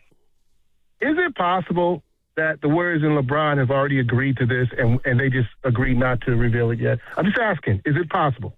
I'm trying to think what the benefit of that would be, though. No, I'm not asking you to see what the benefit is. But yes, I'm saying yes. I'm saying yes to that. Okay. I don't, but go ahead. Allow me to talk foolish for a second. Okay. So that would explain why the Warriors are not really active, and we're lambasting them because they're not doing what we perceive they should be doing when they may have information that we just don't know about. Is that possible? No, it's possible for sure. Yeah. Okay, then let me ask you this. And Goo, you just touched on this. When a player opts out of a contract, does he inform their agent? Or does he just do it? You think Draymond just goes, hey, I get what you're putting I opted out. I got you. I got you. You think Rich Paul, come on, guys. You think Rich Paul is saying, you did what? Dude, this is all a clutch production, and you guys have bought it hook, line, and sinker. So you think he's coming? Draymond, who has the same agent as LeBron, I love it. Opts out, and hold up, man. Rich Paul is just sitting there like he ate a canary and not saying anything. Like, oh, I don't know if you should have did that. Come on, man. That, to me, makes zero sense. This thing is already a done deal, but we got to have something to talk about. And listen, I don't know if Rick Bucher did he said it was last week, I think, Friday. Rick Bucher's making more sense than anybody. This is a narrative that's being spun to what? Give LeBron leverage that he'll never have again. This is his last hurrah. I don't believe all these teams are all out to get LeBron. I think that it looks better. I don't think do you think all these teams are equipped to take on the LeBron production? Because it's a big one, y'all. We are, and there may be a few Cleveland maybe, depending upon, it didn't look good when, Cleveland and LeBron have not always, with ownership, have not always had a great relationship. All these teams is not trying to get LeBron, but what is it doing? It's making LeBron look super wanted. Could it be, gentlemen, that that's what this is all about? And the Warriors are not doing. You think the Warriors have a bunch of goofballs in front office that are sitting there like, oh, boy, we can't move until LeBron. Come on, man. I feel that these are professional people. So that would make us smarter than everybody on the staff. Come on, man. We're buying into a narrative, and I hate to say it, but you guys have bought it hook, line, and sinker. But I'll say this, Goo, you said it. You almost touched on it. Why would Draymond opt out of $28 million and his best friend? You think LeBron said, hey, man, why did you do that? I'm not sure if I'm coming there. I don't believe any of that for a minute. I believe it's already a done deal, and they just agreed to not say anything. Why? Because this is going to make LeBron. LeBron is being talked about more than the World Cup. This was planned, y'all. Anyway, I'm out. Yeah, I don't think it's a done deal.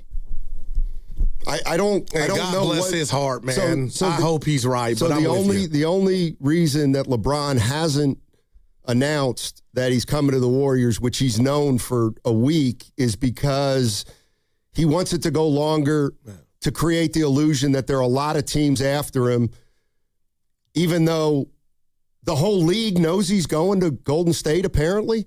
Like, does the league assume he's going to Golden State?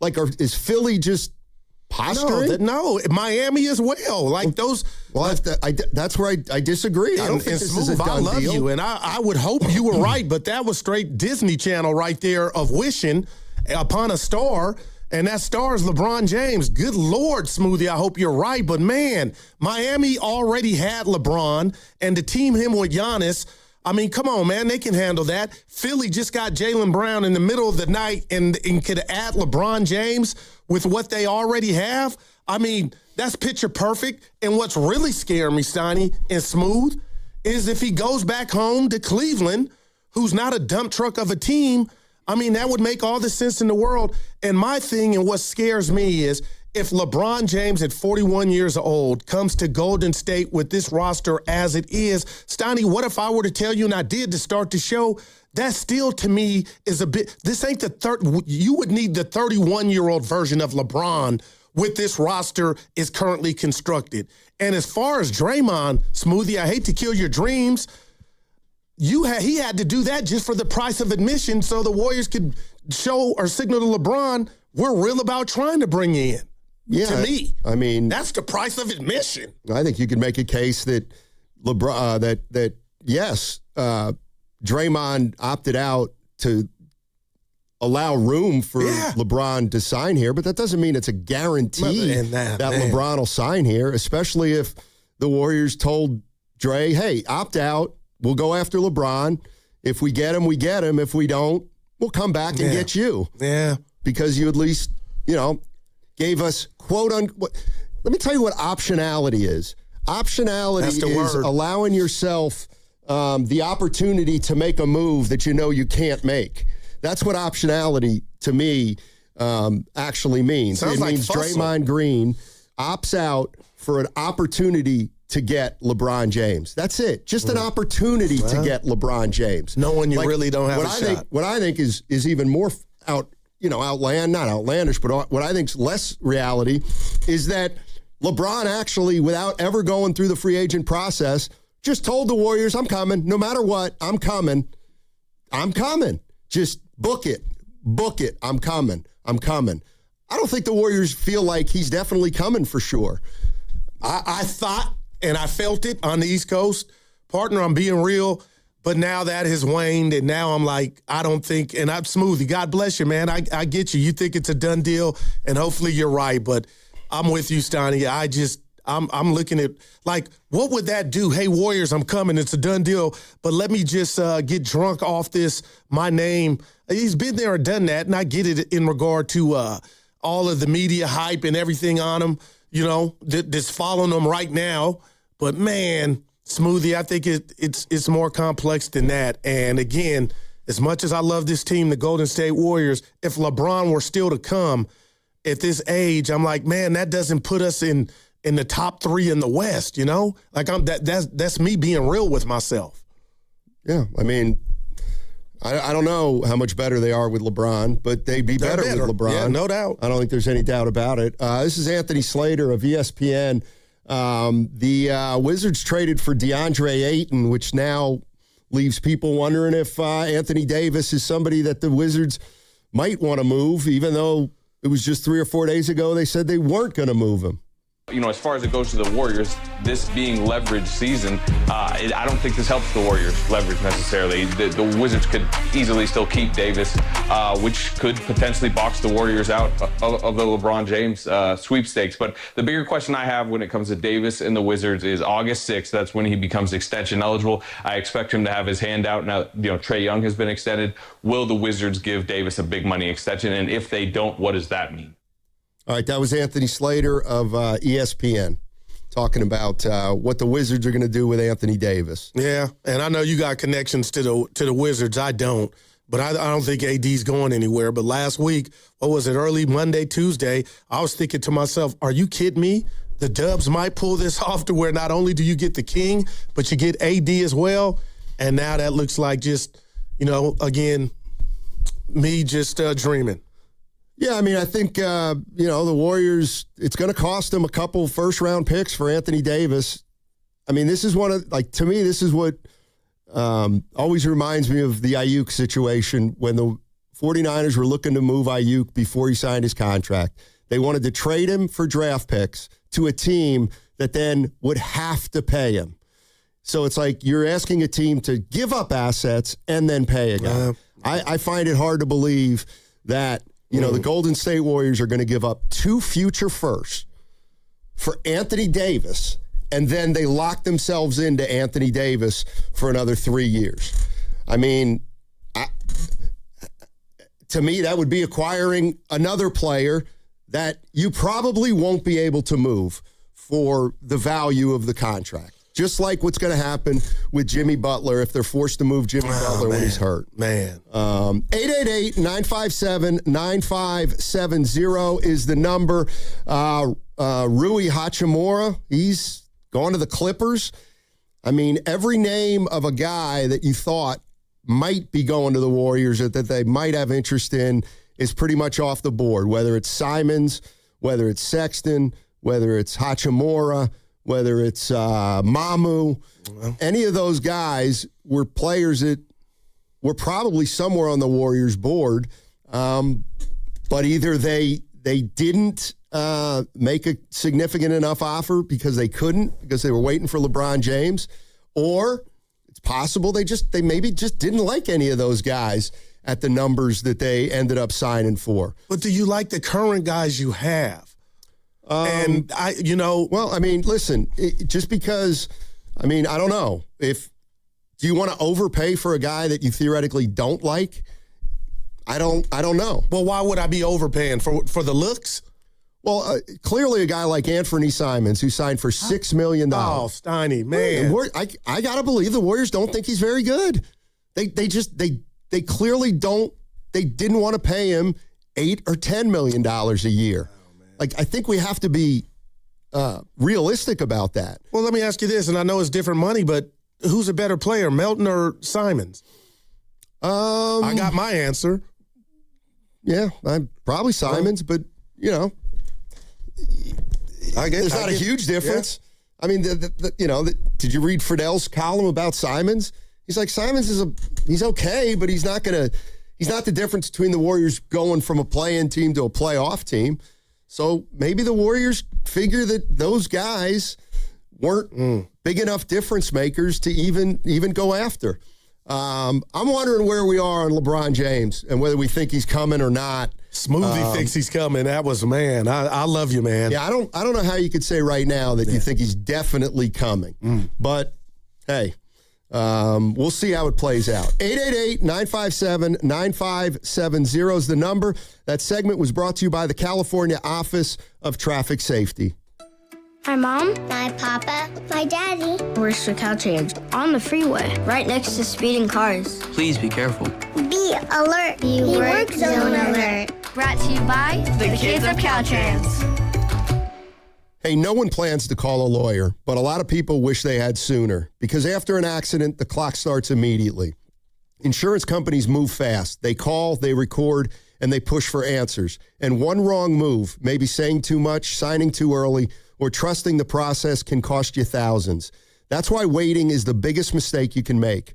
Call Beam Law first before you speak to insurance, before you agree to anything, and before you risk your case. This isn't just a claim, it's your recovery. It's your income, it's your future. Beam Law has recovered millions for clients across the Bay Area and has been named Best of the Bay by SF Weekly 4 times. So if you've been injured or lost someone due to someone else's negligence, don't wait. Call Beam Law now at 415-523-5555. That's 415-523-5555. Or visit hurtinthebay.com. That's hurtinthebay.com, because it's not whether you get knocked down, it's whether you get back up. Beam Law, they've got your back, Bay Area. Meet Sophia, a huge soccer fan. With her Real Unlimited from Total Wireless, she's streaming 3 games, video calling her cousin in Mexico, and running the quiniela all on my new Samsung Galaxy. She's practically running the whole tournament from her phone. Good thing I have Total Wireless. Switch to Total Wireless Total Max 5G or All Access plans to get on a network that won't put you second. Plus, a Samsung Galaxy on us. Total Wireless, your own Real Unlimited. Offer ends 7/8/2026 or while supplies last. Device taxes and fees may apply. When it comes to decking, TimberTech stands out. It's the best-looking decking you'll find on the market, trusted by contractors for its unbeatable quality. But TimberTech isn't just about looking great today. Thanks to its advanced technology and unparalleled durability, the TimberTech decks you build will still look amazing decades from now. Add in industry-leading warranties, and it's clear why TimberTech is the top choice. Build with confidence. Build with TimberTech, the #1 brand in premium decking. Find it locally at Ashby Lumber. 1-877 Cars for Kids. KARS Cars for Kids. 1-877 Cars for Kids. Donate your car today. 1-877 Cars for Kids. KARS Cars for Kids. 1-877 Cars for Kids. Donate your car today. Ready to get rid of that old car? Donate it to Cars for Kids. Call 877 Cars for Kids to speak to a friendly live agent. Donation is super easy, and your car can be picked up as soon as tomorrow. Go to carsforkids.org now or call 877 Cars for Kids to donate your car today. 1-877 Cars for Kids. KARS Cars for Kids. 1-877 Cars for Kids. Did you know you can donate real estate too? Go to carsforkids.org. That's cars with a K. They call this one Bill. Whoa, aliens? Am I in a spaceship? Affirmative, Bill.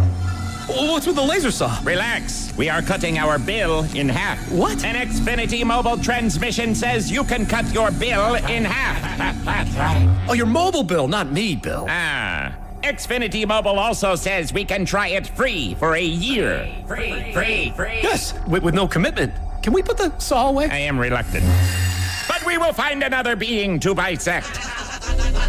That's not sci-fi. It's Xfinity Mobile. Xfinity Internet members cut your mobile bill in half. Plus, try Xfinity Mobile free for a year. No commitment. Learn more at xfinitymobile.com. Xfinity. Imagine that.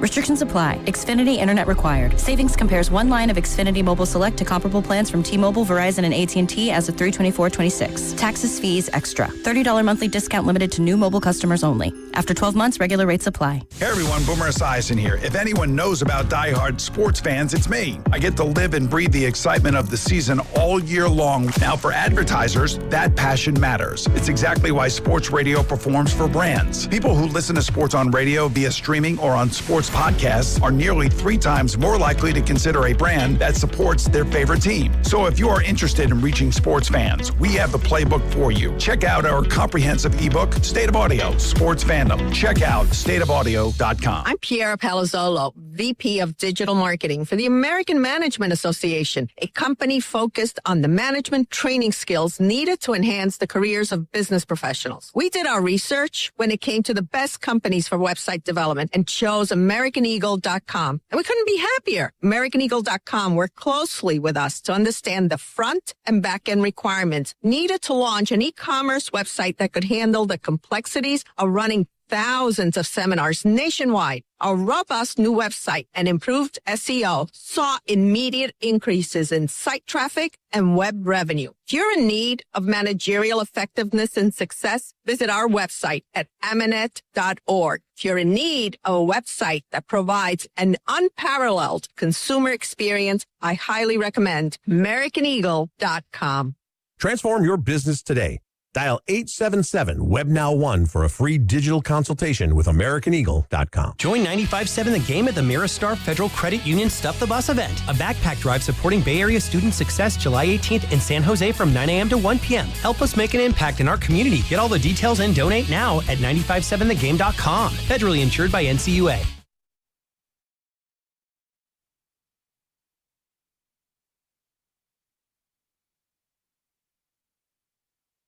Coming to you live from the Laughing Monk Studios. You're listening to Steiny and Guru on 95.7 The Game.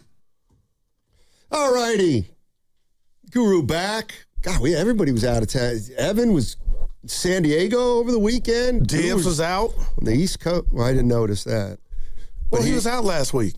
Yeah, but you guys took trips. He didn't. He was coming off surgery. Oh, all right. I thought he was in Diego with the fam. We got a big soccer match. USA. We got some good news.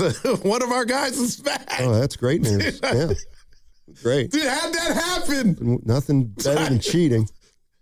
You don't mean that. I mean that from the bottom of my heart. There are examples where the red cards have been over. There are a lot of examples of presidents making phone calls to FIFA. Let's go.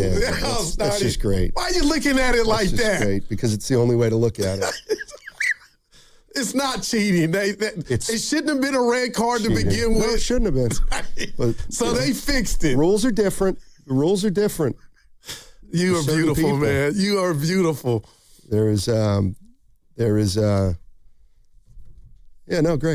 No, it's great. I can't wait. It's great. It's great. Yeah. No, it's great. Belgium. Change the rules when you don't like an outcome.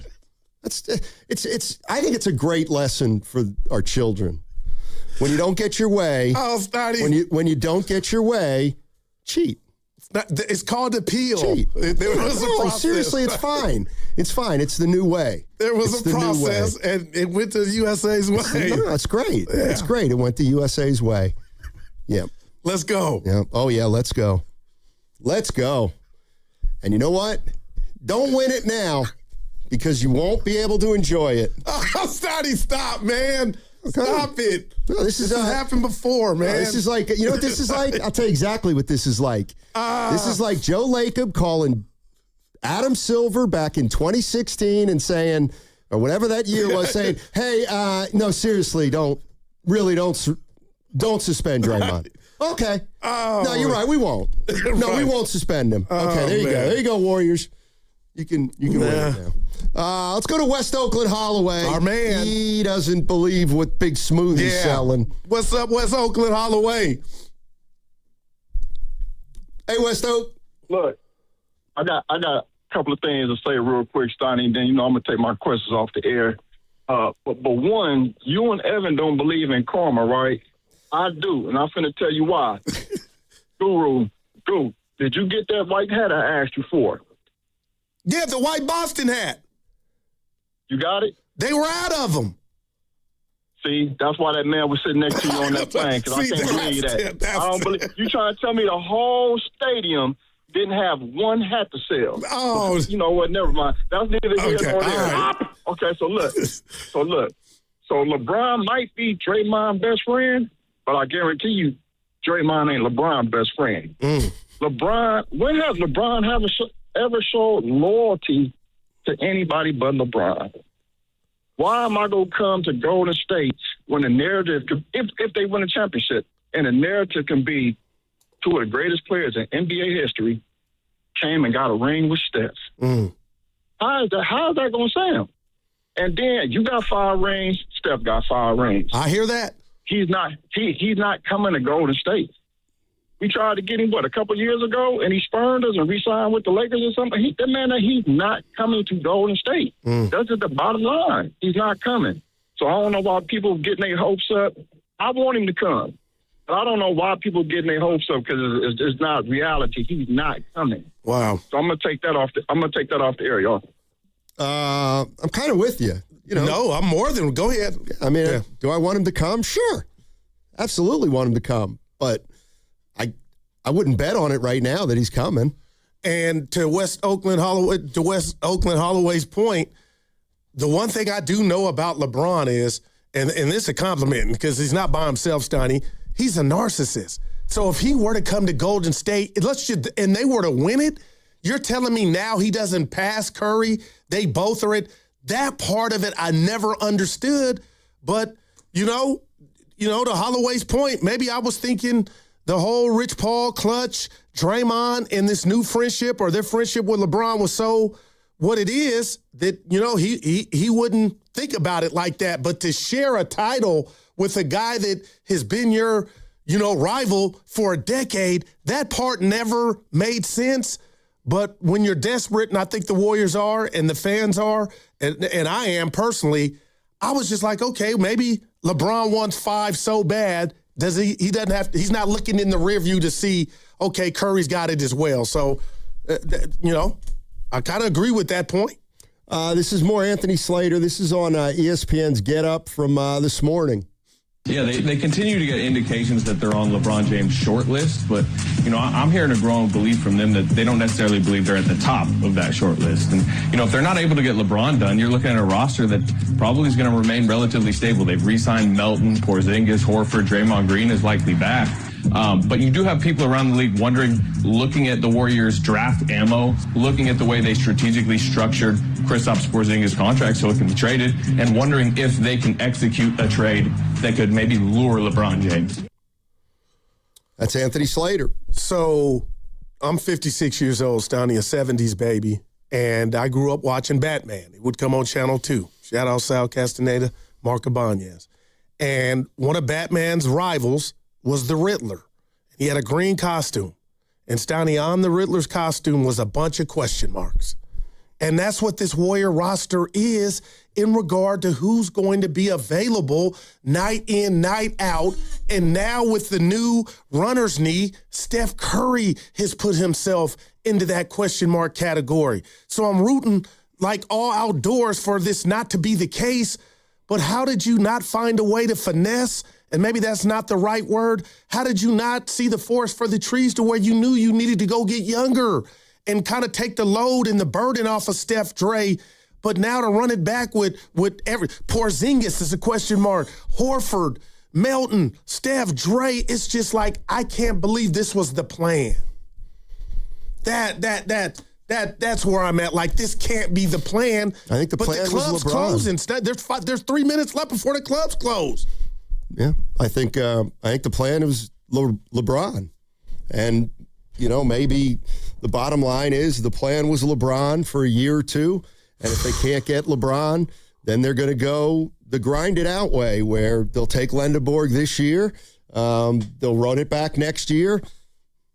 If they don't have a great year next year, they'll have another high draft pick. I know it doesn't sound, certainly doesn't sound sexy, but I'm, wondering what did sound sexy this offseason? Sexton and Simons? Yeah.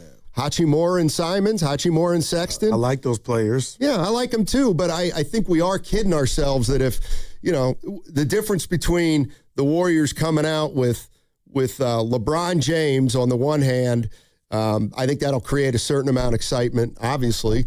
I don't know that Hachimura and those other guys would have. I'm not saying I wouldn't have gone in that direction because I think this team needs players that can play.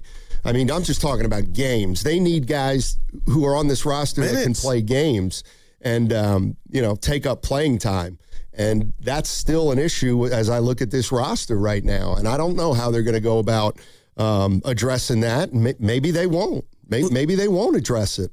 Now, maybe you can better break it down and make me understand, or for people like me out there, but you have beat me over the head, or us, on this show about the books and how clean they'll be after this offseason. But then you give Porzingis 2 for 40. Horford's got multiple. So what am I meant? Why wasn't just one and done? Why were you going into the kitty in the era or the year that you said you wanted the books clean? Well, because you have a little problem with Steph Curry. That's what's going on here. If Steph Curry wants another year, which he said he did, and you're going to give it to him, that means Curry's going to be on this roster for 2 more years. And the year after next, he's going to probably be making $60+ million. So I think the way the Warriors are looking at it is we'll push back we'll push it back another year because Steph's not going anywhere.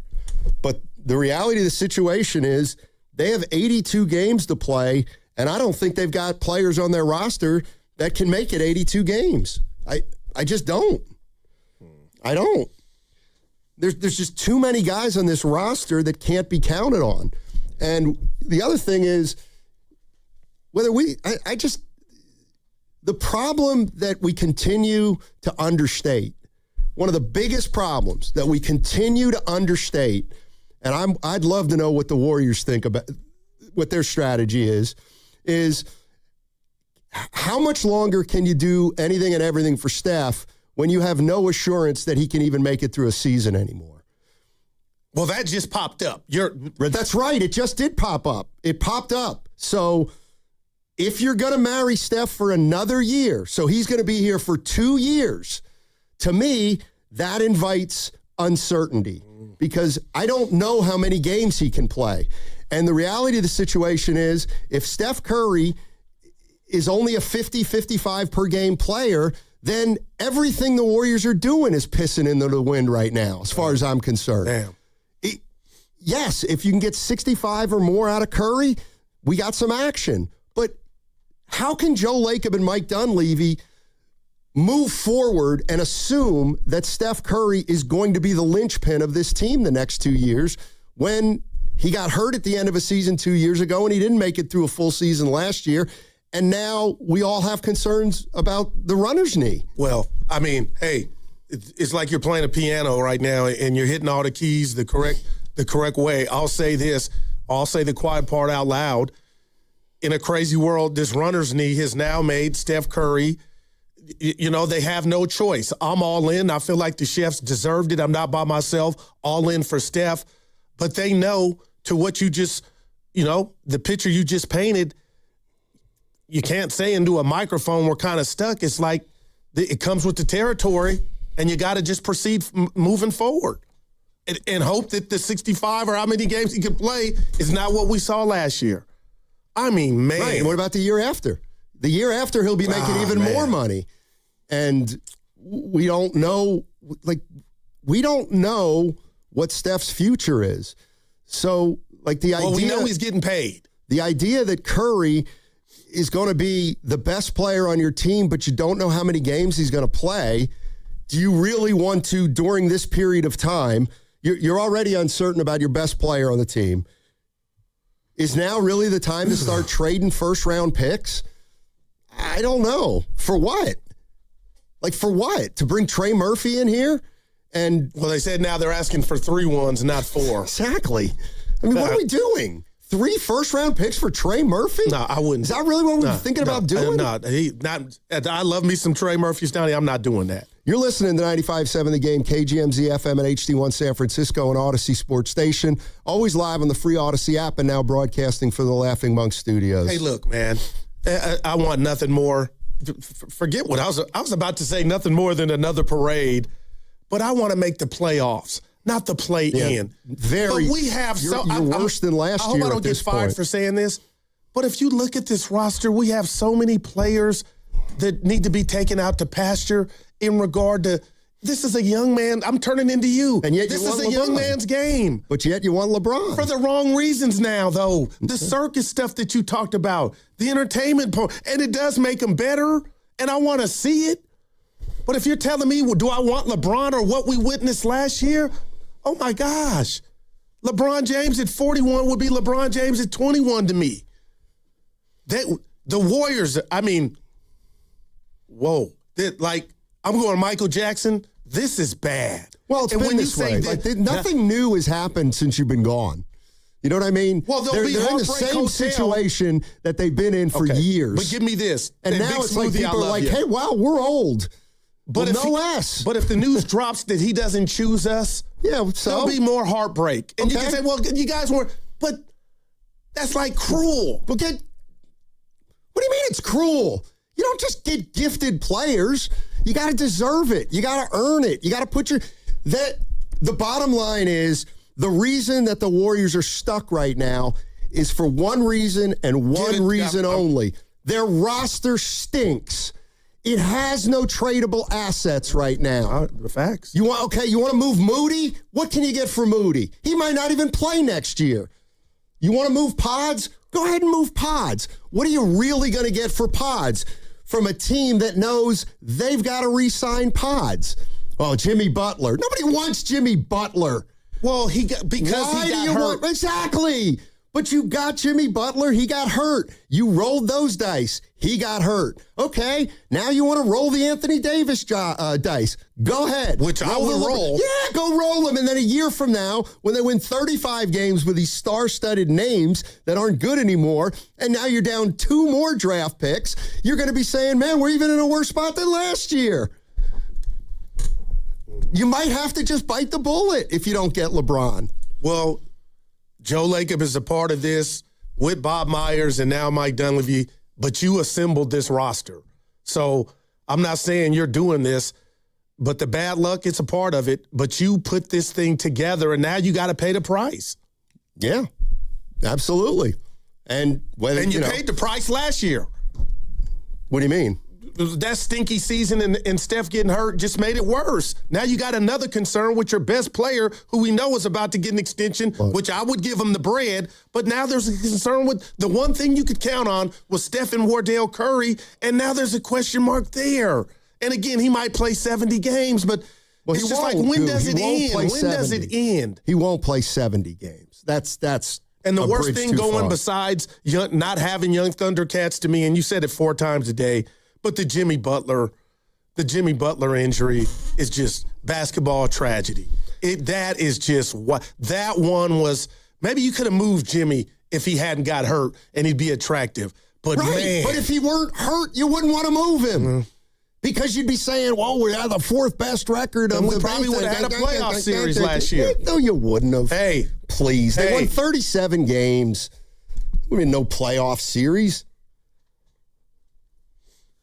And you know what else? Think about this for a minute. Last year, this team was decimated by injury, which you would figure because they had a bunch of old guys. So what are they going to do this offseason? Think about this. What have they done this offseason? They signed one of the most injury-plagued players in the league, Porzingis. 2 years. They re-signed Horford, 40-plus years old. He played 45 games last year. Melton didn't even play at the beginning of last year because he was hurt back-to-backs. I don't even know how many games he finished playing, but it wasn't that many. But you brought him back, and here's the other one. And I hate to lump him in. Oh. But you're going to pay Curry. You're going to pay Curry $60+ million for, people don't understand that when you pay somebody more and more and more money and they play fewer and fewer and fewer games, you cannot overcome that. It's over. You have one guy who's making 62, and we don't know how many games he's playing next year, Steph Curry. You got another guy making 56. He might not play at all. So, you know what? If the Golden State Warriors, you may say, I'm just pandering, but if they don't do anything this summer and they just kind of run it back. Time's running out. I kind of would understand it because this team is not worth gambling on. Like, this is not the time. I don't want this year of all years to give up 2 future firsts for Anthony Davis. Well, forget him for a second. Then why are you courting LeBron James? Because it's LeBron or nothing, period. If they get LeBron, they can come out of the offseason and say, you know what? We used our mid-level exception on LeBron James. They kept our draft. Name me a player. The Warriors will be able to say, name me a player who signed for the mid-level who's better than LeBron James. The answer probably is none. No, I get it. So if you get LeBron James, you can say, we nailed our mid-level. Yeah. Well, something you left off, too. If we do find out that the King is going somewhere else, I feel like 40 seconds after that announcement, you could add Draymond to that list of a couple year. He'll have a multiple-year contract as well. Okay, maybe. Maybe. Wow, man. Let's go to Jonathan in San Francisco. Jay. What's up, Jonathan? How you doing? I'm doing well. I'm majorly out on LeBron. First of all, he's not gonna come here. He doesn't want to play here. And also, if he does come here, it doesn't do anything for him. They're not gonna win a chip. It's null and void. I'm out. Yeah. And I'm thinking, if I'm LeBron, is my relationship with Dre to West Oakland Holloway's point and Big Smoothie. And Big Smoothie, I love the thought and the dream. Is it that great till LeBron can look at this roster and say, at my age, they're running Steph in the ground, and now that's starting to show. Or I could go to Philly, Miami, where they got guys to where I could not coast, but yeah, I'm using that word, where I don't have to carry the brunt of the load how can that not supersede his fondness or his his love for Steph? Like LeBron, you come here, you're going to work an 8-hour shift for real and some OT.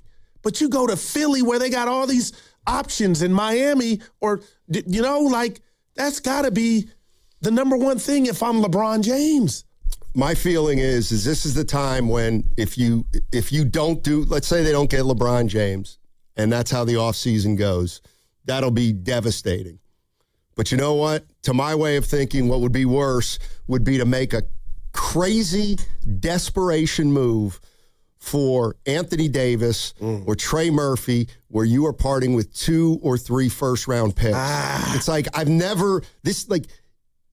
when you have this much uncertainty with your roster, this is not the time to be doubling down and trying to get it in 1 year. Well, if you trade these picks and the Warriors have injuries next year, I don't even know where you'll be. I really don't even know where you'll be at that point. But you're so right. But we could apply that to every team when you say if you have the injuries. No, I'm thinking about the Warriors are going into next season with 2 guys who are going to miss at least half the year. Facts. Okay, so who are they relying on? Well, then they'll be relying on a 38-year-old Steph Curry, a 40-something-year-old Horford, a 38-year-old Green, Porzingis. You really want to give up 2 first-round picks for one guy who may not be able to make a difference in this season if things go haywire? Now, I'm out. Real quick, to that point. If you really want to get the deluxe model and get insurance, and the reason I bring up insurance to maximize getting LeBron James and being a player in the West, Anthony Davis, to me, maximizes LeBron coming to this team. Because, when healthy, the dude can ball. And to me, if you get AD, if you are able to get AD with LeBron, then the impact of LeBron is 10 times as greater to me and this team. Well, then it would be worth the picks. To me. Okay. Not even close to my way of thinking. Not even close. You will have assembled, if you get Davis in here, you will literally have 6 guys on this roster of your top 8 who probably will not be able to play 60 games.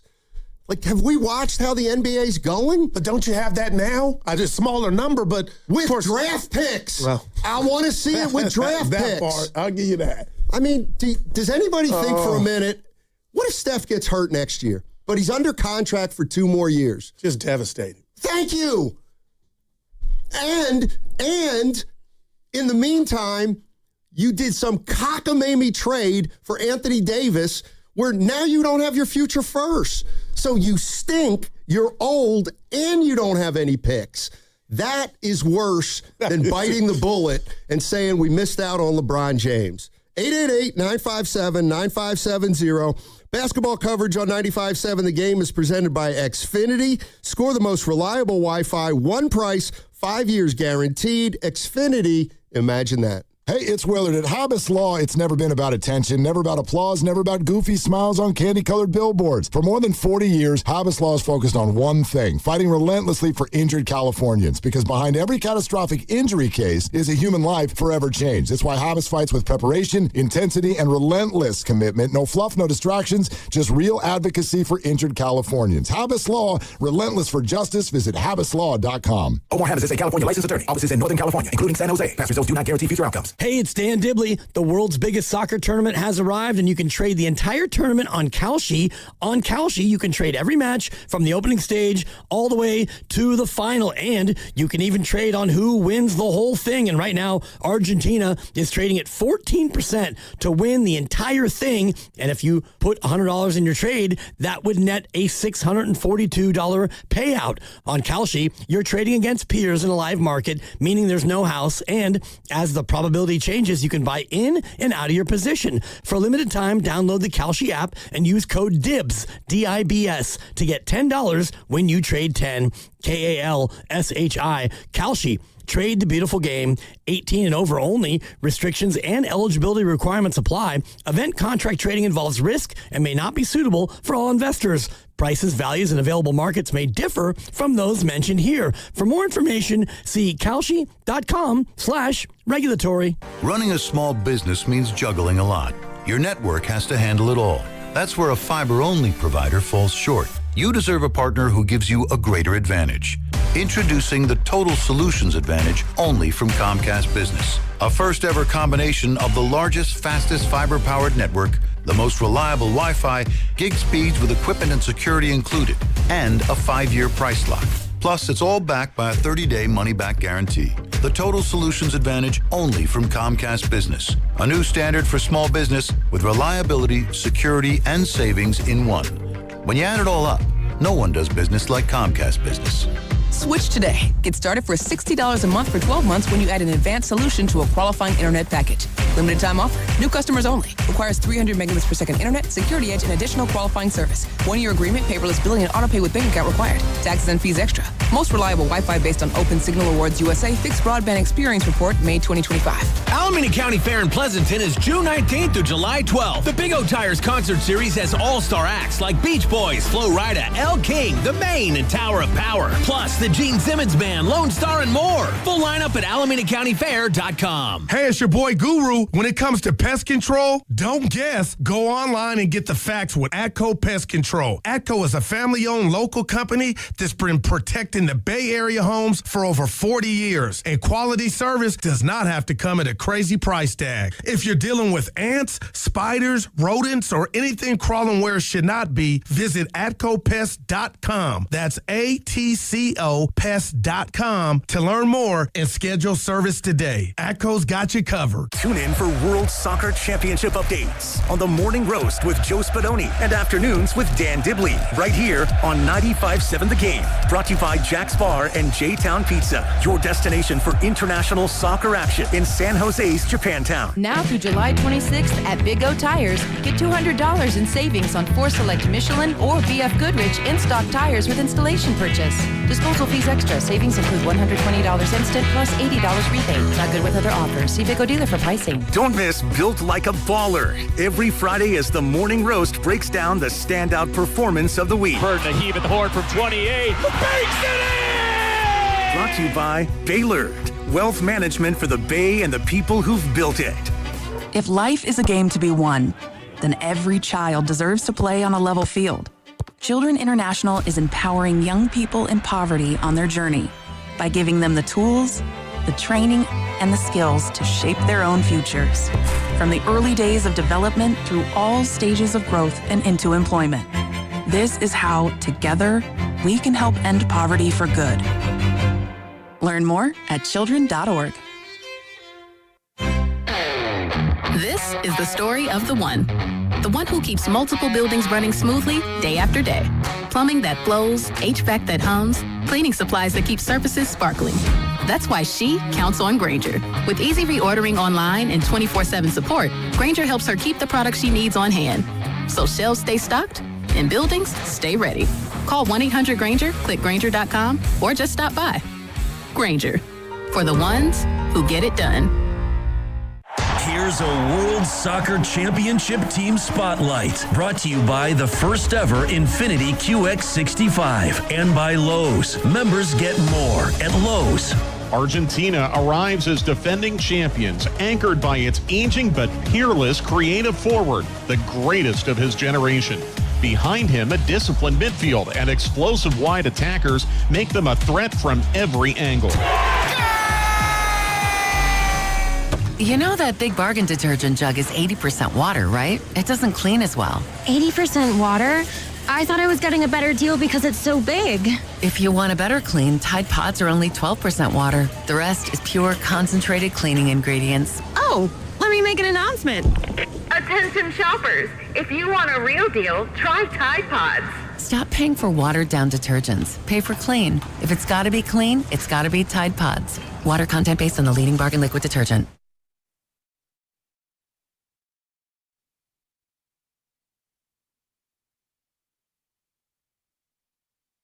Now, back to Steiny and Guru on 95.7 The Game.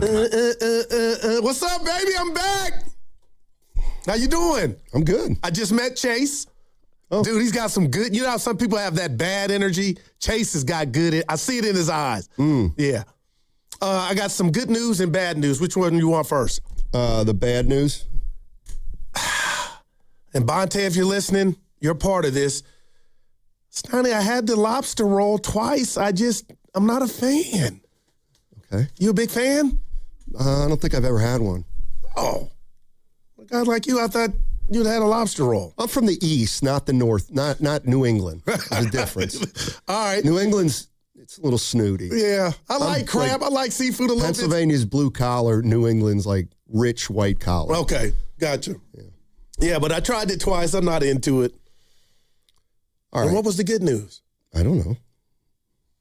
Oh, the airport, they found my luggage. There you go. So I can go pick it up after the show. Nice. Yeah. There you go. All right. Here's what I think's happening. Remember when Joe Lake texted me and said, we're aligned? During the show. Yeah, I think the more I think about it, the more I'm thinking their plan was to draft Lendeborg and to go after LeBron James. Okay. But if they don't get LeBron James, which they may not, I think they said, rather than go get guys who we think might be middling type players that we could use the mid-level on, we bite the bullet. We're not going to do that. If we don't get LeBron, we're going to have to pretty much run it back. And they had to have been okay with that. They had to have been okay with that. But here's the other thing. All right. Here's what you can't do. You cannot go acquire Anthony Davis just to get LeBron in here. I just want to throw this at you. Just how, for the people that say, well, we have action, I just want to look at who's on their roster right now and listen to how many games they played last year. Curry played 43 games. Yikes. Porzingis played 32. Horford played 45. Melton played 49. Moody played 60, but he's missing 40. You want to acquire Anthony Davis? He played 20 games last year. You want to go get LeBron James? Everybody said he was pretty healthy last year. He played 60 games last year.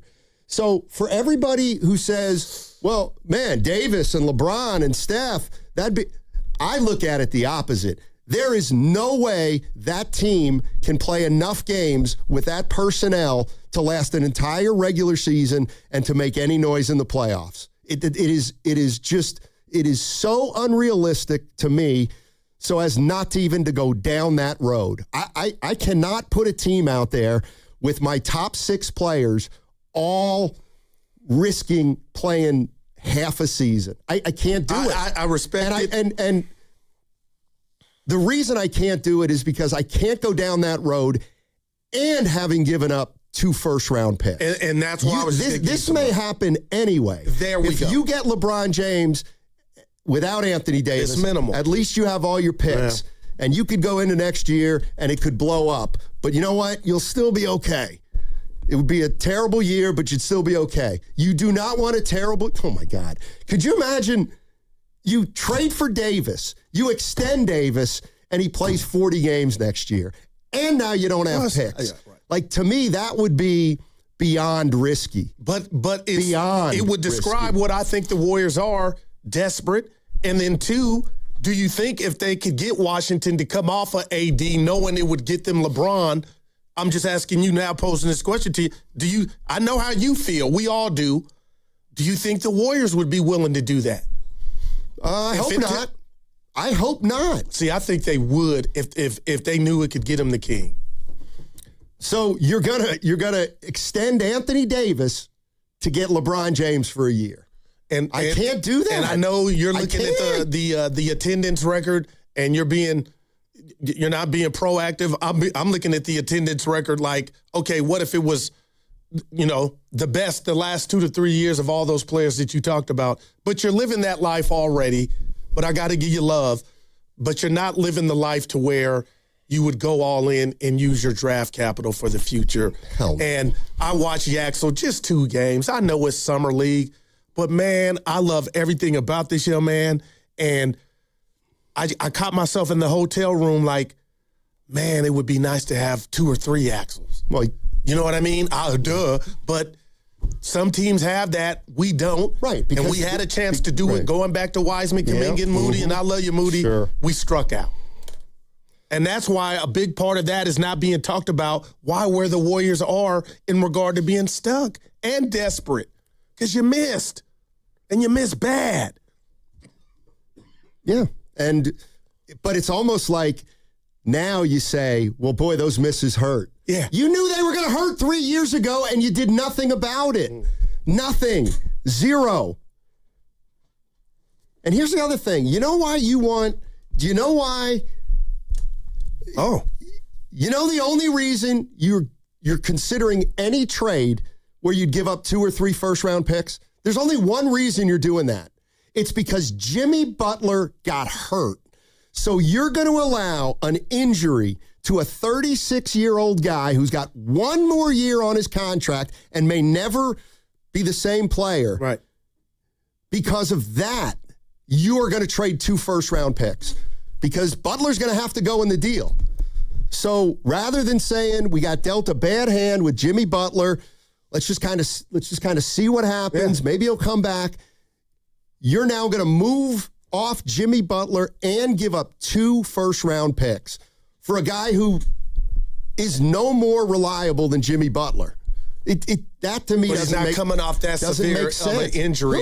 Anthony Davis. Played 20. Yeah. Butler played more games than him last year. But I told you, and again, I have no proof. This was just my feeling. I thought a lot of that, again, AD is glass. I get it. But a lot of last year was like, you could play, but you're not. There was just a big fiasco around Anthony Davis. But I get it. So I'm not going to even try to sell you on him being durable. But I just feel like I know how you feel. You know how I feel. We're taking calls, texts, everything. But what are the Warriors thinking? And when that report came out that LeBron wanted the Warriors to get AD, and before I left, you were talking about they probably already talked, and LeBron drew up a play to where, okay, you want me? These are the stipulations. And if you can get Davis, that would be one of them. I think the Warriors pulled a trigger. But I don't think Davis is leaving Washington. And I think LeBron now is going to Cleveland. Okay. Hope so. And for the sake of the Warriors' future, I don't think it's wise to go after Davis and LeBron. If you can get LeBron and not give anything up, that's one thing. But I mean, man, you would give up 2 future firsts for Anthony Davis. That ship is sailed. To come with LeBron. And I feel like the all-in for Steph, what is the re-up 2 years? Like, that would all be on pace to where this thing hits and it's over and the engine is blown, all its gaskets and everything. Then you could say, okay, we need to look in the mirror. We have no choice but to go young. But trying to please 2 masters with breaking Steph off this new bread, which I would do and he's earned, this kind of goes with that, man. Do you think they're ever going to be able to sign one of these guys that they think they can sign? Because they haven't been able to.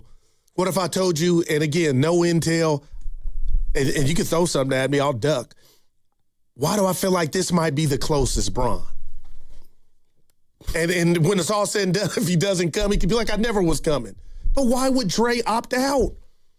For the chance. Exactly. I said that to Big Smoothie. And you know what, Big Smoothie? Like the idea that LeBron said, "Oh, I promise, I promise." I'm with you. Like that's not who he is. I'm with you. And go ahead. Let's go to Bill in Oakland. Hey, Bill, what's going on? Good morning, gentlemen. Thank you for taking my call. Sure. I'll be super quick. Take your time. Number one, we don't need Bron. He's a rival. He's 43.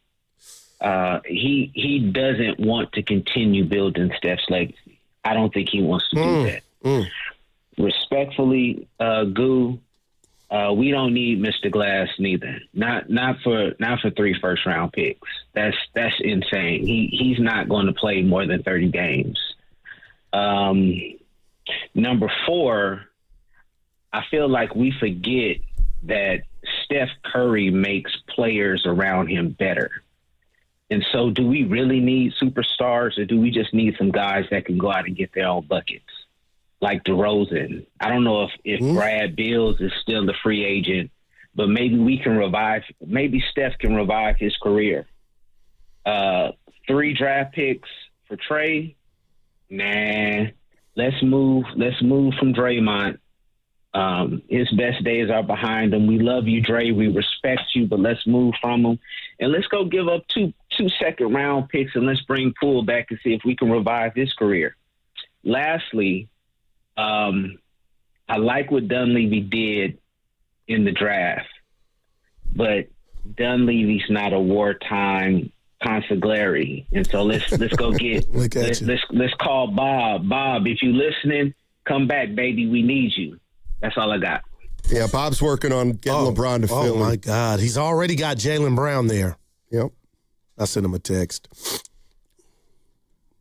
He said thanks. Great.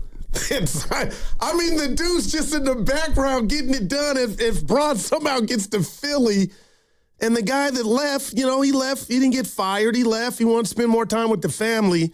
And then we're here trying to put this puzzle together. Or who's the guy that fell off the wall? Humpty Dumpty.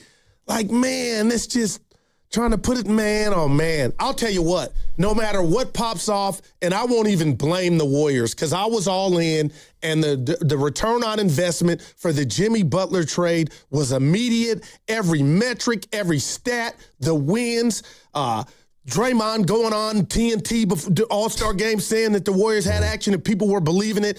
Well, some people. For him to get hurt the way he got, that is, Steiny, that's the rat on the table. Right now, if nothing else pops off, that was the dark cloud of them all. It was a hurricane. No. What do you mean, no? They've made countless blunders in the past 5 years. They didn't draft well. They got rid of Poole and got nothing in return. But that was a bad choice. You're right. So you don't get to fix 5 bad moves with 1 good offseason. Well, I guess this was the worst one. What? The Jimmy getting hurt the fashion that he did. But I guess you could have never counted. You should have never thought. Like, who would have thought that? It's almost like, you know what? It would almost be like, let's say we go into next year and Curry gets hurt. Can you believe it? Can you believe he might get hurt next year? Because I think he might. I think Steph might get hurt next year. Like, I am so sick of this. Well, if every team gets hurt, they're all in trouble. Yeah, but every team doesn't have 6 37-year-old players in a league that runs up and down the court more than it's ever run up and down the court. I hear you, man. And, Evan can find the tape. I'm not tasking him to do that, but there was a show where I sat there and told the masses, and you were right there, that I believe there's a world where Melton, Porzingis, and Horford have played their last basketball in Golden State. I'm not hating. And all 3 of them are back. And it continues. I don't know. Like, wow. Let's go to David in Walnut Creek. Hey, David, how you doing? Hey, guys. Thanks for taking the call. Long-time listener. Love listening to you guys.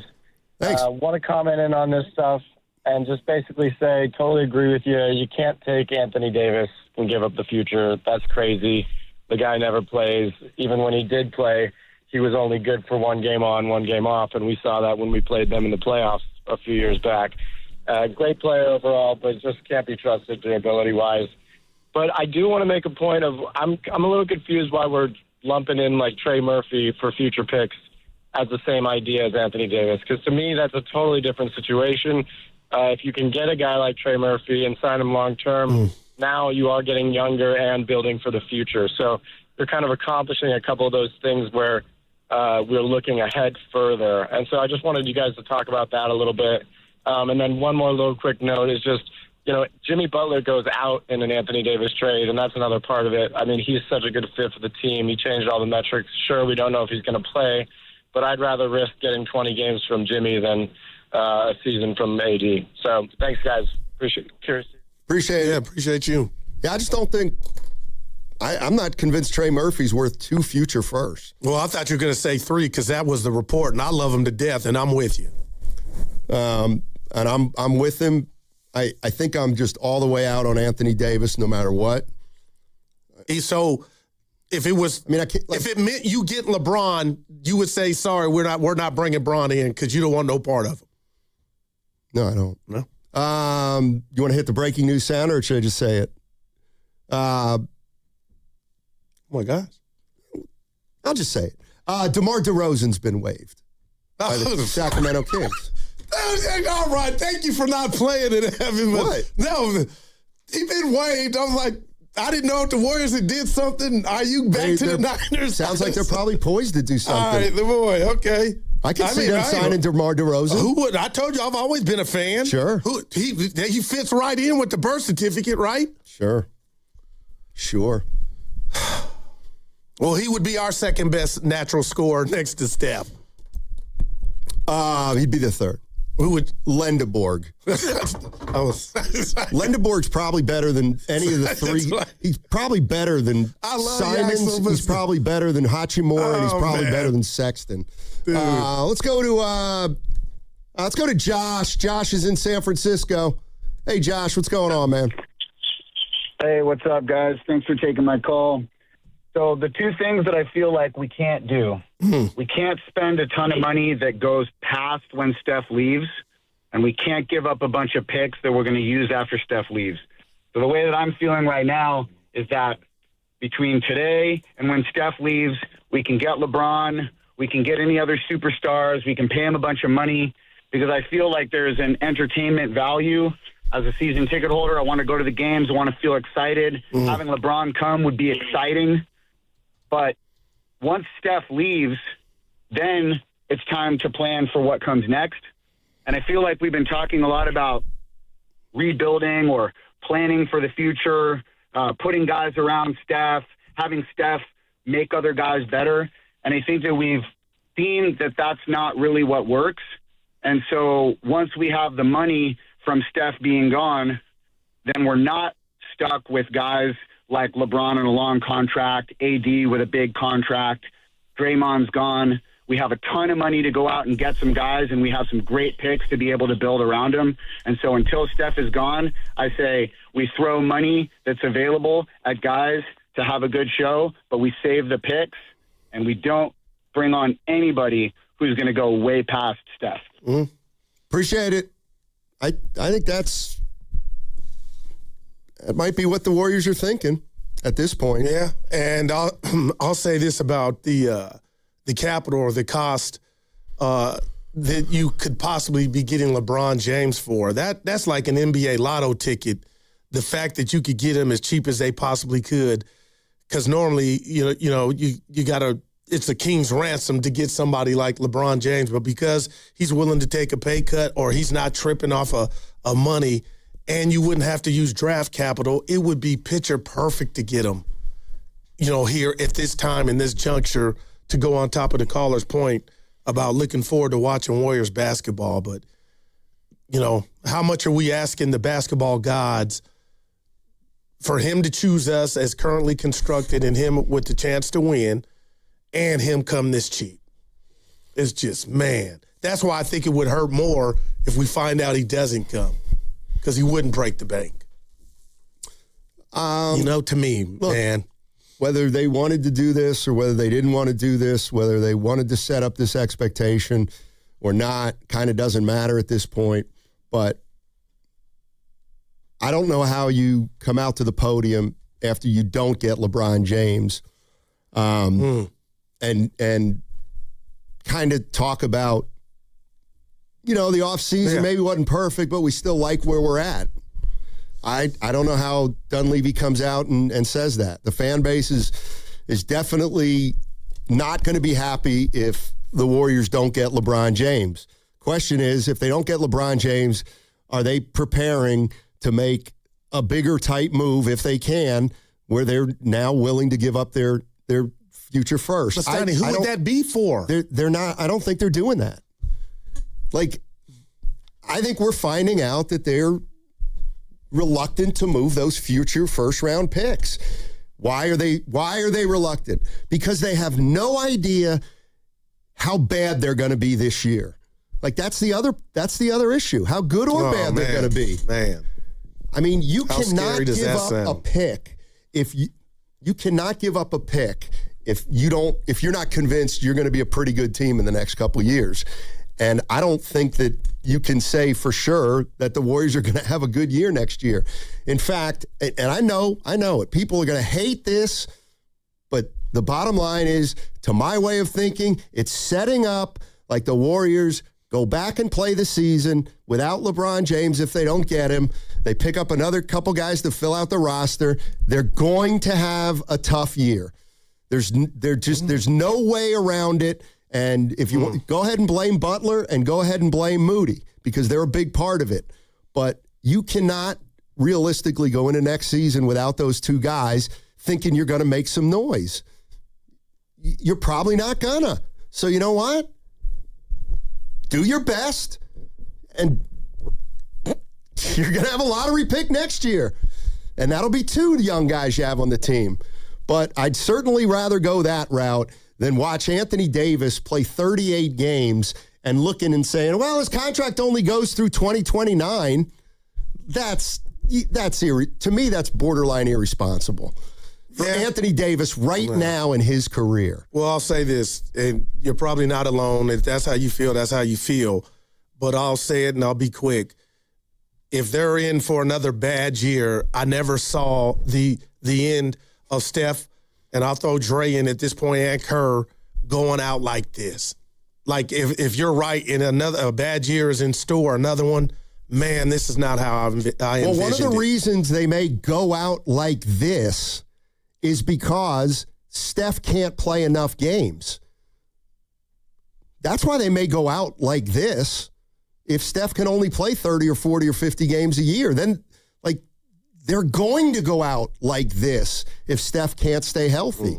So how much do you want to mortgage of the time after Steph's gone to maximize when he's here, but you don't know how much he's going to play? Man. That to me is a very difficult situation to be in. Now, maybe you go into next year saying, look, Steph is Steph. We got to count on him playing 60 games. All right? How good are we if Steph plays 60 games? Knowing that Butler's not playing 40 to start the season. 888-957-9570 is the number. How are we feeling about LeBron? Are people starting to feel like he ain't coming? Or do people feel like Big Smoothie, like he's coming? He's just waiting for the right moment. 888-957-9570 is the number. Hey, lock in today at 4:30. The Golden State Valkyries, they head to Washington, D.C. to take on the Washington Mystics. You can listen on the Odyssey app. All you have to do is search Valkyries to listen to today's game and every game of the 2026 season. That segment also brought to you by Safeway. Head to Safeway this week for Signature Select 80% lean ground beef mega pack 6 pounds or more for $4.99 per pound. Clip coupons from the weekly mailer or download them from the Safeway app. Visit Safeway.com for more details. See you in the aisles. Meet Sophia, a huge soccer fan. With her Real Unlimited from Total Wireless, she's streaming 3 games, video calling her cousin in Mexico, and running the quiniela all on my new Samsung Galaxy. She's practically running the whole tournament from her phone. Good thing I have Total Wireless. Switch to Total Wireless Total Max 5G or All Access plans to get on a network that won't put you second. Plus, a Samsung Galaxy on us. Total Wireless, your own Real Unlimited. Offer ends 7/8/2026 or while supplies last. Device taxes and fees may apply. If you're still using a sportsbook to bet on the soccer tournament, you're getting robbed. Delete that app and join the millions using Polymarket. Polymarket is a prediction market, not a sportsbook. Trade against other fans, not the house. Polymarket, your go-to prediction market for soccer's biggest stage. Available in all 50 states. Download the Polymarket app. Use promo code BLAZE to unlock $50 free for your first trade. That's promo code BLAZE. Trading not available in all jurisdictions. Check local regulations before trading. Restrictions and eligibility apply. Doors and loading dock equipment are a crucial part of your business, and one you probably don't think much about until they break. A broken door or dock leveler can be a real security threat, along with disturbing the flow of goods in your business. Luckily, RNS is here for all your commercial door, dock, and gate needs. From overhead doors and security shutters to fire-rated and personnel doors, RNS can provide your business with safety and security. Call 800-FIX-A-DOOR to schedule a free estimate or visit rsdoors.com. RNS Doors. Look for the red truck. Neuropathy is a debilitating condition that is sometimes misdiagnosed. Symptoms can include pain, numbness, and tingling in your hands, legs, and feet. Neuropathy is a progressive condition that only worsens unless you get effective treatment. SF Bay Wellness is a leader in neuropathy reversal and uses FDA-cleared, non-invasive electric cell therapy to restore nerve function with no injections, no drugs, and no surgery. The treatments have a 95% success rate. If distance is a factor, ask about our virtual consultation option. Call SF Bay Wellness at 844-94-NERVE for the $99 neuropathy evaluation and receive a personal treatment plan that is tailored to your needs. Don't wait another day. Call 844-94-NERVE. That's 844-94-NERVE. Why keep suffering with the painful symptoms of neuropathy? You deserve to live a pain-free life. Start getting the treatment you need for your neuropathy symptoms. Call today. There couldn't be a better way to end Ford's American Value for American Values employee pricing event than the 4th of July Sell-a-thon happening this weekend at Ceremony Ford. Employee pricing for all ends July 6th, so time is running out to pay what Ford employees pay on most 2025 and 2026 Ford vehicles in stock. Plus, get $1,000 in trade assistance on models including Ford F-150 and Mustang Mach-E. You know Ceremony Ford's my Ford store. Make it yours too and tell them Bonte sent you. Whether you fill up your tank or plug in an EV to charge, it's time to earn more on the road. The Rewards Credit Card from Stanford Federal Credit Union offers up to 6% on gas and EV charging through September 7th, 2026. With low rates and no annual fee, get 25,000 bonus points worth $250 cash back when you open and use your new credit card. Apply online at sfcu.org. All credit cards are subject to credit approval and membership eligibility. Terms apply. sfcu.org. What makes Crystal Geyser Alpine Spring Water different? We always bottle our Alpine Spring Water less than 1.5 miles from the spring source, and all our bottles are made with 50% recycled plastic from our own recycling plants. Crystal Geyser, bottled at the spring source. This is the story of the one who keeps multiple buildings running smoothly day after day. Plumbing that flows, HVAC that hums, cleaning supplies that keep surfaces sparkling. That's why she counts on Grainger. With easy reordering online and 24/7 support, Grainger helps her keep the products she needs on hand. So shelves stay stocked and buildings stay ready. Call 1-800-GRAINGER, click Grainger.com, or just stop by. Grainger, for the ones who get it done. My name is Whitney Allen, and I'm a widow. My husband, Ryan, died. We never thought we'd ever have to use life insurance, but the unexpected happened. With Ethos, signing up was fast and 100% online. You can get a quote in seconds, apply in minutes, and get same-day coverage. No medical exams, and you can get up to $3 million worth of coverage. I am grateful we were prepared. Get your free quote at ethos.com/radio. That's ethos.com/radio. Paid spokesperson. Time spent on application may vary. Online health questions required. Ford. In Oakland today, clouds then sun with a high of 67. Weather brought to you by Duke's Mayo. Welcome to Duke's Mayo Country, where the mayo is so smooth and creamy, it makes every bite better. Duke's Mayo. Look for the yellow lid.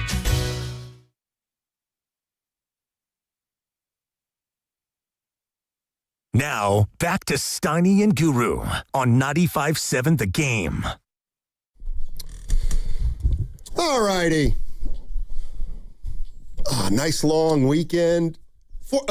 You're in Oakland. Fireworks. Oh. Did it sound like a war zone? Yes. I'm asking. My poor dog. Well, you had her inside. Doesn't matter.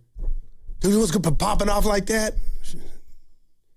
My dog was very, very agitated all night long. Oh. Panting, shaking. Well, did it stop early or did it go all? Yeah, no, it stopped about 4 a.m. I guess that's early. Shout out to the town. Boy, my man said 4 a.m. So Ask your question. That's, man. What is the infatuation with fireworks? Well, it's like, okay. Here, you ready? How about the illegal ones? Okay. Oh, that's cool. Oh, that's really cool. But that's it. Go to a sanctioned firework event. But the streets now have what the Coliseum has after A's games back in the day. Like, where are you getting them from? But, man, they are causing some rattling, man. Boy. Yeah.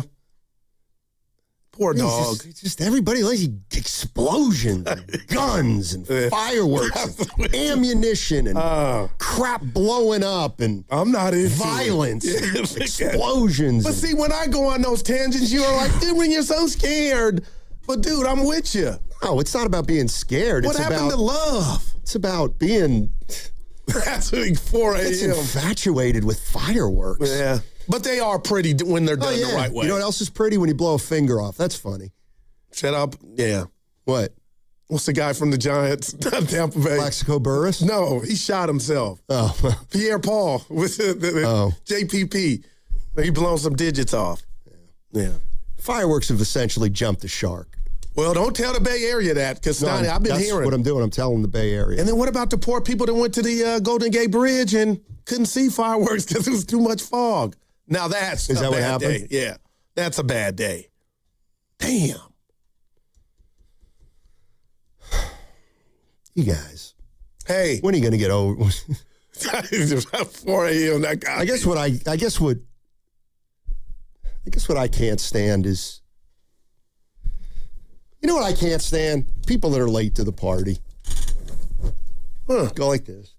I can't stand when people are late to the party. Like, the Warriors didn't just so get you had old. to incorporate me. They didn't just get old. It's not like we couldn't see this coming. Well, we're here now. How about that? Yeah. Hey, how did last week go? That was dynamite. Well, Damon Chang is telling me it was a good change of pace. Were you got along, no arguments. Yeah, high level basketball conversation. What do I do? That bothers you? That phrase when Bonte says that. Who does he use that? Yeah, he texted you. He said, "Hey, Goo, there's some high level basketball." No, there's just something about. There should be a study done when we retire or we get fired about what my personality does to you. And I've told you this, and I mean it. And Evan was with you a couple days last week, but there is something. No doubt. You don't like when I'm happy. And that's why when I was at Martha Vineyards, I turned the radio on. It's Martha's Vineyard. It's singular. It's one vineyard. But when I'm happy, you hate it. And you said in the mic, I don't something hate when you're about happy. me being in the vineyard bothered you. Like that cut me, man. But then you text me later on the side. Yeah, I wanted you to call in, but you called into Willard's show. Look, wow. Don't look me. I told the boss I didn't think you were going to like it. And he talked me into... Jaylen Brown got traded. Guru's within a 100-mile radius of Boston. Let's get Guru. Like, what? Oh, I told the man my partner wouldn't I'm at a bar, appreciate and there's a guy who's really happy about the trade, so I would say Boston is excited. The boss set me One up. guy was excited. Oh, man. I said Steiny ain't going to like it. Not that you run me, but I did take into your feelings And lo and behold, I was right. Anyway. Evan, do you know where the phrase "jump the shark" comes from? Happy Days, right? There you go. That's Correct. Impressive. The Fonz? Look at my man. Yep. Who jumped the shark? Fonzie and Happy Days. No, I thought you were going to say like something right now. Like He the was so Warriors cool. have jumped the shark. Oh, no. Mole just wanted to know if you knew what "jump the shark" means.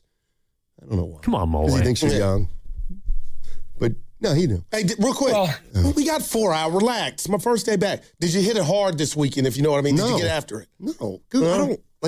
You didn't go to Oakland? I don't do much. I don't do a lot on the weekends. Like, I'm not, Take him in. The weekends are the weekends are like New Year's Eve. It's amateur hour. Listen, before you take the calls, I got 100 problems. You probably got 50. But I am worried about Brandon Ayuk, man. Stoney, what's up I'm with not. it? Dude, I don't care a lick. You do, though. I don't care one iota. Does he I hope really he know never the plays Commanders again. want him? Or this is all a figment of his imagination? I'm worried about him upstairs. I'm not. Because clearly he doesn't want to get help. What help does he need? A lot. He needs a lot of help. What are you doing to your life and self? Anyway. All right, let's go to, I saw it to be good. Murillo in Petaluma is going to compare the Warriors to Brazil. Hello, gentlemen. Yes, sir. Hey, Murillo, how you doing? Hey, my guy. Hey, thankfully in Sonoma County, we respect the neighbors a little bit. We don't do that much fireworks. There you go. Hey, guys, before I go to my comparison, hell to the no on LeBron for 1,000 of reasons. And I'm going to tie this to my take. Here's the thing. When I look at yesterday, you guys saw Brazil lose to Norway, right? Yeah. To many people, a shocker. Not to me. Not me either. Just like the Warriors getting knocked out in the play-in tournament. Not a shocker at all, because I see two organizations living on past glories. You know, Evan, you know this term, the trap of the old you, when you're trying to resurrect former versions of yourself, you know? And it often leads to frustration because you're trying, and I often see Steve Kerr saying that, hey, you know what, this guy can maybe do what Iguodala did for us. Oh, this guy can maybe be a version of X. Come on, guys. I am tired of seeing the Warriors proving to us that they have no plan. Just like Brazil, they have no plan. It's all random. It's all on the and if they bring LeBron, it will just be a testament to what I'm saying. They have no plans. They have no idea of what it is to clean the state and go young again and do this again because they're light years behind. Okay? I'm watching the World Cup. I'm seeing young teams flying up down the field, rosters completed with a good mix of veteranship and youth. And Brazil, old guys living on the past. Oh, Brazil is the standard. They have 5 stars. Pele won 3. You know, the guys who won those stars, they're not playing anymore. They're retired. So much like the Warriors, the guys who won, they're not wearing those jerseys anymore. And the guys who are, they can barely stand on the floor for half of the season. So come on, guys. LeBron, get the hell out of here. Go to the East Coast, to the Northeast, to wherever. But let us clean the state and let Joe Lacob and this brass show us that they can do something useful. I love you guys. Have a good day. Thanks, Murillo. My man, Appreciate Murillo. the call. So he's out on Braun. Let me tell you who the Warriors should go get. Holland. Yeah. Yeah, I got to stop laughing. The guy from Norway. Yeah. Best player in the world. That guy's he's on my Mount Rushmore. Did you see his 2 goals? I did. Did you see his 2 goals? He is a man among boys. He's got to be about 6'5". That guy's about 6'5". I'll tell you what, like I'd sign him for $10 million instead of Post. Look at you. I wouldn't match Post, and I'd sign Holland. He's got to be about 6'7". He's more athletic than any Warrior. Did you see the header? Yeah. Did you see his timing? Goo. I got you. And then his second goal? Football. Yeah. Wow. I'm nervous about tonight. Yeah, I'm not. Well, you don't like it now that the suspension got overturned. I would not bet on the United States tonight. No, seriously, why? Because of karma. I'm telling you, I don't like it. Oh, man. It always you kind of told happens. Wes Oakland Holloway you didn't believe in it. It always, but this is kind of, we're going to get what we deserve, I think, tonight. Yeah. Everybody, we got our guy, so we're going to be okay. Yeah, it doesn't always work that way. It's not the first time this has happened in World Cup history is what I want to. Yeah, it has. There are examples. No, not like this. What's not like once this the tournament mean? has started, they haven't done it. They've cleared some books before the World Cup has started. Check that Q rating now for our guy. Does the winner of this game play Norway? Belgium, U.S. plays Norway? I'm looking at Evan. Or is it... or Chase. Yeah, we don't want any part of Norway. Whoo! Holland. It's the winner of the one that's about to kick off, Portugal and Spain. Ooh, we got trouble in the next round if we can get by. Dude, soccer is just, it's always, I played Union City Rockets. You didn't. I don't believe, I can't have you talking like you know soccer. Okay? I don't know soccer, but at least I can tell Holland is really good. If Bonte were sitting here or Evan, would you say Bonte knows soccer. Dude, but he Bonte's a big soccer fan. I played it. But you don't study the game. You don't study any game. Snotty, I play. You're just looking for ha-ha. I watch the games back. Dude, okay. You do. You're just going to call me a liar. Yeah, no, you watch them back. You're just going to call me a liar. Okay, describe to me Holland's 2 goals yesterday. No, this is when the race dynamic comes into play. Race? Yeah, when you because Holland's white? No, when you give me assignments in your little stern tone that you know what I mean. Who's the guy who's playing for the United States? I'm uncomfortable. Who's the guy? I'm uncomfortable. Who did they reinstate for tonight's game? I'm uncomfortable. What's his name? I'm uncomfortable. I just know I was at the vineyard. That's not what they call it. I'm going to keep saying that to you. Trevor's in Rohnert Park. Oh, man. Hey, Trevor. Hey, what's up, guys? Hey. Just one thing real quick about that. I don't know much about soccer either, but I've been trying to get into it, watch this whole thing, and so I'm not going to pretend I know, but I watched last night's game. It was pretty exciting, the England game, and I do know, just based off friends from Europe that live near me that are really into this, Belgium is not that great of a team, so I wouldn't expect the United States to lose that game or have them get blown out. There you go. Just to say that.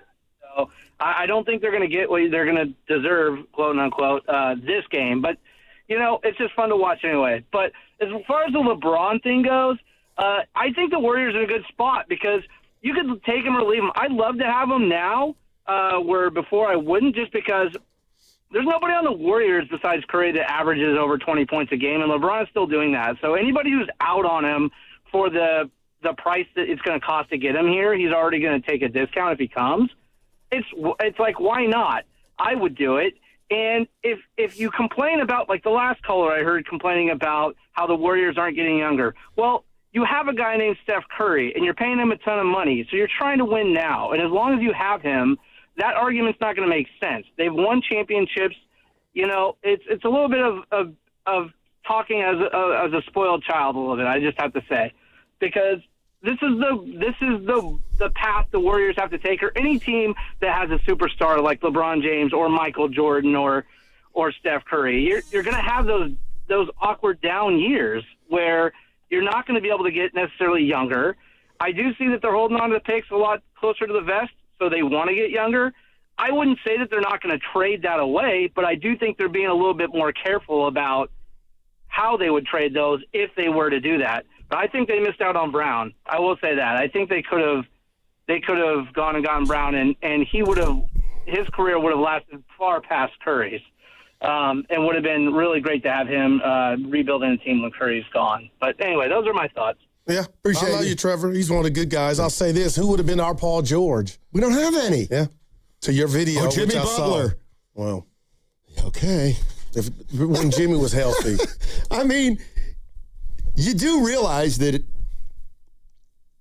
if you like, Jimmy Butler's going to try to pull the same thing that he pulled with the Warriors.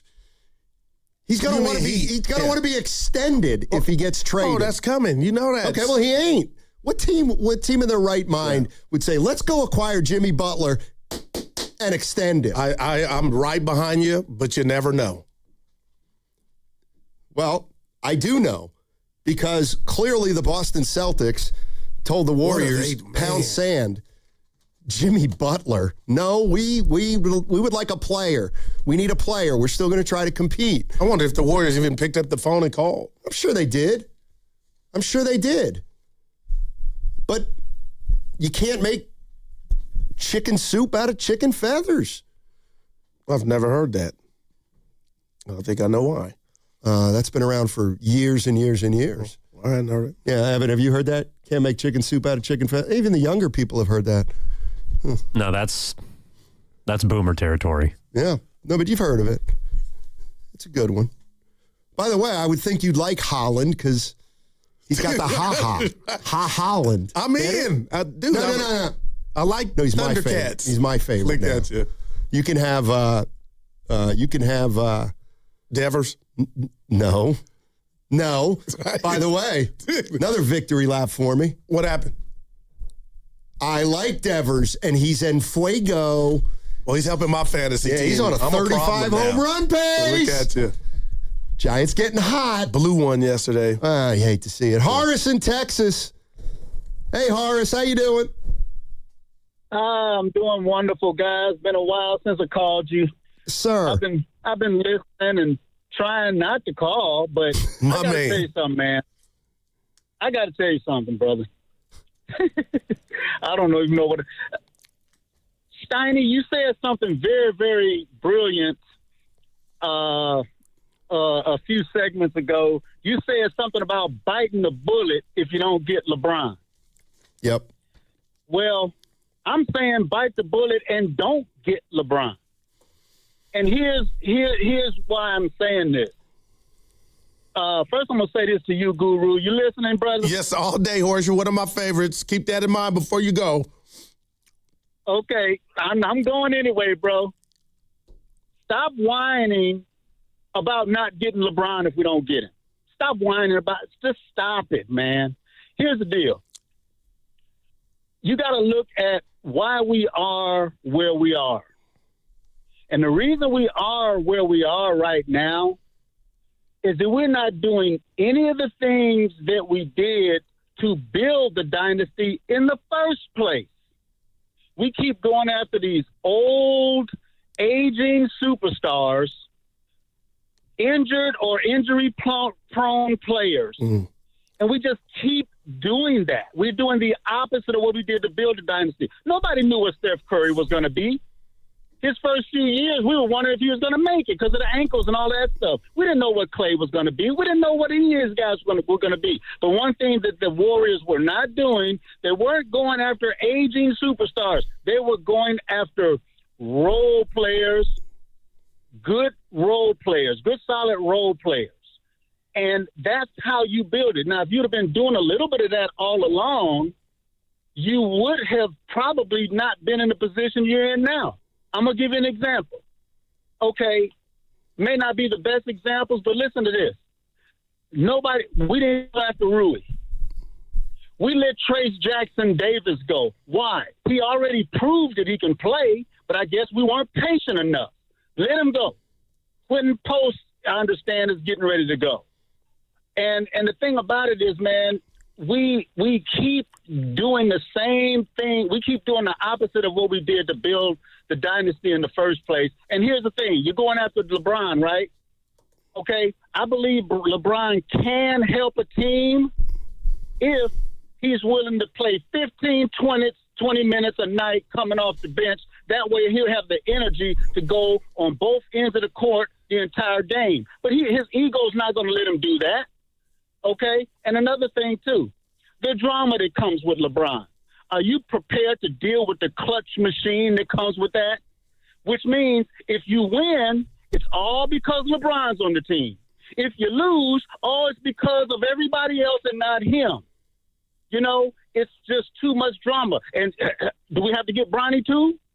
It's just too much. It's just not hey, why don't we just bite the bullet and start doing what it takes to build the dynasty like we did in the beginning. It took from 2009 to 2015 to build a championship team. We might have to start doing that.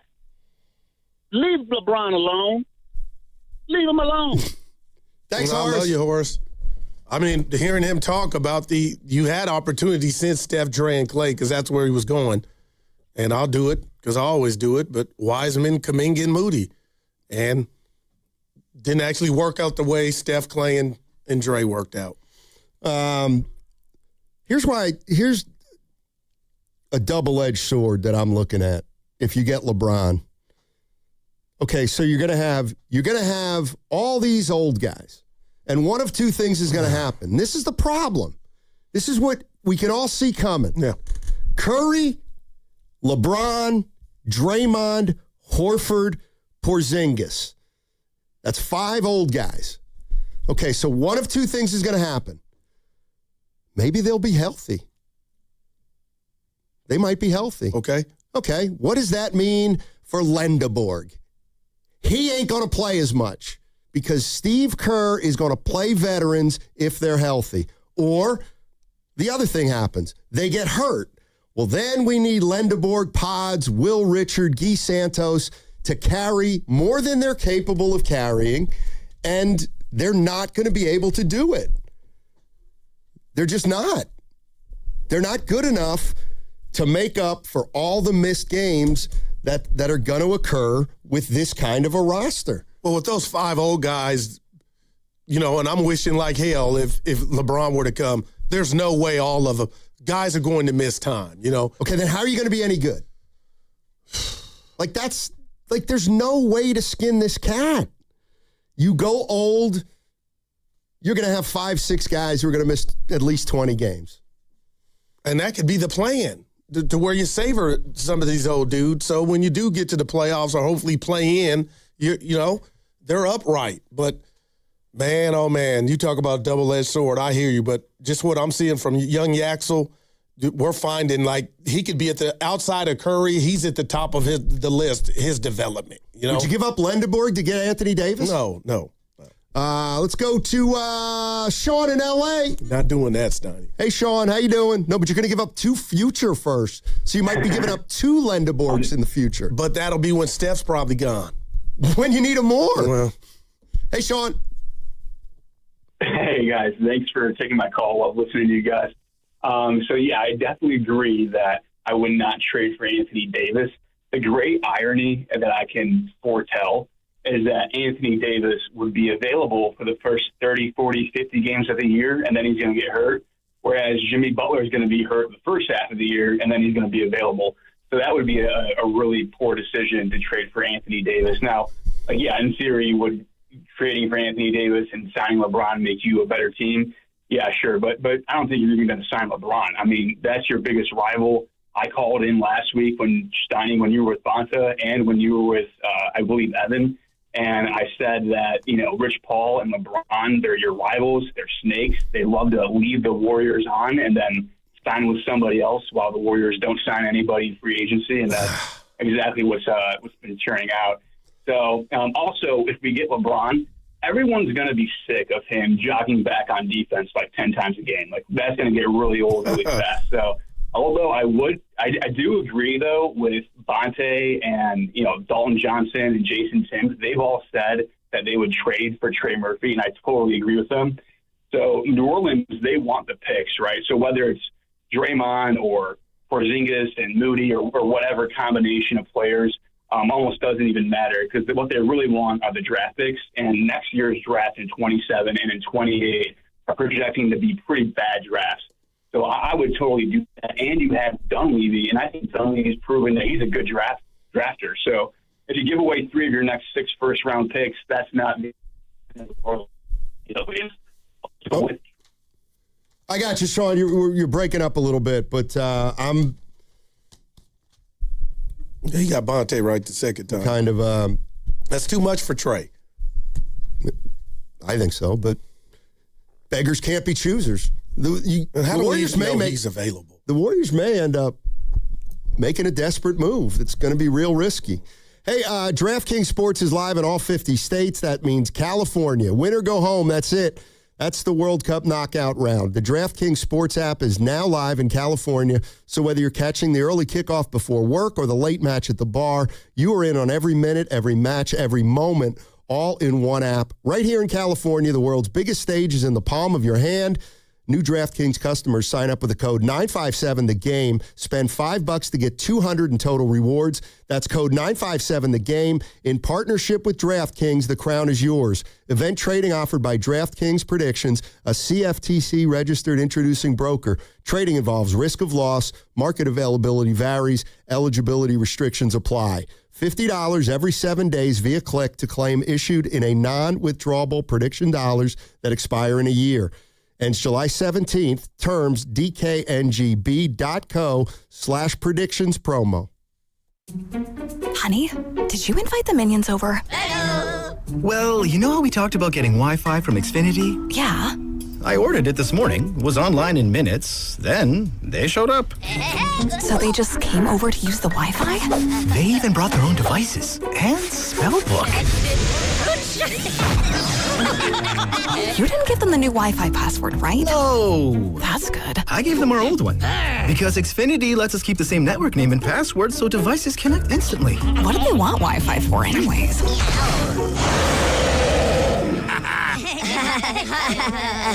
Better not to know. Plausible deniability. Get streaming or scheming instantly with same-day Wi-Fi from Xfinity. Plus, lock in one price for the most reliable fiber-powered Wi-Fi for 5 years. Guaranteed.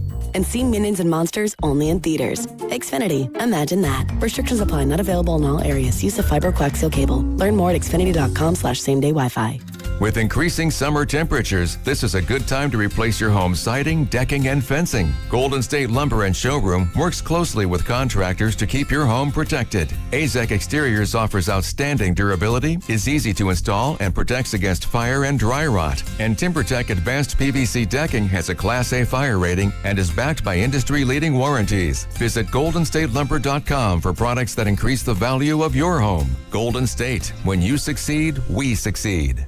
Hey, Bay Area sports fans, get ready for game day with Laughing Monk Brewing. Whether you're watching with friends or heading out after the final whistle, Laughing Monk has the perfect beer for the moment. With locations in Sunnyvale, Scotts Valley, and Bayview in San Francisco, there's always a Monk nearby. And now, check out their newest San Francisco location in Nopa. From crisp lagers to bold IPAs, every beer is righteously brewed in San Francisco. Grab a pint, grab your crew, and make game day better at Laughing Monk Brewing. Righteously brewed in San Francisco.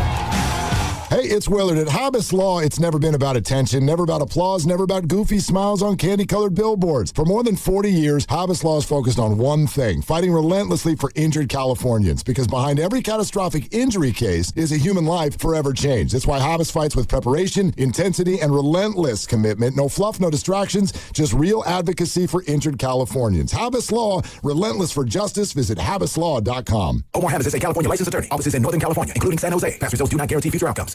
A lot of Bay Area banking customers are faced with a choice. Which financial institution best fits what they're looking for? It might make sense to consider a bank's history. Take Fremont Bank. For 60 years, we've provided stability and consistency with an emphasis on relationships. We've grown one customer at a time, not through mergers or acquisitions, because that's how you can do business when you're independently owned and community focused. Fremont Bank. Here for you, here for good. My name is Whitney Allen, and I'm a widow. My husband, Ryan, died. We never thought we'd ever have to use life insurance, but the unexpected happened. With Ethos, signing up was fast and 100% online. You can get a quote in seconds, apply in minutes, and get same-day coverage. No medical exams, and you can get up to $3 million worth of coverage. I'm grateful we were prepared. Get your free quote at ethos.com/radio. That's ethos.com/radio. Paid spokesperson. Time spent on application may vary. Online health questions required. In the zone, AutoZone. Annie's first oil change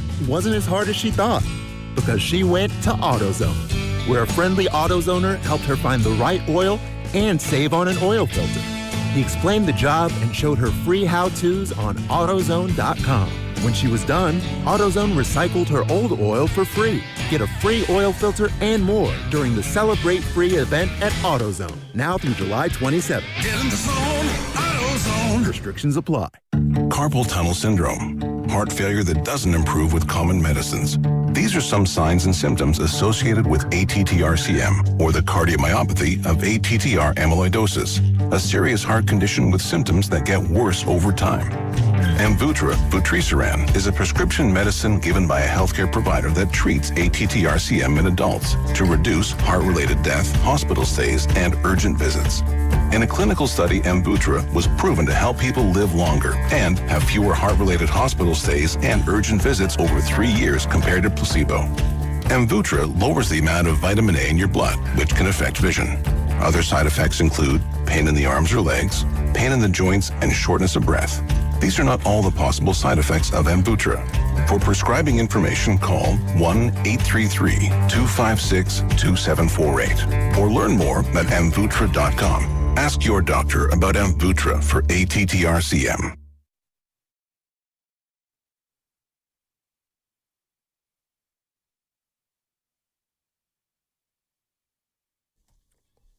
Now back to Steiny and Guru. Take it away, Steiny. The chef. You guys are so lucky. Steph. You are so lucky to have Steph Curry. Those are facts.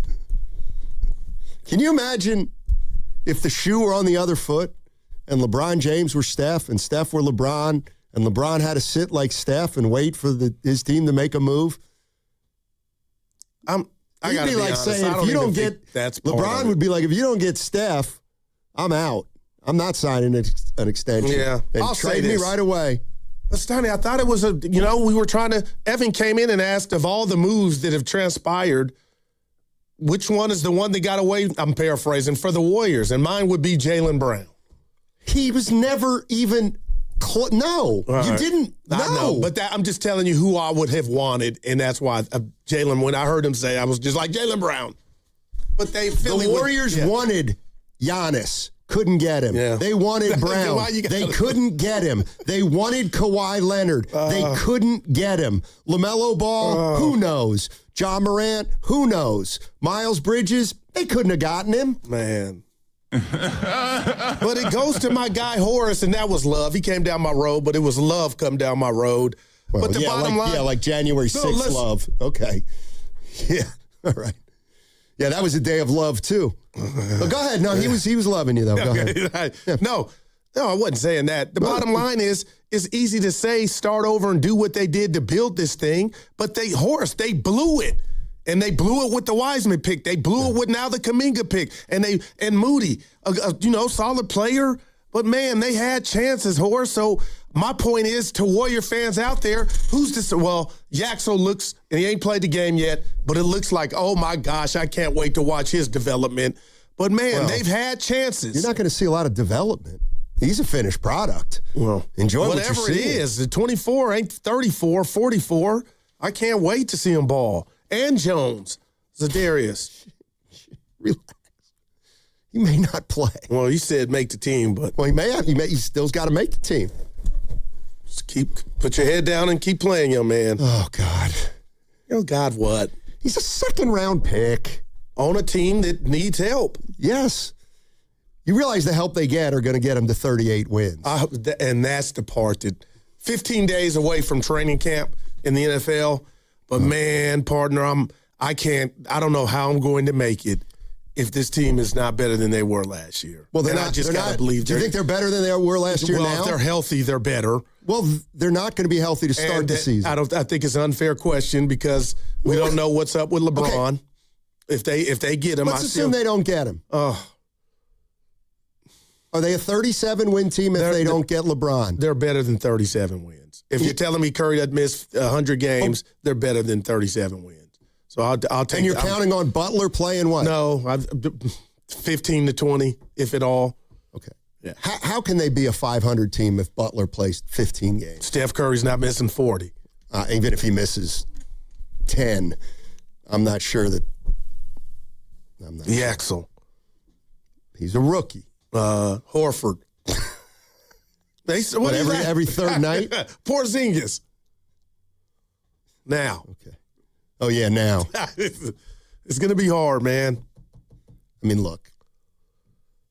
And maybe he's listening, he's going to be mad. But right now, this team stinks. Like right now, this team's not as good as Portland. And you know what? Right now, this team's not even as good as Utah. Wow. How can they be? Wow. And you know what? Utah's sitting right now with Markkanen. Oh, my gosh. With Jaren Jackson. Stop it, man. Okay. So why do you think they're good? What you're saying stink. Let's put it right on the table. Brought to you by Atco Pest Control. They stunk. And we just watched. They Pepe Le Pew, they stunk. You don't know what stink means. 37's not that bad. Well, it can't. No. Yes, it can get worse. And if I had to bet, let's tell you what. Let's wait. Yeah, I'll tell you what. Let's wait for the LeBron thing to shake out. I got you. And then when it shakes out, what do you say we make a bet as to how many games they'll win next year? Because I'll take under 37 if they don't get LeBron. Normally, I'm eager. Place a wager. That would be wagertainment. That would not be something I'm like. There's some other dominoes. You said what? Because again, the lights are on in the club in regard to you don't get LeBron, and maybe you're right. Maybe they're just like, you know what? We're so far away. We're not wasting the draft capital. But again, to Evan's point, of all the moves that have been made, you had nothing. Your thing that went viral last week that Evan clipped or whoever clipped. I mean, man, that hit home, man. Who do we have in a Warrior uniform that's young? This Halle Berry or Beyonce? They have one guy. Who's attractive? Lindeborg. And we got to find out what he is. We got to find out. Man. Jim's in Martinez. Hey, Jim, how you doing? They're in a pickle. They're in a pickle. Fellas. Hey, Jim. Fellas. Jimmy. I'm already exhausted with LeBron, and we're not even close You know to what? the season. But I am too. Look at him. Sick of this crap already. What's up, Jim? at the same time, though, if that guy wants to play on my team for $15 million, I'm not an idiot. What else is out there for $10 million or whatever? I mean, you could say I'm an idiot, but Steiny, you're slipping some zingers in that are pretty good. I hope people are catching. So a couple things. If I could wave my magic wand and there's a 20-game season, Jimmy comes back, Moses comes back. We got the big fella in the middle. We got Steph. We got Draymond. And it's a 20-game season. Oh, let's just call it the playoffs. Now, we all know this isn't going to happen. But with the couple rookies we got, I would put our guys in. But it's not going to happen because we got to play 82 games. But it's just confusing. I'm confused by this. Just like somehow our guy is playing with a red card. I'm happy about that, Belugan, tonight. But I'm also like, shenanigans, man. Shenanigans. You know, FIFA and Trump. Anyway, How about this? Yeah. You guys, if you're not checking out the World Cup, you are really missing out. I agree. And if you're not checking out the Valkyries, you are missing out because the Valkyries are fun. Big win. I mean, it's a good thing. They're rolling. Anyway, you guys, you're killing it. I'm not sure what the heck to do, but I don't know that we got enough guys to field a team for the Warriors. But the LeBron thing, I mean, of course I want LeBron, even though I don't want LeBron. The last thing I want is LeBron, but if I can get LeBron for that, come on, man. Come on, guys. No. And you got some really good calls today, man. But anyways, I hear you. Love you guys. Thanks, Great Jim. show. Not with Jim. It's the basketball version of food stamps. Here it is. Like, you don't got to break the bank to get them. That's the cold part. And he's got something left in the tank that you don't have right now. So I'm all in. But, man, it just looks like it's Cleveland now. And, just from my vantage point, and I thought it was the Warriors. And when that AD thing popped off last week, I wasn't here. I was itching to call in, thinking, man, are you telling me they're going to really do a Joan Rivers and have a facelift that now has Anthony Davis, LeBron, Steph, Dre in the mix? And it might not be that. What? Sorry, it's just a piece of news I thought you'd find interesting. The Milwaukee Bucks are retiring number 34. Is that Chris Middleton? Giannis Antetokounmpo. Oh, God. Yeah, that's jumped the shark. Is that true? Yeah, per Weinbach NBA. Is that Edic? You sure No, it's it's Edic? not Eric. Edic Gnome? What's the best Milwaukee Buck ever? Giannis? Oh, better than Lou Alcindor and Oscar Robertson. Oh, well, that part. Interesting. Well, I look at them. You tend to forget about the past. I look at them. Kareem's a Laker.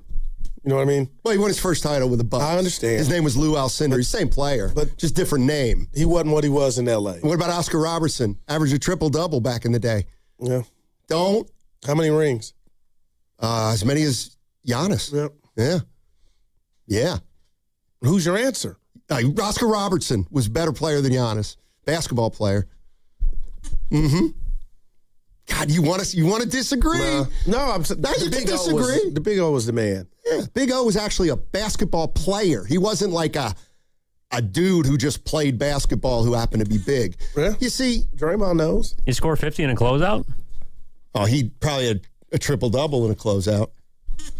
He averaged a triple-double one year. But 50 then was Westbrook. 50 now. By the way, what do you think about getting Westbrook? I wouldn't be against it. Of course you wouldn't. I'll tell you what, 888-957-9570. Try to call in with a player that Guru will say, no, I don't want him. Is there anybody you want don't? In the first hour? Who? Who did I give you? I don't know. I don't think you've ever said anybody. I think I got 2 or 3 on that list. I don't know. Keep talking. I don't know. There are a few guys. Hey. You want Westbrook? I'll take Russ. DeRozan? That's out of respect. I'll take DeRozan. Okay. Now, that's not, are you laughing? Yes. Wow. I mean, look, you got to fill out a roster. Dude, every team's got to have at least 12 both players. Those players, man. Goodness gracious. That shaded both of those players. I mean, DeRozan could get you 20 points a night, 18 points a night. He's just done that in his career. Okay, so this roster's nothing to discuss. You've given up on winning, which I understand. That's but already the first happened. thing they have to do is actually, and you think I'm kidding, fill out a team. Well. Then we'll figure out how many games they're going to lose. Who would you want, DeRozan or Gary Payton II? Neither. No. I would want them I to. love Gary I would Payton want. II, but I I'm would taking want DeRozan. Nate Williams. Look at you. And I'm serious. I went with DeRozan. Like, these guys don't help you win. Well, you signed DeRozan for not winning last year. You signed DeRozan to go 35-47. That's what you signed DeRozan for, which is fine. If you might have to need some wins. Tim's in San Diego. Oh gosh. Hey, what's going on, guys? Good Timmy. show. Steiny preach. I'm out of ammo. Yeah, no, dude, you're doing fine, man. Yeah, I just think that, like, and I love you, Goo, but I just think there's like this entitlement in being a Warrior fan that we should always be good and great at all costs, no cost. I don't know, just any cost. But the problem is I'm good with us just like let's just reboot this thing. Let's focus on the future, and then getting back to those 3 draft picks that we totally missed on, which I like about this draft pick.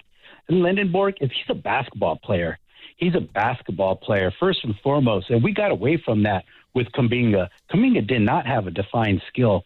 Wiseman did not have a defined skill. We didn't even know. We didn't have enough tape on the guy. And then Moody did not really have a defined skill other than long arms and length. I mean, I'm glad to see that we're finally moving away with this draft pick and kind of addressing, basketball players again. And you got to remember, too, getting back to Draymond, too, like when we used to draft players, Steph, defined skill, shooting, Clay, defined skill, shooting, Draymond, experience, Swiss Army knife. These are the kind of players that now we should go back to focusing on instead of these pie-in-the-sky Kumingas, the Wisemans. If we would have drafted Franz Wagner, how good do you think? I mean, we would be, probably a year or 2 ahead of where we are today. Yeah, in the plan, and young, And the thing is, look at the second round draft picks that have hit for us. They all have either experience, Will Richard, or Quentin Post, a shooting skill, and they stuck. And then Guy's kind of the outlier. Guy's just a player, But the whole point is they're basketball players, and let's get back to drafting basketball players, whether they're role players, whether they're aged 4 or 5 years in the system. Like I love this kid Ike from Gonzaga. Oh, Ike. Another nice player, and Ike, I like him. And also the Australian kid we picked up from the Bulls, another player, nice player. But anyways, I just want to say that let's start focusing on that and get over this entitled, Golden State that we always have to finish, the best. We're not the best. Come on. Well, anyway, thanks, Tim. The last few years Tim. since Real 2022 back that up, Tim. But I hear what Tim is putting down. But did you just bring up there's the title? more than the draft. There's the players that you have now and the decisions to bring Horford back for 2 more and then to give Porzingis the 2 more. Like it's a continuance of just hands. Like, I don't get it. Like, you could have got off that if you're selling me even Melton and you could have went in a different direction. But that would have taken risk. I'm going to make, you know what? We still have our cap. Can I put something in the cap? Put this right in the cap. I'm telling you right now. I saw him play. I saw 7 plays. I got news for you. Lendenberg is already better than Kuminga, Moody, and Wiseman. He's already better than those 3 guys. On that. You ain't got to sell me on that. You know why? Because he's got one thing going for him. He knows how to play the game. That is fact. I'll take Moody out of there because Moody's got a clue. But I don't think you'd be hard-pressed to get anybody to join that line. Yeah, and I love Kuminga. That is great. That was said. That's your voice. Oh, yeah. And it was very sincere. I am AI. I don't like... how much time did we spend on that kid? Well, you spent a lot. No, the station. It's been a tough... It's not just... It has been a brutal year for Kuminga fans. Period. We had his agent, Aaron Turner, on for an hour. That's over. You were a part of that. You guys lost that one. What we found out was that Warriors lost that one. Oh, no, yeah. Atlanta Warriors lost the pound sand. He doesn't even have a team. Over. I know. He doesn't have a team. His career's not over. I'm not done. You guys, I'm still watching. Weren't very good talent evaluators with Kuminga. I gotta believe. When are you going to take your loss? He's coming back for some less bread. From who? Atlanta. They had to have liked what they saw early. I'm just sitting in the hotel room like, this dude, nobody wants to dance with him. Oh, I wonder why. Well, I didn't draft him, so quit talking to me like I drafted him. You thought he was good. Oh, you were Schnooker. Now let's keep it real. You got Seriously. Schnooker. Forget we're even on the radio. Seriously, Steiny. He stinks, No, you know he does. Yes, he does. I'll never say that. Why? I'll never say that. Why is he not on the team? I want to fight. Why is he not on the team? Dude. Guys are getting $4 million a year. He can't find a team. I'm about ready to. I'm about ready to throw everybody under the bus. He's not even in the league right now. Yeah. He's not in the league. But you will not call him a scrub. You will not put scrub status on Jonathan. I can't call a guy who's not in the league a scrub. Yeah. I don't know what he is. It's convenient and easy for you right now. But to Bulgaria. You can find a role in Bulgaria. But you're talking to us, but you're really talking to the Warriors. No, I'm talking to the fans. They drafted him. They thought he had it. And I got to believe, I'm going to give him one more chance, man. Give him another one. Atlanta. Yeah. Dude, they were cheering for him. Thank you, Warriors. The fans were. Hey, Evan, try to get Dominique Wilkins on the phone for us. Evan, help him. Thank you, Golden State. You have not let Steiny poison you, Evan. Unbelievable. If I asked you, Evan, is Kuminga a scrub? How would you answer that? Is he on a roster right now? I'm getting mad because you guys, that is just... He's not a scrub. He's not, man. You just got to find a situation. He's an eighth and he might be lucky to be that. You might have just hit... A lot of people... But right now, he's not an eighth man. You know what I'm saying? He's worse. Yeah. Dude's got some talent, man. That's one I took. That's one I'll take on the chin right now. Dude, what happened in Atlanta? He could be a Laker. Dude, they say that's where he could be. He could end up with... I was going to say... Tell you what he did with Atlanta. He did what he does. He stunk half the games, and then he scored in the other half of the games, but he didn't impact winning. Oh, my gosh. Life, sports, man. No, I don't think all Dubs fans are clowns, we the champs, babe. But the Kuminga segment... You're talking to the organization. A little comeuppance. Yeah, you're talking to the organization. Okay. Yeah, the organization and the fans. I'll say this, though. We can do it now. Had they traded him a couple years ago, they could have gotten Jaylen Brown? No, there's no telling. His value was way higher than what it was. He never had value. Sonny. He never had value. Yes, he did. Caruso. Wow, man. Right. And you know what? We get Caruso for Kuminga, and they get lambasted because everybody thinks Kuminga's better than Caruso. Like, they're Kuminga fans that think Kuminga's better than Caruso. I was one of those, and you're going to laugh. Oh, no, shocker. But what would ever make you think that?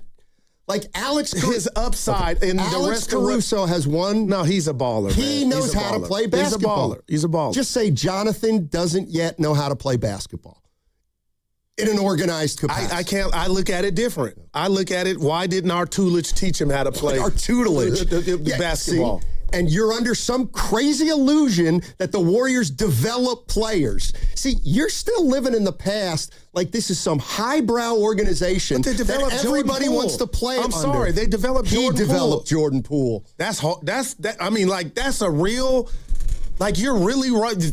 You're robbing credit from the Warriors brass by saying that, if you really believe it. Credit, who cares? He's not here anymore. Who cares if you can develop a guy and he's not with your team? No, then who cares if you develop a guy, he helps your team, and now he stinks? Well, he got out of here because he got punched in the mouth. Okay. And that ruined his career. Well, he ruined his career. Like, if he has to be stronger and be able to come back from that. $5. Sean, DeMar and LeBron are the only free agents that would even move the needle a millimeter. They should absolutely be looking to side DeRozan. Why not? That you're saying why not? Like, if Evan plays that sounder this week, like, okay, you damn sure need him. How many bucket getters are on this team? I'm like, let's go. I mean, that will be coming. Could you imagine if I see you tomorrow after the World Cup tonight and Bron does choose Golden State and it happened during this evening? I would just feel so bad. All of us would. And who called saying we sound entitled? I love the caller. No, it's just nobody saw this for Steph. Yes, I did. Everything around him eroding. And we're supposed to just be happy with it. Okay, no. No, he's got some ailments. Like, I'm going to just be honest with you. No, I'm being real. This is one of the big... This dude is still a baller, and you know it. Guru, he doesn't play anymore. Like, you just gloss over.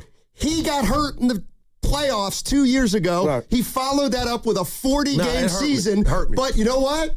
We're still going to do everything for Steph. Because we're asking him to do everything on the court at his age. Okay. He's not alone. So wait a minute. So why did he only play 43 games? Because he's too relied on?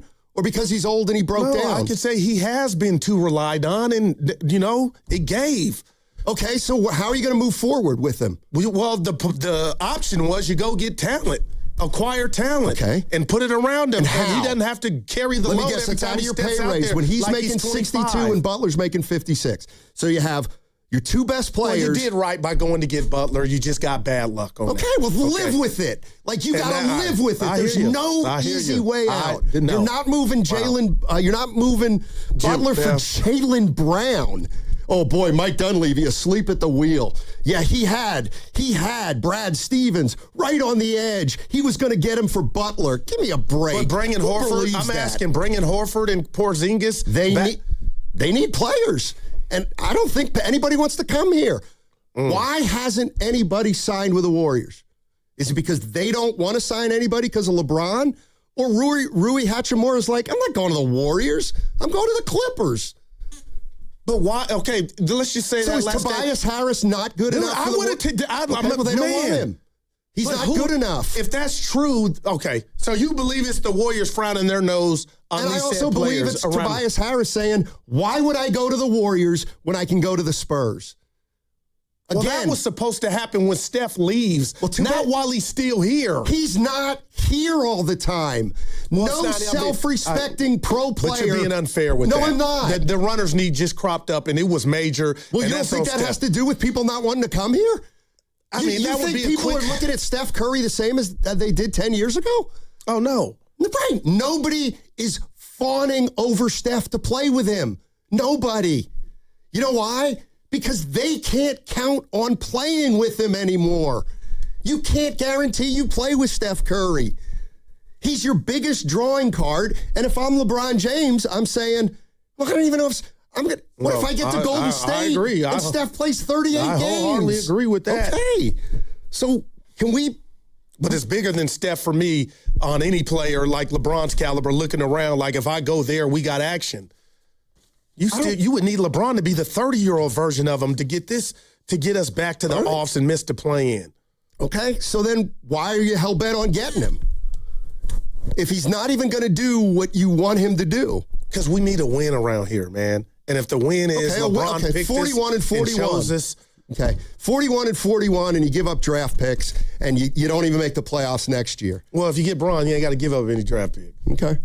All right, 888-957-9570. Hey, lock in today at 4:30 as the Golden State Valkyries head to D.C. to take on the Washington Mystics. You can listen on the Odyssey app. Just search Valkyries to listen to today's game and every game of the 2026 season. That's all brought to you by Unstoppables. As the official laundry fragrance partner of the WNBA, Unstoppables brings the freshness, feel confident, stay in the moment, and smell unstoppable. Try Unstoppables laundry scent boosters for as low as $5. When you own your own business, you own every decision. Catch the red eye or take the 6 a.m. Make a new hire or promote internally. Celebrate a win with a toast at the gate or unwind at the lounge. Big props to this team. Some decisions are a win-win, like earning 8 times points on Chase Travel. Chase Sapphire Reserve for Business, the business card that gives back all you put in.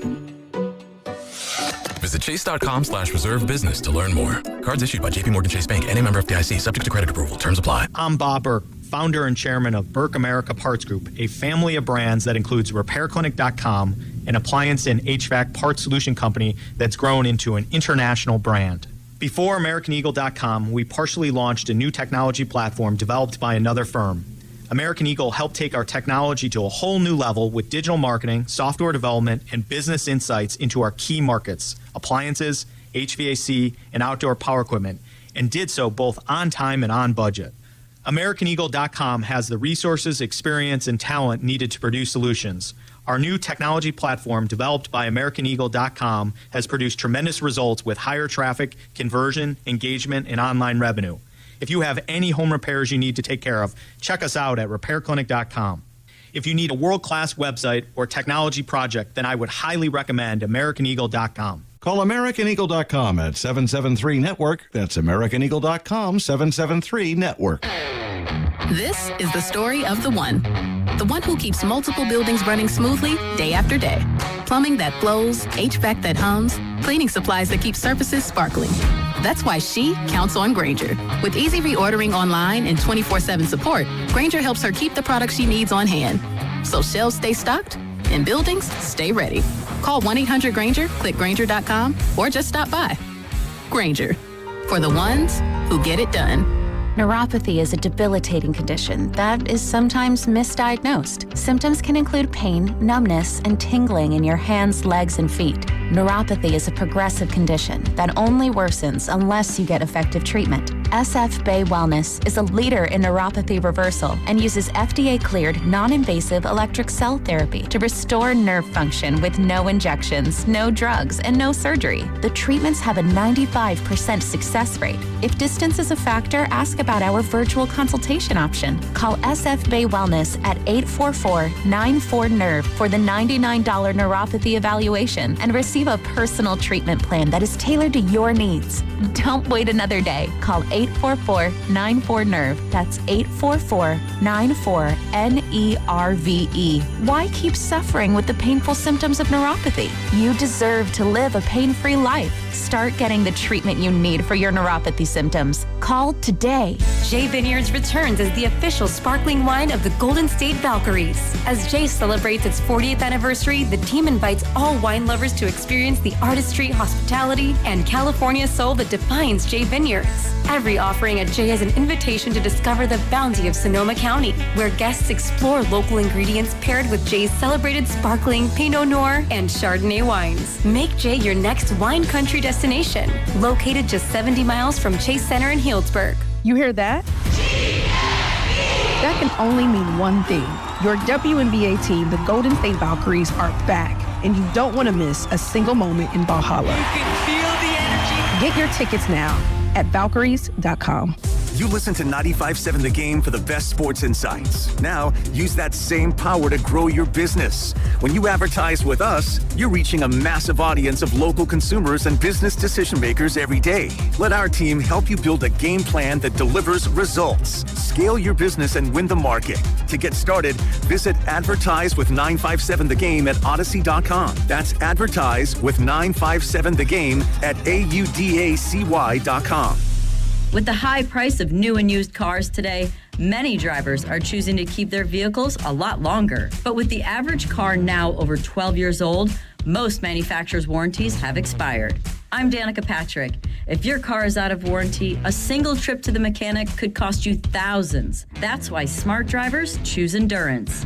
If your vehicle is less than 20 years old, no matter the mileage, Endurance could have your car covered for the drivetrain, electrical, AC, transmission, and more. And Endurance is with you every step of the way, from filing a claim to paying the mechanic of your choice directly. And your rate won't go up no matter how many claims you file. Call Endurance now and choose the plan that fits your budget. Act now and get 1 year of elite benefits, a $2,000 value free. For your fast free quote, call 800-291-0342. 800-291-0342. 800-291-0342. Coverage varies by plan. View contracts and exclusions at EnduranceWarranty.com. Join 95.7 The Game at the Miristar Federal Credit Union Stuff the Bus event, a backpack drive supporting Bay Area student success July 18th in San Jose from 9 a.m. to 1 p.m. Help us make an impact in our community. Get all the details and donate now at 957thegame.com. Federally insured by NCUA.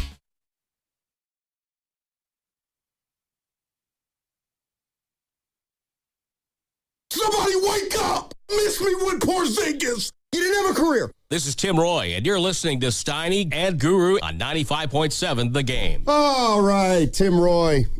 Timmy. Getting ready for a...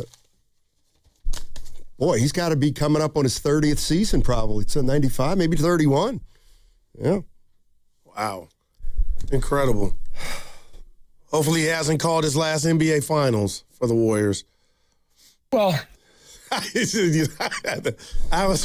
that kind of delusional thinking that keeps the Warriors in this malaise. Yeah. If that's what you want to call it. I'm looking at a list of players.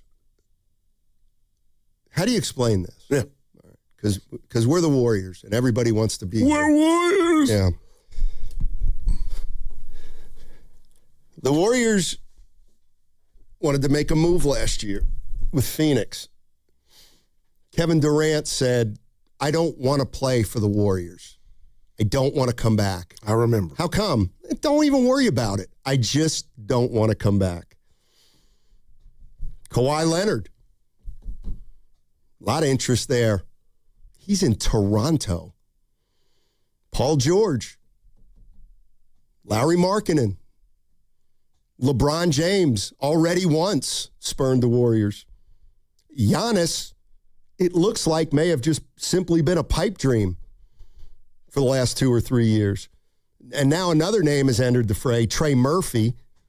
We've been talking about him quietly for a few years. And then the one guy they did get, Jimmy Butler, but I think we've got to acknowledge that probably the only reason they got him was because they extended him 1 year. But you got to count the bucket. Sure. Okay.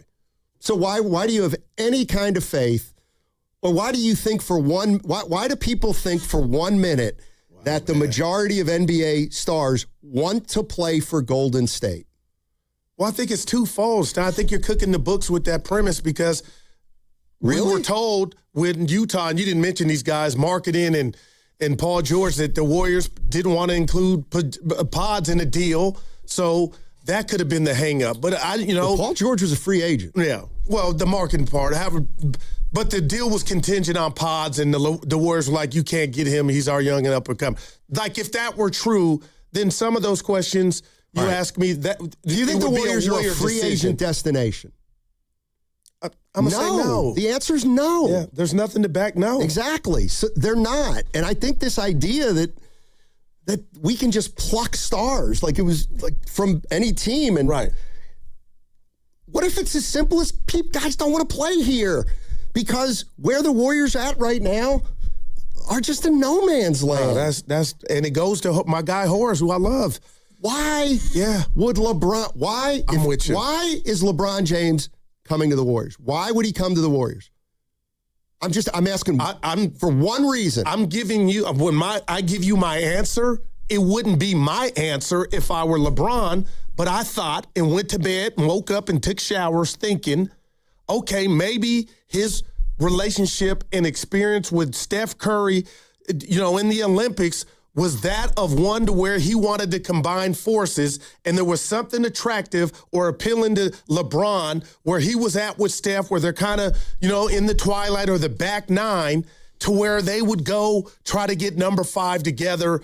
And I forget who called in and said Bron's a narcissist and a killer. He doesn't want to share number 5 if he were to get it with Curry. I totally believe that, but that's why I bought into that being a possibility. But what you said as to why LeBron would look at this roster with him coming in at his age and think they would have action, especially now that Steph has some ailments in regard to the runner's knee, I do think like this is the last play. If Philly, Miami, or Cleveland, like that's not even close.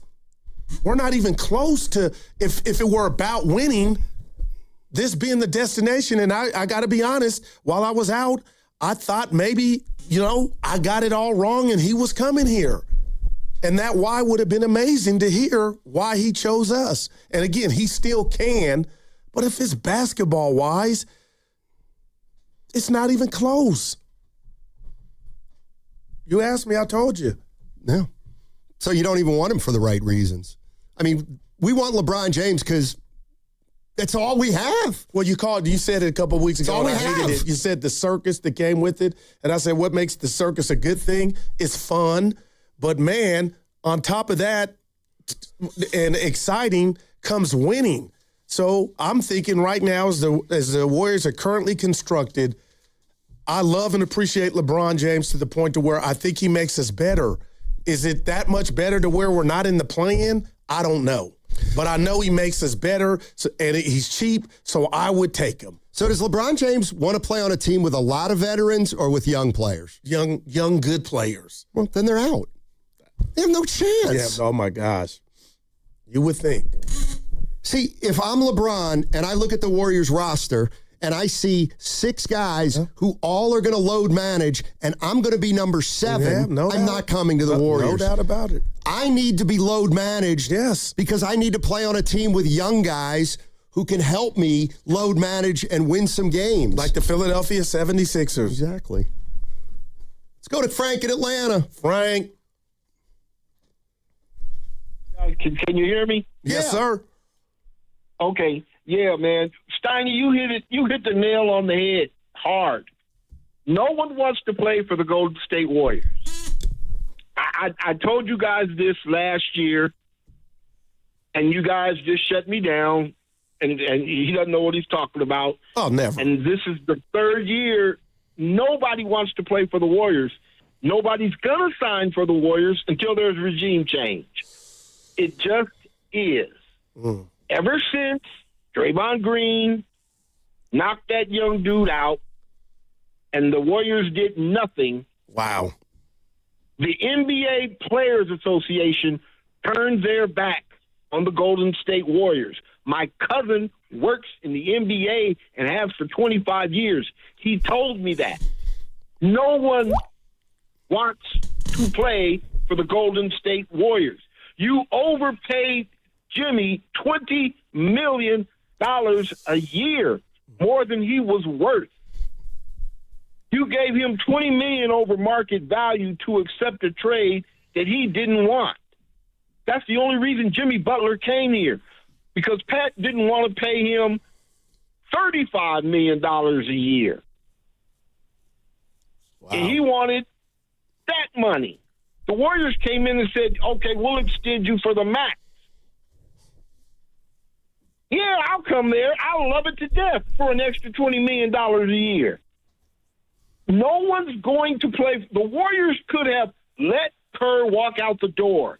They could have hired Willie Green or Billy Donovan, and you would have been in play for everybody. You could have had Colin Sexton, Quentin Grimes, Anthony Simons, Rudy Hachimura. You could have picked any one of those two for the $27 million Dre was making. could have kept that $20 million that you gave to Tingus Pingus, and you could have got 2 centers, and your roster would be complete because you could only have 13 men on your roster because you got Jimmy and what's his name? Jimmy and Moses. Your 2 rookies would have been your 12th and 13th players. You'd have been set. But no, you brought Kerr back, and nobody's coming to play for you. Frank, I'm gonna say this to you, Frank, real quick. And Steiny doesn't even know this because before I get out of here, we're gonna have a conversation about what happened with Jaylen Brown. But I just want to intervene and say how you set that up with the NBA, and I don't know, and you got contacts, but what the Warriors did not do for Draymond Green and Jordan Poole, I will personally, as a lifelong fan, never forget. It never will sit well with me. And when I look at the state of the team now, who I'm rooting for, Frank, I do wonder, when you put it the way you just did, karma, whatever, if this is a result of that, because that still and never will go away for me. It just makes sense when I just step back and think about the infraction, what was not done, and where we are now, and who's still here. You just triggered something. So I'll just leave that there. All right. Yeah. Tell you what I'm going to do for you, Goo. Let me. Well, you can't do. I'm looking at the. No. I'm looking at the mock draft, the 2027 mock draft. Well, they said it's already. It ain't. Tyron Stokes. Yeah, Tyron Stokes. Keep an eye on him. The Kansas-bound forward. But hold on, the lottery's different now, Stoney. It's not, Yeah, but when you stink, you still have a shot. Where's he Sacramento. playing? Hold on, Ruka. Where's that guy? Kansas. Jordan Smith, freshman going to Arkansas. Keep your eyes on him. I would not do this. Caleb Holt. He's going to Arizona. He's only 18, 6'5" point guard. Great heir apparent to Curry. Mm-hmm. Oh, the Warriors are already in this mock draft.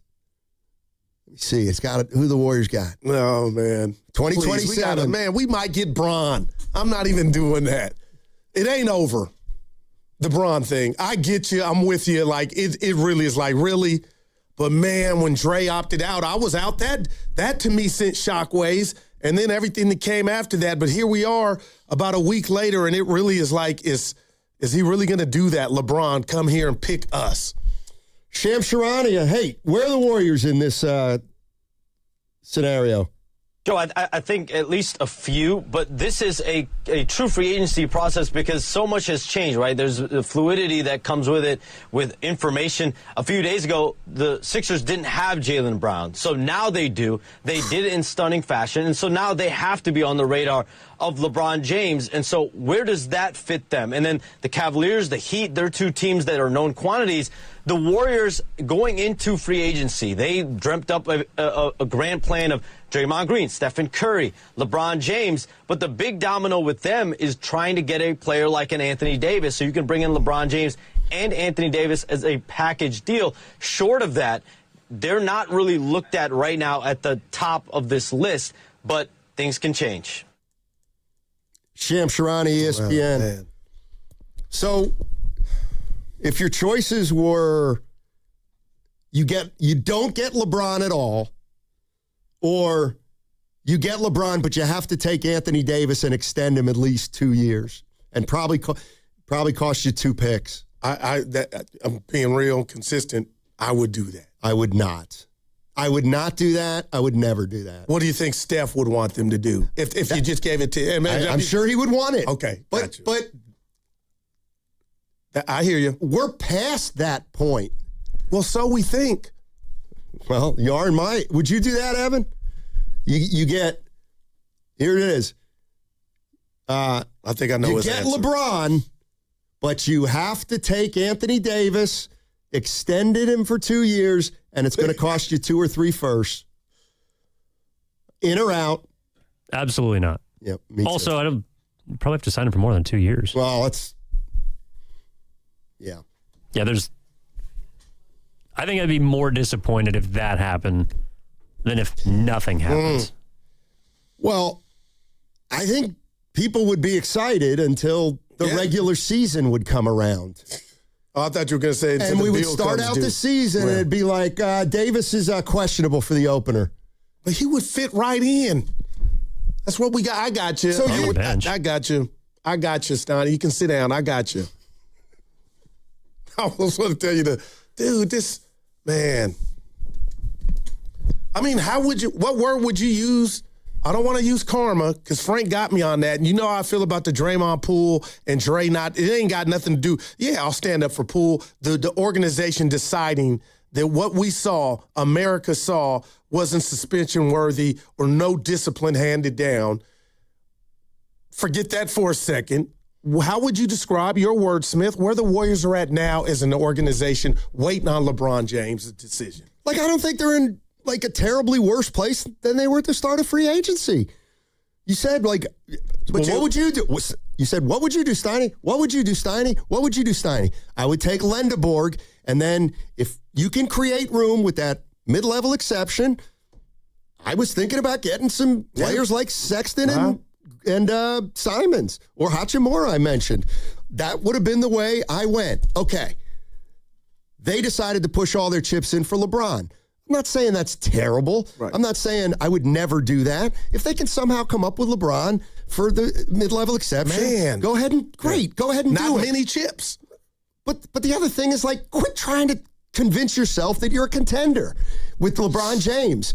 Because you know why? That's why he's not coming. It's because he knows even if he comes, you're not a contender. So, okay, you pushed your chips in for LeBron. You may not get him. You don't go the route of Sexton and Hachimura and those guys. Well, now you made your bed. You got to bite the bullet. There's nothing else you can do. You start going into the season. You start playing games. You see if Butler has started to have any value as he rehabs and as the trade deadline comes. You can't move him now, it doesn't seem like. So you got to wait till the season. Like there's no other way to do it. Yeah. But you're on record as saying something beneath that is if they don't get LeBron, you've called this offseason terrible. Yeah, pretty much. Yeah, all they did was draft a guy. That's all they did. Man. So, yes. And run it back. That's not a good offseason. You're listening to 95.7 The Game, KGMZ FM and HD1 San Francisco and Odyssey Sports Station. Always live on the free Odyssey app and now broadcasting from the Laughing Monk Studios. Yeah. So we're going to find out LeBron is intertwined with Draymond and that announcement, which I think is imminent regardless if he comes or not. But, man, oh, man, we can gear up for that announcement coming because, again, I feel like Draymond's retiring here. But when that announcement does come, like just hearing that doesn't make the Warriors better. And I hate it. You know, Mike Dunleavy talked to the media before free agency. When he said this, what'd you think?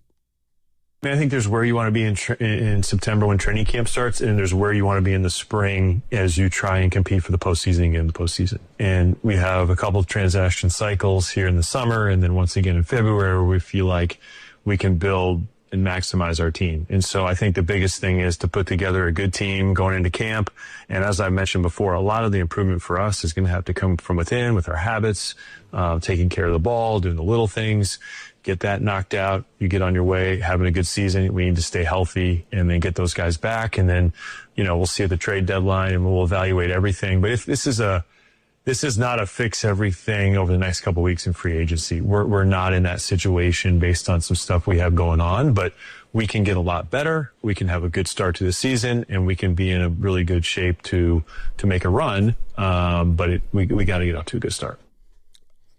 I feel like an idiot. I feel like he told us right there. Like that. He's been telling us. Yeah, no doubt about it. And in his world, he feels like within, if they were to change some things, they can be a contender. They'll look at some stuff. But, yeah, he said, so he's backing up all outside of LeBron what they've done.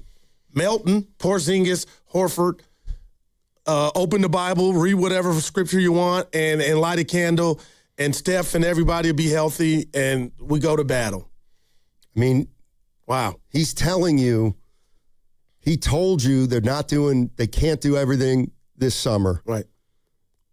Like they told you. Lacob told you. Kerr told you. Dunleavy told you. And we should have read more into it. But when they came out and talked about internal development and turnovers and tightening things up and building better habits, that was a precursor to not making a ton of change. There you go. Who would have thought? Then when he says, well, we have so many issues, we're not going to be able to fix it all in one off season. And unsolicited, he says, well, we look at it as though there's 2 transaction periods. One in the summer, in the off season. That's what we're going through now. Then there's going to be one at the trade deadline. I mean, wow. We got to start putting the pieces together. He said it. Yeah. Exactly. And if LeBron doesn't come, like it's LeBron probably or nothing at this point. Or LeBron and a couple very small signings. Or no LeBron and a couple small signings. Wow. And the other thing is, I also look at next year where, sure, like I'm at the point now where they better get LeBron. Like they better get him. But why? Because their offseason is a failure without him.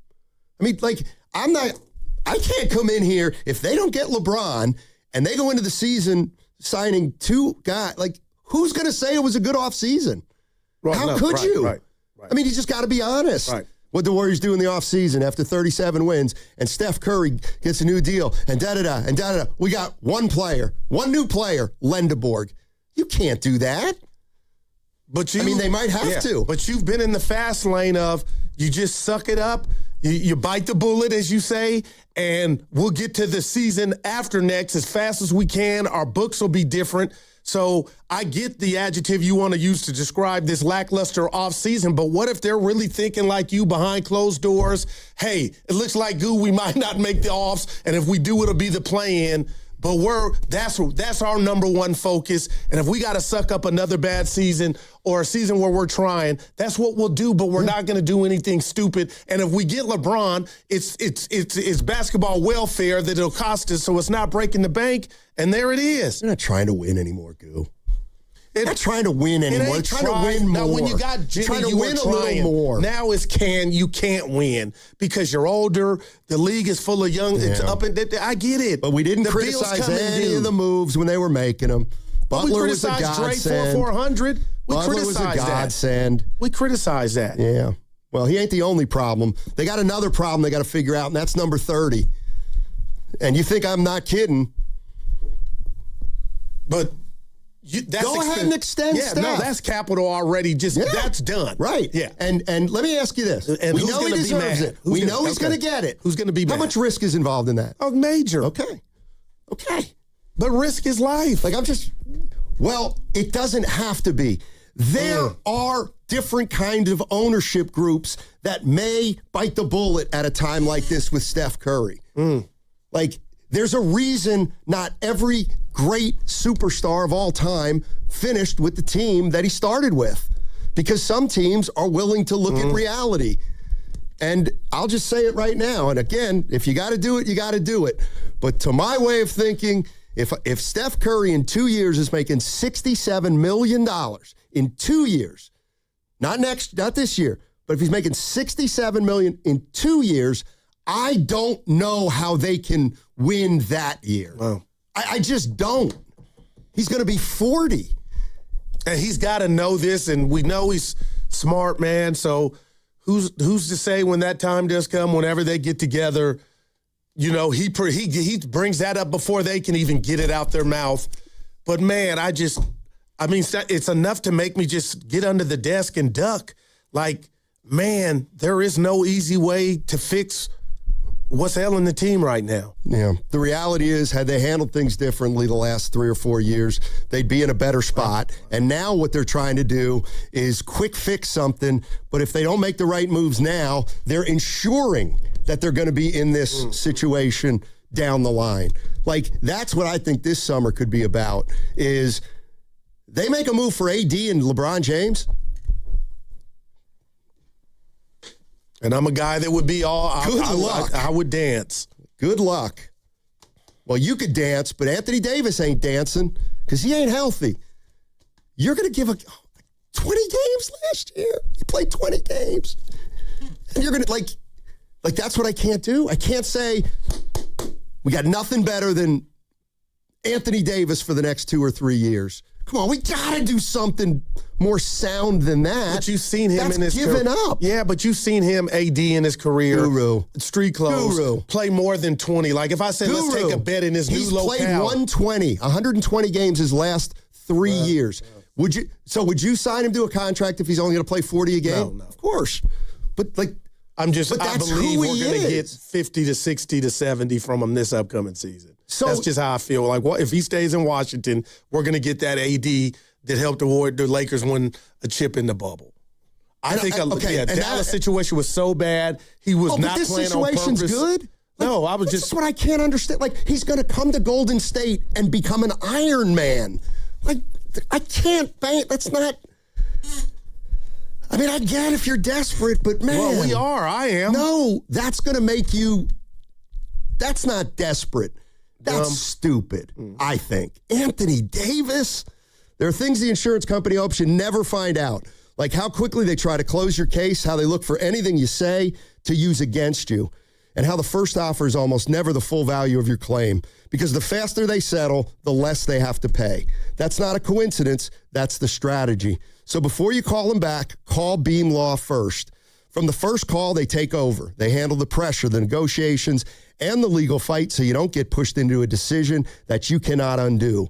Beam Law has recovered millions for clients across the Bay Area and has been named Best of the Bay by SF Weekly 4 times. So if you've been injured or lost someone due to someone else's negligence, don't wait. Call Beam Law now at 415-523-5555. That's 415-523-5555. Or visit hurtinthebay.com. That's hurtinthebay.com, because it's not whether you get knocked down, it's whether you get back up. Beam Law, they've got your back, Bay Area. They call this one Bill. Whoa, aliens? Am I in a spaceship? Affirmative, Bill. What's with the laser saw? Relax. We are cutting our bill in half. What? An Xfinity mobile transmission says you can cut your bill in half. Oh, your mobile bill, not me, Bill.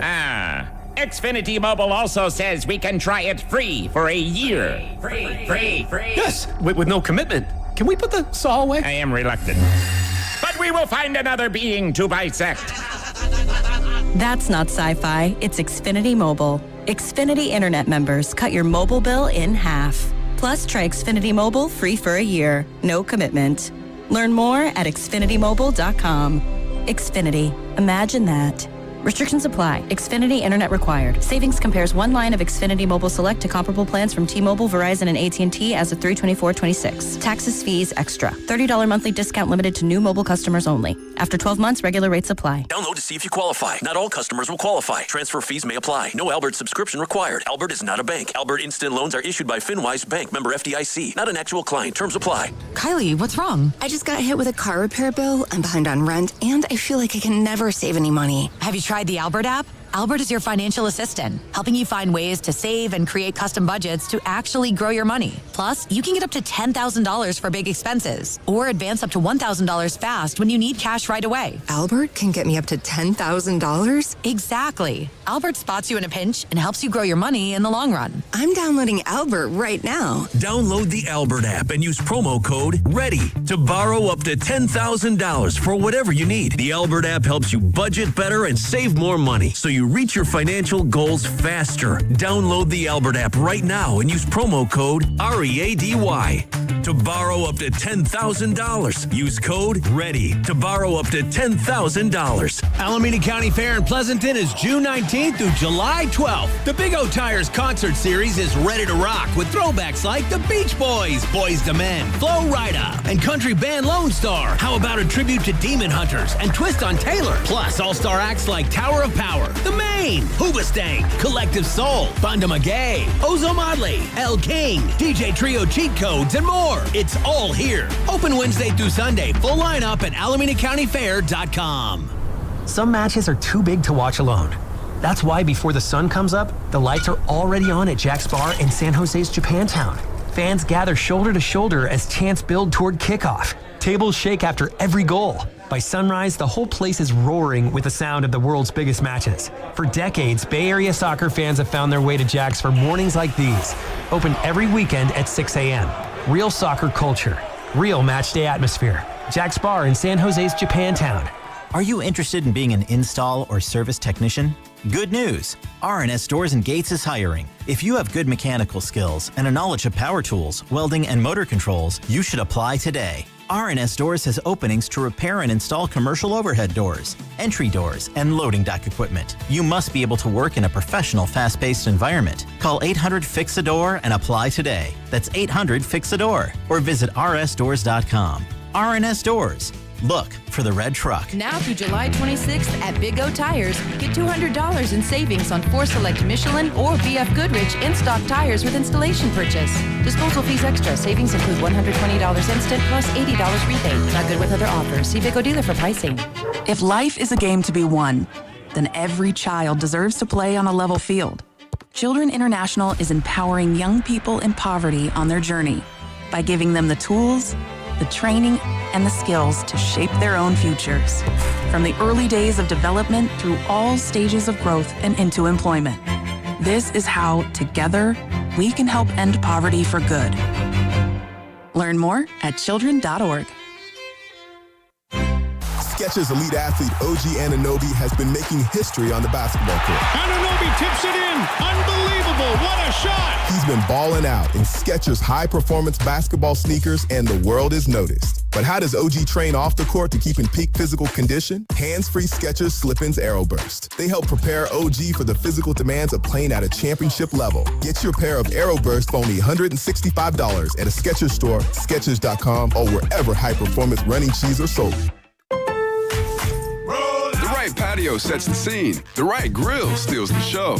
For a limited time during July 4th, extra big deals at Lowe's. Get 2 12-by-12-inch square patio stones for only $3. Plus, save $100 on the select Charbroil Performance Series 4-burner gas grill. Now just $179. All you need now is good company. Our best lineup is here at Lowe's. Valid through 7/6. Selection varies by location. While supplies last. Excludes Alaska and Hawaii.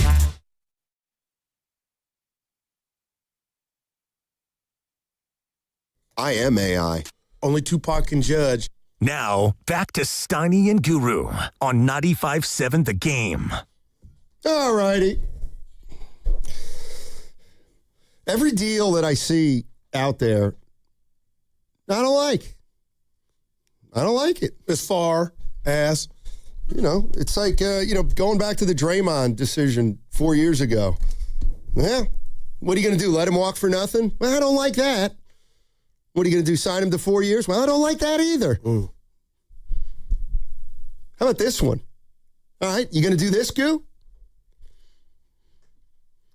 DeJounte Murray, Trey Murphy for Jimmy Butler and 3 firsts. Yeah, I'd do that. Would you? I'd do it. Man. Would you do it? No.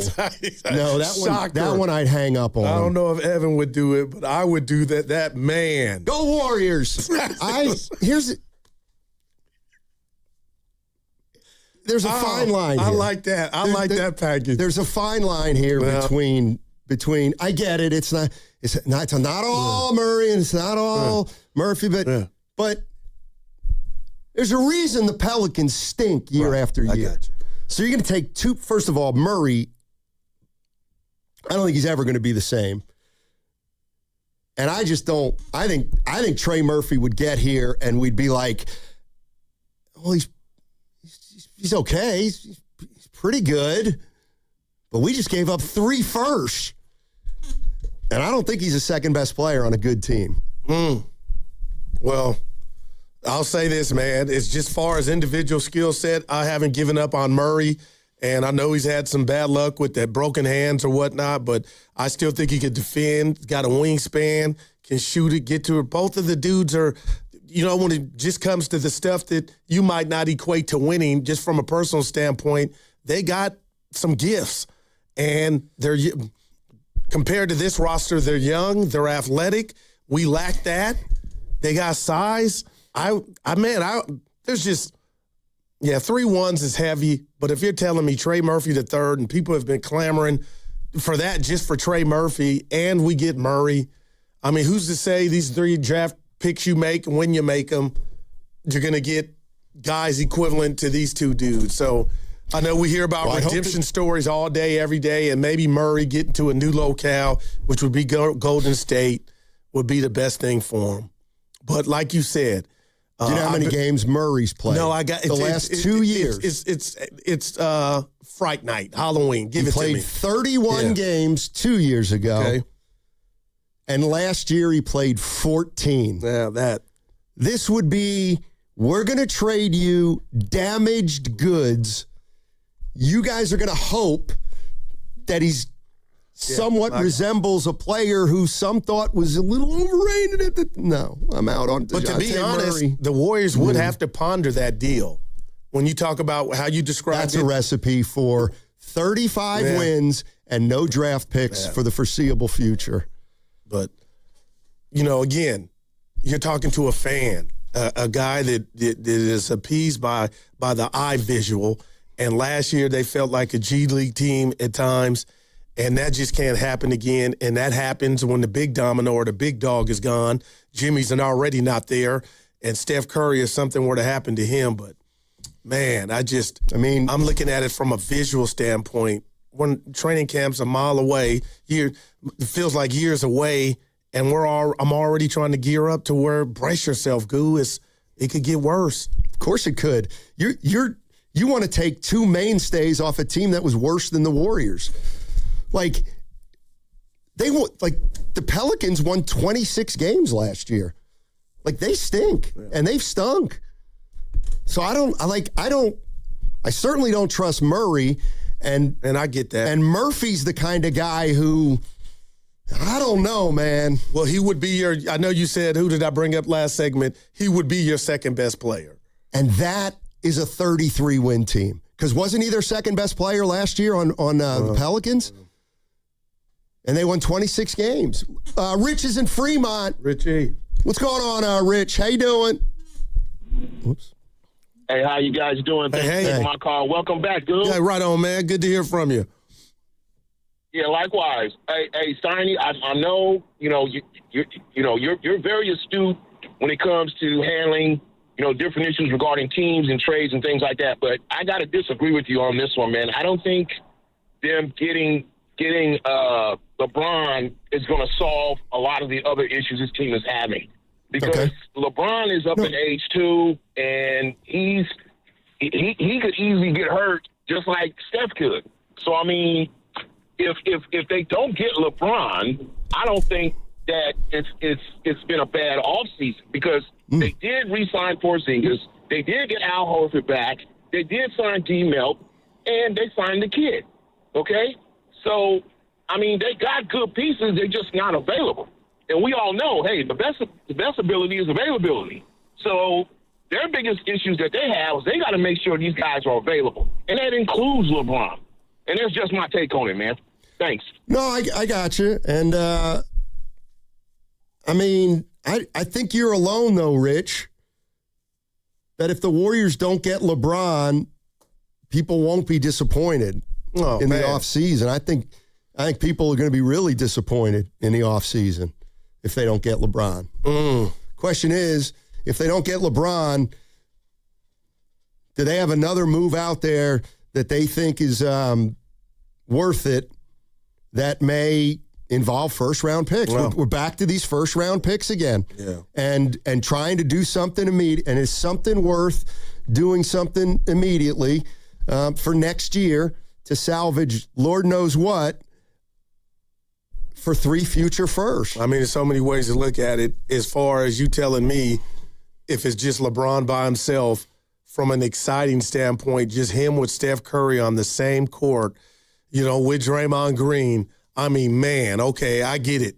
But then if we're talking about how that equates to wins, I don't know that part of it. So, again, the fact that he's not coming with the super hefty price tag, LeBron James, I feel like the risk is minimal, but why I'm down right now, and you don't even know it, is about him coming, is why would he choose us and this roster when at his age of 41, he can look at a Sixer team and say, oh, there's relief if I can't go or, I'm coasting that night. If I go to Miami or any one of the rosters, there's more of a relief for him to be all 41 years old and the house doesn't burn down. But if he comes to Golden State, he needs to be the 30-year-old version of himself. He's not. And I wouldn't want to sign up for that.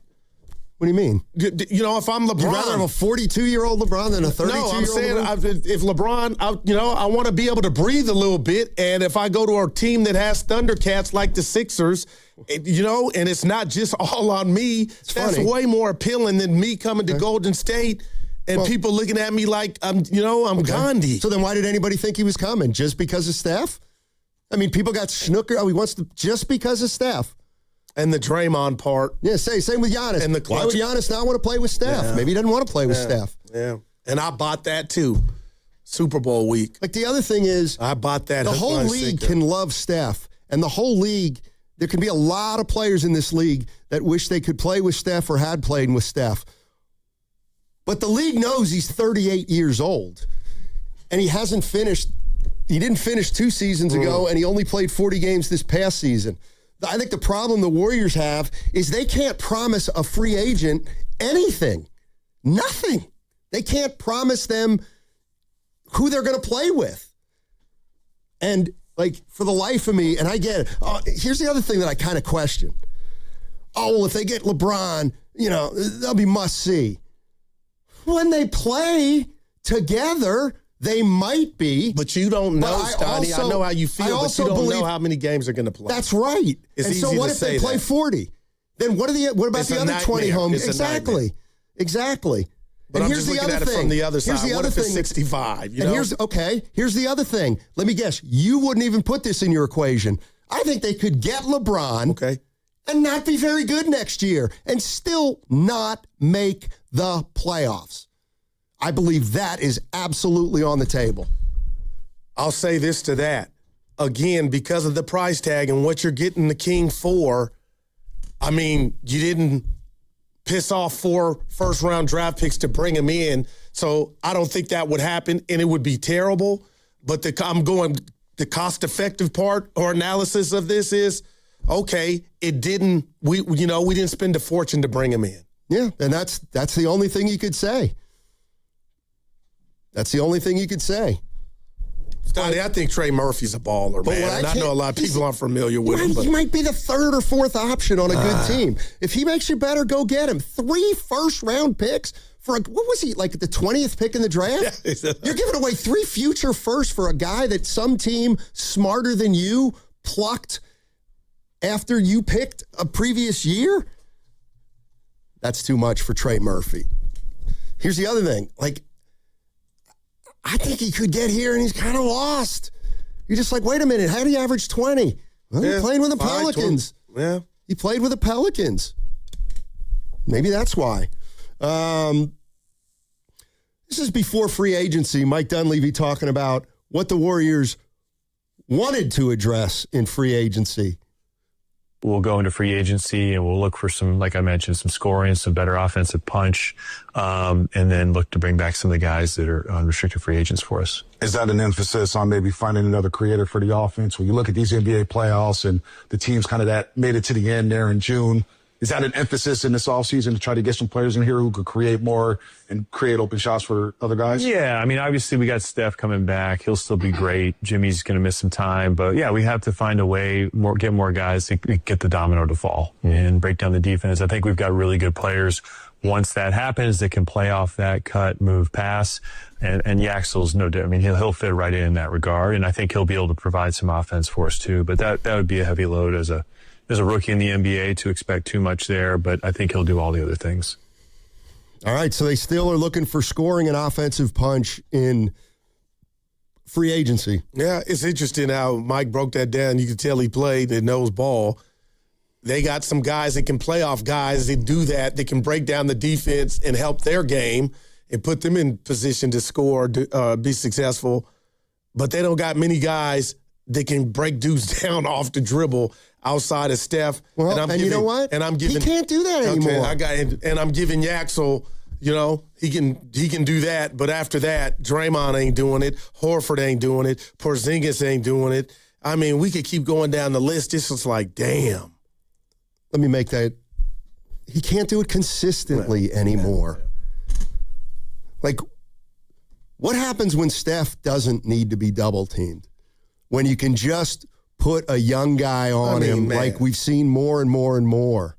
You win 25 games. I mean, the other thing is, like, we continue to operate under this this folly that Steph Curry's best basketball is in front of him, or that Steph Curry's still got a big year ahead of him. Which I think I'm not robbing him of that at all. Well, I don't know. I mean, I'm not going to rob him of it, but damn it, I can't count on that anymore. Well, I cannot. Okay. He is not as consistent as he has been. But they don't have that's a choice. Going to pay the price. You do. I get you. I know how you they feel. Do have a choice. But they have no choice. Let me ask you this: all the success of next year, if you're into that, is all predicated on Steph Curry staying healthy. Right. And when's the last time that's happened? Well, we got to give him 2 years ago when he got hurt in the playoffs, but he lasted to get him there. Why did he get hurt in the playoffs, Goo? Because he can't make it a whole season, a whole regular season and a whole playoffs. Yeah, I want to fight you on that, but that happened. That's why the hammy went down. They had to go 7 games with Houston. The other thing we've got to prepare for is that Steph play. What if we watch Steph next year and 2 months into the season we're like, I think he's lost a little more. Just a little more. Not a lot, a little more. Steiny, I got you. Okay, give him 67 for 2 years from now. No, but he's 38. We were thinking that at 35, 34, 36, 37. And let's just say some of that naturally attrition happens, but he's still going to be effective, man. They haven't figured him out. Health now is his biggest defender. Like, that's the thing going against him. How did he play in those 43 games? How was his, let's say 43 were a whole season. What kind of year would he have had? Well, Steiny, you're going to laugh. Oh, of course you go there. You average 27. Okay. And, you know, Does he command the attention that he's commanded? That he's commanded in the past? When the teams, I believe so. All right. I mean, you're talking like we just like I'm talking like a player who broke down 2 years ago when we needed him most, then last year missed half a season, and now is telling everybody everything has changed. And so, because everything has changed, I need to be a little more careful. Because, like the whole idea that, well, as long as Steph's here, but it's only if Steph plays. Like, Steph was on the team. Everybody says, we can't have another year like last year. We can't have another year like last year. Well, you can have another year like last year if you are going to have Steph Curry as your centerpiece, highest paid player for the next 2 years. Not next year, the next 2 years. Well, I'm going to give this to you, and you could be like, Goo, you're living in the past, and I've heard it from you before. But since the 2020 season, 63 games played for Steph. Next season, 64, 56, 74, 70, and the anomaly, which I'm going to call it, last year, 43. Okay, add them up and take an average and come up with that number, because then the average of all those years is like 57, 58 games. Like, am I the biggest, like, if somebody said to me, like, let me just say, like, what if Curry goes, and I'm concerned. 58 games is my new normal. Do we still have to pay you $67 million in 2 years? If that's the new normal, 58 games a year. But when they you do realize you'll never win if that's the case. But you know that's not reality, because when they sit down to have that conversation, what is reality? They're not going to know 58's your number. That's it right. It might be 38. Right. You know, but you think they're going to count on 75? Yeah, but you know, yeah. Like, I'm just telling you, man. 60's the new 70 to me. 70's he needs the new to take 80. a pay cut. And Curry needs to take a pay cut. How much of one? A lot. Like, seriously, like a lot. Like 50. $50 million pay cut. Give him $17 million a year. Well, Steiny, stop. I mean, the problem is he makes so much money that even a pay cut may not have, like, huge ramifications. But my thing with you on this Steph thing and about what he's going to be, I could give you 50 names of players that are not earning what they're making. So why would you sign him to a contract for more money if he's going to be less effective? Because he's Steph Curry. That's fine. But what does that mean, though? If you could, that means you're not going to win. No, because what he's done, what he's meant, and what he's still doing when he's up. But this is what I mean. If this is the way you're going to do it, and you're gonna roll the dice with Steph and pay him that much money, it's like, okay, then just know if it doesn't work. Like, I don't want to hear in a year buzzard's luck. I just don't want to hear it. Because real quick, I'm a guy not kicking them for the Jimmy injury. Like, you rolled the dice and unfortunately came up craps. But, man, I understood it. And I don't think once you've heard me say, why did they do that? No, it's bad. It is a iceberg of just buzzard luck. But they took a chance and a gamble, and it worked for a few minutes. When are teams going to say, look, okay, we load manage. We're only playing a 60-game schedule if everything works out. So guess what? What's the max? $65 million. I'll give you 3/4 of that because that's the only amount of games you're going to play. We'll pay you for 60 games. So if you're 67, that's going to be about 48 to 50 million. I mean, again, he's not in his last year, and apparently this is not Bron's last year. But if Bron is willing to do what he's doing, if Bron's going to take 15, Steph can stay on the minimum. Yeah. Players Association can't do anything. Yeah. If Steph wants to stay here for 10, 20, 30, 40, 50, he can do whatever he wants. I mean, and again, I'm not, it's hard for me to compare myself with Steph, but if I knew that the money that I was leaving on the table was going to help my entity and my chances of winning, it's not like they're just telling you it's a pay cut and just, all right, see you later. That money's going somewhere. Like, it's going to benefit you when you're out there trying to go to battle and the team trying to get something. What do you mean? You know, the pay cut, the money that they wouldn't have to pay him, they could spend that and put that back into the team. 408 Steiny, not sure what your gripe is with LeBron joining Steph. I have no gripe with LeBron joining Steph. But don't do it. Don't get Anthony Davis. If you can get LeBron James for a year, go get LeBron James for a year. But I don't think that's a guarantee that you're all of a sudden a playoff team. Because you got to stay healthy. But I want the Warriors to get LeBron James for a year. And the way I'm feeling now, they better, because I don't know what alternative they have at this point. Well, I think we know. Run it back, re-up Dre, and run it back. Let's go to Dale in Hollister. What's up, Dale? Hey, well, doing well. Welcome back, Guru. I got a couple quick comments, and then I want to get on to Draymond. But basically, you were talking about Clay. Even Steph said Clay wanted out. We did not drop him. He wanted out.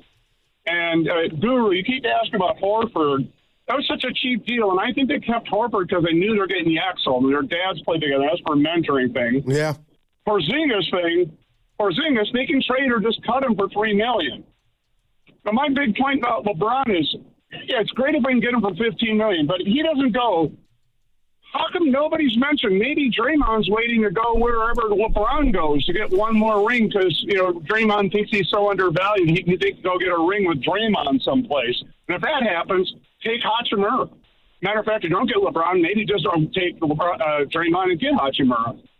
I'm going to go offline. You guys are running out of time here. All right, well, Hachimura just signed with the Clippers, so he's off.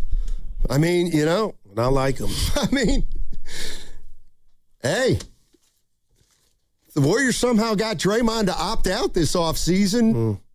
Maybe it would be a little more successful. But he'll be in a Warrior uniform, people. Yeah. Well, you didn't hear what I said last week. What? Hopefully the Warriors are playing hardball with Draymond.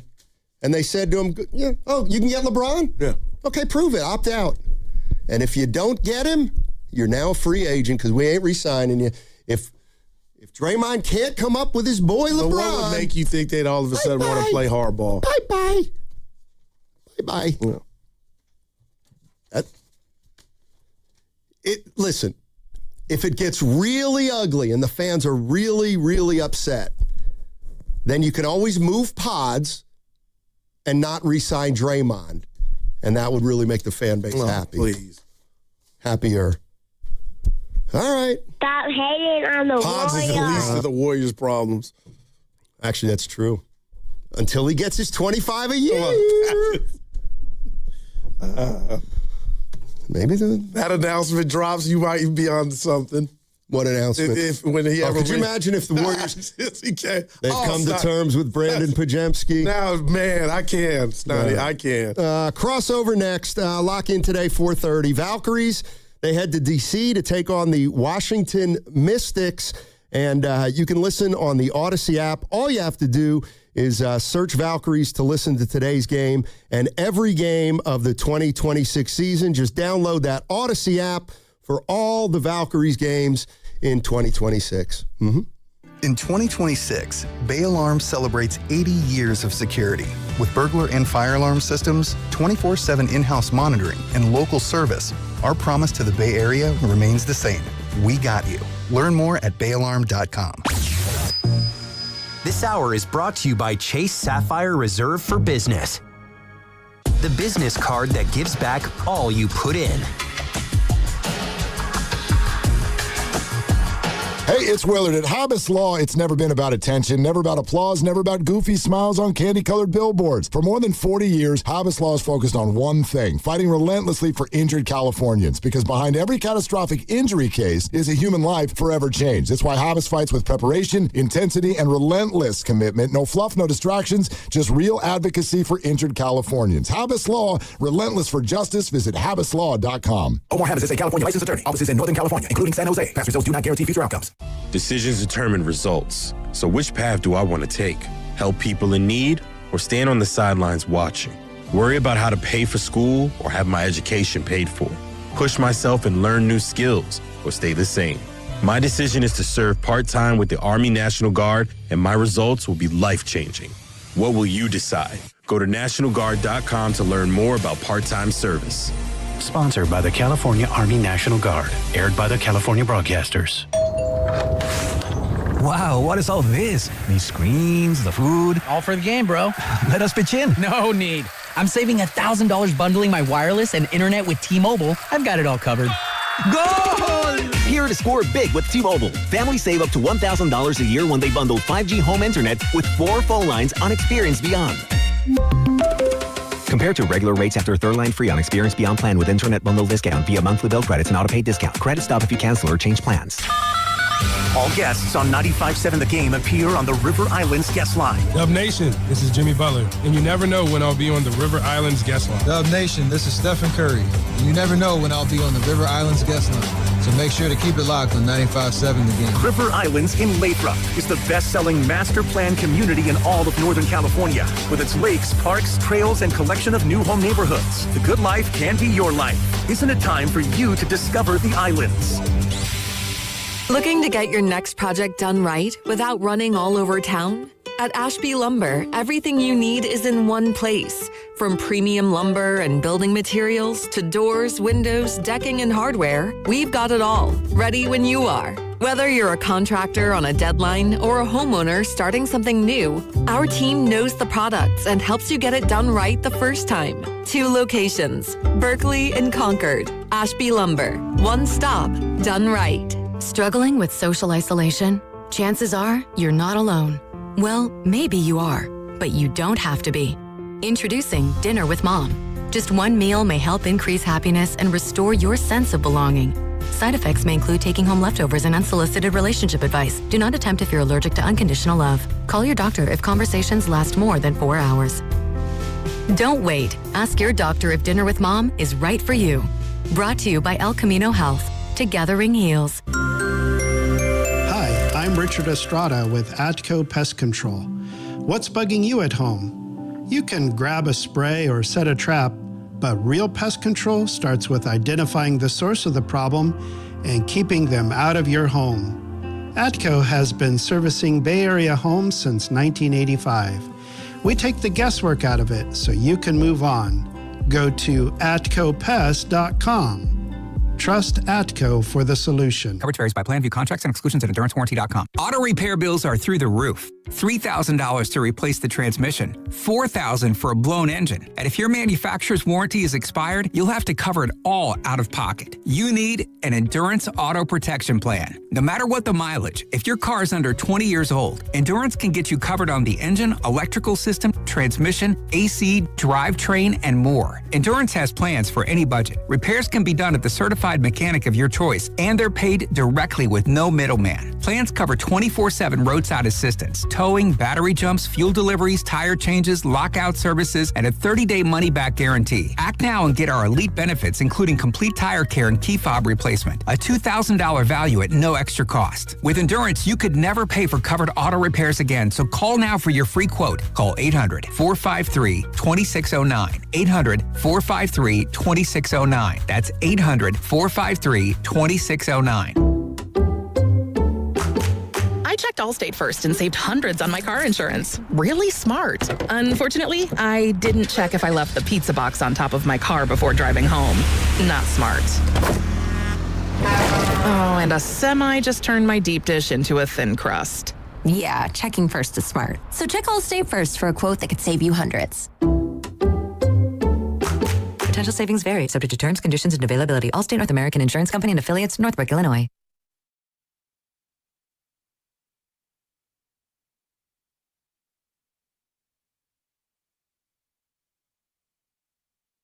Friends will help you move, but real friends will help you move a body. Stop hating on the Warriors. Now, back to Steiny and Guru on 95.7 The Game. All right, it's time for the crossover brought to you by Bay Alarm. Rest easy. We've got you covered. BayAlarm.com. Let's welcome in Willard and Dibbs. What's up, guys? Well, hello. Well, yeah. Oh, yeah. Look at everybody back in the building. The fellas. Look at this. All back together. It's like a reunion. Yeah, gotta love it. And they call me Big Mouth. They used to. But what you just told me is not for the air. No, it's fine. Okay. I didn't know my guy got in a car accident. Yeah, I got yeah. I did not make Will, wow. I did not make the show Thursday, but I was on my way to the off. show. No, it wasn't. Well, I ended up off. Let me just say this. Just real quick, man. I'm laughing, but I'm not. No, it's okay. I'm 56 and it's real. I tell you this every time, Dibbs. I try to tell Steiny when we're outside of the station. Tomorrow is not promised. This is true. And that could have went a whole different way. You just not getting to work and we get a call. Right. Like, you're blessed. Your car accident story is one of the most crazy. And I don't want to steal your story, People ain't but ready for it, man. Basically, it's an overturn, and he gets flung to the other side of the freeway with cars going the other way, and he somehow is able to scramble out of the way. Like, that's bananas. Yeah. Mark got involved in a low-speed T-bone, which is not nothing. Telling the station that you're on your way because they're talking about you. No, like Matt Nahigian was my second call after 911. Dude, and no scratches? No neck brace? No.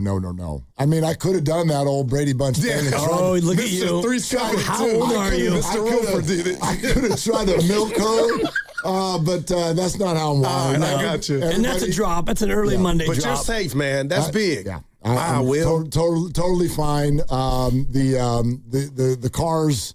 It's total. Yeah. Wow. So now we get to go shopping. Look at it. Yeah. Exciting.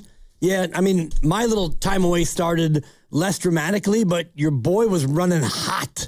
So, Steiny, I have a locker here in this wonderful building, and so you do your show, and you go back to your locker, and somebody has evacuated my belongings from my locker and put their lock on my locker. Ooh. And I'm ready for a 2-day trip to Palm Springs to see my old buddies, and then a week off for surgery. Yeah. So it's a stretch 12, and now I've got to, go door to door in the building and say, hey, new hire, did you happen to commandeer locker number 5? I got about 5 or 6 no's, and now it's 6:30. Your boy's running hot. Grandy saw me. He's like, he had to kind of he's like, I got to see how this ends. And so Grandy's kind of following behind as I'm going door to door. And finally, somebody here in the building who will remain nameless said, oh, yeah, I've got some bolt cutters. I said, let's do this. Pow! Off goes this interloper's lock on my locker. And I was able to lock up my stuff and go about my business. Your boy was hot. That was gangster, and you left their stuff just... Wherever. And actually, the funny thing about it, they locked the locker with nothing in it. Now they commandeered the locker and locked it with nothing in there. Just a control freak. Yeah. What did they do with your original stuff in the locker? There was very little stuff, and they took actually my lock and they put it on top of the lockers. And so I actually was able to see that because the lock was one of the things inside the locker. How'd they get the lock off?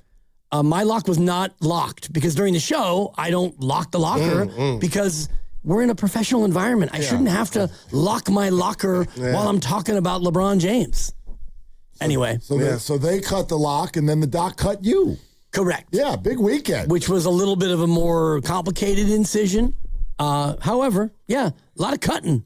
But you're good. Yeah, we'll see. All right, we'll my see. man. Yeah, I'll get back to you. He's fine. Yeah, whatever. I'm here. We're all still doing it. So. And how was your all weekend? I just, Look how he golfed a couple times. And fell in love with a 6'5" Norwegian. Look at he is. Man, he looks like a movie character. Man. He moves like one too. You know how like there's that Frankenstein deal where like the evil movie character, but it just moves slow while everyone else is running. But like it's kind of like a horror movie thing. Yeah. Jason never ran. He's just coming to get you. Yep. And that's kind of how Holland moves around the pitch. Right. Freddy Krueger. Yeah. He's coming for you. But he's lethal. He's very lethal. He's lethal. Dibs, who does he play for? Manchester City. Okay. And when he started in the Premier League, I think he was 19 or 20, and already it was, like you could see tall, fast, and skilled. I think he's 25. But you don't normally see, and I was trying to think about like the NFL or the NBA comp, and like Wemby has a little of that, like, dude, you're 7'5" and you can shoot the three, but like it's different. You look at him and it's like I've never seen something like you. Like Messi's 5'6" and he's amazing. Messi. Cristiano Ronaldo is 41 years old and 6 foot. Whatever. You've seen players like that, but Erling Haaland at 6'5", you haven't really seen that before. Steiny wasn't too fond, I'm speaking for him, but of the suspension, the red card getting overturned for Team USA. It's a joke. It is a joke for that. Come on. The red card itself was a joke. Yeah, what do you mean by that? So the red card was not a red card. There we go. A joke. So the right thing happened to me. Essentially, but when you start to like make up stuff as you go along, and whether or not Trumpkin was involved, the great Trumpkin, whether or not he was, I'll take credit for it. It was tremendous. Yeah. But put that aside, the whole idea of you have rules and then now you don't have rules. If I was Belgian, I'd be furious. Well, you don't wait till the day before the match. Like everybody knew this was stupid 2 minutes after it happened. Dumb. And then we went through that whole ridiculous process of the internet telling us that there's no way to appeal. But if you really read further, first of all, it's FIFA. They can do the hell whatever they want. They did, right. Number one. Number two, VAR, if you want to get into the soccerese of it all, VAR was used incorrectly to even assess the red cards. You can't even do what they did. So this was very easy for FIFA to step in and say, this was done incorrectly, so we're overturning it. But to let it sit there for 4 days, tell the whole world there's no recourse, and then the president, right before the match comes, and then, he comes floating out to take credit for that and the Sun, like he always does. Of course it's going to feel corrupt. Of course. Wow. So shout out Devereaux. In a way, Belgium was not hosed, but they still kind of were. And I hate it because now it makes us look like the bad guys, and no one with Team USA did anything wrong, including Flo. Yeah. He handled it with such grace. Right. God, he was amazing with the way he handled all of this. So, but it's not typical FIFA. Typical sports, honestly. And if you want to go back to the NBA Finals with your guy Wemby, who staggered under multiple jump shooters, and he didn't get that extra flagrant because it would have been a suspension. And so we just, kind of looked the other way. In the back of the head. Right. I mean college sports been doing this since they were born. Right. Right. The infractions committee needs a year to look over anything, except for when Cam Newton has a national title game in 4 days. And then they can suddenly have an emergency meeting and they're ready to go by tomorrow morning. Like this. Are we shocked though? But we know how the world is. No, but it does. I mean, like, It just sucks that the process is so flawed because you guys are right. The right thing is happening if it had been just stated as such right away. Or if they had that process already on the books, like, you know. Well, they do. They did this for Ronaldo years ago. Right. So you look at it and it's like, that was not a red. And I mean, maybe it was a yellow, but probably not even that. And so, yes, the right thing happened, but Mark's right. The look of it, I think, is it's a little bit dirty. And so if they beat Belgium and Flo gets a goal in a 2-1 victory, people internationally will say, well, I mean, this is a FIFA concocted win. They didn't even deserve it, which is a shame. Would you guys trade Jimmy Butler? Yes. And 3 firsts for Trey Murphy and DeJounte Murray? I said yes, Will. I get it.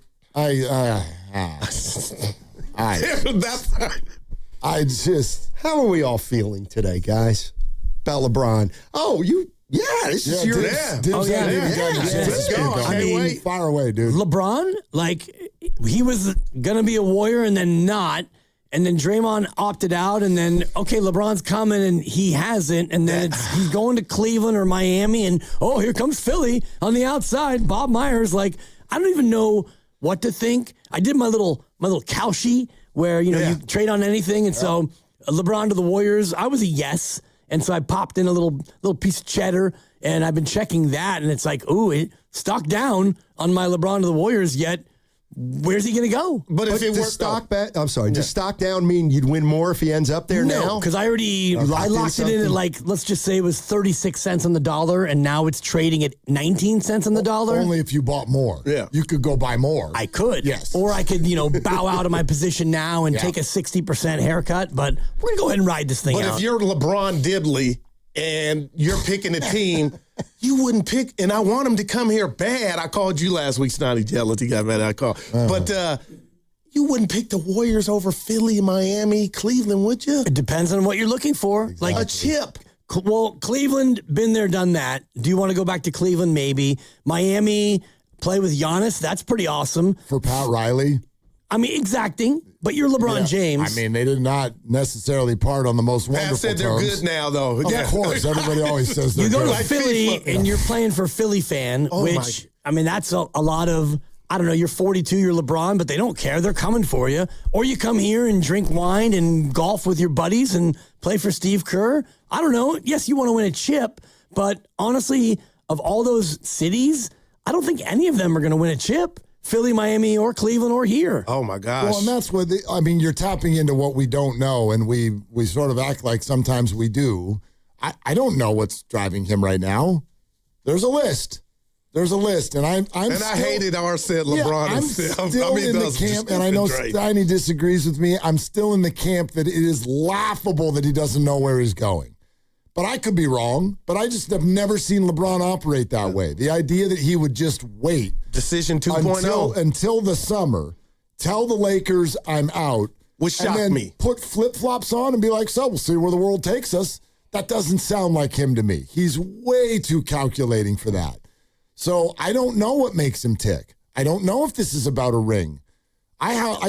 I've reached a point where all of the destinations sound weird to me. I called you last week, and I thought he was on his way because it felt like it was Draymond opted out. I'm like, oh, my gosh. You called into Willard's show? Yeah, the boss asked me to call in. That's what Steiny referred to it as earlier. Willard's show. With very little clothing. You weren't here. The show is still the show. Not when Grandy's on. Sal said I had FOMO. Just take the W that I didn't say Willard and Grandy. You could say whatever you want, but like when it's not Steiny and Goo, it's Shiny Happy Steiny and whomever. Oh my gosh, I heard it doesn't bother me how you refer to the show when I'm not here. Will, but yeah, I'm with. By the way, how'd you find that out? About you calling it Willard Show? Yeah. I listen. Because Steiny and Guru. He's off. He listens. It was today. Yeah. You said it today. God. And Guru's whole thing about when I'm happy, it makes you angry. The psychoanalyzation was amazing. Right, that's his way of talking himself into that I don't get mad at him because his takes are ridiculous. It's because he's happy. Yeah. DeJounte Murray. Oh, my God. Every break I went to, I said Willard and Dibs. Andy's in, but it's Willard and Dibs. Every break, ask him. Every one of them. Okay. Untrue, but I appreciate the effort. Wait a minute. Untrue or true? He's not listening. Exactly. Portugal's looking for an equalizer. He's not listening. Equalizer. You're listening to 95.7 The Game, KGMZ FM and HD1 San Francisco, an Odyssey Sports Station. Always live on the free Odyssey app and now broadcasting from the Laughing Monk Studios. The answer is no for me on 3 firsts and the corpse of Jimmy Butler's contract. It's a no thanks. I love Trey Murphy, but honestly, if you wanted Trey Murphy, you had not 1 but 2 chances to draft him, and you passed on him 2 times. Do you think they would do it? With what's going on now, the state of the Dubs, do you think, no, the Warriors front office would bite? I don't think so. Yeah, I really don't. How would you come to the podium and say, yeah, we just gave up more for Trey Murphy than Philly gave up for Jaylen Brown? But we love the move. Incredible.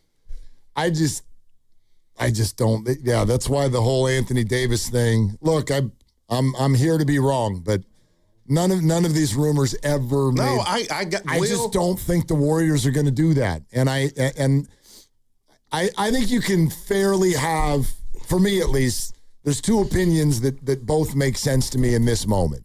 One of them is I'm just not in to any of these ideas about giving up 3 and 4 first-round draft picks. Secondly, though, if they don't get LeBron, there are so many questions about this offseason. Could you give us a quick glimpse, like one? Well, I mean, because he's coming for dirt cheap. I call it basketball welfare in a sense. So you're talking about LeBron. Yeah. So I'm saying if you don't get him, then I don't understand everything that the Warriors they're running it back have said that all of the things they said they needed to do differently. Stoney, I wish you had the button to play Mike Dunleavy at that presser that we just played where he said it's within. Our improvement's going to come from within. And to a degree, I understand what he means by that, but at no point did they ever say, we're just going to... Don't expect nothing. Yeah, Steve Kerr was like, we need more people who will play back-to-backs. That can't just mean 1 draft pick, can it? You gave that guy 2 more years. And then poor thing is he gave him all of them. Well, I was like, whoa. They're just all, they're all coming back. I guess another question I would have is, okay, LeBron goes to Cleveland. Draymond just signs a 1-year, $27.8 million deal? Oh, that would be 2. Or more. Is it 2 for 30-something? I think it'll get 2. So what did he opt out for? Well, then he definitely got over.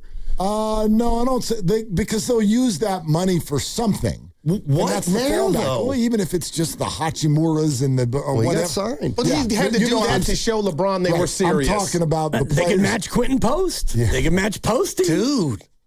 3 and 30? I mean, I heard you guys earlier. I was like, wait, what? I wouldn't match that at gunpoint. Exactly. Oh, God. I mean, he and Zach Edey, though, Twin Towers. No, thanks. Yeah, it's a pass. But I'm kind of with you as far as if this LeBron thing doesn't happen, what's the pivot?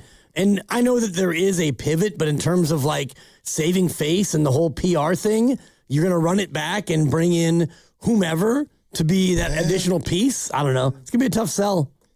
I mean, we're at the point now where if LeBron doesn't come, could they end up with DeMar DeRozan and Russell Westbrook? Oh, right. Yes. Okay. Because that's all that's damn near left. In their demographic, and they gotta find people who are at least 35, no doubt, minimum. But I mean, on some level, DeRozan makes sense, but it's just such a down, just such a letdown. I think. I think you're right. Yeah, and the letdown is the reality of where they are, and because what can they really do to go from where they are to being a real threat? And I do believe the answer is nothing, but that's why I've been in on LeBron, because it at least is exciting and interesting, and it's something. I mean, look, and I've said this before, if they come out of the offseason and they say we've used our mid-level for LeBron James, that's probably the best player that was signed for the mid-level by any team this offseason. So that would be a great free agent signing with the mid-level. And you drafted Lendeborg, who looks like he's pretty good and is going to be a mainstay. You could get away with that. But without LeBron, boy, it's going to be a tough little media access for Joe and Mike when they got to come to the podium at some point. Yep. Like I don't think there's any escaping that. You can reserve judgment until we see how this plays out. But I'm just tired of getting played. I feel played. I know, but it's right now the internet that for a week told us that the Warriors got him, and now for a week they've told him they didn't get him, and I don't know if any of it's true. So like I can't. But I was like, he's coming. I know that. I know. But you're doing the same thing now by saying he's not coming. I don't know. So like I'm going to reserve the gunfire until you right. Like let's see what happens. But it does not feel good right now. That well said. And when do you think we find out? The World Cup chip right before they kick? I would have thought we'd have found out by now. Yeah. I don't understand what he's gaining. With attention. Attention. Okay. But you could say, does he really need it? I mean, less than money, I would think. But and then he was over in Cleveland over the weekend with his. I didn't like that. And the assistant he wasn't in debate. The assistant coach is his boy. That's his brother. So, yeah, it doesn't look good. It doesn't feel good. I can't think that this was what the Warriors thought it was going to all play out. Oof. It currently trading at 16% on Kalshi. And they're the third favorite. Correct. Cleveland, Miami, then Golden State. The only one of my current trades that is faring worse is my Bryce Eldridge for Rookie of the Year. Which is down to about 10%. Which is really more about some of the other guys. But we're excited about Bryce. Yeah. I got you. It got to that point but he where got he me was, all like revved up, Willard, and he's like, yeah, we're doing this. Bryce, Rookie of the Year. He's going to win it. Mark looked at me with those deep, deep blue eyes, and he said, he's going to win Rookie of the Year. Mark, I feel how you got there, though. I feel because I took the bait. Long way to go. Yeah. Got a whole half of a season. Almost. Yeah. It's getting late early. I'm not blaming Tony V. But I'm watching this team nightly. No, you're not. And I'm just telling you, nobody's watching this team nightly. If he were to get fired, he would be a scapegoat. And I'm not advocating him getting fired.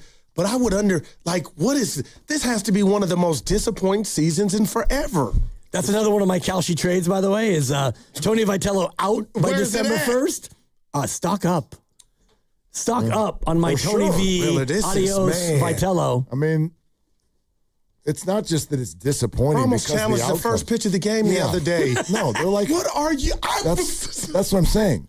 Like, nobody knows how many outs there are. People are running in different directions all over the base paths. That stuff, man. We got pitchers coming out going, I was on a pitch count. No one told me. Oh, that was bad. We're tapping our helmet on the first pitch of the game.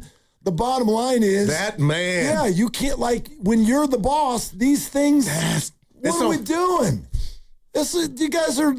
You guys are laughing stock right now. It's not losses. Man. It's the way you're all doing this. Did Ryan Walker give up 4 runs the other day without getting an out? Did I see that? Who knows? Because I've been in and out of anesthesia and watching games, and it's they blew another lead. But for my man to say he was on a pitch count, I said, oh, wow, that's a shot at the boss. Nice. I thought I was.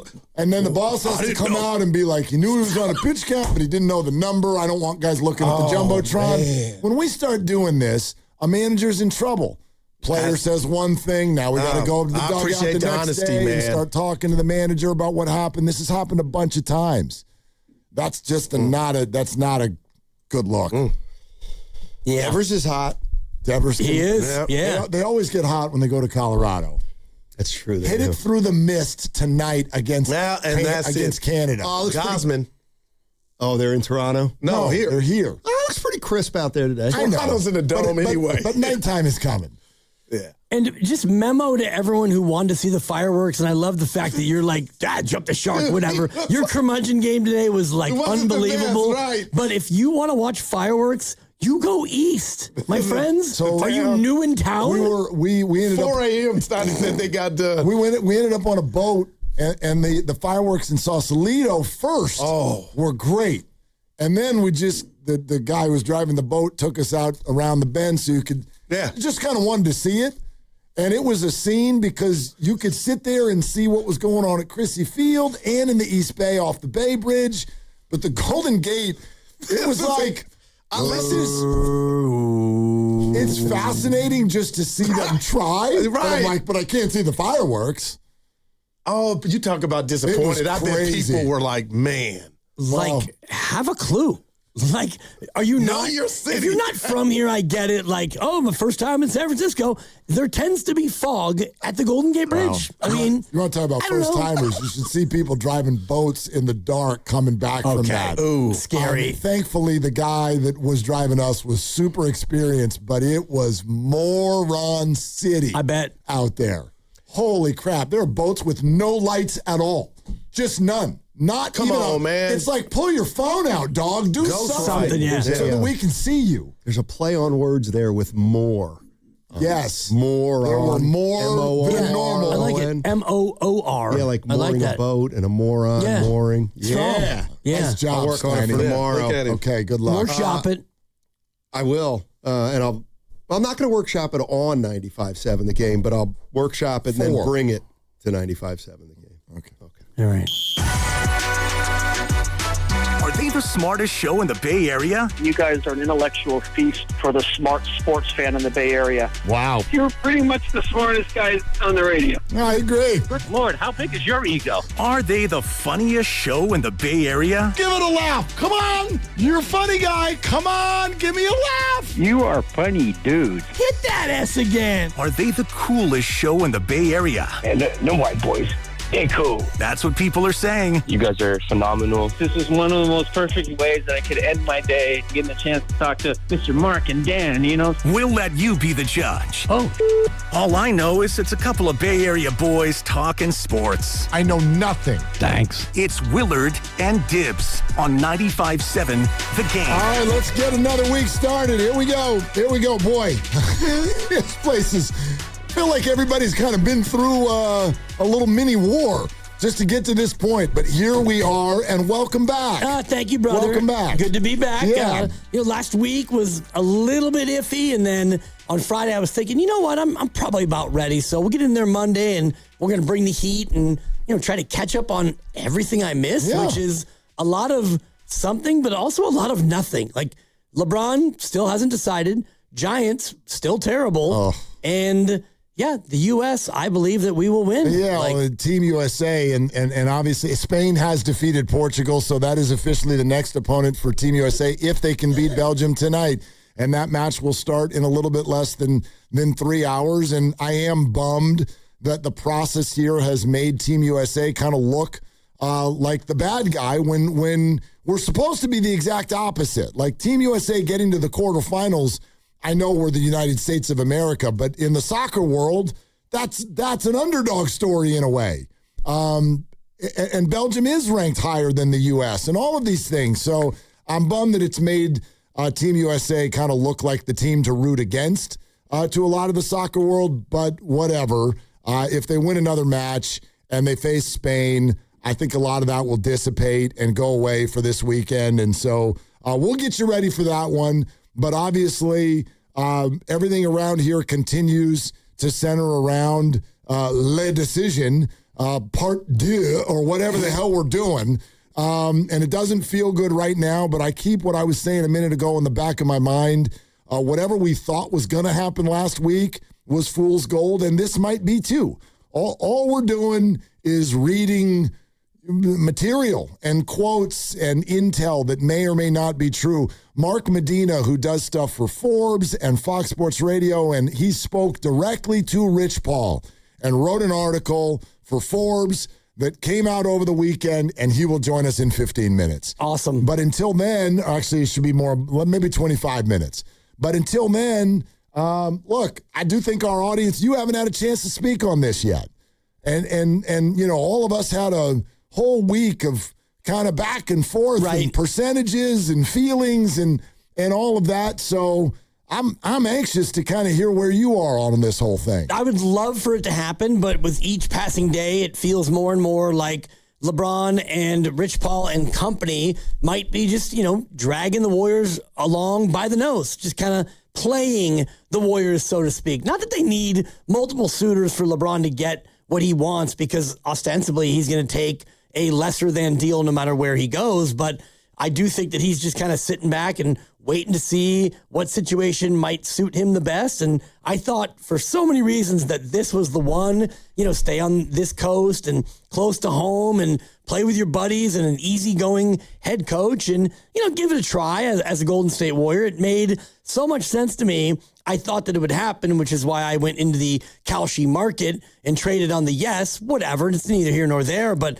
the more it goes on, the more now it feels to me like, Joe Lacob is just kind of sitting by the phone and waiting, and the phone's not ringing, and LeBron's out there, romanticizing and going out there and dating everyone else. But do you buy that? Like, let's start there. This is one thing that I don't know. I feel like we're being taken on some sort of a ride here, because I do not know who this person is if what we're being told is true. And here's what I mean by that. The LeBron James we've come to know would never do this. Never. He has been in control of this league for 2 decades. Yep. So maybe this is just me, but I am having the hardest time buying the idea that LeBron just woke up a week and a half ago and went, I don't want to be a Laker anymore. Okay, LeBron, who do you want to play for? I don't know. Let's just tell the Lakers that I'm not playing there, and they'll just sit here, and we'll take phone calls and see what unfolds. That's what we're being told. I'm like, there's no way. Does that sound like LeBron James to you? No, it doesn't. But I also think that he could be sitting back and waiting to see where everything else shakes out. In other words, Jaylen Brown's now a Sixer. Sure. And so he looks at that situation potentially and says, yeah, that actually could be a great team. And, Miami and Giannis and Pat Riley and the backstory and all the rest of it, I'm sure he feels how he feels about that. And also he feels the way he feels about Golden State. Like, he knows Steph. He's played with him. He knows Draymond. They share an agent. He played for Steve Kerr in Paris. I don't think there's any mystery in that part of it, but I do hold out for the fact that maybe he's just waiting to see how everything sorts out and then be able to airdrop himself onto whatever team he wants. I mean, but also, like, keep in mind, I feel like we're being sent mixed messages.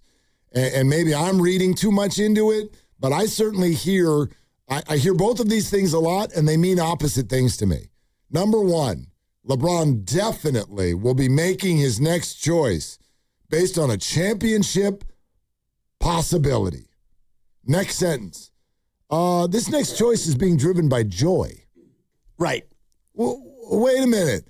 Unless you want to give me some sort of narrative on how those two things are married and they're going to have a baby together, like the chase for a ring in Philly is what brings me joy. Really? A Philadelphia winter with the angriest fans that this country has ever known, that brings you joy. And a co-star who wants to talk now, apparently, as much as Draymond after every game. And a center who plays less than Steph and Jimmy. So if that brings you joy, okay, great. Go find joy. But that doesn't sound right to me. So which is it? Because the Warriors does sound like joy. Yes. The LeBron that we know, his friends, wine, golf, close to family, high-level basketball IQ. That sounds joyous to me. Does it sound like a ring? Hell no. Hell no. Then again, kind of none of these do. I love how everybody's like, ooh, chance for a ring. I'm like, are you joining the Spurs? Right. If you're joining the Spurs, I hear you. If you're not, then all of these teams are third best in their respective conference, I think. Yeah, the Thunder would be another one, and I don't think he's joining the Thunder. And so, like Miami, he makes them better, but they don't become top 2 or 3 in the East. And I think Philadelphia would be the one where you could look at and say, okay, him and Jaylen Brown and Joel Embiid, like that becomes a very interesting situation. And the East is a lot more wide open, quote unquote. But what is it? Is it the joy and the fun of being 42 and playing with your buddies? Or do you want to like go somewhere again and just grind And does he want to go to Cleveland and play with James Harden? Like, again, I've worked myself to a spot where none of the answers make any sense. Right. That's how I feel in this moment. Or at least I can shoot holes in all of them. Yeah, Cleveland, already a box that you've checked. And while people go, oh, it's going home. Is it? Rich Paul has already said he's going to maintain residence in L.A. That's where his whole family is. I don't care what the address is. My home is where my family is. Cleveland? Right. With James Harden in the winter across the entire country from your family? And more games, obviously, in the East because you're in the Eastern Conference, Miss me with that's home. But if that's what, again, I'm not, whatever you want to do, dude. But I can poke holes in Cleveland. I already poked holes in Philly. I don't think Miami would be that good. I can poke holes in the Warriors, obviously. No doubt. Everybody, the Golden State Warriors. All of these things, I can poke holes in all of them. So there's no perfect fit, but he's going to have to pick one of them, which is why I'm not really giving up on the idea. If what you want us to say is the Warriors are an imperfect fit, you're right. So are all of the other choices, in my opinion. Right. And so it ultimately comes down to what does he really desire the most? And I have thought through this whole process, and I've been gone for so long, it feels like this story's been dragging out, and I believe it has. But you want to be close to family, and if you play here, you could jump on a private jet at 10 o'clock and fly home and be in your bed at 11:30, and then no practice the next day or whatever, and you could zip back. To be able to commute at that level, 360 miles on a private jet, that's probably easier than actually driving to Livermore or driving to Santa Rosa. Or even easier is just kind of, flying them up also. I don't want to make it sound like LeBron's got to get on a flight after every single game. That doesn't sound fun. But yeah, that's easier. Is it perfect? No, that's imperfect too. I fully admit that. I don't know what's driving this bus. And I feel like we've been told a bunch of different answers to that. Everything's driving the bus, right? Except for money. And I don't know if I buy that either.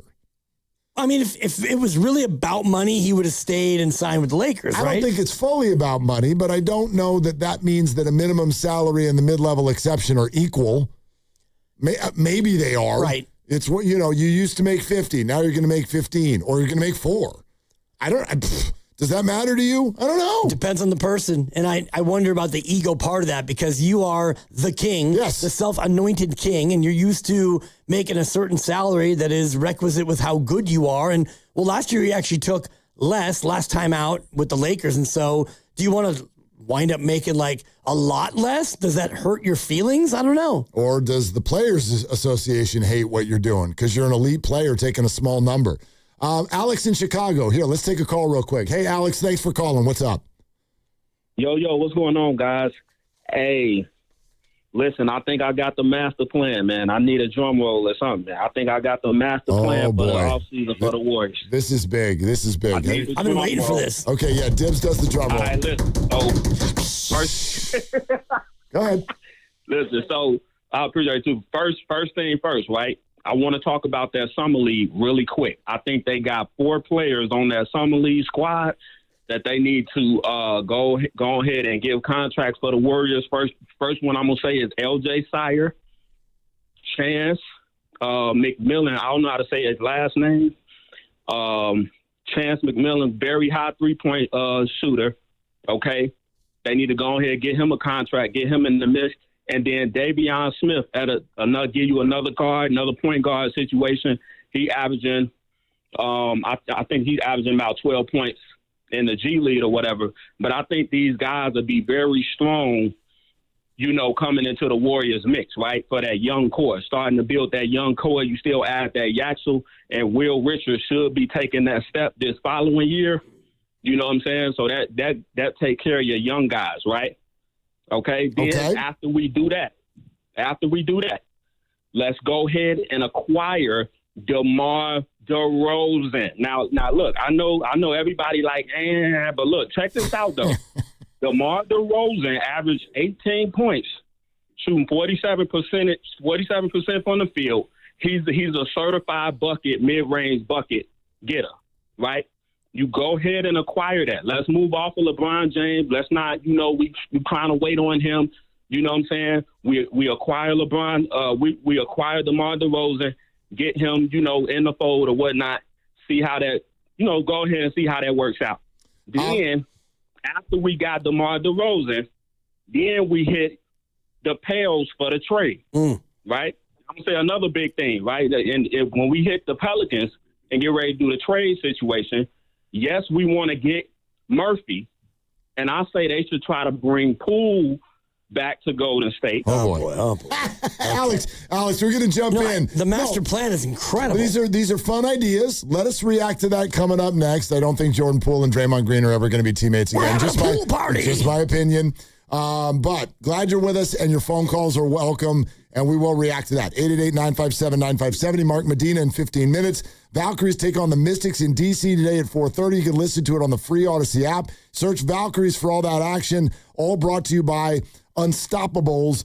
As the official laundry fragrance partner of the WNBA, Unstoppables brings the freshness. Feel confident, stay in the moment, and smell unstoppable. Try Unstoppables laundry scent boosters for as low as $5. Dibs is back, everybody, on Willard and Dibs. And it's Dan Dibley over here. The FIFA World Cup is entering its biggest matches, and there's no better place to be than Kalshi, America's #1 prediction market platform. Coming up pretty soon, the US of A is trading at 53% to take down Belgium, meaning a $100 trade pays out $179 if Old Glory can get the victory. On Kalshi, you're trading against peers in a live market, meaning there's no house. And as the probability changes, you can buy in and out of your position. For a limited time, download the Kalshi app and use the code DIBS, D-I-B-S, to get $10 when you trade 10. K-A-L-S-H-I, Kalshi. Trade the beautiful game. 18 and over only. Restrictions and eligibility requirements apply. Event contract trading involves risk and may not be suitable for all investors. Prices, values, and available markets may differ from those mentioned here. For more information, see kalshi.com/regulatory. Running a small business means juggling a lot. Your network has to handle it all. That's where a fiber-only provider falls short. You deserve a partner who gives you a greater advantage. Introducing the Total Solutions Advantage only from Comcast Business. A first-ever combination of the largest, fastest fiber-powered network, the most reliable Wi-Fi, gig speeds with equipment and security included, and a 5-year price lock. Plus, it's all backed by a 30-day money-back guarantee. The Total Solutions Advantage only from Comcast Business. A new standard for small business with reliability, security, and savings in one. When you add it all up, no one does business like Comcast Business. Switch today. Get started for $60 a month for 12 months when you add an advanced solution to a qualifying internet package. Limited time offer. New customers only. Requires 300 megabits per second internet, security edge, and additional qualifying service. 1-year agreement, paperless billing, and autopay with bank account required. Taxes and fees extra. Most reliable Wi-Fi based on Open Signal Awards USA Fixed Broadband Experience Report, May 2025.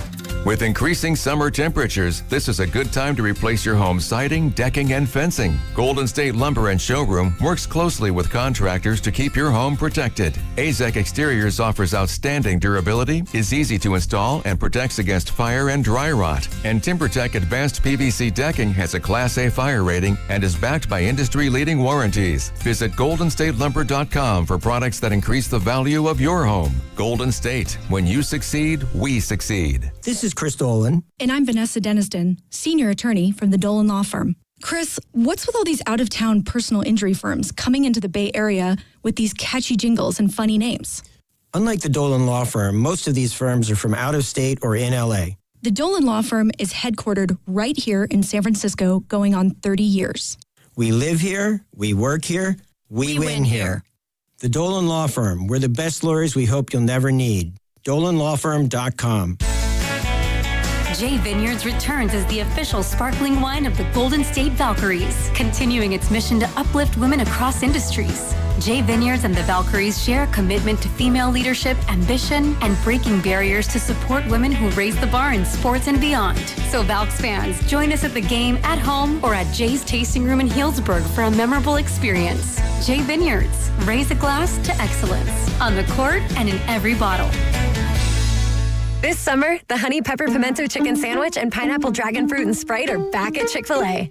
Girl, it's back. We've been waiting. I love that honey pepper pimento sandwich. And that pineapple dragon fruit and Sprite is everything. It's got that razzle-dazzle that makes you stop and say, okay, wait a minute. I love the creaminess of the pimento cheese. It's savory, it's bold, it's flavorful. Our faves are back. I saw, girl. Which fan favorite will you choose? Real customers paid for their testimonials. This is the story of the one.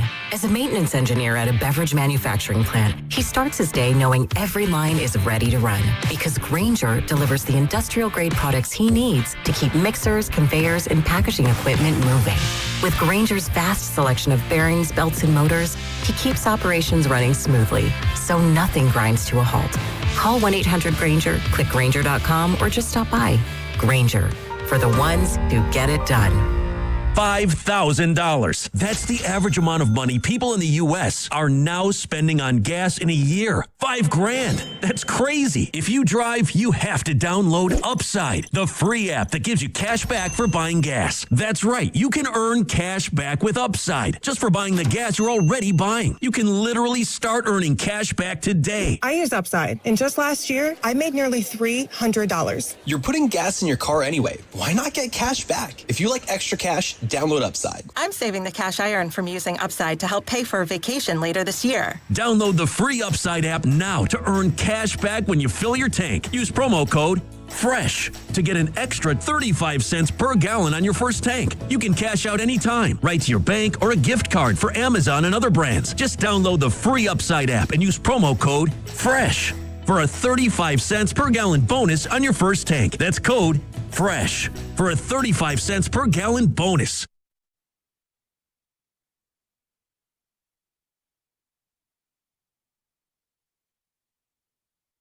Bay Area is Draymond Green. You're listening to Willard and Dibbs on 95.7 The Game. Coming to you live from the Laughing Monk Studios. He writes for Forbes. He's on Spectrum Sports Net on TV. He's on Fox Sports Radio on the radio. He spoke to Rich Paul directly. I don't know if Rich told him the truth, but he spoke to Rich Paul directly. He's Mark Medina. He joins us in less than 10 minutes. Funky Cold Medina. Good. I bet he's never heard that before. Many times, but it just is a chance to call back to the Tone Loc song, which, not a smash hit exactly, but just a little bit of a memory lane. Always a good time. My favorite Tone Loc sort of indicator, obviously, still my favorite head coach ticked off press conference rant. What's my guy's name? He coached Fizdale for Memphis. Oh, yeah. You can go to YouTube and check this out. When he did that, they're not going to rook us. Yep. That whole thing, somebody auto-tuned it to Tone Loc because his voice sounds a lot like Tone Loc, and it's incredible. It's one of the more entertaining things that you can find on YouTube. Yeah. So go check it out if you've got extra time. Love it. Which is a popular phrase these days. Extra time. Extra time. Yeah, and we didn't quite have it in the earlier game. Portugal was not up to the task. Spain with the late goal in the 1-0 victory. How about last night, dog? Dude, your boy was... That was a lot. A lot of calcium from your boy on that one. That was just a lot. The whole match. I'm like, it's too much. We're scoring a lot. We've got controversy. We've got penalty kicks. Yep. We've got cards. We've got chippiness. We've got a crowd that is absolutely on one. And then we've got England just playing keep away for 30 minutes. A man down. That's what I mean. Right. Like they just play defense. They're just like kick ball far. Whenever you get it, kick ball far. That's what they did for 30 minutes.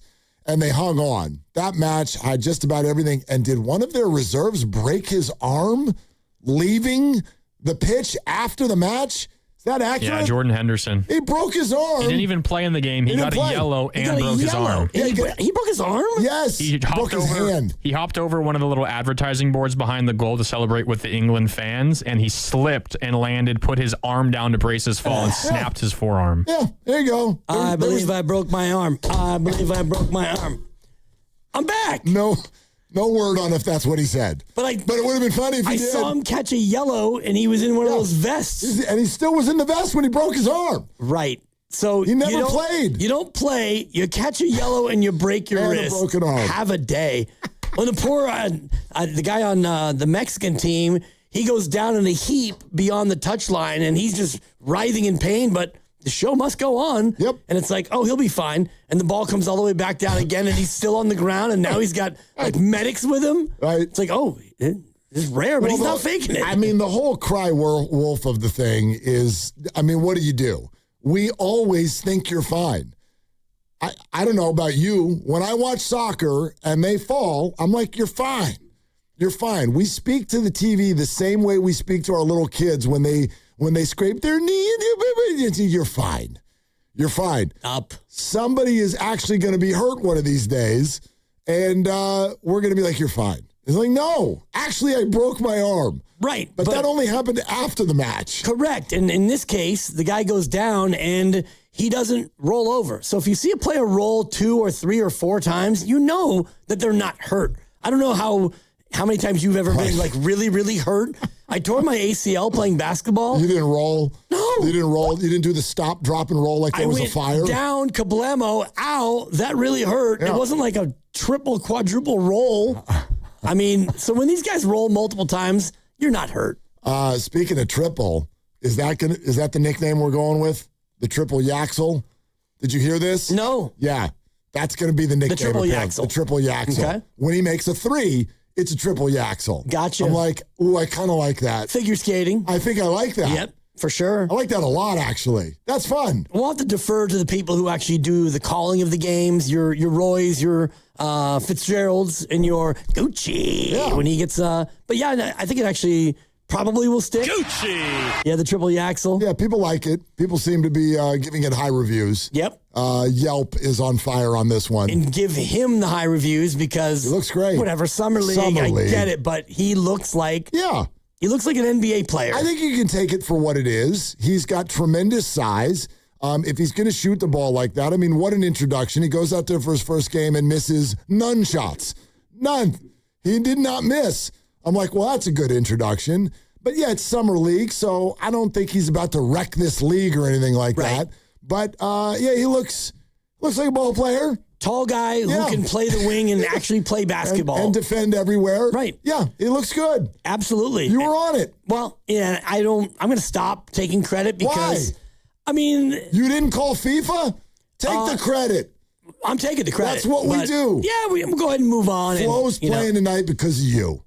That whole thing is, I don't know how to feel about it. It feels a little dirty. It is dirty. But he should be playing. Correct. So you're completely conflicted. All of us, we're conflicted. Like, he should be playing because he shouldn't have got a red, but he shouldn't be cleared to play because he got a red. Well, I think he should have been cleared to play, but not that way. Not that way. Not the day before the match with I found it to be tremendous. Yeah, with this guy coming out, victory lapping and putting pictures everywhere. I went to a payphone. I made a call. What are we doing? To my guy Infantino. What are we doing? I told him we're America and he'll play. But it's FIFA, and I think it was Bonte, actually. Bonte sent out a tweet, and he's like, boy, I'm getting a real good introduction to how crooked FIFA is.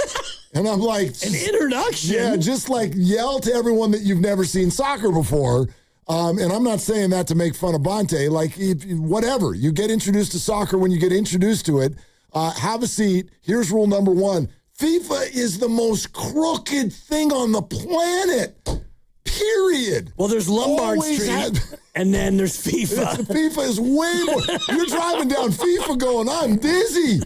This is like, it's, yes. So, you know what I mean? It's the Lombard Street of international organizations. Beyond. So, like, that's what it is.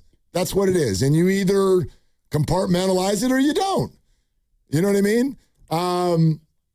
Mark Medina's ready to roll. Can't wait. Okay, Fox Sports Radio, Sportsnet, LA, and obviously Forbes, because he wrote a great article on Forbes where he spoke directly to Rich Paul, LeBron James' agent, and we can dive in and try to figure out where this whole thing is going and why it's taken the amount of time it's taken and all those things. So out to the River Islands guest line we go, and on YouTube as well, we welcome in Mark Medina. How you been, friend? What's going on? Mark, good to see you, to talk to you. Nothing going on other than, once again, we have a summer where we're waiting for what LeBron James is ultimately going to do. No doubt. So when you spoke to Rich Paul, did you get the sense that he was just lying to you through his teeth the entire time? You never know, because I'm not a mind reader, but this was Friday afternoon, and I asked him point blank, how do you handicap this? He didn't have any answers. I asked, when should we expect a timeline? And he said, well, I don't think we're going to expect any time soon. So I drilled him on it. I said, well, is this going to be a month? Should we expect weeks, days? And he said, I don't think you're going to get a decision in the next few days. So your guess is as good as mine. But for what it's worth, this doesn't actually provide clarity. I think it actually just captures the intrigue and the uncertainty around the league. When you talk to different executives with other teams that have no horse in the race, there's a lot of mixed feelings. Some think the Warriors have the edge because of Steph and Draymond and the proximity to LA. And some say, Cleveland because of the farewell tour and the familiarity there. And some think Miami because of Giannis. So it's really anyone's guess. And what do you think? Like, being around LeBron enough to have a better gut guess than maybe most of us or all of us, like, what does your gut tell you that he's looking for? I wish I could tell you, but here's where the uncertainty stems for me, is that I think the goalposts have clearly shifted. In the past, the idea that LeBron James would take this huge discount deal was something that he wouldn't do ever since leaving Miami. He also made it clear when we've asked him how much longer he wants to play, it was always about playing at all-star caliber level and not having a relegated role. But now it's obviously changed, because he's not getting a max deal. When he's joining a team, he's definitely not going to be the number one, number two, or maybe even number three option. And so before this, my sense, talking to people, my own intuition, is I thought Cleveland was a non-starter, because even though the farewell tour would be a lot more organic because of his history there, the team has a flawed roster. And unless, they make some trades with Dennis Schroeder and do some cap flexibility to James Harden's new deal, they only have veterans minimum contracts to give, where I thought the Lakers, for all their imperfections, they would have more money to offer. But obviously that wasn't enough either. So I think the Warriors are still in the mix, but there's still a lot of ifs to that scenario. Mark, here's what I've been having trouble with the whole time, and maybe this is just a me problem, but the LeBron James I know orchestrates everything ahead of time always.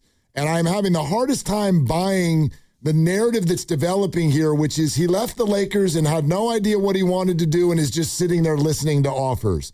Is that really what's happening? Because that doesn't sound like him to me. No, it's a very good point. I think LeBron James even now is very calculated, but I think unlike the earlier parts and vast parts of his career, he didn't have the leverage. So last year, when the Lakers didn't give him an extension, yes, the writing was clear on the wall that the Lakers are preparing for Luka Doncic's next era and they're prioritizing him. But it was an ultimate game of chicken where the Lakers didn't want to lose him. They just want to keep him on their terms. And same thing with LeBron. So I think with all this, LeBron's still being calculated, but he's having to be adaptable because he's no longer in the driver's seat. I think the other thing that's fascinating, and take it for what you will, but when I was asking Rich Paul about everything, he likened LeBron James to Teflon, that like regardless of what decision he chooses, he's going to get criticism for it. He'll get praise for it. And in some respects, it almost doesn't matter anymore. And so as this pertains to the Warriors, when I've talked to folks, some immediately say, well, hey, the reaction was when Kevin Durant went to the Warriors, he got zero credit for any role with helping them win the championship and a lot of blame. And the identity was around Steph Curry, and the same thing would be with LeBron. But you look at the positives with that. He and Steph obviously have that Olympic experience. They can rekindle that. He and Draymond are now friends. Hour flight from the Bay. Because his team's older, they're probably going to not have as many practices and shoot arounds. So there's a lot of times LeBron will still be in LA to be with family. So even if they're imperfect with their contention status, it could still be a fun experiment. And it's not like if he wasn't there, they would already be competing for a championship. So he at least improves the odds a little bit. So I think your central point, his thought process hasn't changed, but clearly the circumstances had. So if he's had to try to deal with this in real time a little bit. Is there enough still out there free agency-wise or trade-wise to where he can lay back and see what team shakes out and what team might still be competitive enough to where he could land there and make a big move? I can't think of anything, only then if Anthony Davis gets traded, but I think the Washington Wizards have been pretty clear with their inaction and just talking to people familiar with their thinking is that they don't want to trade Anthony Davis. They have been trying to establish a veteran-laden team with this young core roster, hence why they re-signed Trae Young. Even though there's questions about his leadership defense, they feel like he has such a dynamic talent as a scorer passer, it can complement some of their young players. And they have some really good defenders like Alex Sarr and Bilal Coulibaly. So as this pertains to Anthony Davis, they know that there's questions about his durability, his consistency level, but I think they're pretty comfortable with it, all things considered, because they have a center in Alex Sarr that can play the 5, and Anthony Davis is more comfortable at the 4. And they have, I don't know if they're thinking playoffs yet after talking to Will Dawkins this past season, but clearly they're no longer a laughing stock in the NBA. They could actually build something. So, but outside of that, there's no dominoes. There's no major free agents that have to make decisions. Giannis Antetokounmpo has already been traded. And so this is obviously different than free agents of yesteryear era, where it was always these big guys making pitch meetings. Now, all those major decisions are usually done before free agency, or if there is a major decision, it's because of a trade with Giannis or Jaylen Brown. Mark Medina is with us, wrote a really nice article for Forbes after talking to LeBron James' agent, Rich Paul, over the weekend. So, Mark, in that conversation, I wonder what your sense was here, because we've both been told this decision will be driven by a chance at another ring. We've also been told this decision is driven simply by LeBron's happiness. Are those two the same thing? And which one feels like the bigger deal to you after that conversation? I think in fairness to Rich, he's working on behalf of LeBron, one of his many clients. And so a lot of the things he couldn't answer for, but the thing that he was making clear to me is that he's almost operating from a blank slate, that before he felt compelled to go to the Miami Heat so he could win his first championship. He felt compelled to go back to Cleveland to kind of do right with his exit there and help them deliver a championship. And now the word again that he used is that he's Teflon. There's no one that he has to answer to. It's really about what makes him feel comfortable. And clearly money can't be the biggest factor because he's no longer going to be one of the highest paid players in the NBA. But that doesn't mean he's just going to take any deal. Same thing as it comes to winning. I think there's a clear difference in not wanting to join a rebuilding team or a lottery team versus a team that's already tailor-made to win a championship and would already be in contention if he wasn't there. So you look at the Knicks, you look at the Oklahoma City Thunder, the San Antonio Spurs. I'd be very surprised if LeBron would join any of those teams because they're already in the hunt. But the same token, you to look at any of the rebuilding teams, same idea. So as it pertains to money, if I had a guess, this is just my guess, he'd be more inclined going with a team that can offer him the mid-level or at least closer to the mid-level as opposed to doing a veteran's minimum. Because again, even though he's clearly going to have to make sacrifices compared to earlier in his career, that would be a huge jump from going to making $52 million one season and then a couple $1 million the following season. It seems a little far-fetched that he would go that far down, but I wonder about if you're looking at it from the outside and you look at this Warrior team, they're probably not a contender even if he comes here. Does that become the number one strike against a possible Golden State move?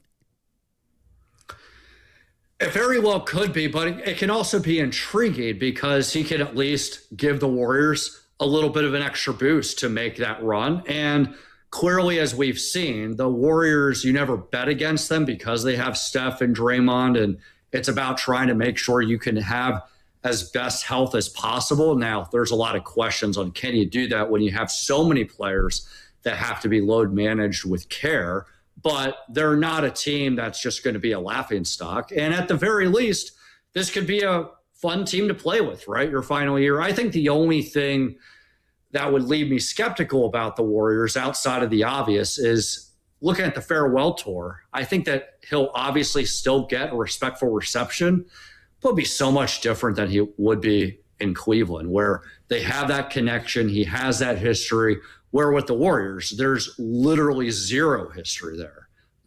So a lot of complicated variables, but new ones that LeBron's weighing right now. Mark, does it make sense to you that Draymond Green would opt out of his deal if the Warriors weren't getting LeBron James? Well, I think it's one of those things that if there's always a possibility, you always want to at least give themselves a chance. And I think in knowing how Draymond is, this isn't coming from him or Rich Paul, but just thinking how he operates, I think he would do that if he had some relative optimism they would get LeBron. But I think he's also doing that with the idea that he's had this partnership with the Warriors. He wants to collaborate with them to give themselves a best chance to win. And if things don't work out, they can, work out the terms respectfully, that if nothing else, he's at least getting what he would have gotten with that player option. So I think what Warrior fans are also thinking right now, especially because it's at least a moment of pessimism based on what we're hearing and the odds and all of these things. Meantime, while they're waiting, all these other players are going off the board. Where does this leave the Warriors if he says no? Well, like Warrior fans probably won't hear it, but it'll probably be the same as it has been in recent seasons, where the Warriors are saying, yes, we want to win, and we still have Steph Curry and Draymond Green. You have a chance, but we also want to protect the future. So the sense I get is that the Warriors are more inclined to want to keep their draft picks. They have draft picks in the first round from next season up until 2033. The only exception is in 2030. It's top 20 protected. I don't see them mortgaging those draft picks just to make another move. Now, here's another thought process, and I can understand why fans would disagree with it, is that they would counter, hey, we've made win-now moves with Jimmy Butler, right? And when Jimmy and Moses Moody were healthy, they were in the mix, and they could run that back. Now, the quick counter to that, especially to Jimmy Butler, is that, well, he's coming off an ACL injury, and the Warriors know more than anyone with Klay Thompson that the first season you come back with an ACL injury, you're not the same player.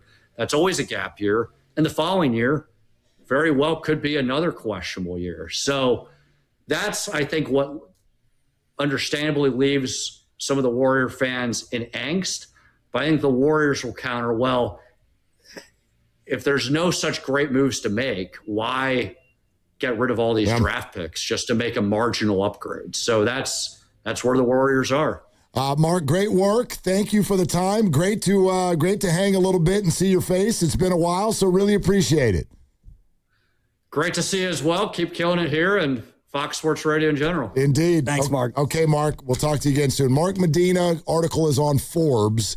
He spoke to Rich Paul, and that's the latest. Yes, the latest, which is, I don't know. I mean, well, I think more and more we're moving down the road of, if you're a Warrior fan, again, as much as if you want to buy the optimism last week, you can buy the pessimism this week. I don't know if either of them are real, but it's a moment where a Warrior fan is like, okay, let's deal with the reality of if they don't get him. Right. And it's sobering. There's no other way to say it. There's nothing else really out there. In other words, if he decides in 2 days, 5 days, 9 days that he's going somewhere else, well, you've got Melton and you got Porzingis and you got Al Horford, and you're going to run it back. You're just running it back, Mark, is what's going to happen. DeRozan? Yeah. Sure. DeRozan. Sure. Why not? See, that's the thing. That's the thing. We're kind of talking about the Warrior offseason the same way couples talk about where to eat when they've talked about it already for an hour. Right. Hey, you want to go to? Yeah, sure. Why not? You decide. Whatever. Yes. Let's go to DeRozan's. Yeah. Perfect. We're brought to you by Fremont Bank, here for you, here for good. Y'all can fill that in. 888-957-9570. We are open for your calls. If the Warriors don't get LeBron, then blank. How do you feel as a Warrior fan about this offseason? It's Willard and Dibs. Download to see if you qualify. Not all customers will qualify. Transfer fees may apply. No Albert subscription required. Albert is not a bank. Albert Instant Loans are issued by FinWise Bank, member FDIC. Not an actual client. Terms apply. Kylie, what's wrong? I just got hit with a car repair bill. I'm behind on rent, and I feel like I can never save any money. Have you tried the Albert app? Albert is your financial assistant, helping you find ways to save and create custom budgets to actually grow your money. Plus, you can get up to $10,000 for big expenses or advance up to $1,000 fast when you need cash right away. Albert can get me up to $10,000? Exactly. Albert spots you in a pinch and helps you grow your money in the long run. I'm downloading Albert right now. Download the Albert app and use promo code READY to borrow up to $10,000 for whatever you need. The Albert app helps you budget better and save more money, so you reach your financial goals faster. Download the Albert app right now and use promo code READY to borrow up to $10,000. Use code READY to borrow up to $10,000. I just bought a new automobile the same way they did in the 1900s when movies were silent. Well, I just got this Jeep from FlexCar. Maintenance and insurance are included, and I can switch cars anytime. What are you, high on giggle juice? The first and only month-to-month car lease. FlexCar, you drive everything. This is the story of the one. As a maintenance engineer at a beverage manufacturing plant, he starts his day knowing every line is ready to run because Grainger delivers the industrial-grade products he needs to keep mixers, conveyors, and packaging equipment moving. With Grainger's vast selection of bearings, belts, and motors, he keeps operations running smoothly, so nothing grinds to a halt. Call 1-800-GRAINGER, click Grainger.com, or just stop by. Grainger, for the ones who get it done.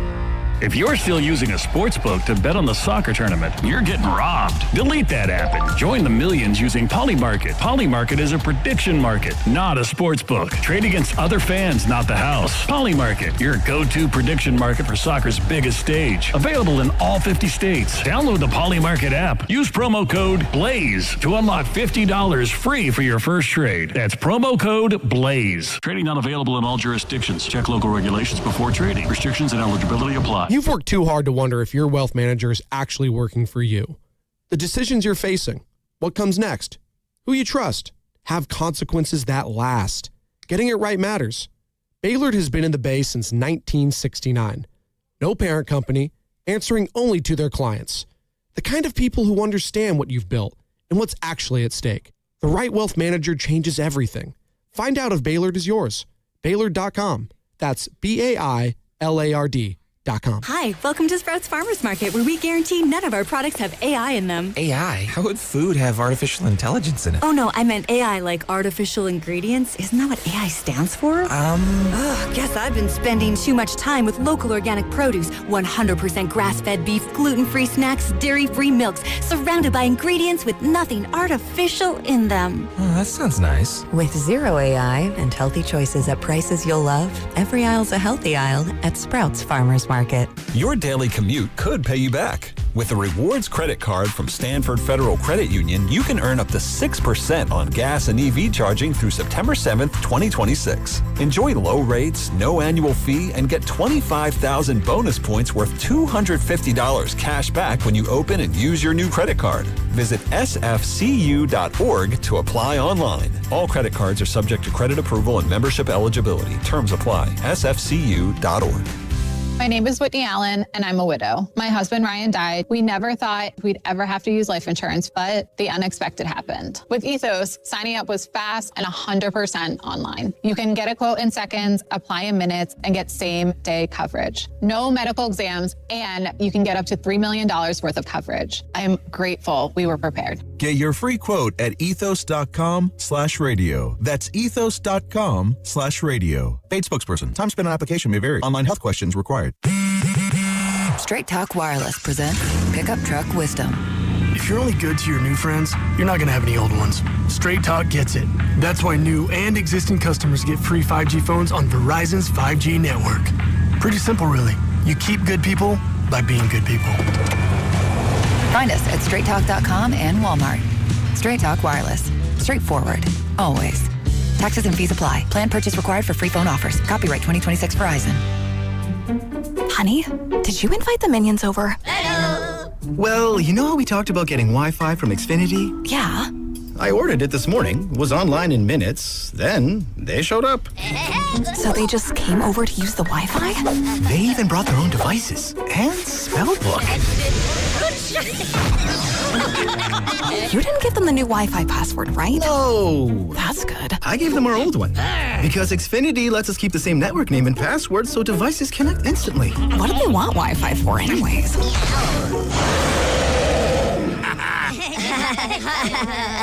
Better not to know. Plausible deniability. Get streaming or scheming instantly with same-day Wi-Fi from Xfinity. Plus, lock in one price for the most reliable fiber-powered Wi-Fi for 5 years. Guaranteed. And see Minions and Monsters only in theaters. Xfinity. Imagine that. Restrictions apply. Not available in all areas. Use of fiber coaxial cable. Learn more at xfinity.com/same-day Wi-Fi. You're listening to 95.7 The Game, KGMZ-FM and HD1 San Francisco on Odyssey Sports Station and the home of the Golden State Warriors and Valkyries. Always live on the free Odyssey app and now coming to you live from the Laughing Monk Studios.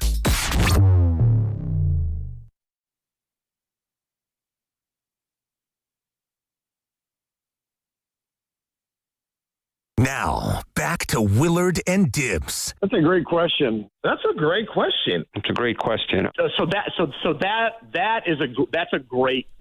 question. On 95.7 The Game. Yo, this whiteboard thing. Yep. You know what I'm talking about? I don't. You don't? I know what a whiteboard is. No, but the whiteboard with Max Kellerman and Rich Paul, the podcast. Oh, yeah. See, this is the kind of thing that gets me in this whole conversation where LeBron James apparently is just like, no, I want to go. Like, pitch me. And I'm just like, that's not how you operate. LeBron James. So then, in the midst of all that, Rich Paul is going to sit down with Max Kellerman on the Game Over podcast. And on video, the two of them have a chair on each side of a big easel with a whiteboard, and we got LeBron's name in the middle and then lines that are going to certain teams. And he basically eliminated 2/3 of the league. But at that moment, 10 teams were in the mix. 10 teams. And I'm like thinking to myself, first of all, sure. Second of all, would you do it this way? So Rich Paul, knowing that LeBron apparently has no clue where he's going to play, is like, yeah, Max, yeah, let's do a whiteboard. And let me just start telling you the teams that are either out of it and in it and why they'd be amazeballs if they got LeBron on their team. Does that, again, it feels so concocted to me. Yes, it's all concocted. I don't know if he 100% knows where he's going, but I know for 100% certainty that he loves the fact that he is in the center of the attention again. That's probably true. I mean, even if he knows, I'm going to go to fill in the blank, not that he's going to do another decision hour-long show, but he's sitting back and just at the center of everyone's NBA talk, and I do think that he loves that. This is Rich Paul from the Game Over on the Warriors and LeBron. Do you see Steph and Dre up there? Don't forget about Steph and Dre. Here's what's crazy. Okay, so this tells me a lot. This doesn't tell you anything. You're playing four-dimensional chess right now, or you just tipped your hand? No. I will say why. All I'm doing is showing you the board. Silence, everyone. I will say why. Ready? Go ahead. Everyone's reporting, and I know you say, what do they know? It's Cleveland or Golden State. Golden State was the big one. But you, of all these things, you just have this Golden State up in the corner. So either you're doing that purposely to throw us off the scent, or Golden State really is not as much of a front runner as people think, or is not as much in the lead as people think. You can think whatever you think. This is just my board. You decide what you want to think. You can buy into whatever you want to buy into, but Steph and Dre. My guy, Max Kellerman, I love that he thinks he cracked the code by going, so the fact that the Warriors are up here either means they are the choice or it's not. Right. It's like, you're throwing us off the scent. It's like, are you CSI Miami? Like, you just created drama out of absolute nothing and said that either it's this or it's that. Right. And it has to be this or that. So what did you just uncover, Max? Well, what he uncovered is, Draymond and Steph are up in the corner, and that either means, it's a sleight of hand, or it means they're in the corner because he's not going there. Appreciate that. That really summed it up. And when you first were talking about the whiteboard, I wasn't sure what you were talking about, anesthesia and whatever, surgery. And then when you said Rich Paul and the whiteboard, I was like, oh my God, I think I saw. Yeah, of course you saw it. I saw something. Escape it. Yes, and it's like. It's everywhere. And the whole thing, it's basically just a list of the other 4 starters on teams and where LeBron might fit. And the whole thing is just complete narcissism 5.0. We're talking about a billionaire, face of the league, and where he wants to play, and someone pulled out a piece of paper and a pen. Oh, yeah. Warriors. Timberwolves. And I'm like, Melo, McDaniel, Gobert. What are we doing? And you got Mitchell, Wiggins, Giannis, and Bam over here. Okay, so there's more. What about playing specifically with Steph and Dre, Rich? Him and Steph, who have been, like, if there's a face of the league that's not LeBron, it's been Steph. Yeah. For him to play with those guys and Dre, how important would that be to him? Like, is that for him like something he's really thought about through the years? I mean, the golf would be tremendous with those guys. What about playing basketball with those guys? I mean, come on, Max. What are you talking about? It's Steph and Dre. Was he jealous at all when KD went to Golden State and he got to play with Steph? I think sometimes how Michael Jordan said he watches LeBron and thinks how he would have guarded him. Did LeBron ever watch them play and think, this is how I would play with Steph? I don't know the answer to that. But what I will say to you is, Steph and Dre, obviously you get 4-time champions like you are. You get some of the highest IQ basketball. You get a guy in Joe Lacob who, I've told you this the whole time, wants to win. He wants to win, and a great business mind at that. And so you can buy into whatever you want to buy into, but Steph and Dre. Okay. So compliments all around for Steph, Dre, and Joe Lacob. Though the first thought out of his mind, hey, what about the Warriors? It would be good golf. Great golf. Oh, I'm sure Warrior fans are thrilled about that. I don't think I can't wait to watch Twitter and Instagram alive with a horrible golf swing from a large man next to a shorter man with a beautiful golf swing. Right. Don't worry, we lost to Atlanta by 13 last night, but hey, LeBron made bogey on one. Which is good. I mean, his game's coming into form. I do think that Warrior fans, for what I've been able to read and understand, is you're either in on it or you're out on it regardless. Like some people, he's the enemy, he's the rival. Under no circumstance do I want him here. I've always felt that way, but the more I look at this situation, bring him in. It's interesting. It's a year, maybe 2. It's exciting. And if I'm LeBron and I'm looking at a place to go and enjoy wine, which he loves, and enjoy golf, which apparently he's really into it now, like there's no better place in the country with a combination of wine and golf than the Bay Area. Yeah, that's true. That's true. But that's all like off the court. That's off day stuff. Do you know what I mean? But yeah, I do think there's an overthinking of it that goes on. It would make the Warriors better. Good enough? I don't know. I don't think any of these teams we're talking about, I wouldn't favor any of them to win the championship next year. Let's go to D in Vallejo. Hi, D. Thanks for calling us. What's up? Hello? D, what's up? What's up, man? I wanted to call about Yaxel. I don't even care if LeBron comes. All right. Did everybody see Mr. Perfect? He looks good. Yeah, he was perfect. I think he's the only person in the draft that had a perfect game on their debut. I don't even know how we're talking about LeBron. Well, because Yaxel is here and he's been signed. It's also not actually his debut, D. I'm excited about him too, but if we all had nickels for every time somebody showed out in Summer League and we got excited about him and then he faded into nothingness, none of us would need jobs. You know what I'm saying? So, like, I'm going to temper all of that. I think he looks great. I'm excited about him, but he's about to be a rookie. You know what I mean?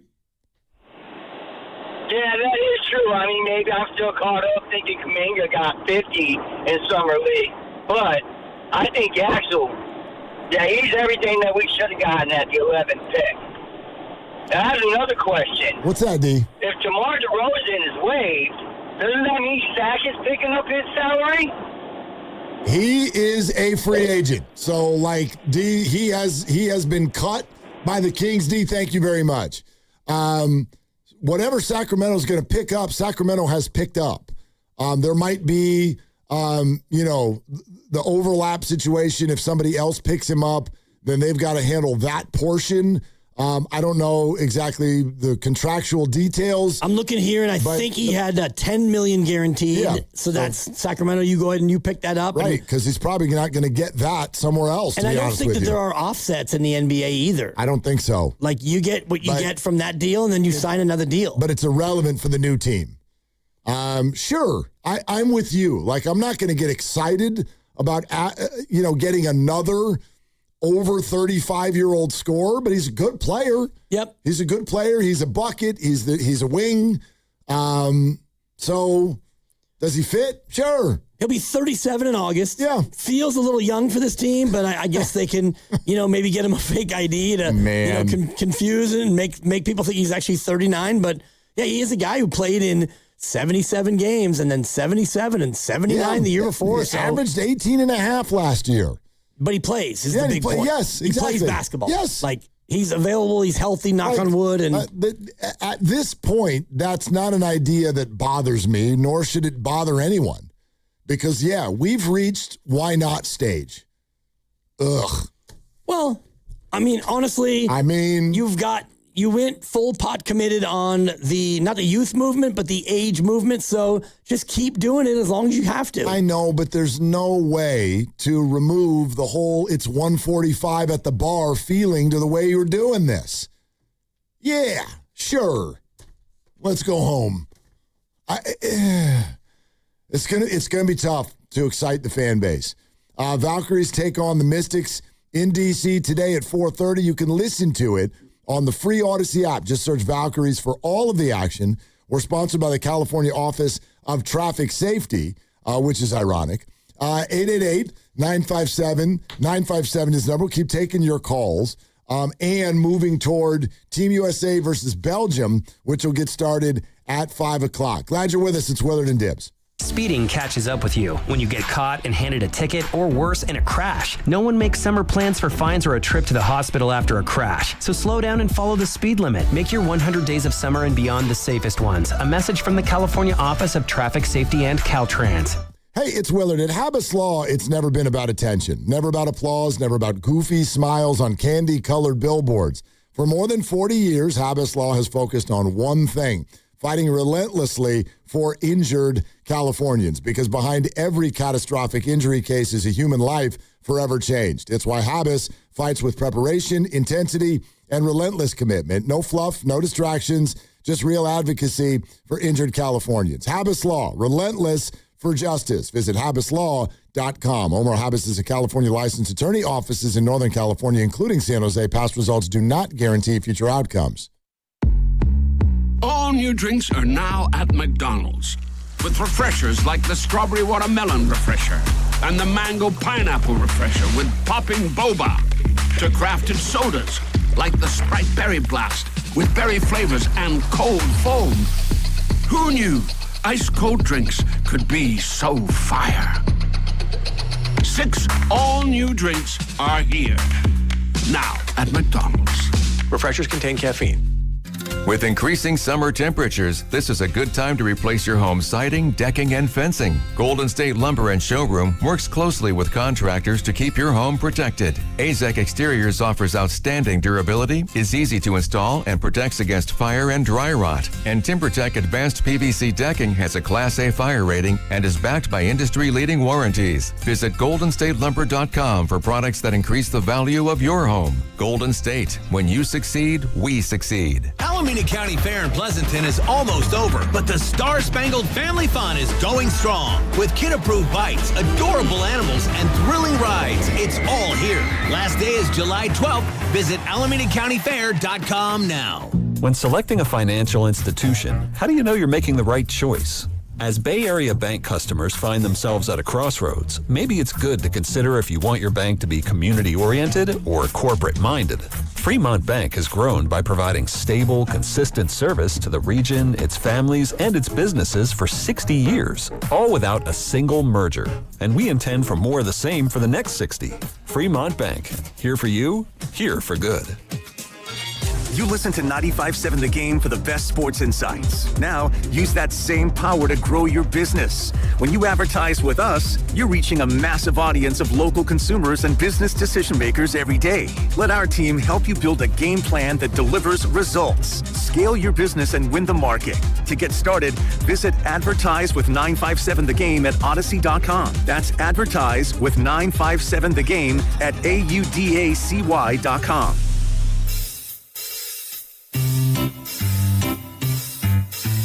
1-877 Cars for Kids. KARS Cards for Kids. 1-877 Cards for Kids. Donate your car today. 1-877 Cars for Kids. KARS Cars for Kids. 1-877 Cars for Kids. Donate your car today. Ready to get rid of that old car? Donate it to Cars for Kids. Call 877 Cars for Kids to speak to a friendly live agent. Donation is super easy, and your car can be picked up as soon as tomorrow. Go to carsforkids.org now or call 877 Cars for Kids to donate your car today. 1-877 Cars for Kids.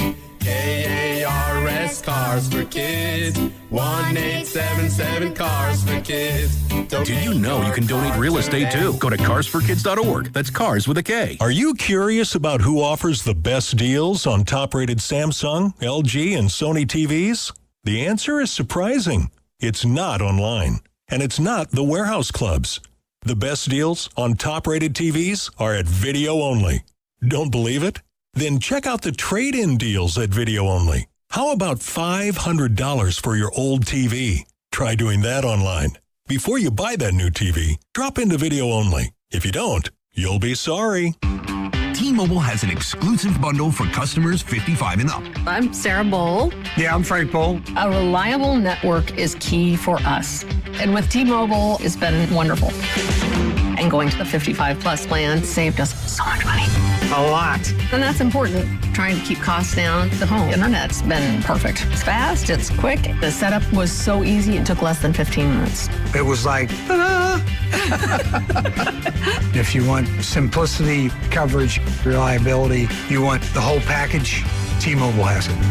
Right now, T-Mobile customers 55 and up can get 2 phone lines on America's best network, plus America's fastest 5G home internet for just $30 each.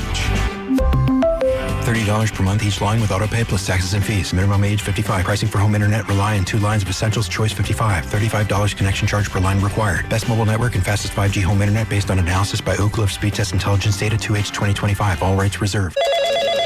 Another app for inventory, one for CRM. Oh, don't forget accounting. Wait, which login was that? Or you could use Odoo, one fully integrated system that does it all without the hassle. Ditch the app overload. Get everything your business needs on one platform. Try Odoo free today at odoo.com. That's ODOO.com.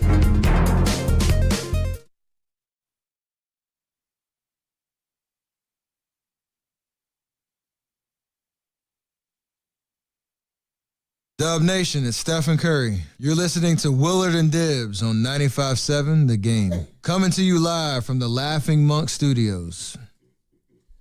In a half hour, Jamie Smith, Odyssey Soccer Insider. Oh, yeah. Or Jamie Watson, actually. I had that wrong. Jamie Watson. Jamie Smith Watson? Is it a hyphenation sensation? It's Agent Smith. It's Jamie Watson. Gotcha. Now I go. Thank you. There you go. I'll take the blame for that one. I texted the group chat wrong, and then I corrected myself, but you had it in your head as a result. I tried to protect you, Grandy. It's okay. See that? That's still on me. You corrected it, and then I didn't. And it's your mouth ultimately, yeah. Right. So it's on you. That's right. Thank you. But I mean, Grandy doesn't make a lot of mistakes, and so when he does, the last thing I'm going to do is to protect him. I'm going to go out there and try to bury him. Fair enough. It's kind of the other way around, isn't it? When somebody doesn't make a lot of mistakes, when they do make one, it's like, you know what I mean? Pick them up. No, pick them apart. not pick him up. So Steph misses a free throw. Okay, hold on. We're going to go and pause this analogy right now. Why? He's a pretty good free throw. He's not Steph. First of all, he's a pretty good free throw shooter. Good little shooter. But the concept was rarely messes up. Right. Steph rarely misses a free throw. That's the comp. I didn't call him Steph. He's not the most elite human being I've ever met. Dang. Correct. You're on the list. Anyway, my point is... list, 7 billion people on the planet. I like everybody. That's the way I'm wired. But my point is Steph misses a free throw. You heckle? You heckle him. You're like, Joker! This is not Steph. This is I'm not calling him Grandy. Steph. I'm calling his execution of his stuff compared to Steph's execution of free throws based on a percentage. Does Grandy do the right thing 93% of the time? Or even more. Okay. So when it's Dan Dibley, again. So when that person messes up, don't you kind of want to be like, let me fold you under my wing because you do right by me 93% of the time? I guess that's the way you approach it. But for me, it is laugh, point, and mock. I do the Macarena. It's what I've always done. Especially when it comes to Captain Smuggy Pants back there. Right. Captain Smuggenstein. Look at that. I've used that before. You got a kid that goes through freshman year, sophomore year, and the first half of junior year. All A's. Both my kids, yeah. All right. Second half of junior year, comes home with 1 B. 88.7%. Teacher's like, we're not playing. That's a B. Right. You're on the kid? Career over. He's fired. The spread gets flipped. We're going to flip the spread. You're like, unacceptable. Unacceptable. And really? then they say, hey, Dad, could you do us a favor and pull out your grades again? This is bullshit. And this is bullshit. I've got like every vowel on my report card except A. I got some E's. Yeah, there's a lot. I got some I's and some U's and some O's. It's fun when you go to college and they just start putting letters on there. You're like, my God. Parents are like, I don't even know what that means. I'm like, it's fine. It's an NC, Mom. It's an NC. I had an INC. I had a couple of U's and some O's. Yeah, it stands for now chilling. That's what it stands for. Gotcha. Now chilling. My U was unauthorized withdrawal. And then I had some W's. And, what's the W? Just withdrew. I mean, you withdrew, but legally. Got it. And then the I, of course, is incomplete. And not a lot of A's on there, although tennis and basketball. Yeah. I did bowling for my last class. Strong. Bowling. I took 3 PEs every semester in order to try to buoy my GPA. So I'd get an A in softball, volleyball, and basketball and still have a 1.9. Yeah. I mean. Rough. Hard out there for Dibs. The grades didn't matter anymore when we got to college. Well, they do. When you're below a 2.0, it actually does matter. Well, sure. If you're trying to, be eligible for stuff. If you're just doing your due, are you going to get a degree? Yeah. Eventually. You're going to get a degree. Yep. Not trying to be eligible. It's kind of like grades in college now. It's not like any of you are going to get a job anyway, so who cares? Fair enough, yeah. Yeah, my son graduated with a 3.6 out of Santa Barbara. Yeah. And, he works at Kumon. Yeah. Right. Working 12 hours a week at Kumon, so there you go. Anyway. Best of luck. Yeah. That was one of the larger arguments I've ever had with my mom. Because I was just like, there is no difference between a 3.0 and a 4.0 in college. Unless you want to go to law school or be a doctor, I'm like, nope, not where I'm going. I don't even know if they care if I get a 2.0. I don't even know if they care if I graduate college. And no one has ever asked. They just want your money. Yeah. That's all. Yeah. And the thing about being on academic probation is the units that you want in college, they now are triple. It's like, shouldn't it go the other way? I'm clearly struggling, Joe Namath. And yet, in order to make it easier, you're going to triple my tuition? All right, now I'm just not going to go at all. Show them. 5 junior years. Oh, yeah. Whatever. It's not that funny. How many years did you go? 13. Okay, no, that's not true. To college? Yes. You did not go for 13 years. It took me 13 years from start to finish. You went back. I went for... How many of those 13 years did you not go? About 3. No, you didn't. You did not go to school for a decade. I went 2 at College of Marin. Okay. The first Unified College of Kentfield. Go ahead and use that acronym at your leisure. I went those letters again. 5 junior years at Cal State Northridge. Okay. And then took about 3 off and then spent 3 years at SF State. Shout out the Gators. Chomp. But not full time the whole time. No, 9 units, night classes and here and there. But there was probably 20 semesters in which I was enrolled. How old were you at your graduation? 49. And how old would you be at Mila's? I was 30. Oh, Mila's high school graduation? Yeah. 106. Yeah. Oh, yeah. I love you. Seriously. Oh, God. Let alone my next couple kids. Oh, man. I would not. Boy, you're privileged. What, to have such a... No other parents would have just been like, go home. Like, no. They're not sending you to school for 10 years. No, they sent me for 1 year. 1 year. And then you I came took care back of the with rest? a 188, and they're like, okay, that's about enough out of you. That's about enough. What happened after that? How did you support yourself? Through a series of nefarious... okay. There's some crime. Okay. Statute of limitations, boy. You know what those are? Yeah, it's a limitation sensation. It's now 36 years ago, so good luck finding that. Whatever, mostly misdemeanors. Yeah. Mostly misdemeanors. What's the percentage split on misdemeanors and 90 other? to 10. Might have caught a case if they would have found out, but, dodge that one. Did you catch a result? Oh, no. Okay. No. Yeah. Anyway. That was a good story. Thanks. Yeah, it's good to be back. Yeah. Got a lot more. A lot more stories.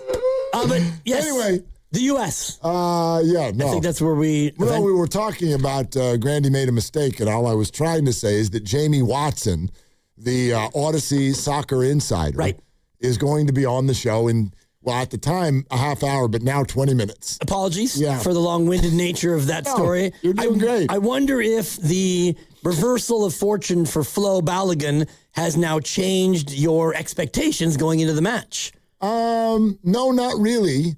My expectations, and actually, I hate that word. My hopes were always high. I think we're faster than Belgium, and I think that the U.S. can beat Belgium. I think that it's a losable match as well, for sure. Right. Belgium is wonderful. I think we're faster than them. We're faster than we were yesterday when we woke up as well, because Balogun is back.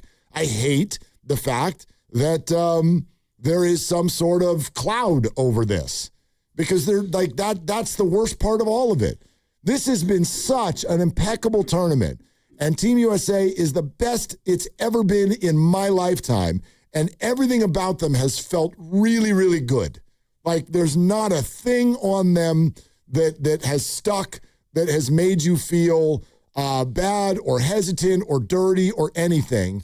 And the way that this was handled, I know at least makes some people feel that way. And if even some people feel that way, then there is something there. And that sucks. I want it to be unadulterated. Right. And now I don't know if it will be. I think we'll forget. But, it's clunky. The whole thing was very, very clunky. But once the match starts, I think most of us will fall back on the idea that he should be playing. Agreed. And so he is. So But that's good. if you're Belgian, then you're thinking, if the guy goes out there and scores, you're thinking, well, the fix is in or whatever. But if they win 1-0 and Balogun has the only goal, there will be some backlash. For sure. Whatever happens beyond this match, I already feel like the U.S. has gotten into a kind of a found money spot. We talked about it before, right? Before the tournament. If they just make the round of 16, that would feel like a win. But now you get there and you have a Belgian team that is, I think, flawed. And I thought that they were going to beat Belgium no matter what happens with Balogun. But now if you go out and you lose, I can't say that there won't be a little disappointment, because I do think that this is an opponent that is ripe for the picking. Well, I've looked at the World Cup this year this way the whole time. Where they have arrived is a par. They have parred the 2026 FIFA World Cup. Win tonight and it's a birdie. And so if you're disappointed by a par, I get that. If you hit one close to 5 feet and you miss it, then sometimes par is disappointing.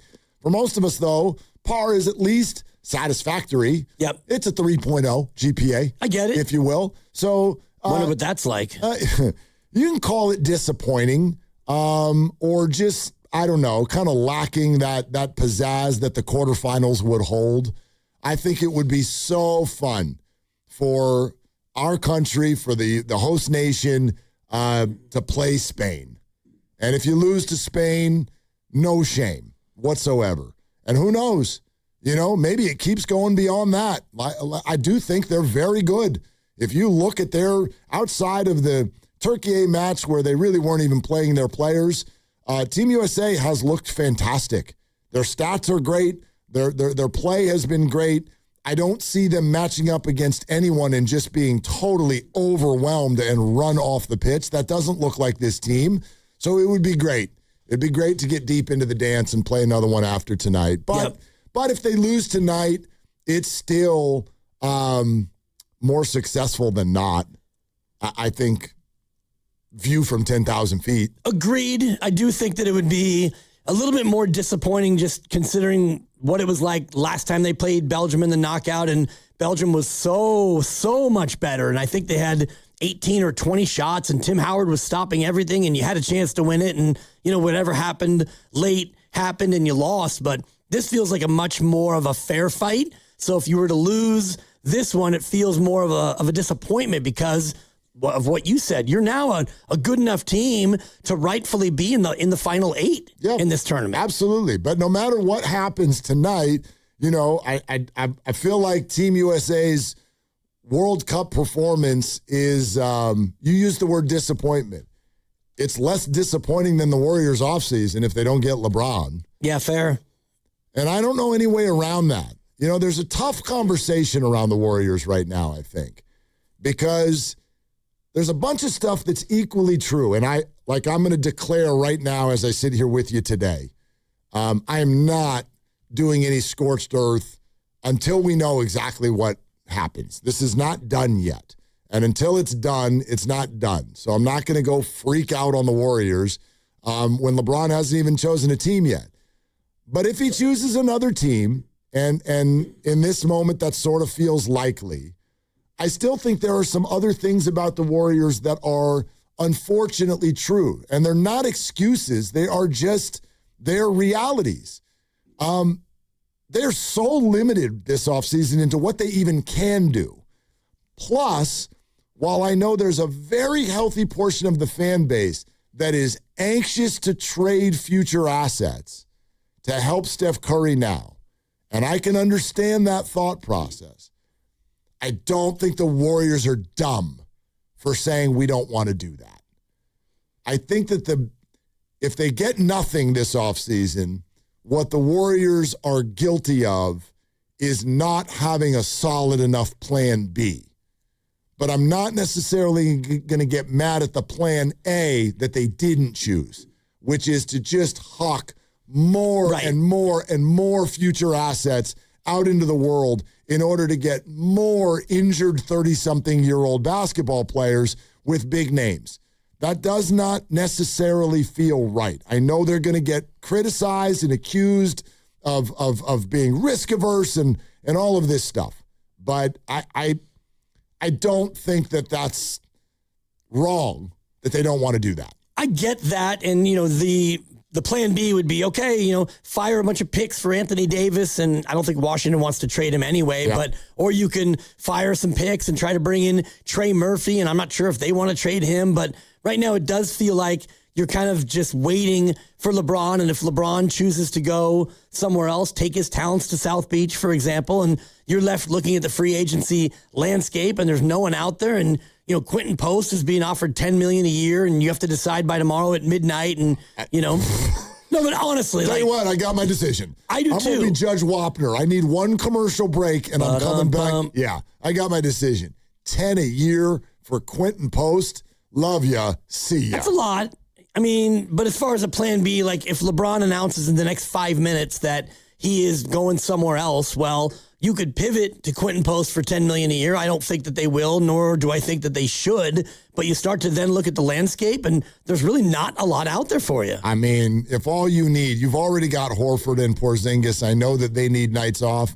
If I need somebody young who is going to fill in at the 5, hell, I'd rather just go bring Bassey back. He looked kind of fun there the last few games. Yep.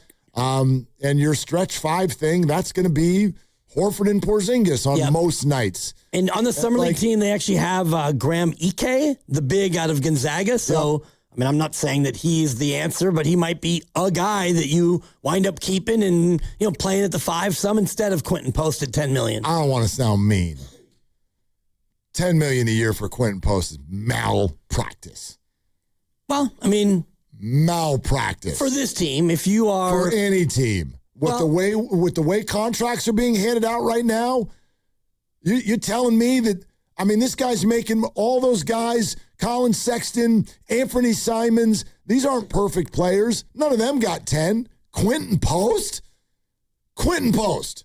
Hi, this is Quentin Post. Nice guy. Right. You can back up Zach Edey in Memphis. Below average defensively. Better, though. Getting better. Getting better, but still below average. He went from terrible to passable. And is it me or is his 3-point shot actually kind of overstated? It's overstated. It's not that good. I think last year he shot 34% eventually. That's not great. Right. He was hot early, and then it definitely came back to earth. So I'm with you. 3-30, it's not the answer, but when you start to look at what the Warriors have done, and it's more Melton and Horford opts in, and you got Kristaps for a couple years, is this really what we're going to wind up doing? Yeah. If LeBron doesn't come? 33.6 is what it ended up at last year. Not great. I ain't paying $10 million a year for that. I don't care what anybody else is doing. Yeah, agreed. And it's just, as you look at it, you're starting to think about LJ Cryer, and you mentioned Bassie and Leons and all these other summer league bodies. We're going to wind up stacking the back of the roster with these guys again. We'll see. Okay. And so that's where I understand.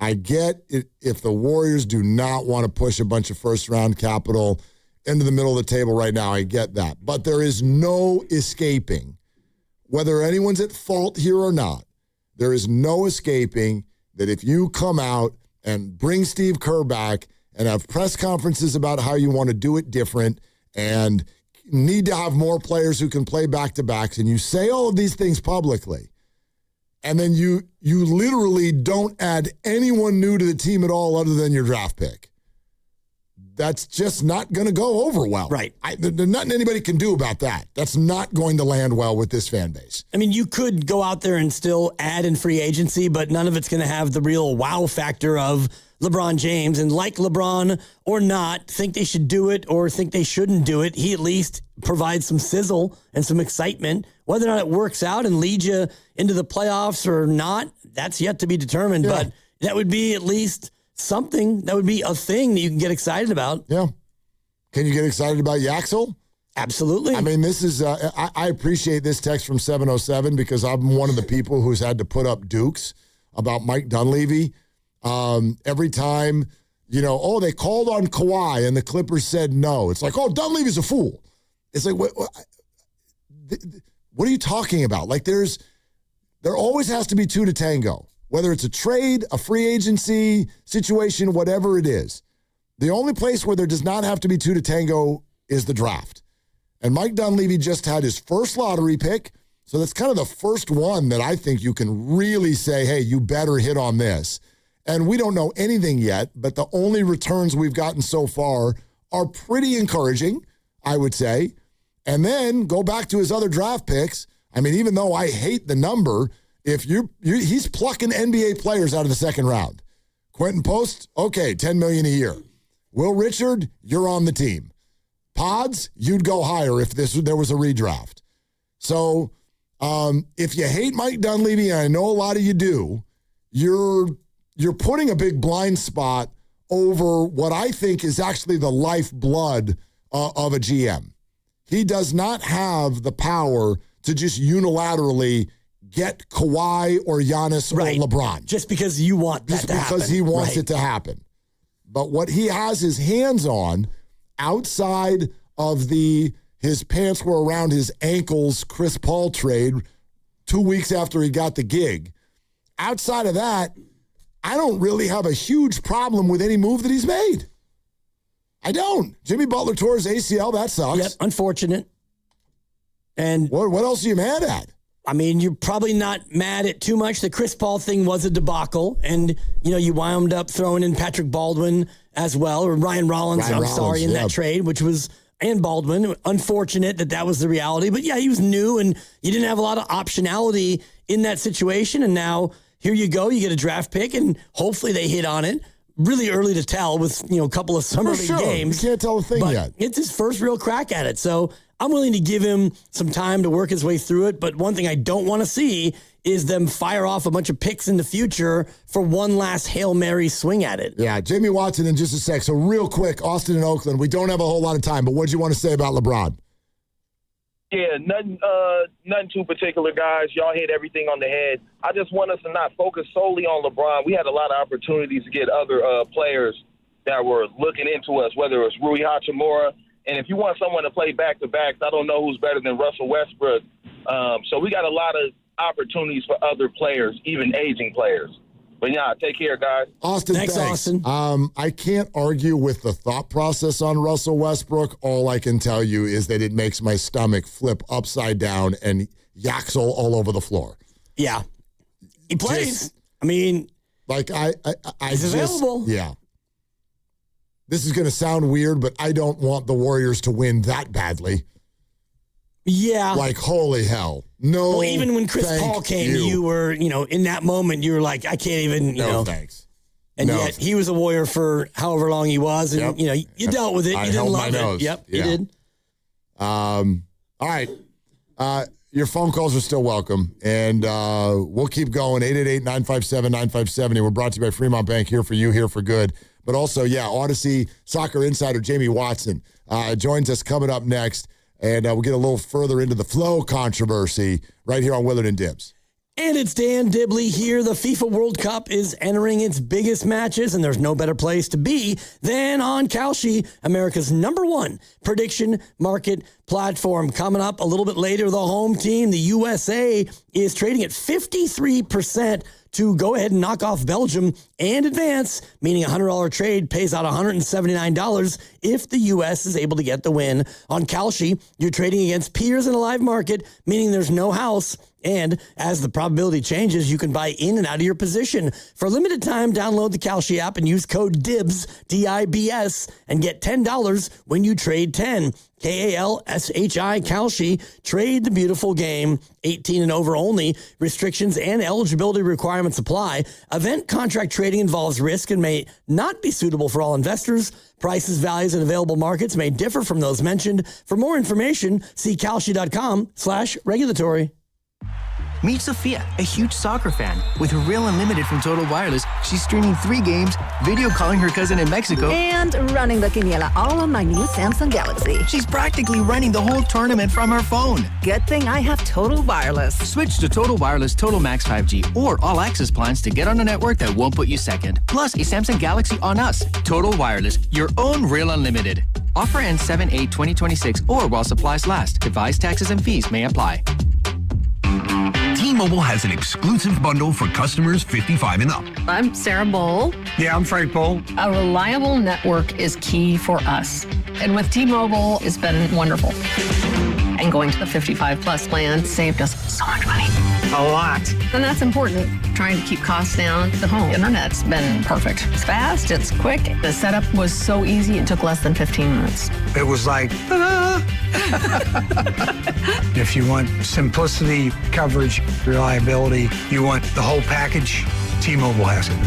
Right now, T-Mobile customers 55 and up can get 2 phone lines on America's best network, plus America's fastest 5G home internet for just $30 each.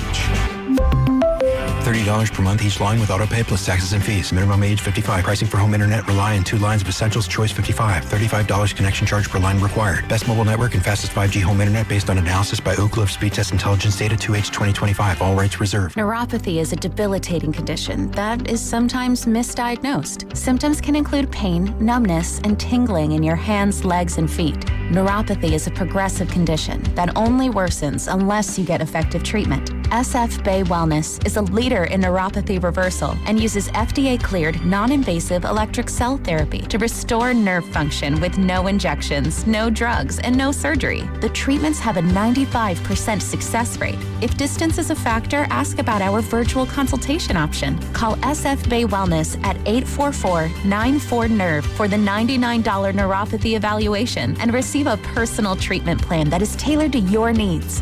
Don't wait another day. Call 844-94-NERVE. That's 844-94-NERVE. Why keep suffering with the painful symptoms of neuropathy? You deserve to live a pain-free life. Start getting the treatment you need for your neuropathy symptoms. Call today. When it comes to decking, TimberTech stands out. It's the best-looking decking you'll find on the market, trusted by contractors for its unbeatable quality. But TimberTech isn't just about looking great today. Thanks to its advanced technology and unparalleled durability, the TimberTech decks you build will still look amazing decades from now. Add in industry-leading warranties, and it's clear why TimberTech is the top choice. Build with confidence. Build with TimberTech, the #1 brand in premium decking.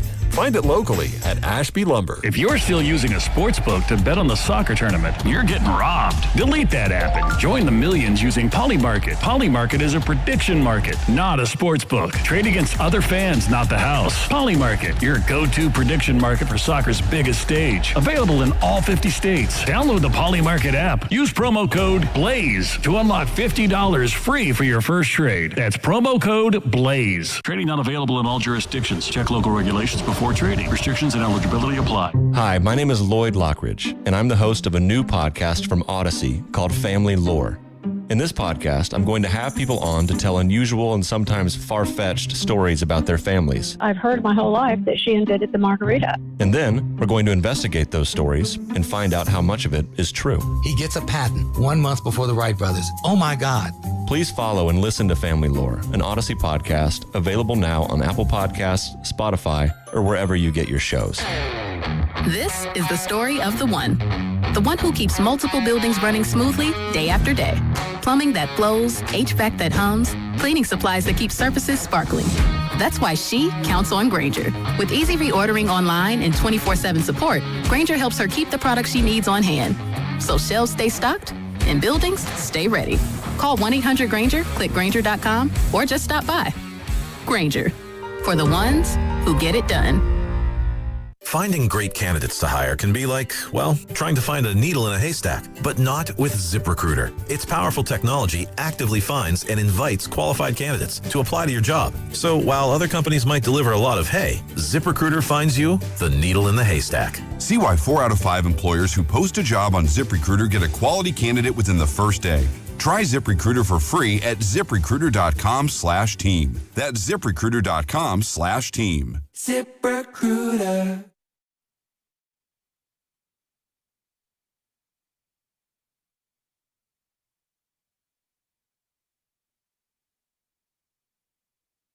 Now, back to Dillard and Wibbs on 95.7 The Game. You nervous? I'm a little bit nervous, yeah. Why? Because what's the worst thing that could happen? They could lose, and we could all go back to, we're not a soccer country anyway. Well, it's another choke job for America. Yeah, but see, is it that I already think winning the group and winning a match, again, I'm not saying, yay, we made round of 16, but to me, this already feels like it has generated so much excitement in this country. It's already a win. It's just not a massive win yet. Win tonight, and we're starting to get into some real fancy territory. I think right now it's a draw right now because everyone's all excited, and then you lose, and it goes back to the back burner. But if you win and you get to the last 8, now I do think there's momentum. See, to borrow an NBA analogy, I think it's a win, but like you beat the Hornets on a Tuesday. It's like, right. But it's a win. And who can get up for the Hornets on a Tuesday, right? Who could? Maybe Jamie Watson could. I don't know. Let's talk some soccer. Out to the River Islands guest line. On the line, Jamie Watson.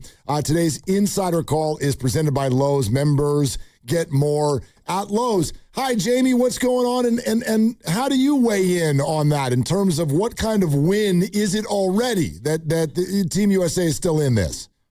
Fellas, I was loving all the analogies that you were drawing. I was just going to sit back and listen like all your listeners right now and just enjoy the journey we were on as we were trying to find the right way to describe this run for the U.S. men's national team. And I'm excited to be on with you. To answer your question, I'll look at it in two parts. First, off the field, unequivocally, this is a massive win for soccer, for the United States, for humanity. I mean, seeing all the pictures and the videos that have come from this tournament, people from different ends of the world coming together, and soccer it's been the X in this situation. It's been the variable, right? It's just brought humans together. And it's been so awesome to see, man. And people that probably would have never gotten together in any other situation, yet they are. And it fills my heart. It just like restores your hope in humanity that maybe the world isn't as bad as what it's maybe made out to be sometimes. That there are, at the end of the day, there are just people that just want to connect with others. And that's what this tournament has done. And then if we focus in onto the 90 minutes of the field instead of the other 22 and a half hours of the day, the U.S. men's national team, I think they're right now at the point where they've sort of met the expectations. And speaking as a guy who lived by the motto, C's earn degrees, like, yeah, they've passed by getting to this point. The round of 16 for a team that's 17th overall in the world heading into the World Cup, that is sort of the expectation. Anything less, you say, we underachieved. Anything more, past tonight's match, yeah, you're on house money. And like you said, we continue this conversation. But look, it's brought us together. We're having this conversation. I've met more people during this World Cup. I'm walking by strangers, seeing them watching the games on their phones and talking to them. And it's just been the best time I've had during a World Cup in my entire life. And I just really hope the U.S. can keep this going, man. It's still going to be a great tournament with or without the United States men's national team, but just so much more fun when they're still in it, isn't it? Yeah, absolutely. And Yes. I mean, if they were able to get through tonight, you start looking at some of the real heavyweights, France and Spain and England and Norway, who's stolen everyone's heart, and Argentina, and you'd really be in that deep, deep water. And I wonder if, getting Balogun back and going up against a Belgium team that doesn't look to be as good as it once was, have the goalposts moved for this U.S. team into maybe a little bit more expectation tonight? I think the excitement goalposts have moved. Like, we're definitely more excited about this matchup than any other one because you're sitting there going, this is the type of matchup that we feel as though we can win with the way that I say we. I'm not playing tonight. But look, I'll take all the credit if we do. And we'll run this back because obviously good luck charm. If the United States win, it'll be clearly down to us having this show right now. If the United States can win tonight, yeah, man, it's amazing. It's the best win and biggest win that they've ever had in a World Cup. It would be that transformative for the program, but it just keeps things going. But we're at the point now where everybody in the tournament is good. You're going to have to play against really, really good teams. Every game is going to be tough. But the beautiful thing about this is you do not have to be better than this team over the course of a best-of series. You just got to be better than them tonight. That's all that it takes, and do whatever it takes. And I think the U.S. men's national team are trending up in the right direction. I think Belgium has stuttered. They took the latest goal in knockout round history against Senegal after going down 2-0 to complete the comeback in their last matchup to get here. I don't think it's as lopsided as it seemed when these two teams met on March 28th in Atlanta, and Belgium won 5-2, and they were much better than the U.S. were in the second half of that game. I think it's a lot more of an even playing field, and the fact this is a home World Cup match maybe tilts that into the favor of the U.S. or at least gets it close to even. We're talking with Jamie Watson. Find what you need to get projects done from brands you trust at prices you'll love. Lowe's, we help, you save. All right, we got to get to the Flo Balogun story, obviously, Jamie, and get your thoughts on that. First of all, your reaction to it, but more so, how would you describe sort of the tone, the cloud, if you will, that it has put over this match tonight? Yeah, see, this is the exact thing that sucks about the situation is we're talking about this situation, one that shouldn't have been a red card. It was an unfortunate accident and action that happens in a game. It just looks bad when you freeze frame it on the foot being landed on a rolled ankle. But what you notice, and any other point is, where's his foot supposed to go? It was a normal spot to go, wasn't making a movement towards the player. He just happened to land a split second before, and his foot, Balogun's foot, landed in a spot that looks really bad when you freeze frame it. But everybody that's played sports has been there. They've rolled their ankle. They understand sometimes you step on an opponent's foot and it turns.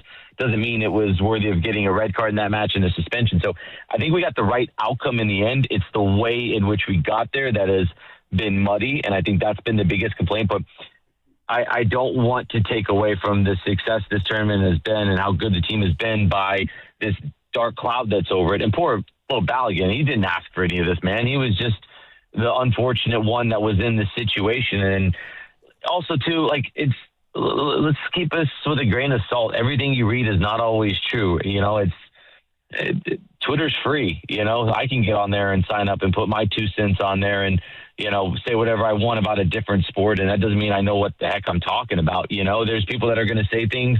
Some of it's true. Most of it's true. Some of it maybe not be true at all. We don't really know what's going on. I can understand the frustration of how lack of transparency it has been up until today when finally some statements were put out. And I think that's helped.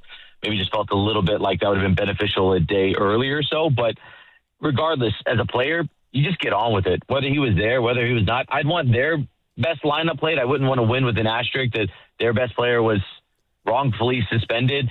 And I would hope that Belgium would feel the same way. And, you know, the old saying, ball don't lie. We'll find out in just a little bit, you know, if the U.S. men's national team can get beyond. And then hopefully we're talking about this group going on doing something special in the quarterfinal against Spain, who beat Portugal today. But, yeah, man, it's going to be a tough one. And I just hope we don't remember the tournament for this, because there's been so much more good that's been done as opposed to this dark cloud that's just been hanging over the last 48 hours. Yeah, no doubt. The tournament's been amazing, and it'd be great if the U.S. could continue forward. And I wonder if you foresee a U.S. win tonight. What does it look like? Is it a more open game? Is it more of a conservative, low-scoring affair? What do you think tonight is the key recipe for the U.S.? Yeah, you got to roll your sleeves up and just be ready to outcompete Belgium. Look, they're on paper. They've got probably the advantage from what those players' skill sets are versus what their experience are, what they can do. But the game's not played on paper. That's the beautiful thing. The great equalizer is you can outwork your opponent. You can outrun them. You know, you're going to have to get things that go your way. You're going to have to get some balances. You're going to have to be able to have a bit of fortune. But you can create your own luck with hard work and preparation. And, you know, this group has prepared themselves well. They're in a very good spot. And then ultimately they're just going to have to outwork and hope things go their way. I genuinely feel this could go either way. I don't have a confident feeling, and each minute that we get closer to kickoff, I get a little bit more and more nervous. But when you talked about it at the beginning, everybody's good, right? There are so fine margins. And we look back to 12 years ago when we played Belgium. We had a goalkeeper in Ten Howard that made a record number of saves in the game. And we had Chris Wondolowski, who's the top goal scorer in Major League Soccer history, get a bouncing ball 6 yards inside of the goal, and he missed it, and then Belgium go on and win in stoppage time. I mean, Wondolowski scores that.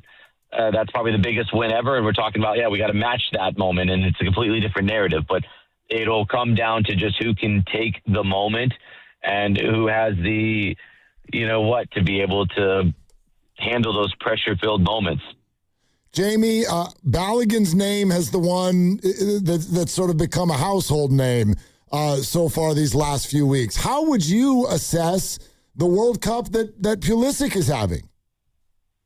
Pulisic has been great. He's dealt with an injury, but he's been able to be a part of the team when they needed him, and he's gotten the job done. Look, I throw that Turkey game out the window because they had gotten their reward for winning the first two games, and the group fell the way that it did, and they were already advanced, so he didn't need to play in that. Then he comes in for a little bit, doesn't get hurt. He was good against Bosnia and Herzegovina. Tonight's the night that you are remembered for. If you're going to be one of the best that's ever put on the U.S. men's national team, a night like tonight is when you prove that worth and you create a legacy. This is a legacy type game. This would be a statement type win. Conversely, if they go out and they get rolled 4-0, then you go, well, maybe this group wasn't ready to reach the ceilings that they thought they were possible of. So, how we write the story of the 2026 Men's World Cup is going to come down to this game. Anything else is house money from here on out. If we go and lose to Spain in the next round, they're the European champions, number 2 team in the world. You kind of expect that to happen in a sense. It will be massive underdogs. But winning tonight, getting this big win, keeping all the hype that's going on around this World Cup, you guys had it in your backyard. You know how great this tournament has been and how transformative this has been for people and for communities, you just get to keep that going with the U.S. men's national team, a part of the topic of conversation instead of other countries if they win tonight. That's how important it is on so many different fronts. There we go. It's an hour away. Jamie, wonderful to have you. Thank you so much for your work. Hey, if the boys win tonight, we're doing this again because we can't break tradition, and good luck. That's right. Amen to that. Yes, we will be on the horn very soon if they score more than their opponent tonight. Thank you for having me. Enjoyed the chat, fellas. All right, appreciate it. Yep. There he goes. Jamie Watson, and today's Insider Call was presented by Lowe's. Members get more at Lowe's. I also think there's a little bit of a marker for the USMNT tonight if they can beat this particular team, because it is always one way or another, seemingly through the years, this is the type of nation or team that the U.S. has never beaten in a World Cup. When you're going up against a true kind of a blue blood European soccer squad, there's just no signature moment in the history of the United States for doing that. And so I think that opportunity is there tonight. I'll grant you that. I don't think it's a bogey if they lose tonight, or disappointment feels strong. But I will say this. This is the match that makes what the whole United States program is doing legitimate. Yes. And I'm not going to say it's fully back to the drawing board if they don't, unless they get blown off of the pitch. But this is a real legitimizing match if they can come out on top. No doubt. And when you look at the roster and the age composition, the majority of the U.S. players are reaching that athletic peak. Yep. So it's this World Cup, perhaps the next World Cup as well. And then beyond that, you're looking for the next generation again. And these are the young men who are all like hyped and ballyhooed and brought together for this moment. The cup is in your country, and you've got a great group now of international players who have a great amount of experience, and you're going up against a Belgium team that some of these guys were there 12 years ago when you lost. Tim Howard had 15 saves, and Kevin De Bruyne was there, and Romelu Lukaku, who will play tonight, he was on that team, and yet they're still hanging around. So this is a great golden opportunity for the U.S. against, like you said, a blue blood. Belgium's never won the cup, but they're always in the mix. They're always there. You look at the odds right now, and it's almost an absolute even split on who the favorite is. The U.S. actually is a very slight favorite in the three-way betting lines. Yeah, and that's on the markets. I know right now the markets have a slight favor to the U.S., but that's also just kind of the way people are trading on it and whatnot. Right. I don't know. What was the original, money line kind of a deal on these two teams when this match was created? I think it was pretty even, and then the U.S., when Balogun was out, they kind of came down a little bit, and then now that he's back, they've gone back up. I'm looking at the three-way line, which is Belgium, USA, or the draw, and the U.S. is plus 151. Belgium's plus 188. Okay. And the draw after 90 minutes is plus 228. So, I mean, they're expecting this to be a very, very tight affair after 90. You're listening to 95.7 The Game, KGMZ FM and HD1 San Francisco and Odyssey Sports Station, and the home of the Golden State Warriors and Valkyries, always live on the free Odyssey app and coming to you live from the Laughing Monk Studios. Now, that match being an hour away, we've been talking, obviously, a lot about the Warriors situation so far today. All week, we will be, no doubt. We still have no new news on LeBron James. If you're just kind of getting in the car or whatever, the NBA headlines, if you will, of the day, Rui Hachimura has signed a free agent deal with the Los Angeles Clippers, and the Kings have cut DeMar DeRozan. So he's now a free agent, and Quentin Post has signed a restricted free agent deal with the Memphis Grizzlies for 3 years at $10 million a year. The Warriors have the right to match it, and they would be banana heads to do so. That's where the opinion part came in, right there at the end. I don't know if you heard it. Yeah, calling them banana heads if they match that 3 and 30, which is a lot more than I thought he would be offered. Crazy money for Quentin Post. I mean, if you're Memphis and you like the player, then you've got money to spend because you don't have much else going on in Memphis. So the Warriors have until midnight tomorrow to match it. And if midnight comes and they don't match it, then he becomes a Grizzlies. Yep, that's exactly right. And I would expect him to become a Grizzlies. Yeah, and good on you. I mean, good for you. $10 million a season. Yeah. That's great. So we're gonna go back to the phones. 925 on the text line. Why do all the hosts that are against trading future picks for a proven vet always say, quote, trading away the future? You can only trade every other first round year. So they'd still have picks to build on. Question mark. All right. Look, phraseology is what it is. And when you do this for a living, we're using certain phrases in order to drive home the point that we're trying to make that sort of shows our opinion. So, no, and I think he's referring to me in this conversation. If you say trading away the future, no, that does not mean over the top that the Warriors won't exist 5 years from now. Right. It doesn't mean they're not allowed to even show up to the draft or any of that. It's more a point of, in this moment, like anything else is, a risk-reward conversation. Is it worth 3 or 4 first-round draft picks to bring in a player, and I don't even necessarily know who's all that great that's even available on trade right now, but to bring in that player to this particular group? And the way I stated it earlier is I can fully understand the thought process to both, but I also can tell what the Warriors is. The Warriors do not want to touch their world beyond the next 2 seasons in this moment with all of their players being old. And I get it. Right. I fully get it. I don't think they're crazy for that. I think first and foremost, they want to have their books be cleared. So when Steph Curry eventually decides that he's done playing basketball, that you can, at that point, assess your future. And if you have picks, you have a better ability to assess that future in real time. If you trade picks and try to get one more last big swing for Anthony Davis or who knows who else you might be able to get, well, I don't think that serves you very well for the future. So it's not mortgaging the entire future. And you're right, if you trade 4 first-round picks, it's every other year, and a couple of pick swaps, well, you're still going to have some first-round picks in the future, but you'd rather have all of them unless you fully are committed to what you can do right now. Look, I think for any GM, any sport, one of the hardest things to do is to know when to pounce. When do you pounce?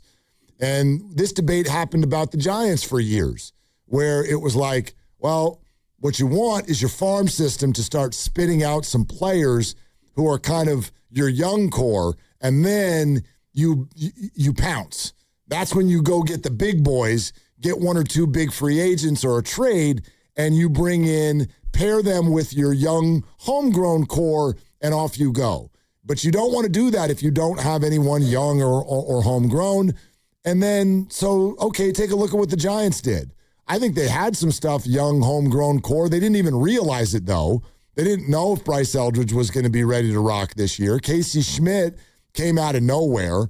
And then there's other debatable players. Elliot Ramos, I know Jung-Hoo Lee's not technically homegrown, but it kind of feels that way. He's never worn another Major League uniform. So, okay, that's your young core. Is now the time to pounce? It's almost like you could argue now is the time to pounce, but they already pounced. They already pounced last year, Adamas, Devers. Right. It has not gelled in any way, shape, or form, and how you like them now. Like, whoops. And if you pounce at the wrong time, then you're looking at your team going, what do we do for the next 7 years?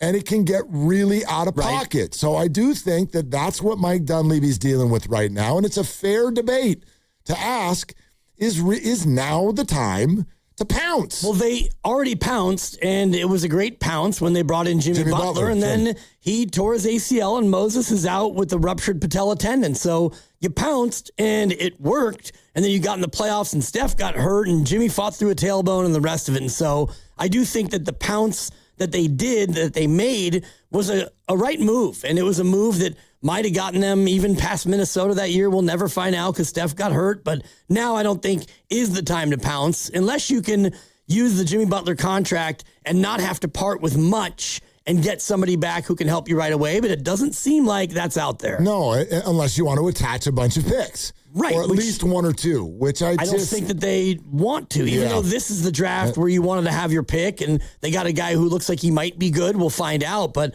I don't think that they're of the mind of right now, make that pounce move, even if it's Anthony Davis and you got to give up 3 firsts. Well, Anthony Davis is no guarantee, and if it doesn't lead you to a certain spot and Steph is gone and Anthony and the rest of them, now you have no picks and you're kind of up a creek. Yep, exactly. And that's what they want to avoid, and they're protective of that, and I think that is the right thought process at least.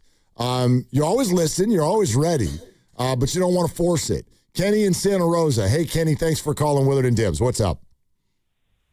Hey, just had a quick reason why Dunleavy isn't the guy for the job, and that reason is Jonathan Kuminga. Okay. And what I mean by that is we went into last season with Jonathan Kuminga. Signing took a long time, but everyone was excited. He's going to be coachable. The first couple games he was playing, he was doing the rebounding, he was doing everything we wanted him to do. And then all of a sudden, Kerr just benches him, and no one's talking about it. He's out. He's not getting any playing time. And the reason why I think Dunleavy isn't the guy is because Jimmy Butler gets hurt. Immediately, the season's gone. There's no way we're competing for a championship. We know that. And then then Curry goes out with old man's knee. And all of a sudden, it should be Kuminga's time to shine. And I don't mean in the sense that we keep him. I mean, let the guy shine. Let the guy make mistakes and let him stay in the game instead of getting pulled. Showcase his athleticism that everyone talks about for the remainder of the season, because we are not winning a championship. And then right now, when you guys were talking about we don't have anyone that any team wants, all of a sudden we got Kuminga because we gave him a chance and we showcased his talent being the number one because Curry's out and Butler's out. So now we have an asset in the offseason, which now we don't have because we traded him away for a guy who has mystery illnesses.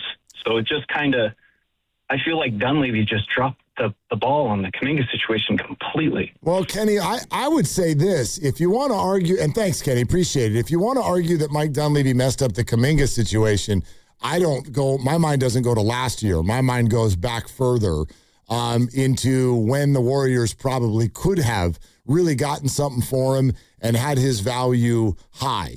And maybe that's Dunleavy's biggest mistake. If you want to characterize it that way, that's fine by me, but I certainly don't think it disqualifies him for the job. The Kuminga thing has always been complex. There's always been some disagreement behind the scenes, not only within the Warrior hallways, but I think it's been well-versed. This has been true all around the league. So this concept that last year, if you'd played Kuminga and he had scored 25 a night, the rest of the league would have gotten uber interested in him. I really think that whole idea has been debunked. Look around. He's not even on a team. Exactly. He has been declined by the team that supposedly got over on the Warriors. At the trade deadline, it was very, very clear their interest around the league wasn't there. Could the interest have been a little higher if the Warriors had played it differently? Maybe, but Jonathan at minimum has to share in that. There were times where the Warriors did want to play him, and he tapped out on that. So the whole thing became toxic. We don't need to re-adjudicate it, but hello, take a look around. Like the Kuminga thing, he's still available. He's not what a lot of people thought he was going to be, period. He's still out there, and I was just reading that a lot of teams are looking at him as a possible plan B. If they can't get LeBron, then maybe you pivot to Kuminga, but he's probably not getting $24 million a year, I'll tell you that. No, he's not going to get 10. He's not going to get what Quentin Post just got. Wow. Valkyries take on the Mystics in D.C. today at 4:30. Listen to it on the free Odyssey app. Just search Valkyries for all the action. 888-957-9570 is the number. If the Warriors don't get LeBron, then blank. You can go ahead and fill that in. We'll take your calls on Willard and Dibs.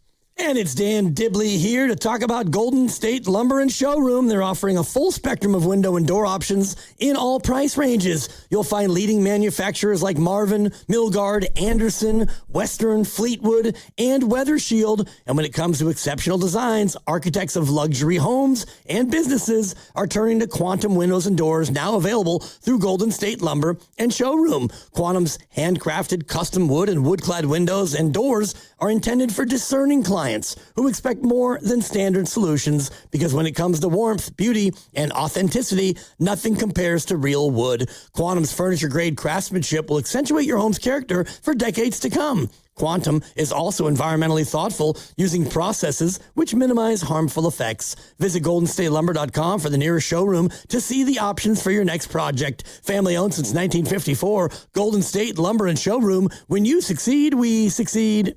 They call this one Bill. Whoa, aliens? Am I in a spaceship? Affirmative, Bill. What's with the laser saw? Relax. We are cutting our bill in half. What? An Xfinity mobile transmission says you can cut your bill in half. Oh, your mobile bill, not me, Bill. Xfinity Mobile also says we can try it free for a year. Free. Yes, with no commitment. Can we put the saw away? I am reluctant. But we will find another being to bisect. That's not sci-fi, it's Xfinity Mobile. Xfinity Internet members cut your mobile bill in half. Plus, try Xfinity Mobile free for a year. No commitment. Learn more at xfinitymobile.com. Xfinity. Imagine that. Restrictions apply. Xfinity Internet required. Savings compares one line of Xfinity Mobile Select to comparable plans from T-Mobile, Verizon, and AT&T as of 3/24/26. Taxes, fees, extra. $30 monthly discount limited to new mobile customers only. After 12 months, regular rates apply. When you own your own business, you need to keep things moving. Need to book a last-minute flight? Earn a $300 travel credit to cover that. Need to take a meeting before takeoff? Do it from the comfort of the Chase Sapphire Lounge by the club. Need to catch your breath before you board? Done. Chase Sapphire Reserve for Business, the business card that gives back all you put in. Visit chase.com/reserve business to learn more. Cards issued by JPMorgan Chase Bank, N.A. member FDIC, subject to credit approval. Terms apply. All new drinks are now at McDonald's, with refreshers like the Strawberry Watermelon Refresher and the Mango Pineapple Refresher with popping boba, to crafted sodas like the Sprite Berry Blast with berry flavors and cold foam. Who knew ice-cold drinks could be so fire? 6 all-new drinks are here, now at McDonald's. Refreshers contain caffeine. FlexCar, we know radio ads are annoying, but not as annoying as car salesmen. Sign here, please. Never talk to one again with FlexCar, the first and only month-to-month car lease. No, submit to my extortion machine. Insurance and maintenance included. Switch cars anytime. Switching Bronco to Camry to Telluride willy-nilly? Oh, no. Oh, yes. FlexCar. You drive everything. Ready to get rid of that old car? Donate it today to carsforkids.org. Call 1-877-CARS-FOR-KIDS. Donation is super easy, and your car can be picked up as soon as tomorrow. Call 1-877-CARS-FOR-KIDS to donate your car today. That's cars with a K. Wow, what is all this? These screens, the food. All for the game, bro.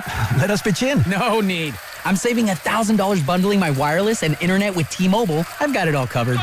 Goal! Here to score big with T-Mobile. Families save up to $1,000 a year when they bundle 5G home internet with 4 phone lines on Experience Beyond. Compared to regular rates after third line free on Experience Beyond plan with internet bundle discount via monthly bill credits and auto-pay discount. Credit stop if you cancel or change plans. This is the story of the one.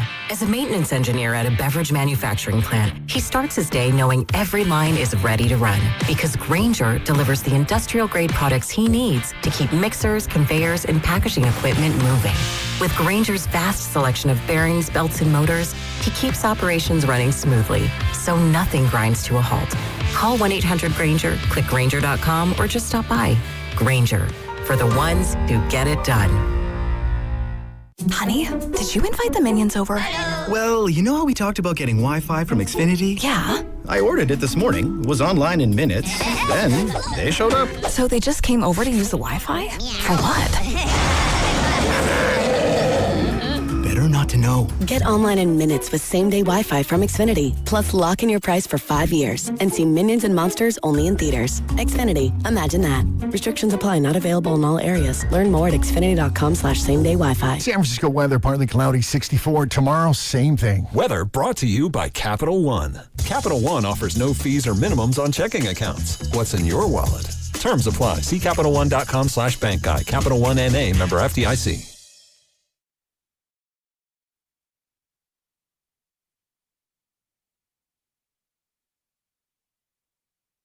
Go to the hoop, go to the rack. My heavens. Dub Nation, it's Steve Kerr. You're listening to Willard and Dibbs on 95.7 The Game. Coming to you live from the Laughing Monk Studios. I think I should read this one. Okay, you look troubled. Not troubled. The brow is furrowed. Well, and it's quite a brow. Everything is strategic, right? Yeah. So I want to read this without having it take our show in a certain direction for the next hour and a half. All roads, Mark. I know. All roads. And that's fine. I'm not scared of that. That is part of the Warriors' history. It is part of the Mike Dunleavy story. I do find it fascinating, though, that as we sit here today, the Warriors were, 3 months ago, they were being embarrassed on national TV. Nightly. The fans in Atlanta were screaming, "Thank you, Warriors." Dominique Wilkins was pointing and laughing. And today, Kristaps Porzingis has a 2-year deal with the Warriors. Jonathan Kuminga does not have a team. And that's no victory lap for anyone. I don't want to do that. But are we really? We're really going to continue to go down this road and talk about how the Warriors screwed this up? If you want to say they shouldn't have drafted him, if you want to say they should have traded him sooner. Yep. But we are waiting with bated breath for the day that Steve Kerr's Warriors let a player out the door who becomes a star somewhere else. For that to fit the way so many of you talk about them. That's all I'm addressing. I'm not even addressing Chase Center and the Warriors. But the way it gets talked about, you'd think there was a one-way ticket out of town where dudes are just cooking up the stat sheets in the NBA who the Warriors let get away. It's never happened. Not once. And become a star, sure. Yes. Ryan Rollins, he's sure, but good player, but... we're talking about somebody who was buried as a late draft pick who then went on somewhere else to become a shoplifter. Allegedly. Convicted, before he then went somewhere else and is interesting in the moment. He didn't even play. He wasn't even slated to play. So that's all. By the way, I said I was going to read this. I should read it. Right, you didn't read it. You just went on a rant without reading it. I got going. All right, 4015. I can't believe people are still litigating J.K. Handling as if his current status isn't germane to DJ's vindication more than criticism. #vindication sensation. Which is $1. It's $1 on the Tim Roy ripoff, but it has not been vindicated yet. Nothing has been resolved. He went to Atlanta. He was amazing, and then he didn't play. And then he played, and he was okay. Amazing is a big word. He had 2 or 3 games. Some dunks. The point is, It has not been completely resolved in any way. And right now, he's a free agent. And I do think when the LeBron thing gets resolved, however it is, teams are going to start to act on some of these next-level free agents. Yeah, he's one of them. He'll play. I don't think that he's not going to get what he made last year. And he might get $10 million a year, Quentin Post, but probably not a ton more. And then we'll see him on his new team, his third team, and then we'll see if the Warriors blew it or if they just blew it by drafting him. Yeah, we're going to find out. I think it's interesting that you don't think that this has already been sharpied.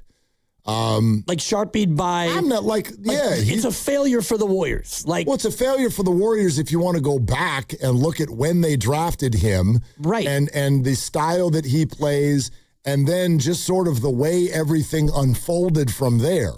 He's a top 10 pick. So anytime that doesn't work, that's a failure. But that's never, I mean, to me, the discussion is very rarely about that. The discussion is sort of more about like who hosed who and who doesn't see through the trees when talent is overwhelmingly obvious. And Steve hates young people. Gotcha.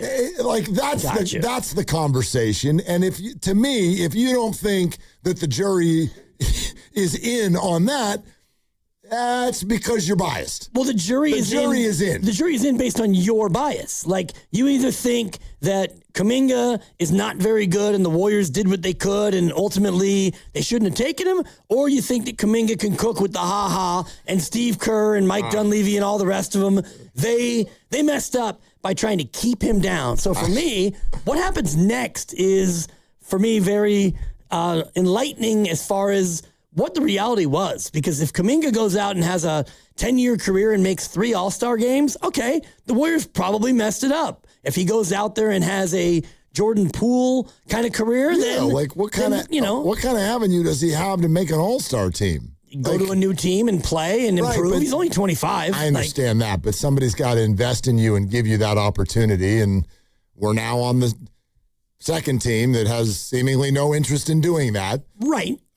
Still very young. Still plenty of time for him to. I mean, he's going to be in the league, but I mean, the idea that somebody is going to create runway for him to start and score his 25 a night, feeling a little far-fetched in this moment. A little, but I mean, Quentin Post just got a 3-year offer sheet with Memphis for $10 million a year. Yes, that felt a little far-fetched. Yep. So many things that are far-fetched can actually come to pass, and he might land in a spot where he gets to go out there and play 30 minutes a night. And he's allowed to. Yeah, and just go out there and just play, and he's also allowed to get better. So I think that this whole thing has not been, for me, the book has not been closed on, where would you put the majority of the fault in the matter? Yeah, I don't even look at it that way. To me, it's obviously the thing went completely awry, and I know the Warriors this year did a pretty good job of explaining that that's on everyone. That's on everyone. But that's not even, to me, it's not about fault, and it's not about blame. It's kind of reached a time where it's about the conversation that we all had. And it's about this idea of the Warriors are anti-young person, and they just don't have any ability to see how great someone is who's sitting on their bench, and that stuff. It's a bunch of crap. Right. It's a bunch of crap. And I think that Steve Kerr plays the players that he thinks gives him the best chance to win, regardless of your birth certificate or, where you were taken and the rest of it. And so, maybe they were wrong in how they developed him and handled him. I think that, time will tell, and we'll see what kind of a player he goes out and becomes. But it clearly had to end, and it had to end when it ended, and it probably should have ended before that. But you got to that spot where, you're finally at the deadline in year 5. It's like, okay, now we've got to do something here. And you did what you did. And man, Porzingis comes in this year and he's going to make $10 million a year less than he did last year. And maybe he goes out there and he helps you. I don't know. He's allowed to be. I mean, he healthy. was not bad. When he played, he wasn't bad. He played in 15 games or something for the Warriors? Well, I feel like it was a little more than that. I don't remember. But it's certainly speculative. And I think that kind of speaks to where we've spent the majority of the day. And this is what I would call kind of a fair fear for Warrior fans right now. I don't know how the LeBron thing is going to play out, and I don't know what there even is to pivot to if LeBron doesn't join the Warriors.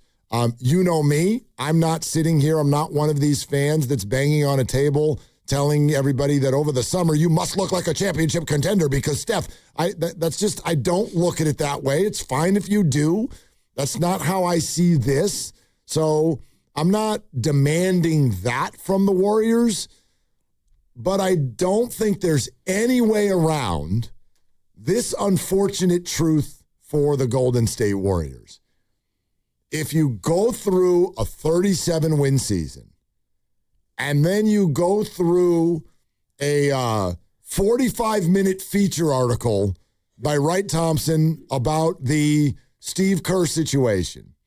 And then that leads to 3 weeks of meetings.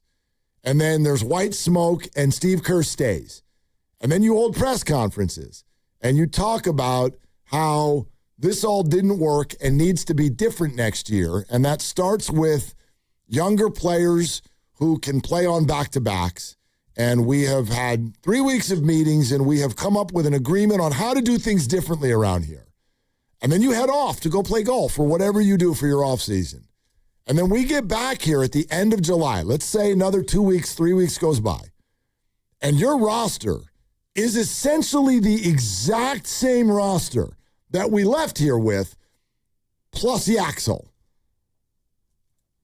Dude, yikes. Right. What the hell? I would ask the Warriors this. How do you want a fan to feel? Because I know they're wonderful at shaping the conversation, and everybody's wonderful at defending themselves.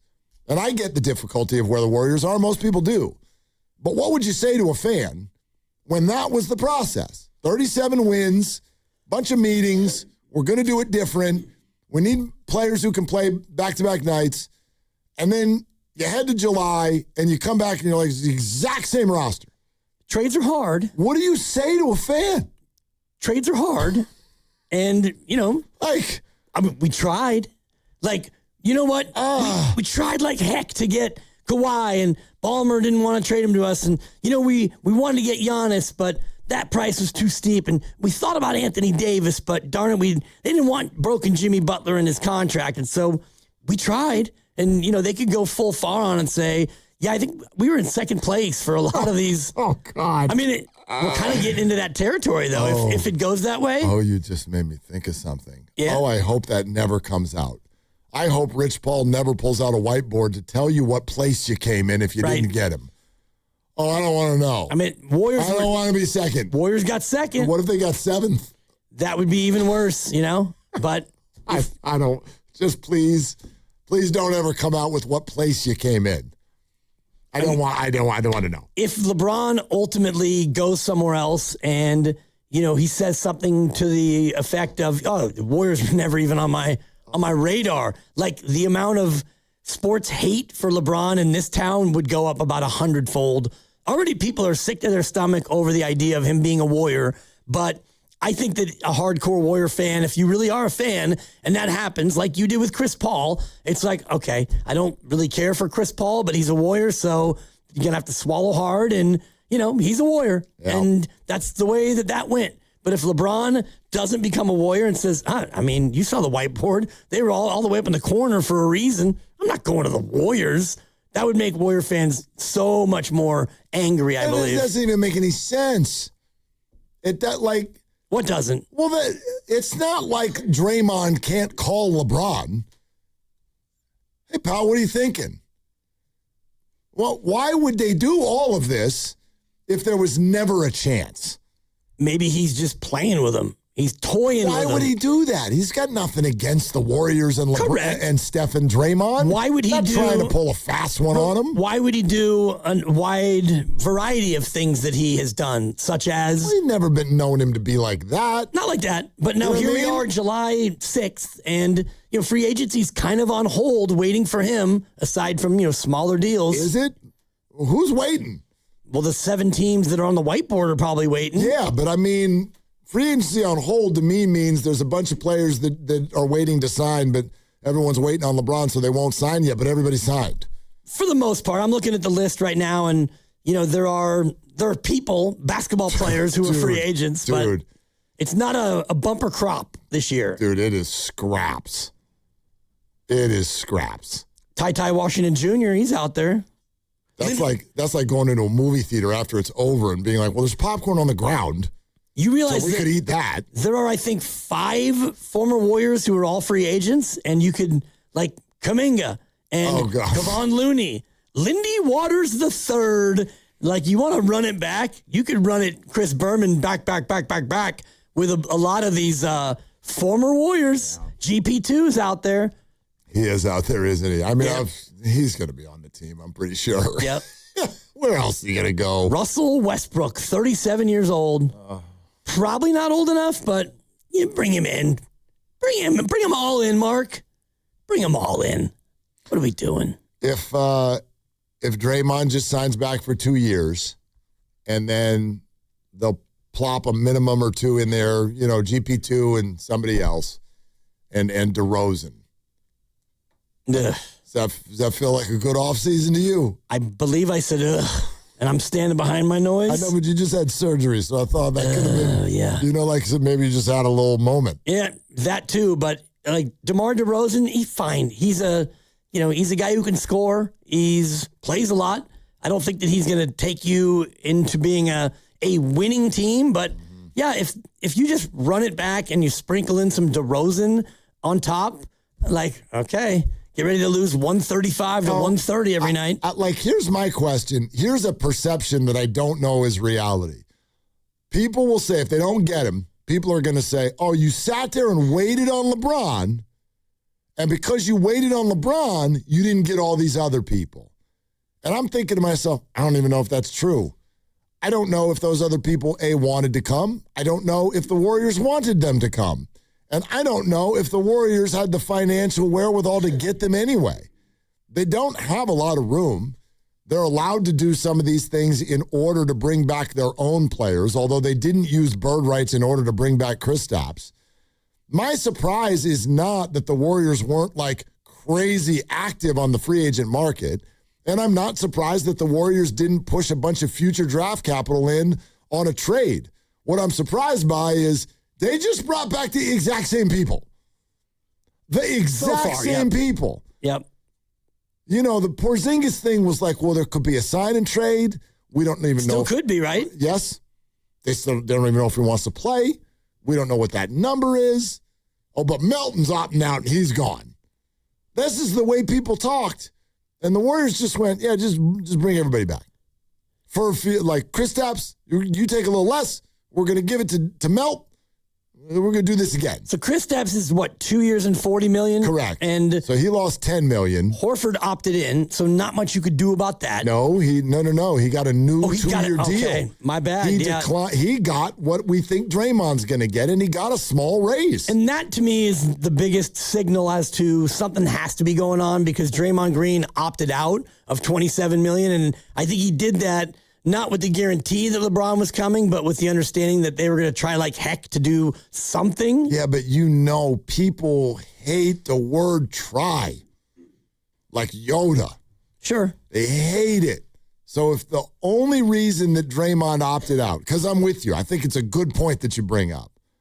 But if the only reason Draymond opted out was so that the Warriors are like, we're going to try to do some stuff.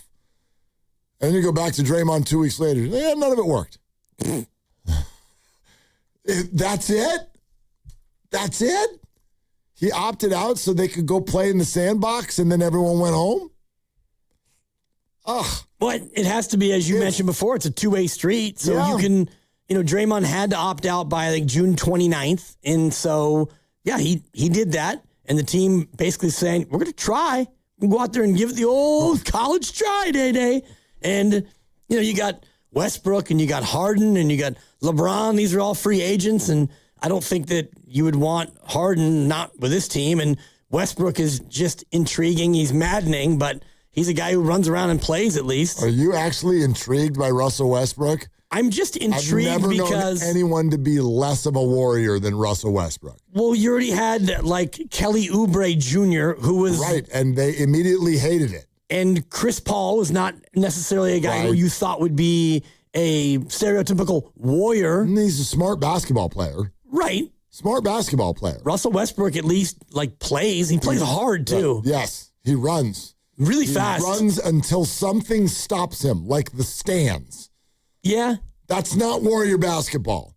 We're not just running around hucking the ball all over the place. Well, we were last year. And then mean-mugging people. Right. I mean, last year that was kind of the epitome of what the Warriors were. Running around and hucking the ball all over the place. I mean, they turned it over a lot. I just, their people got hurt, and I don't think they executed very well, but I don't think everybody was like, all right, here's the plan. You get the ball, and then you just run. Just run, and then throw it up. And then if it doesn't go your way, you turn around and yell at a ref. And then on your way to the locker room afterward, get in at least one argument with a fan. What are we doing? Like, no. Well, what are we doing if they don't get LeBron James? I would rather run it back than run with Russ. Yeah, I mean, you're going to have to, I don't know, you don't have to come up with other free agent possibilities, but to your point, if you don't land LeBron and you do just basically, all right, GP2, come on in for 3 minutes, whatever you wind up bringing back, and you were a 10 seed last year, and now you're going to just try to be better with the same cast? I don't know. No, that's what I'm saying. There's no way around. Even if I could sit here, and the Warriors will do a great job of this, of explaining why they ended up where they are, there's absolutely no way for a fan base to feel good. If you win 37 games, tell everybody that you've got kind of a new way of looking at life, and then you come back with the same roster. And then that's it. Triple Axel. Right. And I look, I'm excited about him. But the Warriors are not dumb. They understand perception. They understand the news. They understand the way information gets exchanged. And that's a very big part of running a sports franchise. It's not just wins and losses. It's the story that you're telling to your public. I guess that's my question. What is your story? What are you telling everybody if you just come back with the same roster? Boy, Ritter, whew. Good luck there. What is the press release? I mean, the press release. Write the press release for the Warriors, who have the same group in Yaxel. I mean, Warriors gutted to lose Pat and Post. Pat to Phoenix, and Post gets an offer sheet that they don't match. But, boy, we got Yaxel and some of these other youngsters. Don't miss the new look Warriors. I mean, I don't know what the press release is. Jimmy and Moses have no legs. Right. We think Steph does, but we don't actually know. Yep. New normal. What is it? I don't know. It actually said right now it looks like the old normal. Keep your eyes on the golf course. Is that this weekend, I think? Which one? The old Tahoe one? Thing? I think it is. Yeah. See if there's a little hitch in his giddy up as he's, walking down fairways, but something to keep an eye on. I don't know what the press release is other than we tried. I don't know, Mark. I mean, if it's all eggs in the LeBron, if it's all eggs in the LeBron basket, and you don't, I don't know. Like strength in trying, is that what? I guess is that what we're doing? But where's the pivot? If you don't get LeBron, what would be the PR save of a pivot? You know, I don't know. I don't think it's out there. I don't know. Yeah, I don't know what I expected. I knew they'd go after LeBron. I knew there weren't a lot of names out there for them. I knew that they probably weren't going to push a bunch of future draft assets into the table to get somebody to come. I knew all of these things. But somehow in my mind, I'm like, but there'll be something that they can kind of pitch to people, even if it might be fool's gold, but something that felt new. Is I guess what I would have thought. Well, even if short of exciting, but new. Right. New and at least the thought, like healthy. New and healthy. All right. We'll keep talking this out. 888-957-9570. Warrior fans, where's your anxiety level? And if no LeBron, then what? You can fill that in. We're brought to you by Fremont Bank. Here for you, here for good. It's Willard and Dibbs.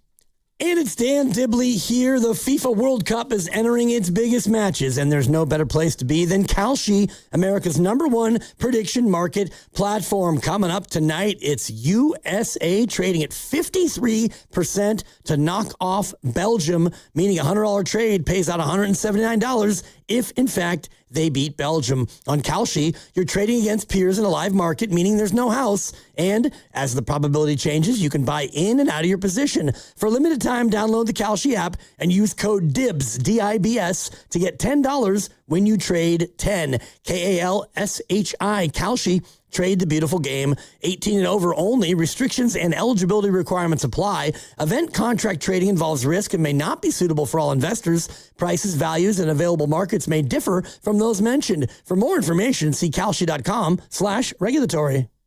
Running a small business means juggling a lot. Your network has to handle it all.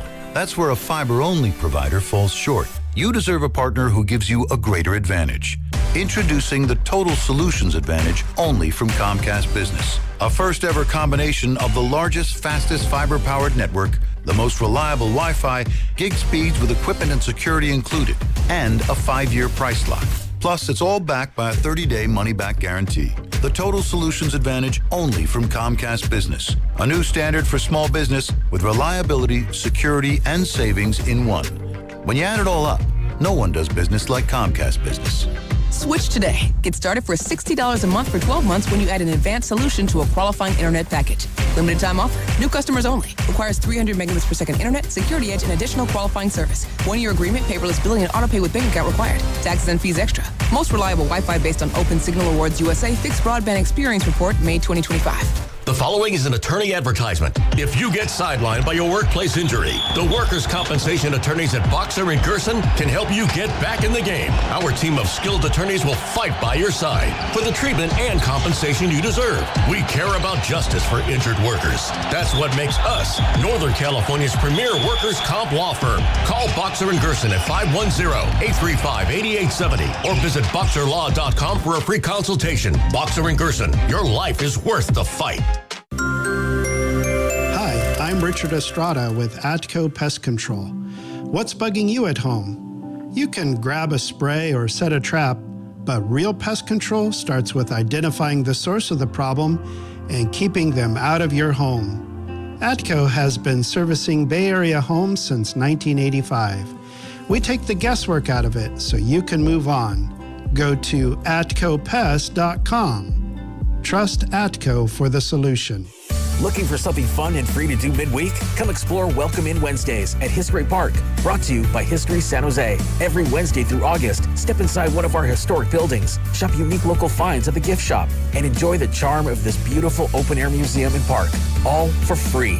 Take a walk through time at Welcome In Wednesdays, only at History Park, located in Kelly Park at 1650 Center Road. Visit historysanjose.org for details. That's historysanjose.org. Meet Sophia, a huge soccer fan. With her Real Unlimited from Total Wireless, she's streaming 3 games, video calling her cousin in Mexico, and running the quiniela all on my new Samsung Galaxy. She's practically running the whole tournament from her phone. Good thing I have Total Wireless. Switch to Total Wireless Total Max 5G or All Access plans to get on a network that won't put you second. Plus a Samsung Galaxy on us. Total Wireless, your own Real Unlimited. Offer ends 7/8/2026 or while supplies last. Device taxes and fees may apply. Having insurance isn't the same as having State Farm. It's like needing a lawyer, but getting some guy who just watches courtroom dramas. How does the defendant plead? Guilty. Wait, what? Also, objection. You object to what? Erroneous. Counsel, approach the bench. Hey, can I get a whack at the gavel? You wouldn't settle for just any lawyer, so don't settle for just any insurance. Get the real deal with State Farm. Like a good neighbor, State Farm is there. And the match is about to begin. Most of the team is out with COVID-19, so there'll be some substitutes tonight. What's this? We have an unexpected guest on the field. It's a dog, but they could do with extra players. She's going for the ball. Are front paws hands or feet? Soccer season is full of surprises, and COVID-19 could be one of them. If you test positive, prescription medications may help. Ask your doctor if they're right for you. Learn more at PfizerForAll.com. Sponsored by Pfizer. Straight Talk Wireless presents Pickup Truck Wisdom. Trust is earned. That's why I've stuck with Straight Talk. Same price since 2009 on Verizon's 5G network. Cause shoot, anyone can make a promise. Keeping it for years, that means something. Now plans starting at $25 a month with 4 lines. Find us at straighttalk.com and Walmart. Straight Talk Wireless. Straightforward. Always. Same price claim applies only to the base monthly price of our $45 plan from October 2009 to present. I built this business the old-fashioned way. Hard work and a whole lot of spreadsheets. Yeah, about that, I upgraded us to Odoo. Odoo puts everything we need, sales, inventory, accounting, on one connected platform. No more juggling systems, no more headaches. So it all works together? Exactly. Odoo is the all-in-one business software that makes running and passing on a business easier than ever. Take your business into the next generation. Try Odoo free at odoo.com. That's ODOO.com.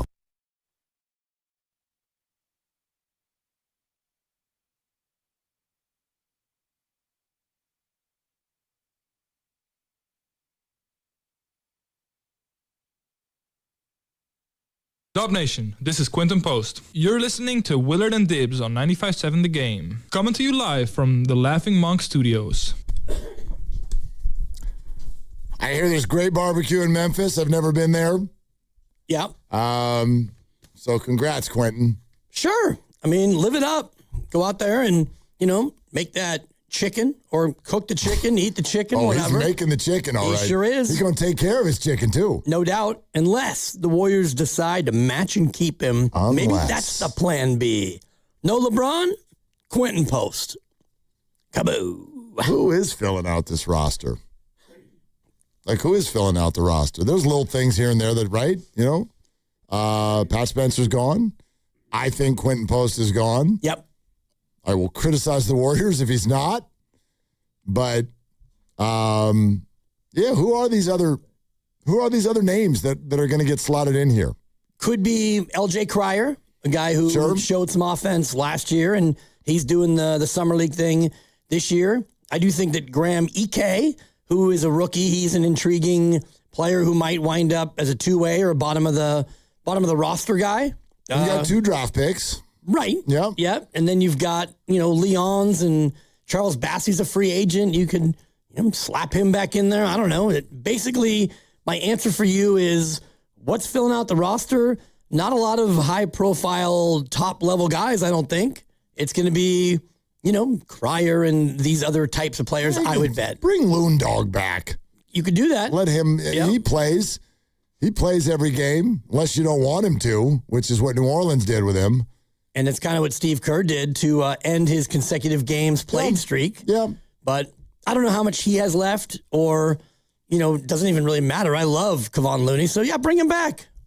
How much does he have left? Do you realize he'd be a baby on the Warriors?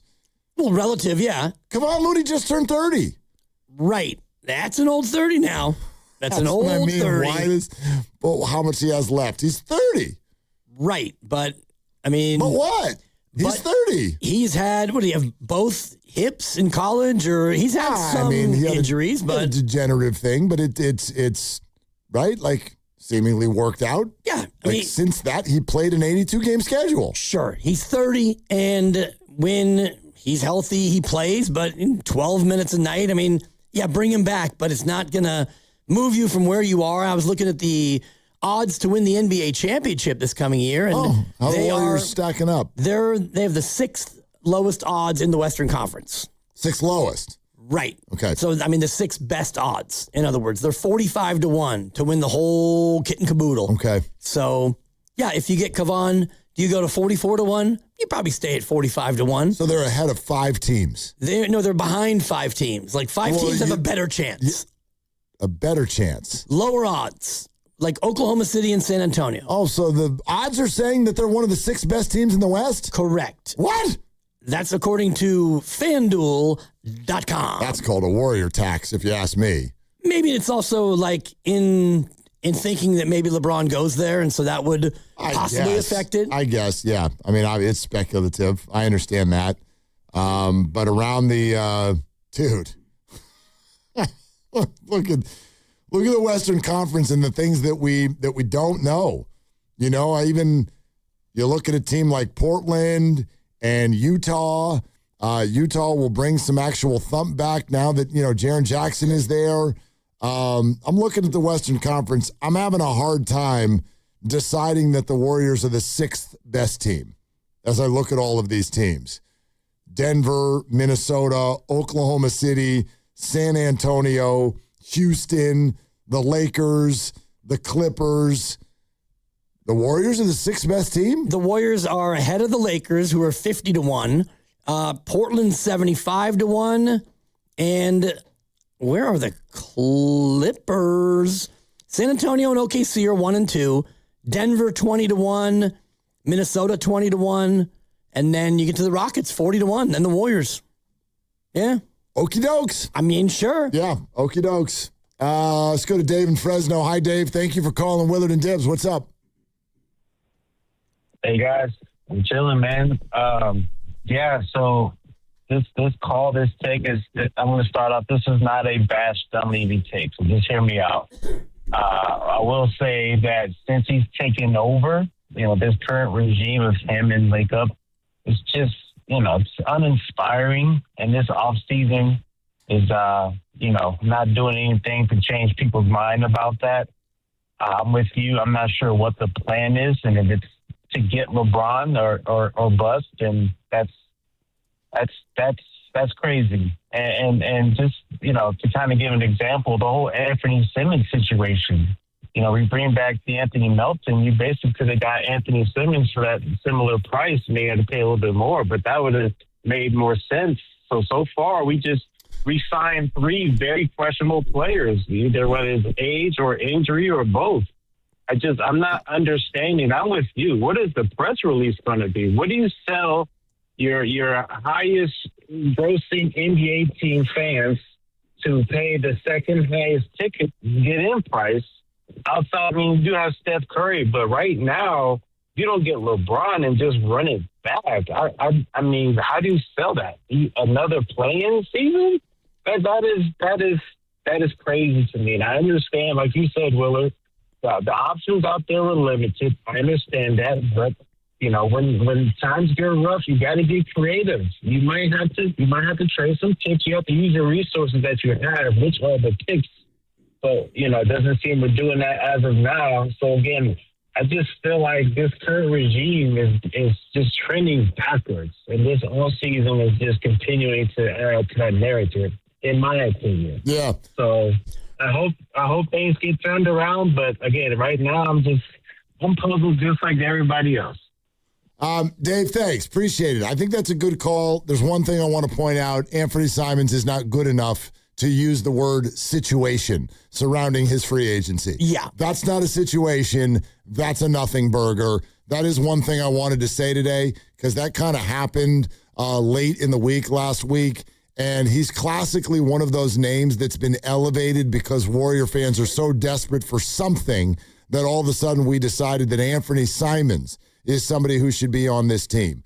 I would take DeAnthony Melton, my gosh, 8 days a week over Anthony Simons, because Simons does not play defense and Melt does. Melt has gotten himself to a point where he is now ready to play back-to-backs. The salaries the two have got are pretty similar.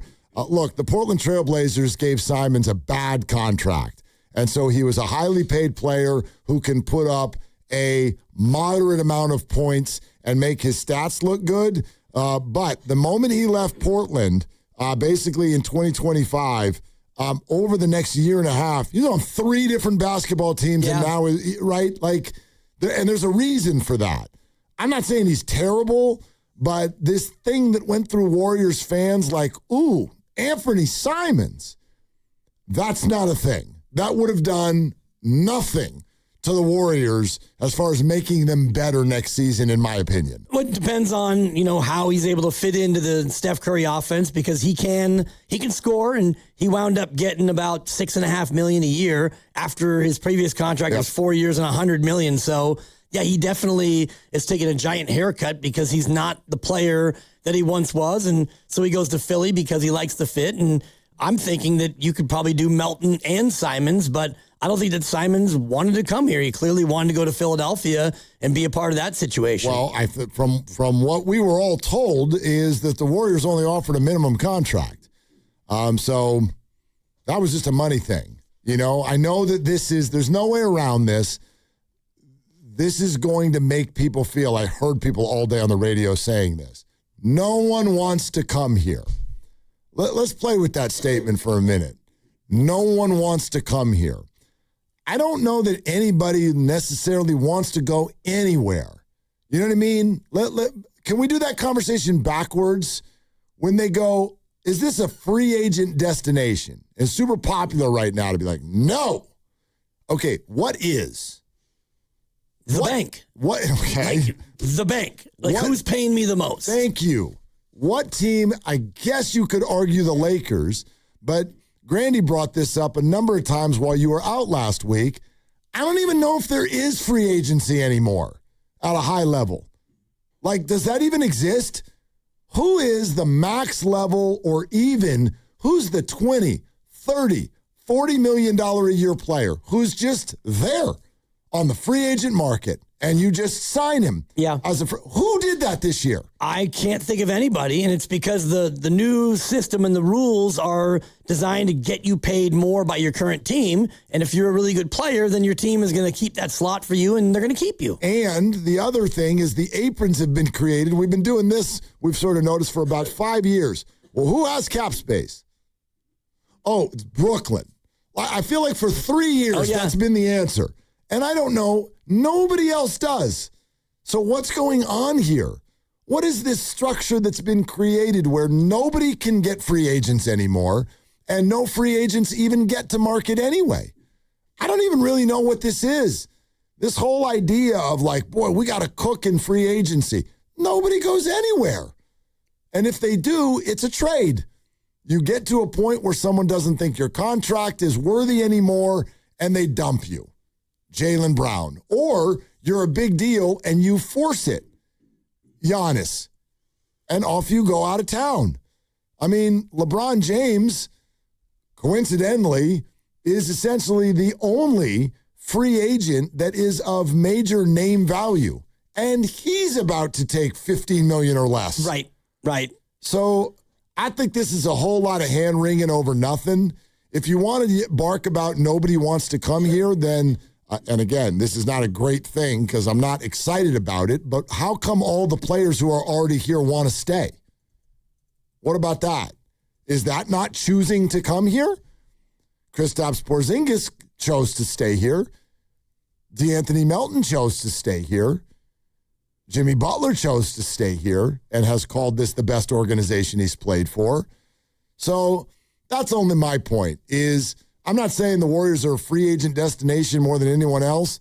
I don't know if it exists anymore, but it's being weaponized against the Warriors right now as this thing, as if there are other places everybody really wants to be. And I'm like, where? Yeah, and other places what are you talking about? People are actually going. Like Giannis Antetokounmpo, you're one of the top 7 players in the league, and you want it out, and so you could dictate that as a 31 or 32-year-old. And, basically...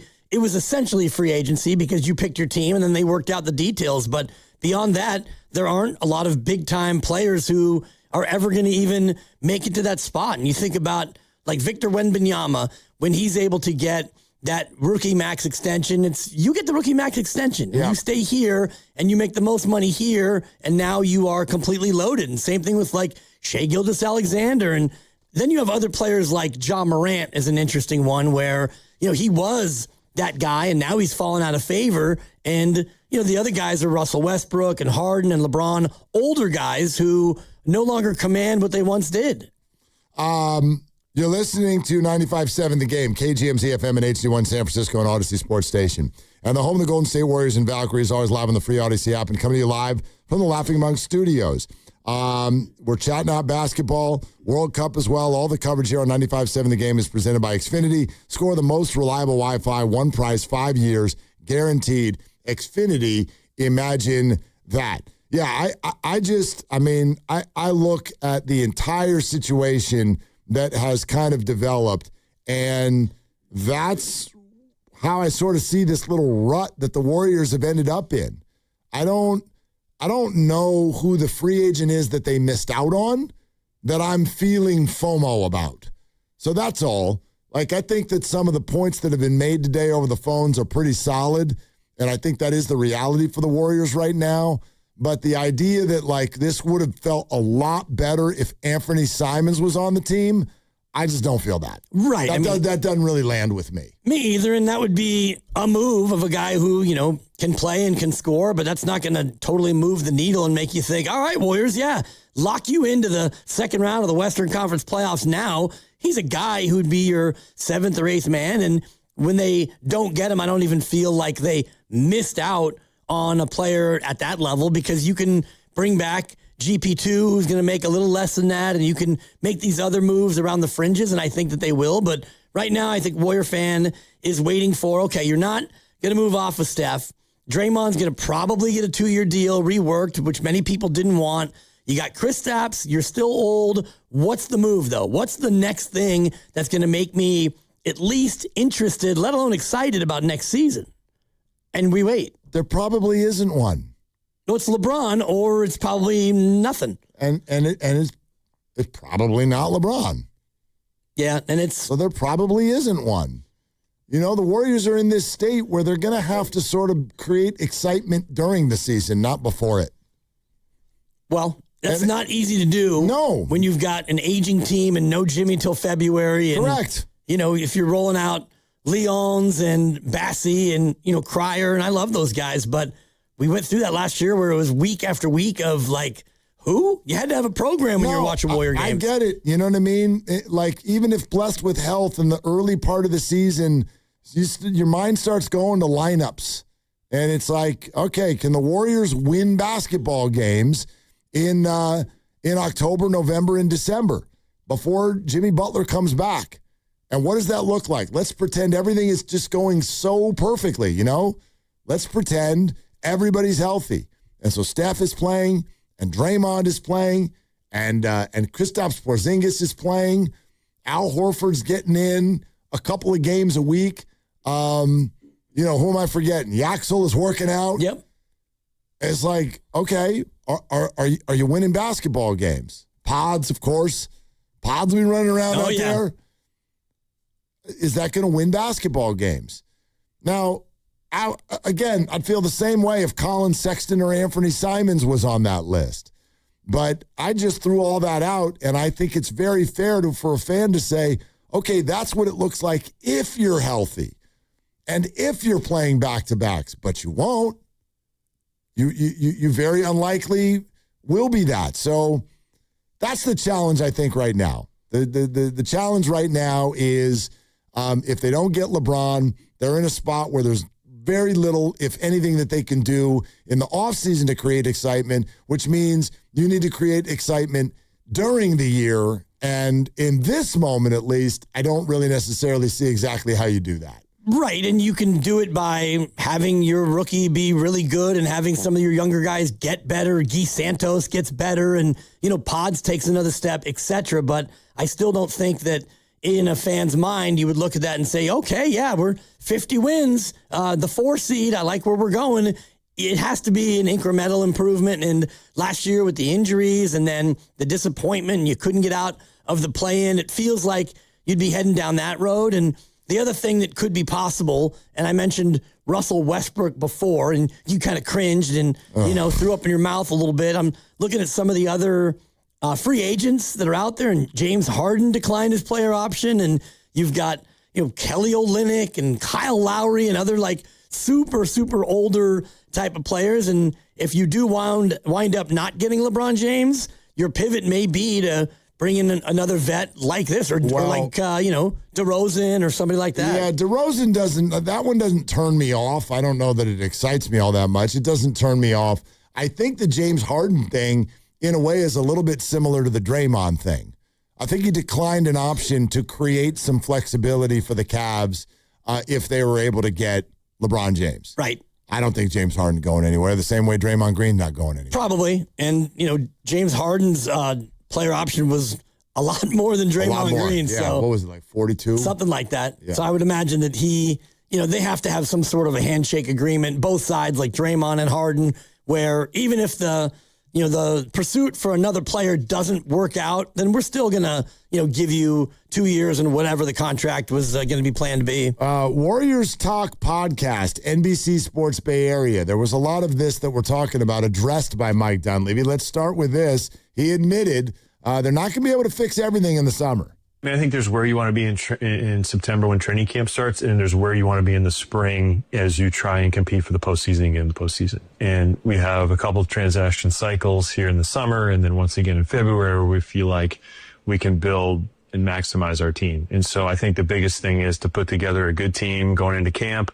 And as I mentioned before, a lot of the improvement for us is going to have to come from within with our habits, taking care of the ball, doing the little things. Get that knocked out. You get on your way, having a good season. We need to stay healthy and then get those guys back. And then, we'll see at the trade deadline and we'll evaluate everything. But if this is not a fix everything over the next couple of weeks in free agency. We're not in that situation based on some stuff we have going on, but we can get a lot better. We can have a good start to the season, and we can be in a really good shape to make a run. But we got to get off to a good start. Okay, so I think it's important to play this one right on the back end of that one because there's one sentence that stands out, and he goes, we can get a lot better. And I do think it's fair for a Warriors fan, just curiously, to be like, how? Internally, taking care of the ball and, having guys improve. And I sort of took his statement to mean we can get a lot better in free agency. We can't fix everything, but we can get better. And I think a Warrior fan might say, how? So what do they need to address in free agency? We'll go into free agency and we'll look for some, like I mentioned, some scoring, some better offensive punch, and then look to bring back some of the guys that are unrestricted free agents for us. Is that an emphasis on maybe finding another creator for the offense? When you look at these NBA playoffs and the teams kind of that made it to the end there in June, is that an emphasis in this offseason to try to get some players in here who could create more and create open shots for other guys? Yeah, I mean, obviously we got Steph coming back. He'll still be great. Jimmy's going to miss some time. But, yeah, we have to find a way, get more guys to get the domino to fall and break down the defense. I think we've got really good players. Once that happens, they can play off that cut, move, pass.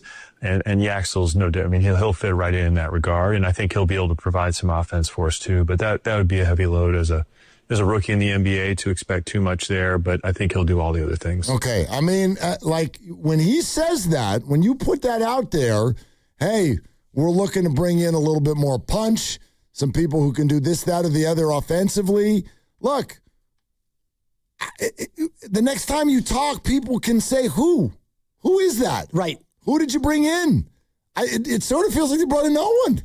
So far, right, they've brought in no one. You brought back Horford, you brought back Melton, and you gave Kristaps Porzingis a couple of years as well, but you haven't really brought anyone in per se. And if you look at, free agents who are out there who can pack a little quote-unquote punch, there aren't a lot of guys out there who were big-time scorers who you can afford. And I'm looking at the list here, and you've got Jalen Duren, for example. You can't afford him. Well, he's restricted anyway. He is, but let's just say that you give him an offer sheet of $30 million a year. Well, you can't do that. You don't have that room. And so the other guys around his age who are good scorers, you really can't afford them. So how are you going to get better? Well, you're going to hope to get LeBron James and then hope your younger players can improve. Okay. I mean, that to me, honestly, is the most likely way that you can, quote, get better. That feels uninspiring. It is, but I don't know how, the only other way would be you trade Jimmy Butler and his contract and you bring in somebody who has that offensive punch, but now you're shoveling draft picks into the wind. I mean, hang on. Can I play this again? Because there's a specific sentence I want to spotlight. Listen to this again from NBC Sports Bay Area when Dunleavy talks about what they need to address in free agency. We'll go into free agency and we'll look for some, like I mentioned, some scoring, some better offensive punch, and then look to bring back some of the guys that are unrestricted free agents for us. Is that an emphasis on maybe finding another creator for the offense? When you look at these NBA playoffs and the teams kind of that made it to the end there in June, is that an emphasis in this offseason to try to get some players in here who could create more and create open shots for other guys? Yeah, I mean, obviously we got Steph coming back. He'll still be great. Jimmy's going to miss some time. But, yeah, we have to find a way, get more guys to get the domino to fall and break down the defense. I think we've got really good players. Once that happens, they can play off that cut, move, pass. And Yaxel's no different. I mean, he'll fit right in that regard. And I think he'll be able to provide some offense for us, too. But that would be a heavy load as a rookie in the NBA to expect too much there, but I think he'll do all the other things. Okay. Did you or did you not come out of listening to that and think to yourself, there's going to be some new players on the team? You would figure, but he didn't talk. He talked about bringing back his restricted free agents. Right, but one of whom is Quentin Post, and I don't think that you're bringing him back at $10 million a year. Right, but the first thing he said is we're going to bring in some new people who can score the basketball, and then we want to bring back some of our guys. That to me was the statement. That's not exactly perfect quote, but that's what he said. Somebody who has the offensive punch and somebody who can, make the people around him better, get into the lane and draw the defense, and then funnel it back out to guys who can score off of that. Don't you have to bring in some new blood? Yes, but I don't know how and whom, because financially you're not completely cash strapped, but you don't have the ability to go out there and just, find a guy making 25 or 30 million unless you make some maneuvers. No, but you don't need to do that. What did Hachimura get today? 14 mil a year. It's a lot. Which is the mid-level, right? It's basically. a 2-year, $28 million deal. It's a lot. Yeah. I mean, I thought he would have fit the Warriors nicely. No doubt. And is that, is that a game changer? No, I don't think that he would be, quote, a game changer. What I do think, though, is that even that would have made Warrior fans feel better. You're talking at least about some new blood. You're talking about a good fit. I don't think anybody would be confused into, oh, hey, we're cooking now. But at the same time, it's like new, fresh blood. Something that you can say to finish the sentence. What'd you do this offseason? Well, we added Rui Hachimura. But, I don't know. I don't know at all how you even finish the sentence right now. What'd you add? Nothing. What did they add so far? It's going to be a tough spot. Not a thing. That's going to be a tough spot. It's beyond tough. I think it becomes, well, especially when you want to maximize the Steph Curry era, which is all we ever talk about, and we chant it. And then if you don't add anybody, you bring back some of your own guys, and then you have Jaxel Lendeborg and your other drafted player, okay, and you bring back some of your 20-somethings who were on two-way deals last year. I don't think that you really brought in anyone new, and you didn't have that offensive punch that he was just mentioning in that soundbite. So for me, it becomes interesting if they do miss out on LeBron James, where do you go? Because there are some guys out there who can score. I don't know if you can afford them or if you even want them on your team. Who, by the way, though? Russell Westbrook, he's 15 or 16 a night. He's a guy who's at least a professional basketball player who can score. And, I mean, you're talking about who is out there. I'm looking at a sorted list of free agents based on how many points a game they got last year. Jalen Duren, 19 and a half. He's going to get matched. You can't get him. Ben Mathurin, who averaged 17 and a half a game. Don't think you can afford him. And he is, I believe, still out there. He's also restricted. Restricted off the Clippers. You'd have to match him. And you go on and on down the list, and none of the options are that palatable for what you're actually trying to do. So, man, is there something that we're not seeing that is out there? Is Porzingis going to get dealt? Is there something out there? That's the interesting one we're because not seeing. They signed him, so they didn't give him an extension, right? They gave him a new deal, and by giving him a new deal, he's now eligible to be traded at any moment. So that's the one where my eyebrow kind of went up okay, that felt to me like the move that you would make so you could definitely shop him. And I don't know if it's him and Draymond and a couple of picks and you go out and get somebody of significance. I'm kind of with you. Something has to be cooking somewhere. Doesn't mean that you're going to land it, but I don't think that they're just sitting there with a candle burning, waiting for LeBron to say yes or no. They've got to have multiple things, contingencies and backups and the rest of it. I mean, this has been discussed ad nauseum, right? They did it was 3 weeks and hours of meetings, supposedly, just to decide if Steve Kerr was coming back. It's not, they're not doing their due diligence. This isn't surprising to them. I don't know at all what's been talked about behind closed doors with LeBron James. But if it was going to look like this, which is already surprising me, by the way, but if it was going to look like this, there was no way that the Warriors were sitting there thinking to themselves, yeah, we got him. And if you don't got him, then, as you said, there has to be some plan B, plan C, plan D. What letter are we on right now? Well, we're still on plan A, which is LeBron. But if it doesn't happen, do we jump immediately to plan L? And what is it? Well, it depends on if plan B is Anthony Davis and they don't want to trade him, then you're on to plan C, which is Trey Murphy, and they might want more picks than you want to give, or maybe they don't want to trade him. And plan D is Kawhi, and that's already a dead end. And so you start to go down and you think about what are the other plans, and you start running out of real legitimate options, I think. And then, we're into July, mid-July almost, and camp opens in about 8 weeks. Yeah, so that's all I'm saying right now is looking at this through the eyes of the Warriors. It's no different than anything else that we sort of experience in our lives. There's always a story, right? You know what I mean? Do you know anybody who's had stuff that from the outside looks bad in their house? You know what I mean? What if you're walking the dog one night, you walk by a house and you hear people yelling? You know, you judge and you think to yourself, but I bet if they came out, they could explain it. They'd be like, here's what's going on inside the house. I bet the Warriors could do that. I bet they could explain what's going on inside their house. The problem is the world doesn't sit around for that stuff, especially not when you're talking about fancy, high-level sports and entertainment. That, like, everybody's going to do the X's and O's, like results. Results, exactly. Is it? What is it? I don't know if anybody wants to hear your story.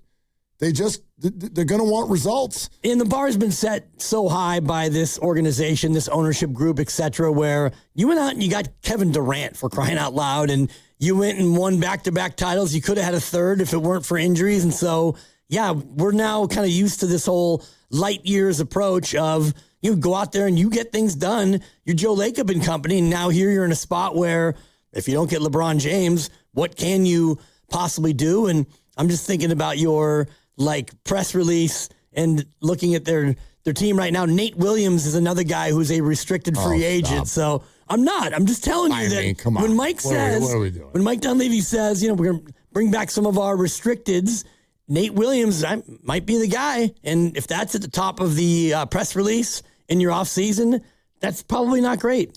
I like Nate, good player, but we're hoping for a little bit of a bigger splash. Is he? Is Nate a good player? Yeah, we'll find I don't out. even know what the hell's going on there, you know?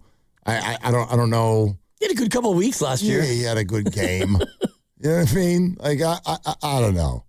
I wonder if there were a conference tomorrow, sort of the end of free agency, what would they say? What would they say to everybody right now? Do you know what I mean? It's just gonna land with such a thud. And that's why I can't remove from my mind, there's gotta be something. They gotta be cooking up something. And maybe not. You know, their options are so limited. So they actually, quite frankly, the idea of, quote, cooking up something, I don't really buy. I don't know what there is to cook up anymore. But I know that there's just no way that this is what the Warriors were planning. And I say that again with the huge if. If LeBron's not coming. Yeah. If LeBron comes, it's a complete clean slate. I know there's some of the cynics out there that will immediately start yelling, that still doesn't do it, but that would be such a tremendous sort of like distractions, shiny object. That would be plenty. I look at LeBron in free agency the same way I do Brock Purdy in the draft. What do you have that? Can you pull that up real quick? Who the Niners got in that draft outside of Brock Purdy? Oh boy, it was a bunch of awfulness. Yes, like everything was awful. That was the year that they had 3/3, right? Yes, and Moody was one. Awesome pick. Moody. That was a good pick. I think they took Hurd in that one, if I'm not mistaken. 2022 NFL draft. Yeah, right? I have it right here. Yeah, and they took one of those running backs in that draft. One of those guys. Is that Ty Davis Price? I believe that is. Ty Yeah, Davis Price. Yeah. So disaster is what that was. Drake Jackson. Yeah. TDP. Danny Gray. Spencer Burford. Sammy Womack. Kalia Davis. Somebody named Tariq Castro Fields. Yeah, TCF. And I made that up, yeah. And Brock Purdy. Yeah, there you have it. So when I come out of that draft, I go, Brock Purdy. Great draft. It doesn't matter that you went 1 for 8. Great draft. If you asked any NFL GM, if I could guarantee you that you'd get a franchise quarterback in this draft and nothing else, would you take it? They don't say yes. No doubt. So I look at LeBron James in NBA free agency for the Warriors right now the exact same way. I think it's a little bit of a lesser thing for me, like, a 42-year-old LeBron, but... I know, but it works. It works as, like, kind of what I'm talking about, a story, a narrative, an excitement to your fan base, and you got better. Like, you'd be better. So, to me, that works, and you can almost do nothing else as long as you do that. But, it doesn't sound like they're going to win this battle. Don't know. Maybe we're wrong. I mean, I can't call it, and I've been looking at the trade markets, Kalshi, of course, as you well know. I've been, big into the Kalshi, and so the percentage chance, according to the market, of LeBron being a Warrior continues to slowly kind of tick downward, and now they're the third most likely choice, according to the markets, and the markets ebb and flow based on people's investment therein, and Cleveland and Miami are both ahead of Golden State right now, so, I mean, what do people know? Ultimately, nothing. I mean, he could be sitting there thinking, I'm going to Minnesota. I'm going to be a Timberwolves. Lucky in the city. Hi, Lucky. What are you doing, man? Thank you for calling in. Actually, man, I'm sitting in my car, man, listening to you guys. And I have to say, like, you guys, favorite station, you guys are one of my favorite guys to talk to. But it seems like everybody is sounding kind of stymious about LeBron James, man. I don't get that. Like, is that where we've fallen to as Warrior fans and Warrior insiders and hosts, that we want to bring in our arch rival to our team? Like, can we go get somebody else? Like, it doesn't have to be a big name, does it? Like, why don't we bring in people from our Santa Cruz league and elevate them? Give the youngsters some help to give the OGs. Why don't we do that? We don't have to go get LeBron, do we? Really? Well, I think the answer to that, Lucky, I mean, listen, I get where you're coming from. I've never really viewed LeBron as the quote-unquote arch rival, and I know some people disagree with that. I think Warrior fans have had bigger issues and hatred through the years for the likes of James Harden and sometimes, maybe Russell Westbrook. It's been different players. I get that there's been the whole LeBron-Steph thing, but now they're both over the age of 38. So I don't really see them as top of the league rivals anymore. But I think the answer to your question almost kind of lies with Steph. The idea of just bring up the young people and do a whole youth movement. Honestly, Lucky, does that really appeal to you? You'd be excited about Warrior basketball if they just brought up Santa Cruz? Mark, I would be excited if they brought up what's the guy with the far back hairline? Bassie? Bassie? Not Bassie, but he's the shooting guard. With the far back hairline? Cryer? LJ Cryer. LJ Cryer? I don't know why his hairline just caught a stray. I don't think it's that far back. But anyway, go ahead. But I mean, bring Cryer in. I like Bassie. Why don't we? What's wrong with Lyons, man? The slim Frenchman, man. He's good. No, but there's nothing. But there's nothing. There's nothing wrong with them. But you're not winning anything.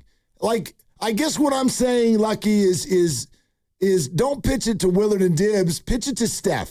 What would you say to Steph? He's sitting in the room with you, and you're like, all right, here's what we're doing.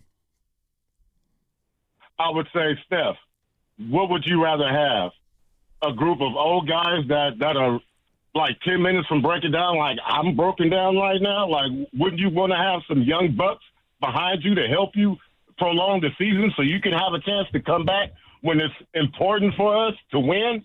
I think he would fall for that. Why wouldn't you? Yeah. We need you. Because it doesn't win, though, Lucky. Like, young guys, pups from the G League don't win in the NBA. They wouldn't get to the playoffs. They wouldn't even get to the play-in. But, and Lucky, honestly, it'll be a combination of everything. Even if they land LeBron, I would bet that Cryer will be back and perhaps Nate Williams, who's on unrestricted, and Charles Bassey's a free agent. You could bring him back. So I do think it's going to be a mix of, the young guys you're talking about who have to fill in roster spots 11 through 15, but you also need to bring in some other established veterans to actually help among your top 8 players. Yeah, I look at those names, and you're right. Some of them might well be on the team, but If you're saying that you'll go to Steph and say, hey, would you rather have LeBron or Cryer and Leons? Come on, man. We all know the answer on that.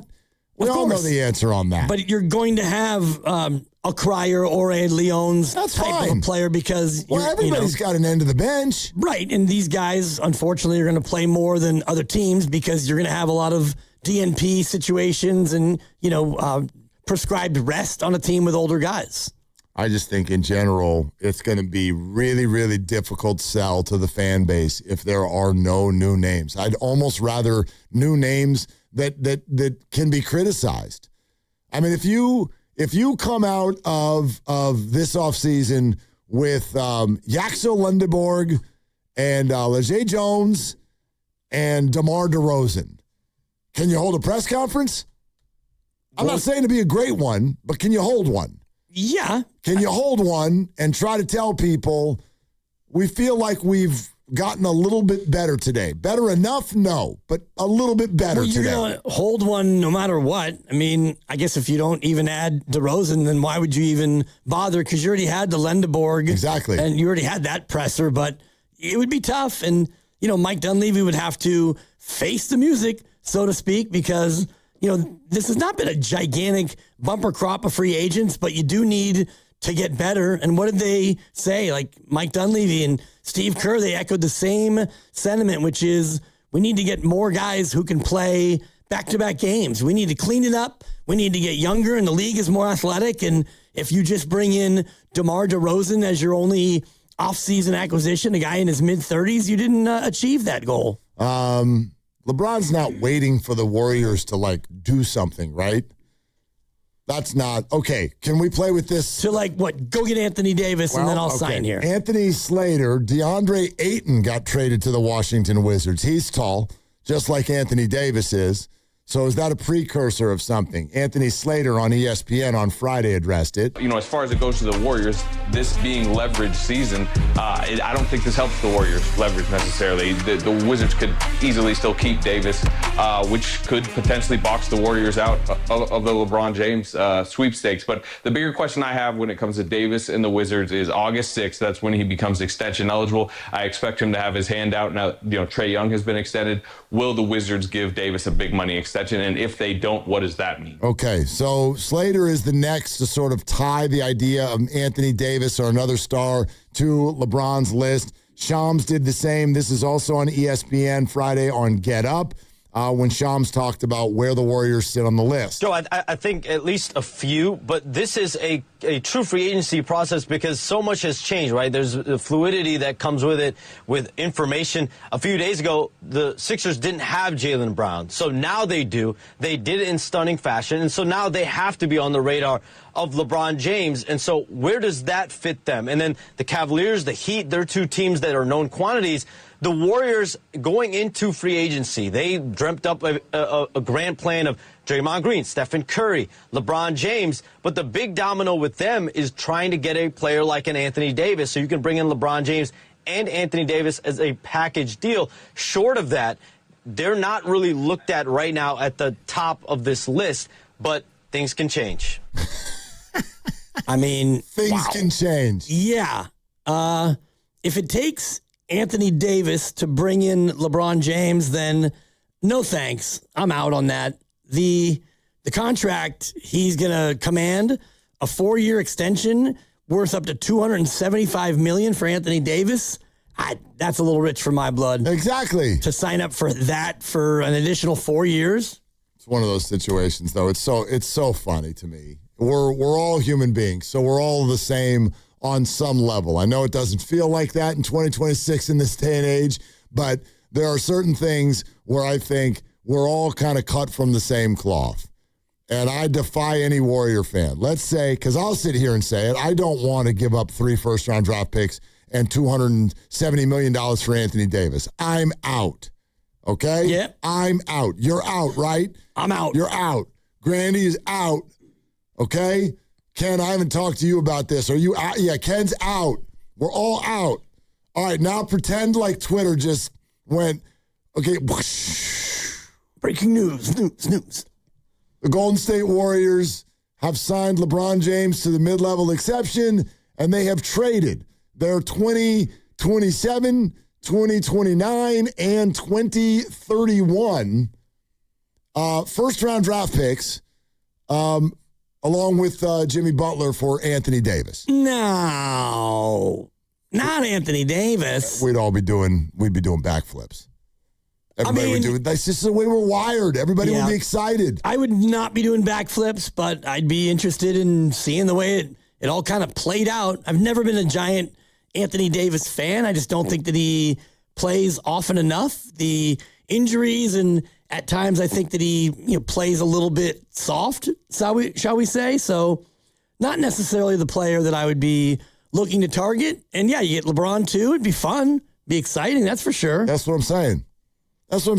Yeah. So until I know that thing is not going to break, you have to leave some room for that. And that could happen. Not that, but something that will sort of divert our attention from the disappointment of the first week of July. I think it's safe to call it that right now. There's only so much a fan can do as far as staying calm and having perspective on the whole thing. That's not what we're all wired to do. And to get a week into this thing and have added no new names and have reporters on the daily basis telling us that, no, you're not actually a candidate for LeBron. You're not actually a candidate for LeBron unless you do something really, really crazy that you're very much probably not going to do. How are we supposed to not be bummed? I don't know. That's sort of what I would almost say if I were sitting there talking to Dunleavy right now. And maybe they don't care. Maybe they can't stop to care how fans are going to react to things. I get that. But how is a fan supposed to feel in this moment? Like, you've added nobody. Right. And you've added, it's July 6th, you've added no one. But there hasn't been that much. I do think the one that kind of would get under the skin of Warrior fans is the Jaylen Brown trade because, they only gave up 2 firsts and 2 seconds. And yes, they gave up Paul George in the trade, which he's a better player than Jimmy Butler, certainly, because Jimmy can't play and Paul George can, I guess, at times. Yeah. But, I think Warrior fans are a little bit irked that they weren't in on the Jaylen Brown sweepstakes. I mean, when that broke in the middle of our show, and Grandy and I actually got into a pretty hot debate on it, because again, to me, the big question there is all right, you can focus solely on why the Warriors didn't do it, but isn't it a fair question to go, why didn't anybody else? Why on earth was that the return for Jaylen Brown? And therefore, if we're going to subscribe to, hey, there must be some things going on that we don't know about, doesn't this fit into that bucket? 28 other GMs did not put that offer together either. So what the hell is going on? Why was Jaylen Brown's market so depressed? So that's one thought in my head. Yeah. And the other thought in my head is I've never believed that the Warriors, I still don't. I don't believe that they're going to ship out a bunch of first-round draft picks for another player. I just don't. Right. And so if that's the case, and I'm not saying that you're wrong, we don't really know, it all leads back to the same spot, which is, okay, LeBron James, and if that doesn't happen, then what? If you're not shipping out picks in the Jimmy contract to do something big, you're probably not trading Draymond Green, Kristaps Porzingis and his $20 million on the move for a middling player in the NBA. I guess that could happen. I don't know. You know what could happen? Yeah. The Dan Dibley World Soccer Championship update. That's what could happen.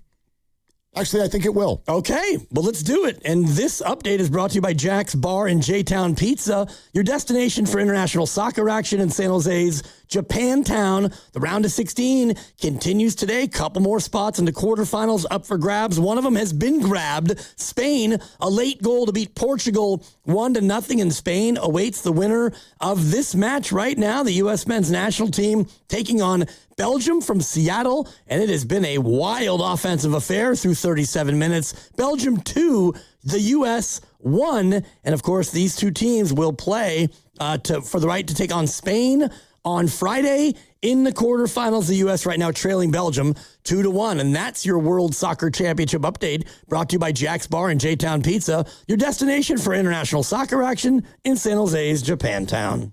You have anything to say about this? About the footy?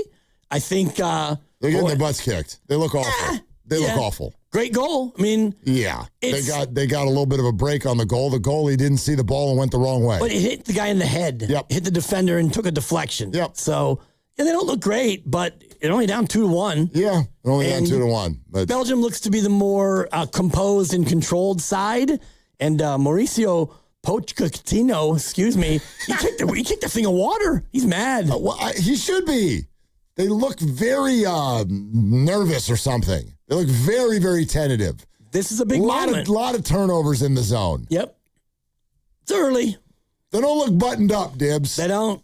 But for those of us who bet yes on both teams to score, I mean, we got that going for us, which is nice. You're the king of that. Cash me out one Yeah, time. like the Yerfy Nerfy. No, you're the king of, like, when something's not emotionally going our way, you'll be like, but I won my bet. And everyone's like, the game's not over. Like, well, it's not over, but it's not going our way. Right now, it's not going great, but you're just a couple of kicks and maybe you hit it with your head away from tying the game. All right, we're sponsored by Cache Creek Casino Resort. You will love the way Cache Creek Casino Resort feels. Every escape there will feel a little more extraordinary. Every getaway is a chance to make the moment yours. Everything at Cache Creek Casino Resort will feel wonderful. Cash in at Cache Creek Casino Resort. 888-957-9570, the number if you want to dive into the Warrior conversation. This is Willard and Dibs. And it is Dan Dibley here, Fremont Bank. Happy to tell you about it, a family-owned bank with the family-owned feel. They're committed to contributing to their clients' goals and empowering the community all around us. And I happen to be one of their clients, and they definitely contribute to my goals. And I'm happy to be a part of Fremont Bank. They just celebrated 60 years in business, and they set out to build a local ecosystem created around relationships that benefit all of us right here in the Bay Area. I deposit my money with Fremont Bank, and it stays local, and the dollars are working all around me. It gets reinvested into family-owned businesses and home ownership. They support nonprofits, and oh, by the way, they designate 5% of their earnings for charity, and that happens right here in the Bay Area. They're one of the great local businesses, and they support other great local businesses. And by the way, no ATM fees. I haven't paid one in the more than 5 years that I've been with Fremont Bank. Just another great reason why this bank is so awesome. It's Fremont Bank, proudly celebrating 60 years. Fremont Bank is here for you and here for good. Wow, what is all this? These screens, the food. All for the game, bro. Let us pitch in. No need. I'm saving $1,000 bundling my wireless and internet with T-Mobile. I've got it all covered. Goal! Here to score big with T-Mobile. Families save up to $1,000 a year when they bundle 5G home internet with 4 phone lines on Experience Beyond. Compared to regular rates after third line free on Experience Beyond plan with internet bundle discount via monthly bill credits and auto-pay discount. Credit stop if you cancel or change plans. Car salesmen are annoying. Sign here, please. Never talk to one again with FlexCar, the first and only month-to-month car lease. Oh, no. Get a great car? Switch anytime. FlexCar. You drive everything. Honey, did you invite the minions over? Hello. Well, you know how we talked about getting Wi-Fi from Xfinity? Yeah. I ordered it this morning, was online in minutes, then they showed up. So they just came over to use the Wi-Fi? They even brought their own devices and spell book. You didn't give them the new Wi-Fi password, right? No. That's good. I gave them our old one. Because Xfinity lets us keep the same network name and password so devices connect instantly. What do they want Wi-Fi for anyways?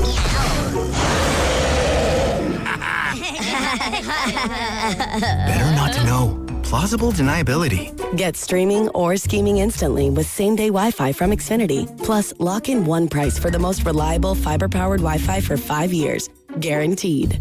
And see Minions and Monsters only in theaters. Xfinity. Imagine that. Restrictions apply. Not available in all areas. Use of fiber coaxial cable. Learn more at xfinity.com/same-day Wi-Fi. Injured at work? Don't wait. Every day you delay can mean lost wages, delayed medical care, and more stress for your family. At Boxer & Gerson, we fight for people just like you. Construction workers, delivery drivers, factory workers, restaurant staff, hardworking folks who get hurt just trying to earn a living. We won't back down. We get results. You work hard, you deserve real help. Call Boxer & Gerson now at 510-835-8870 or visit boxerlaw.com. The consultation is free, but waiting could cost you. Boxer & Gerson. Justice for workers. If you're still using a sports book to bet on the soccer tournament, you're getting robbed. Delete that app and join the millions using Polymarket. Polymarket is a prediction market, not a sports book. Trade against other fans, not the house. Polymarket, your go-to prediction market for soccer's biggest stage. Available in all 50 states. Download the Polymarket app. Use promo code BLAZE to unlock $50 free for your first trade. That's promo code BLAZE. Trading not available in all jurisdictions. Check local regulations before trading. Restrictions and eligibility apply. Meet Sophia, a huge soccer fan. With her Real Unlimited from Total Wireless, she's streaming 3 games, video calling her cousin in Mexico, and running the quiniela all on my new Samsung Galaxy. She's practically running the whole tournament from her phone. Good thing I have Total Wireless. Switch to Total Wireless Total Max 5G or All Access plans to get on a network that won't put you second. Plus, a Samsung Galaxy on us. Total Wireless, your own Real Unlimited. Offer ends 7/8/2026 or while supplies last. Device taxes and fees may apply. This is the story of the one who keeps multiple buildings running smoothly day after day. Plumbing that flows, HVAC that hums, cleaning supplies that keep surfaces sparkling. That's why she counts on Grainger. With easy reordering online and 24/7 support, Grainger helps her keep the products she needs on hand. So shelves stay stocked and buildings stay ready.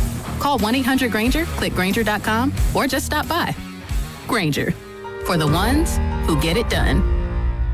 The Colonel is the king of chicken. That's why he's always had a beef with beef. But on Wednesdays, he's squashing the beef by frying it. KFC Country Fried Steak is here for only $4.99. Crispy golden outside, tender steak inside. Served with peppery gravy, mashed potatoes, coleslaw, and a biscuit. At last, the Colonel and beef buried the hatchet in gravy. Get the $4.99 Country Fried Steak Wednesdays for a limited time only at KFC. Prices and participation may vary while supplies last. Not available on third-party ordering platforms. Tax, tip, and fees extra. You know that Big Bargain detergent jug is 80% water, right? It doesn't clean as well. 80% water? I thought I was getting a better deal because it's so big. If you want a better clean, Tide Pods are only 12% water. The rest is pure, concentrated cleaning ingredients. Oh, let me make an announcement. Attention shoppers, if you want a real deal, try Tide Pods. Stop paying for watered-down detergents. Pay for clean. If it's got to be clean, it's got to be Tide Pods. Water content based on the leading bargain liquid detergent.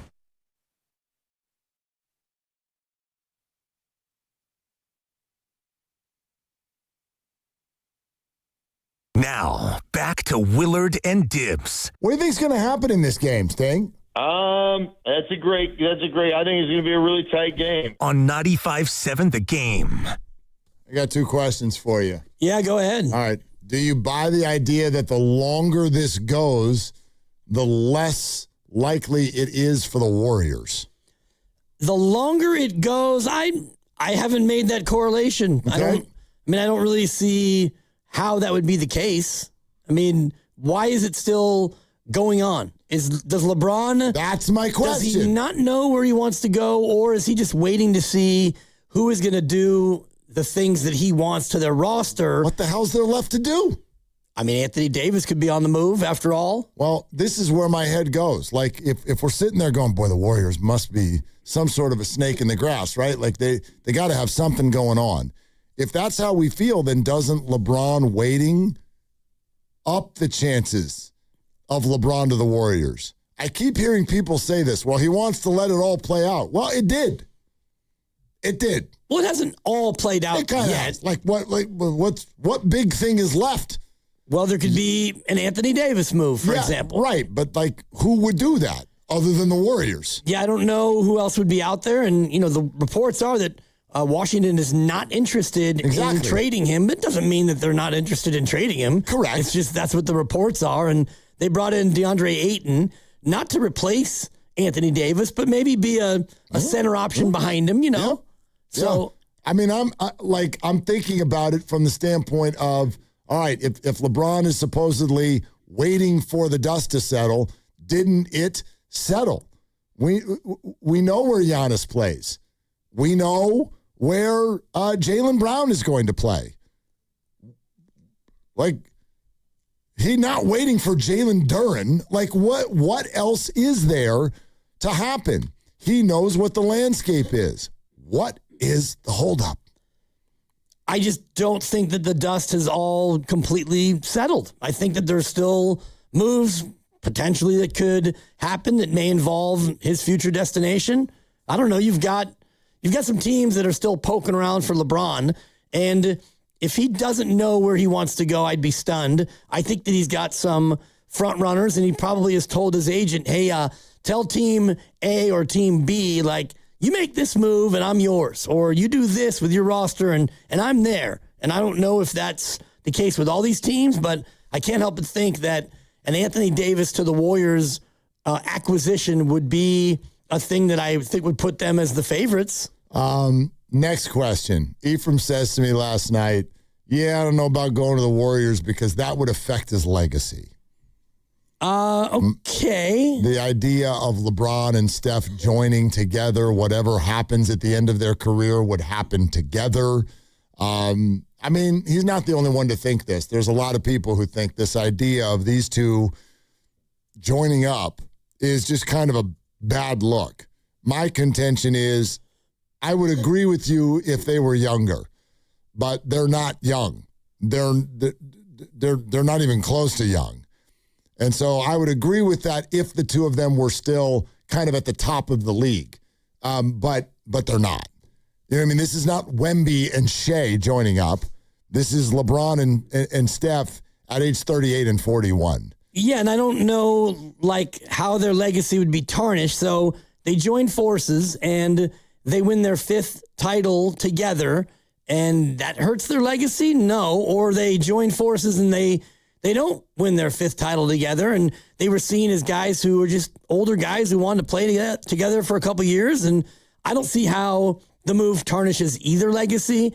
LeBron goes down as either the GOAT or number 2 or wherever you put him, and Steph Curry is still the greatest shooter to ever play the game. Oh, one of the greatest players to play I mean, right, they're both top 10 all-time players. Yeah, I don't see how it tarnishes either one of their legacy. Like, when KD joined the Warriors, yeah, KD took a lot of heat because he was at the peak of his NBA career. Right. Let's get back out to the phones for a couple more. Javier in Vacaville. What's up, Javier? What you doing? How you guys doing today? What's up, man? What's up, man? It's just mind-boggling to me that, for one, Mike Dunleavy is general manager of this team, because I don't understand what he did to earn this. But you see a guy like Joe Lacob that, obviously has some faith in him. But Bob Myers is showing you, whether wrong, right, or different, I cannot for the life of me not understand how an expiring contract with 2 to 3 picks that the Warriors should have mustered to give up to get Jaylen Brown. They're saying, oh, the Warriors, they couldn't have traded Jimmy Butler. Well, yeah, they could have, because the Celtics, you're not going to tell me or any rational NBA fan that they got better by acquiring Paul George. They're trying to get under a luxury tax. They're trying to get under the 2 aprons. And what did Jimmy Butler provide? A $60 million expiring contract, along with the draft picks that the Warriors – well, we need draft picks. We need draft picks. Well, have we not checked the resume of the Warriors with their latest draft outside of the Axel Lindenberg, who's still unproven? You're telling me a 30-year-old NBA Eastern Conference MVP, a 30-year-old NBA Finals MVP, an all-star, an NBA champion who was 10th in the MVP race last year, who averaged 29, 6, and 5, 48% from the field. The next building block of your organization wouldn't be a guy you'd want to invest 3 picks in, and a guy like Jimmy Butler, who obviously is at the end of his career. And you see that ball starting to save money. Why would you not throw the bag at at Jaylen Brown for Jimmy Butler and those 3 picks? Because he is what you want to draft in a guy. When Steph can't play the 25 games, you know who's going to play? Jaylen Brown. Yeah. You know when Draymond Green, Javier, relax. There's a couple flaws in your argument, Javier, and thank you for the call. The flaws in the argument are this. We always do this when there's a trade. We act like the other team absolutely unequivocally would have taken our offer. I think there's a very fair commentary to the idea that Boston doesn't want Jimmy Butler. He's hurt. So, I have no idea. I'm not going to act like the Warriors didn't call. I'm sure they did. They said they didn't, but they lie. So I have no idea what was out there. But the Warriors don't have a healthy player that makes that money to offer. But number two, this whole thing about how the Warriors suck at drafting, I'm going to do this as long as he's the GM of the Warriors. Name the pick he screwed up. I'll wait. Well, this was the first pick he's actually made in the lottery. So, but hang all the picks around his neck. Do it, all of them. What's the pick he screwed up? Well, he's only done 3 drafts, so he hasn't even really made picks. Like he has pods at 19. That's a hit. Okay, yeah. I mean, it's great. And beyond that, you've got a bunch of second rounders who are all in the league. Right. They're all in the league. Yeah, and he didn't draft all of them, and he gets credit for either buying the pick after it was made, whatever. etc. They're transactions, right? He's done fine, and looks like he hit on this year's pick. I think too early to tell, but I think a lot of fans just have Mike Dunleavy PTSD over his time as a player. You're probably right. That's one I don't understand. If you want to trade draft picks, that's fine. But when your reasoning is, well, the Warriors suck at it anyway, I think is the strangest approach to basketball. You have to be able to draft. And Mike Dunleavy has not done a poor job of drafting. There's zero evidence of it. Jonathan in San Jose real quick before we go. Hey, Jonathan, what's up? I just wanted to say I believe that we will win, boys. I think we need to end this day with a little patriotism, huh? It's 2-1. I know we aren't down too bad. I know it's 2-1 at the half, but be proud, USA. I've seen a lot of people, I was shocked, to come out this round of the World Cup and support. And at the end of the day, we all have where we're from. That's what makes this country great. But today, everyone's kind of relying on the old USA boys, and they're doing it. They're in Seattle. It's 2-1. They're looking very aggressive. If you don't watch any football or soccer, Belgium is stacked. That's a tough team, and the boys are kicking butt right now and staying competitive. So I just wanted to end on a USA, let's all come together in this beautiful country, support this last match. It could be our last match. Hopefully it's not. We got to see a miracle on ice earlier this year, with Canada getting taken out by the boys. So let's cue Freebird, and let's go, USA. I believe that we will win. Jonathan, beautiful. It's a good call. They looked better there in the last 10 minutes. They started to attack a little bit better, a little cleaner. Long way to go. A lot of soccer left. No doubt. 2-1 at the break. Belgium leads. Yep, and they did get a little bit of a press late in that half, but they also gave up an absolute, a beauty of a free kick, and Belgium had a clean header from about 10 yards out, and the guy just missed it. Missed it. Yep. Look for changes here early in the second half. He's going to have to shake it up. I would hope. Absolutely. All right, what's coming up on the radio? What are we doing next? We got best of the game until 7. It was the first crossover with you two and Steiny and Goo. It felt like in a year. In a while, yeah. So that's coming up next. And then the morning roast was trying to make sense of the Jaylen Brown trade, which you guys were just talking about, and how it impacts the Warriors. So those two things coming up next. Something weird going on with Jaylen Brown, man.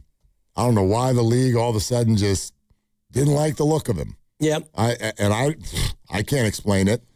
I don't know why. In Boston looking for salary relief, yet they've got Paul George this year, and then next year is a player option, so it's not like you're just getting off totally scot-free. Yeah. All right, here comes Grandy. It's brought to you by Fremont Bank. Here for you, here for good. Hey, welcome back, dude. Yeah, thanks. How's your energy? Do you want to do it again tomorrow? I'll give it a shot, Mark. I can't wait. For Dibs, for Grandy, for Ken, I'm Mark. Shoot your shot. It's all you got. Running a small business means juggling a lot. Your network has to handle it all. That's where a fiber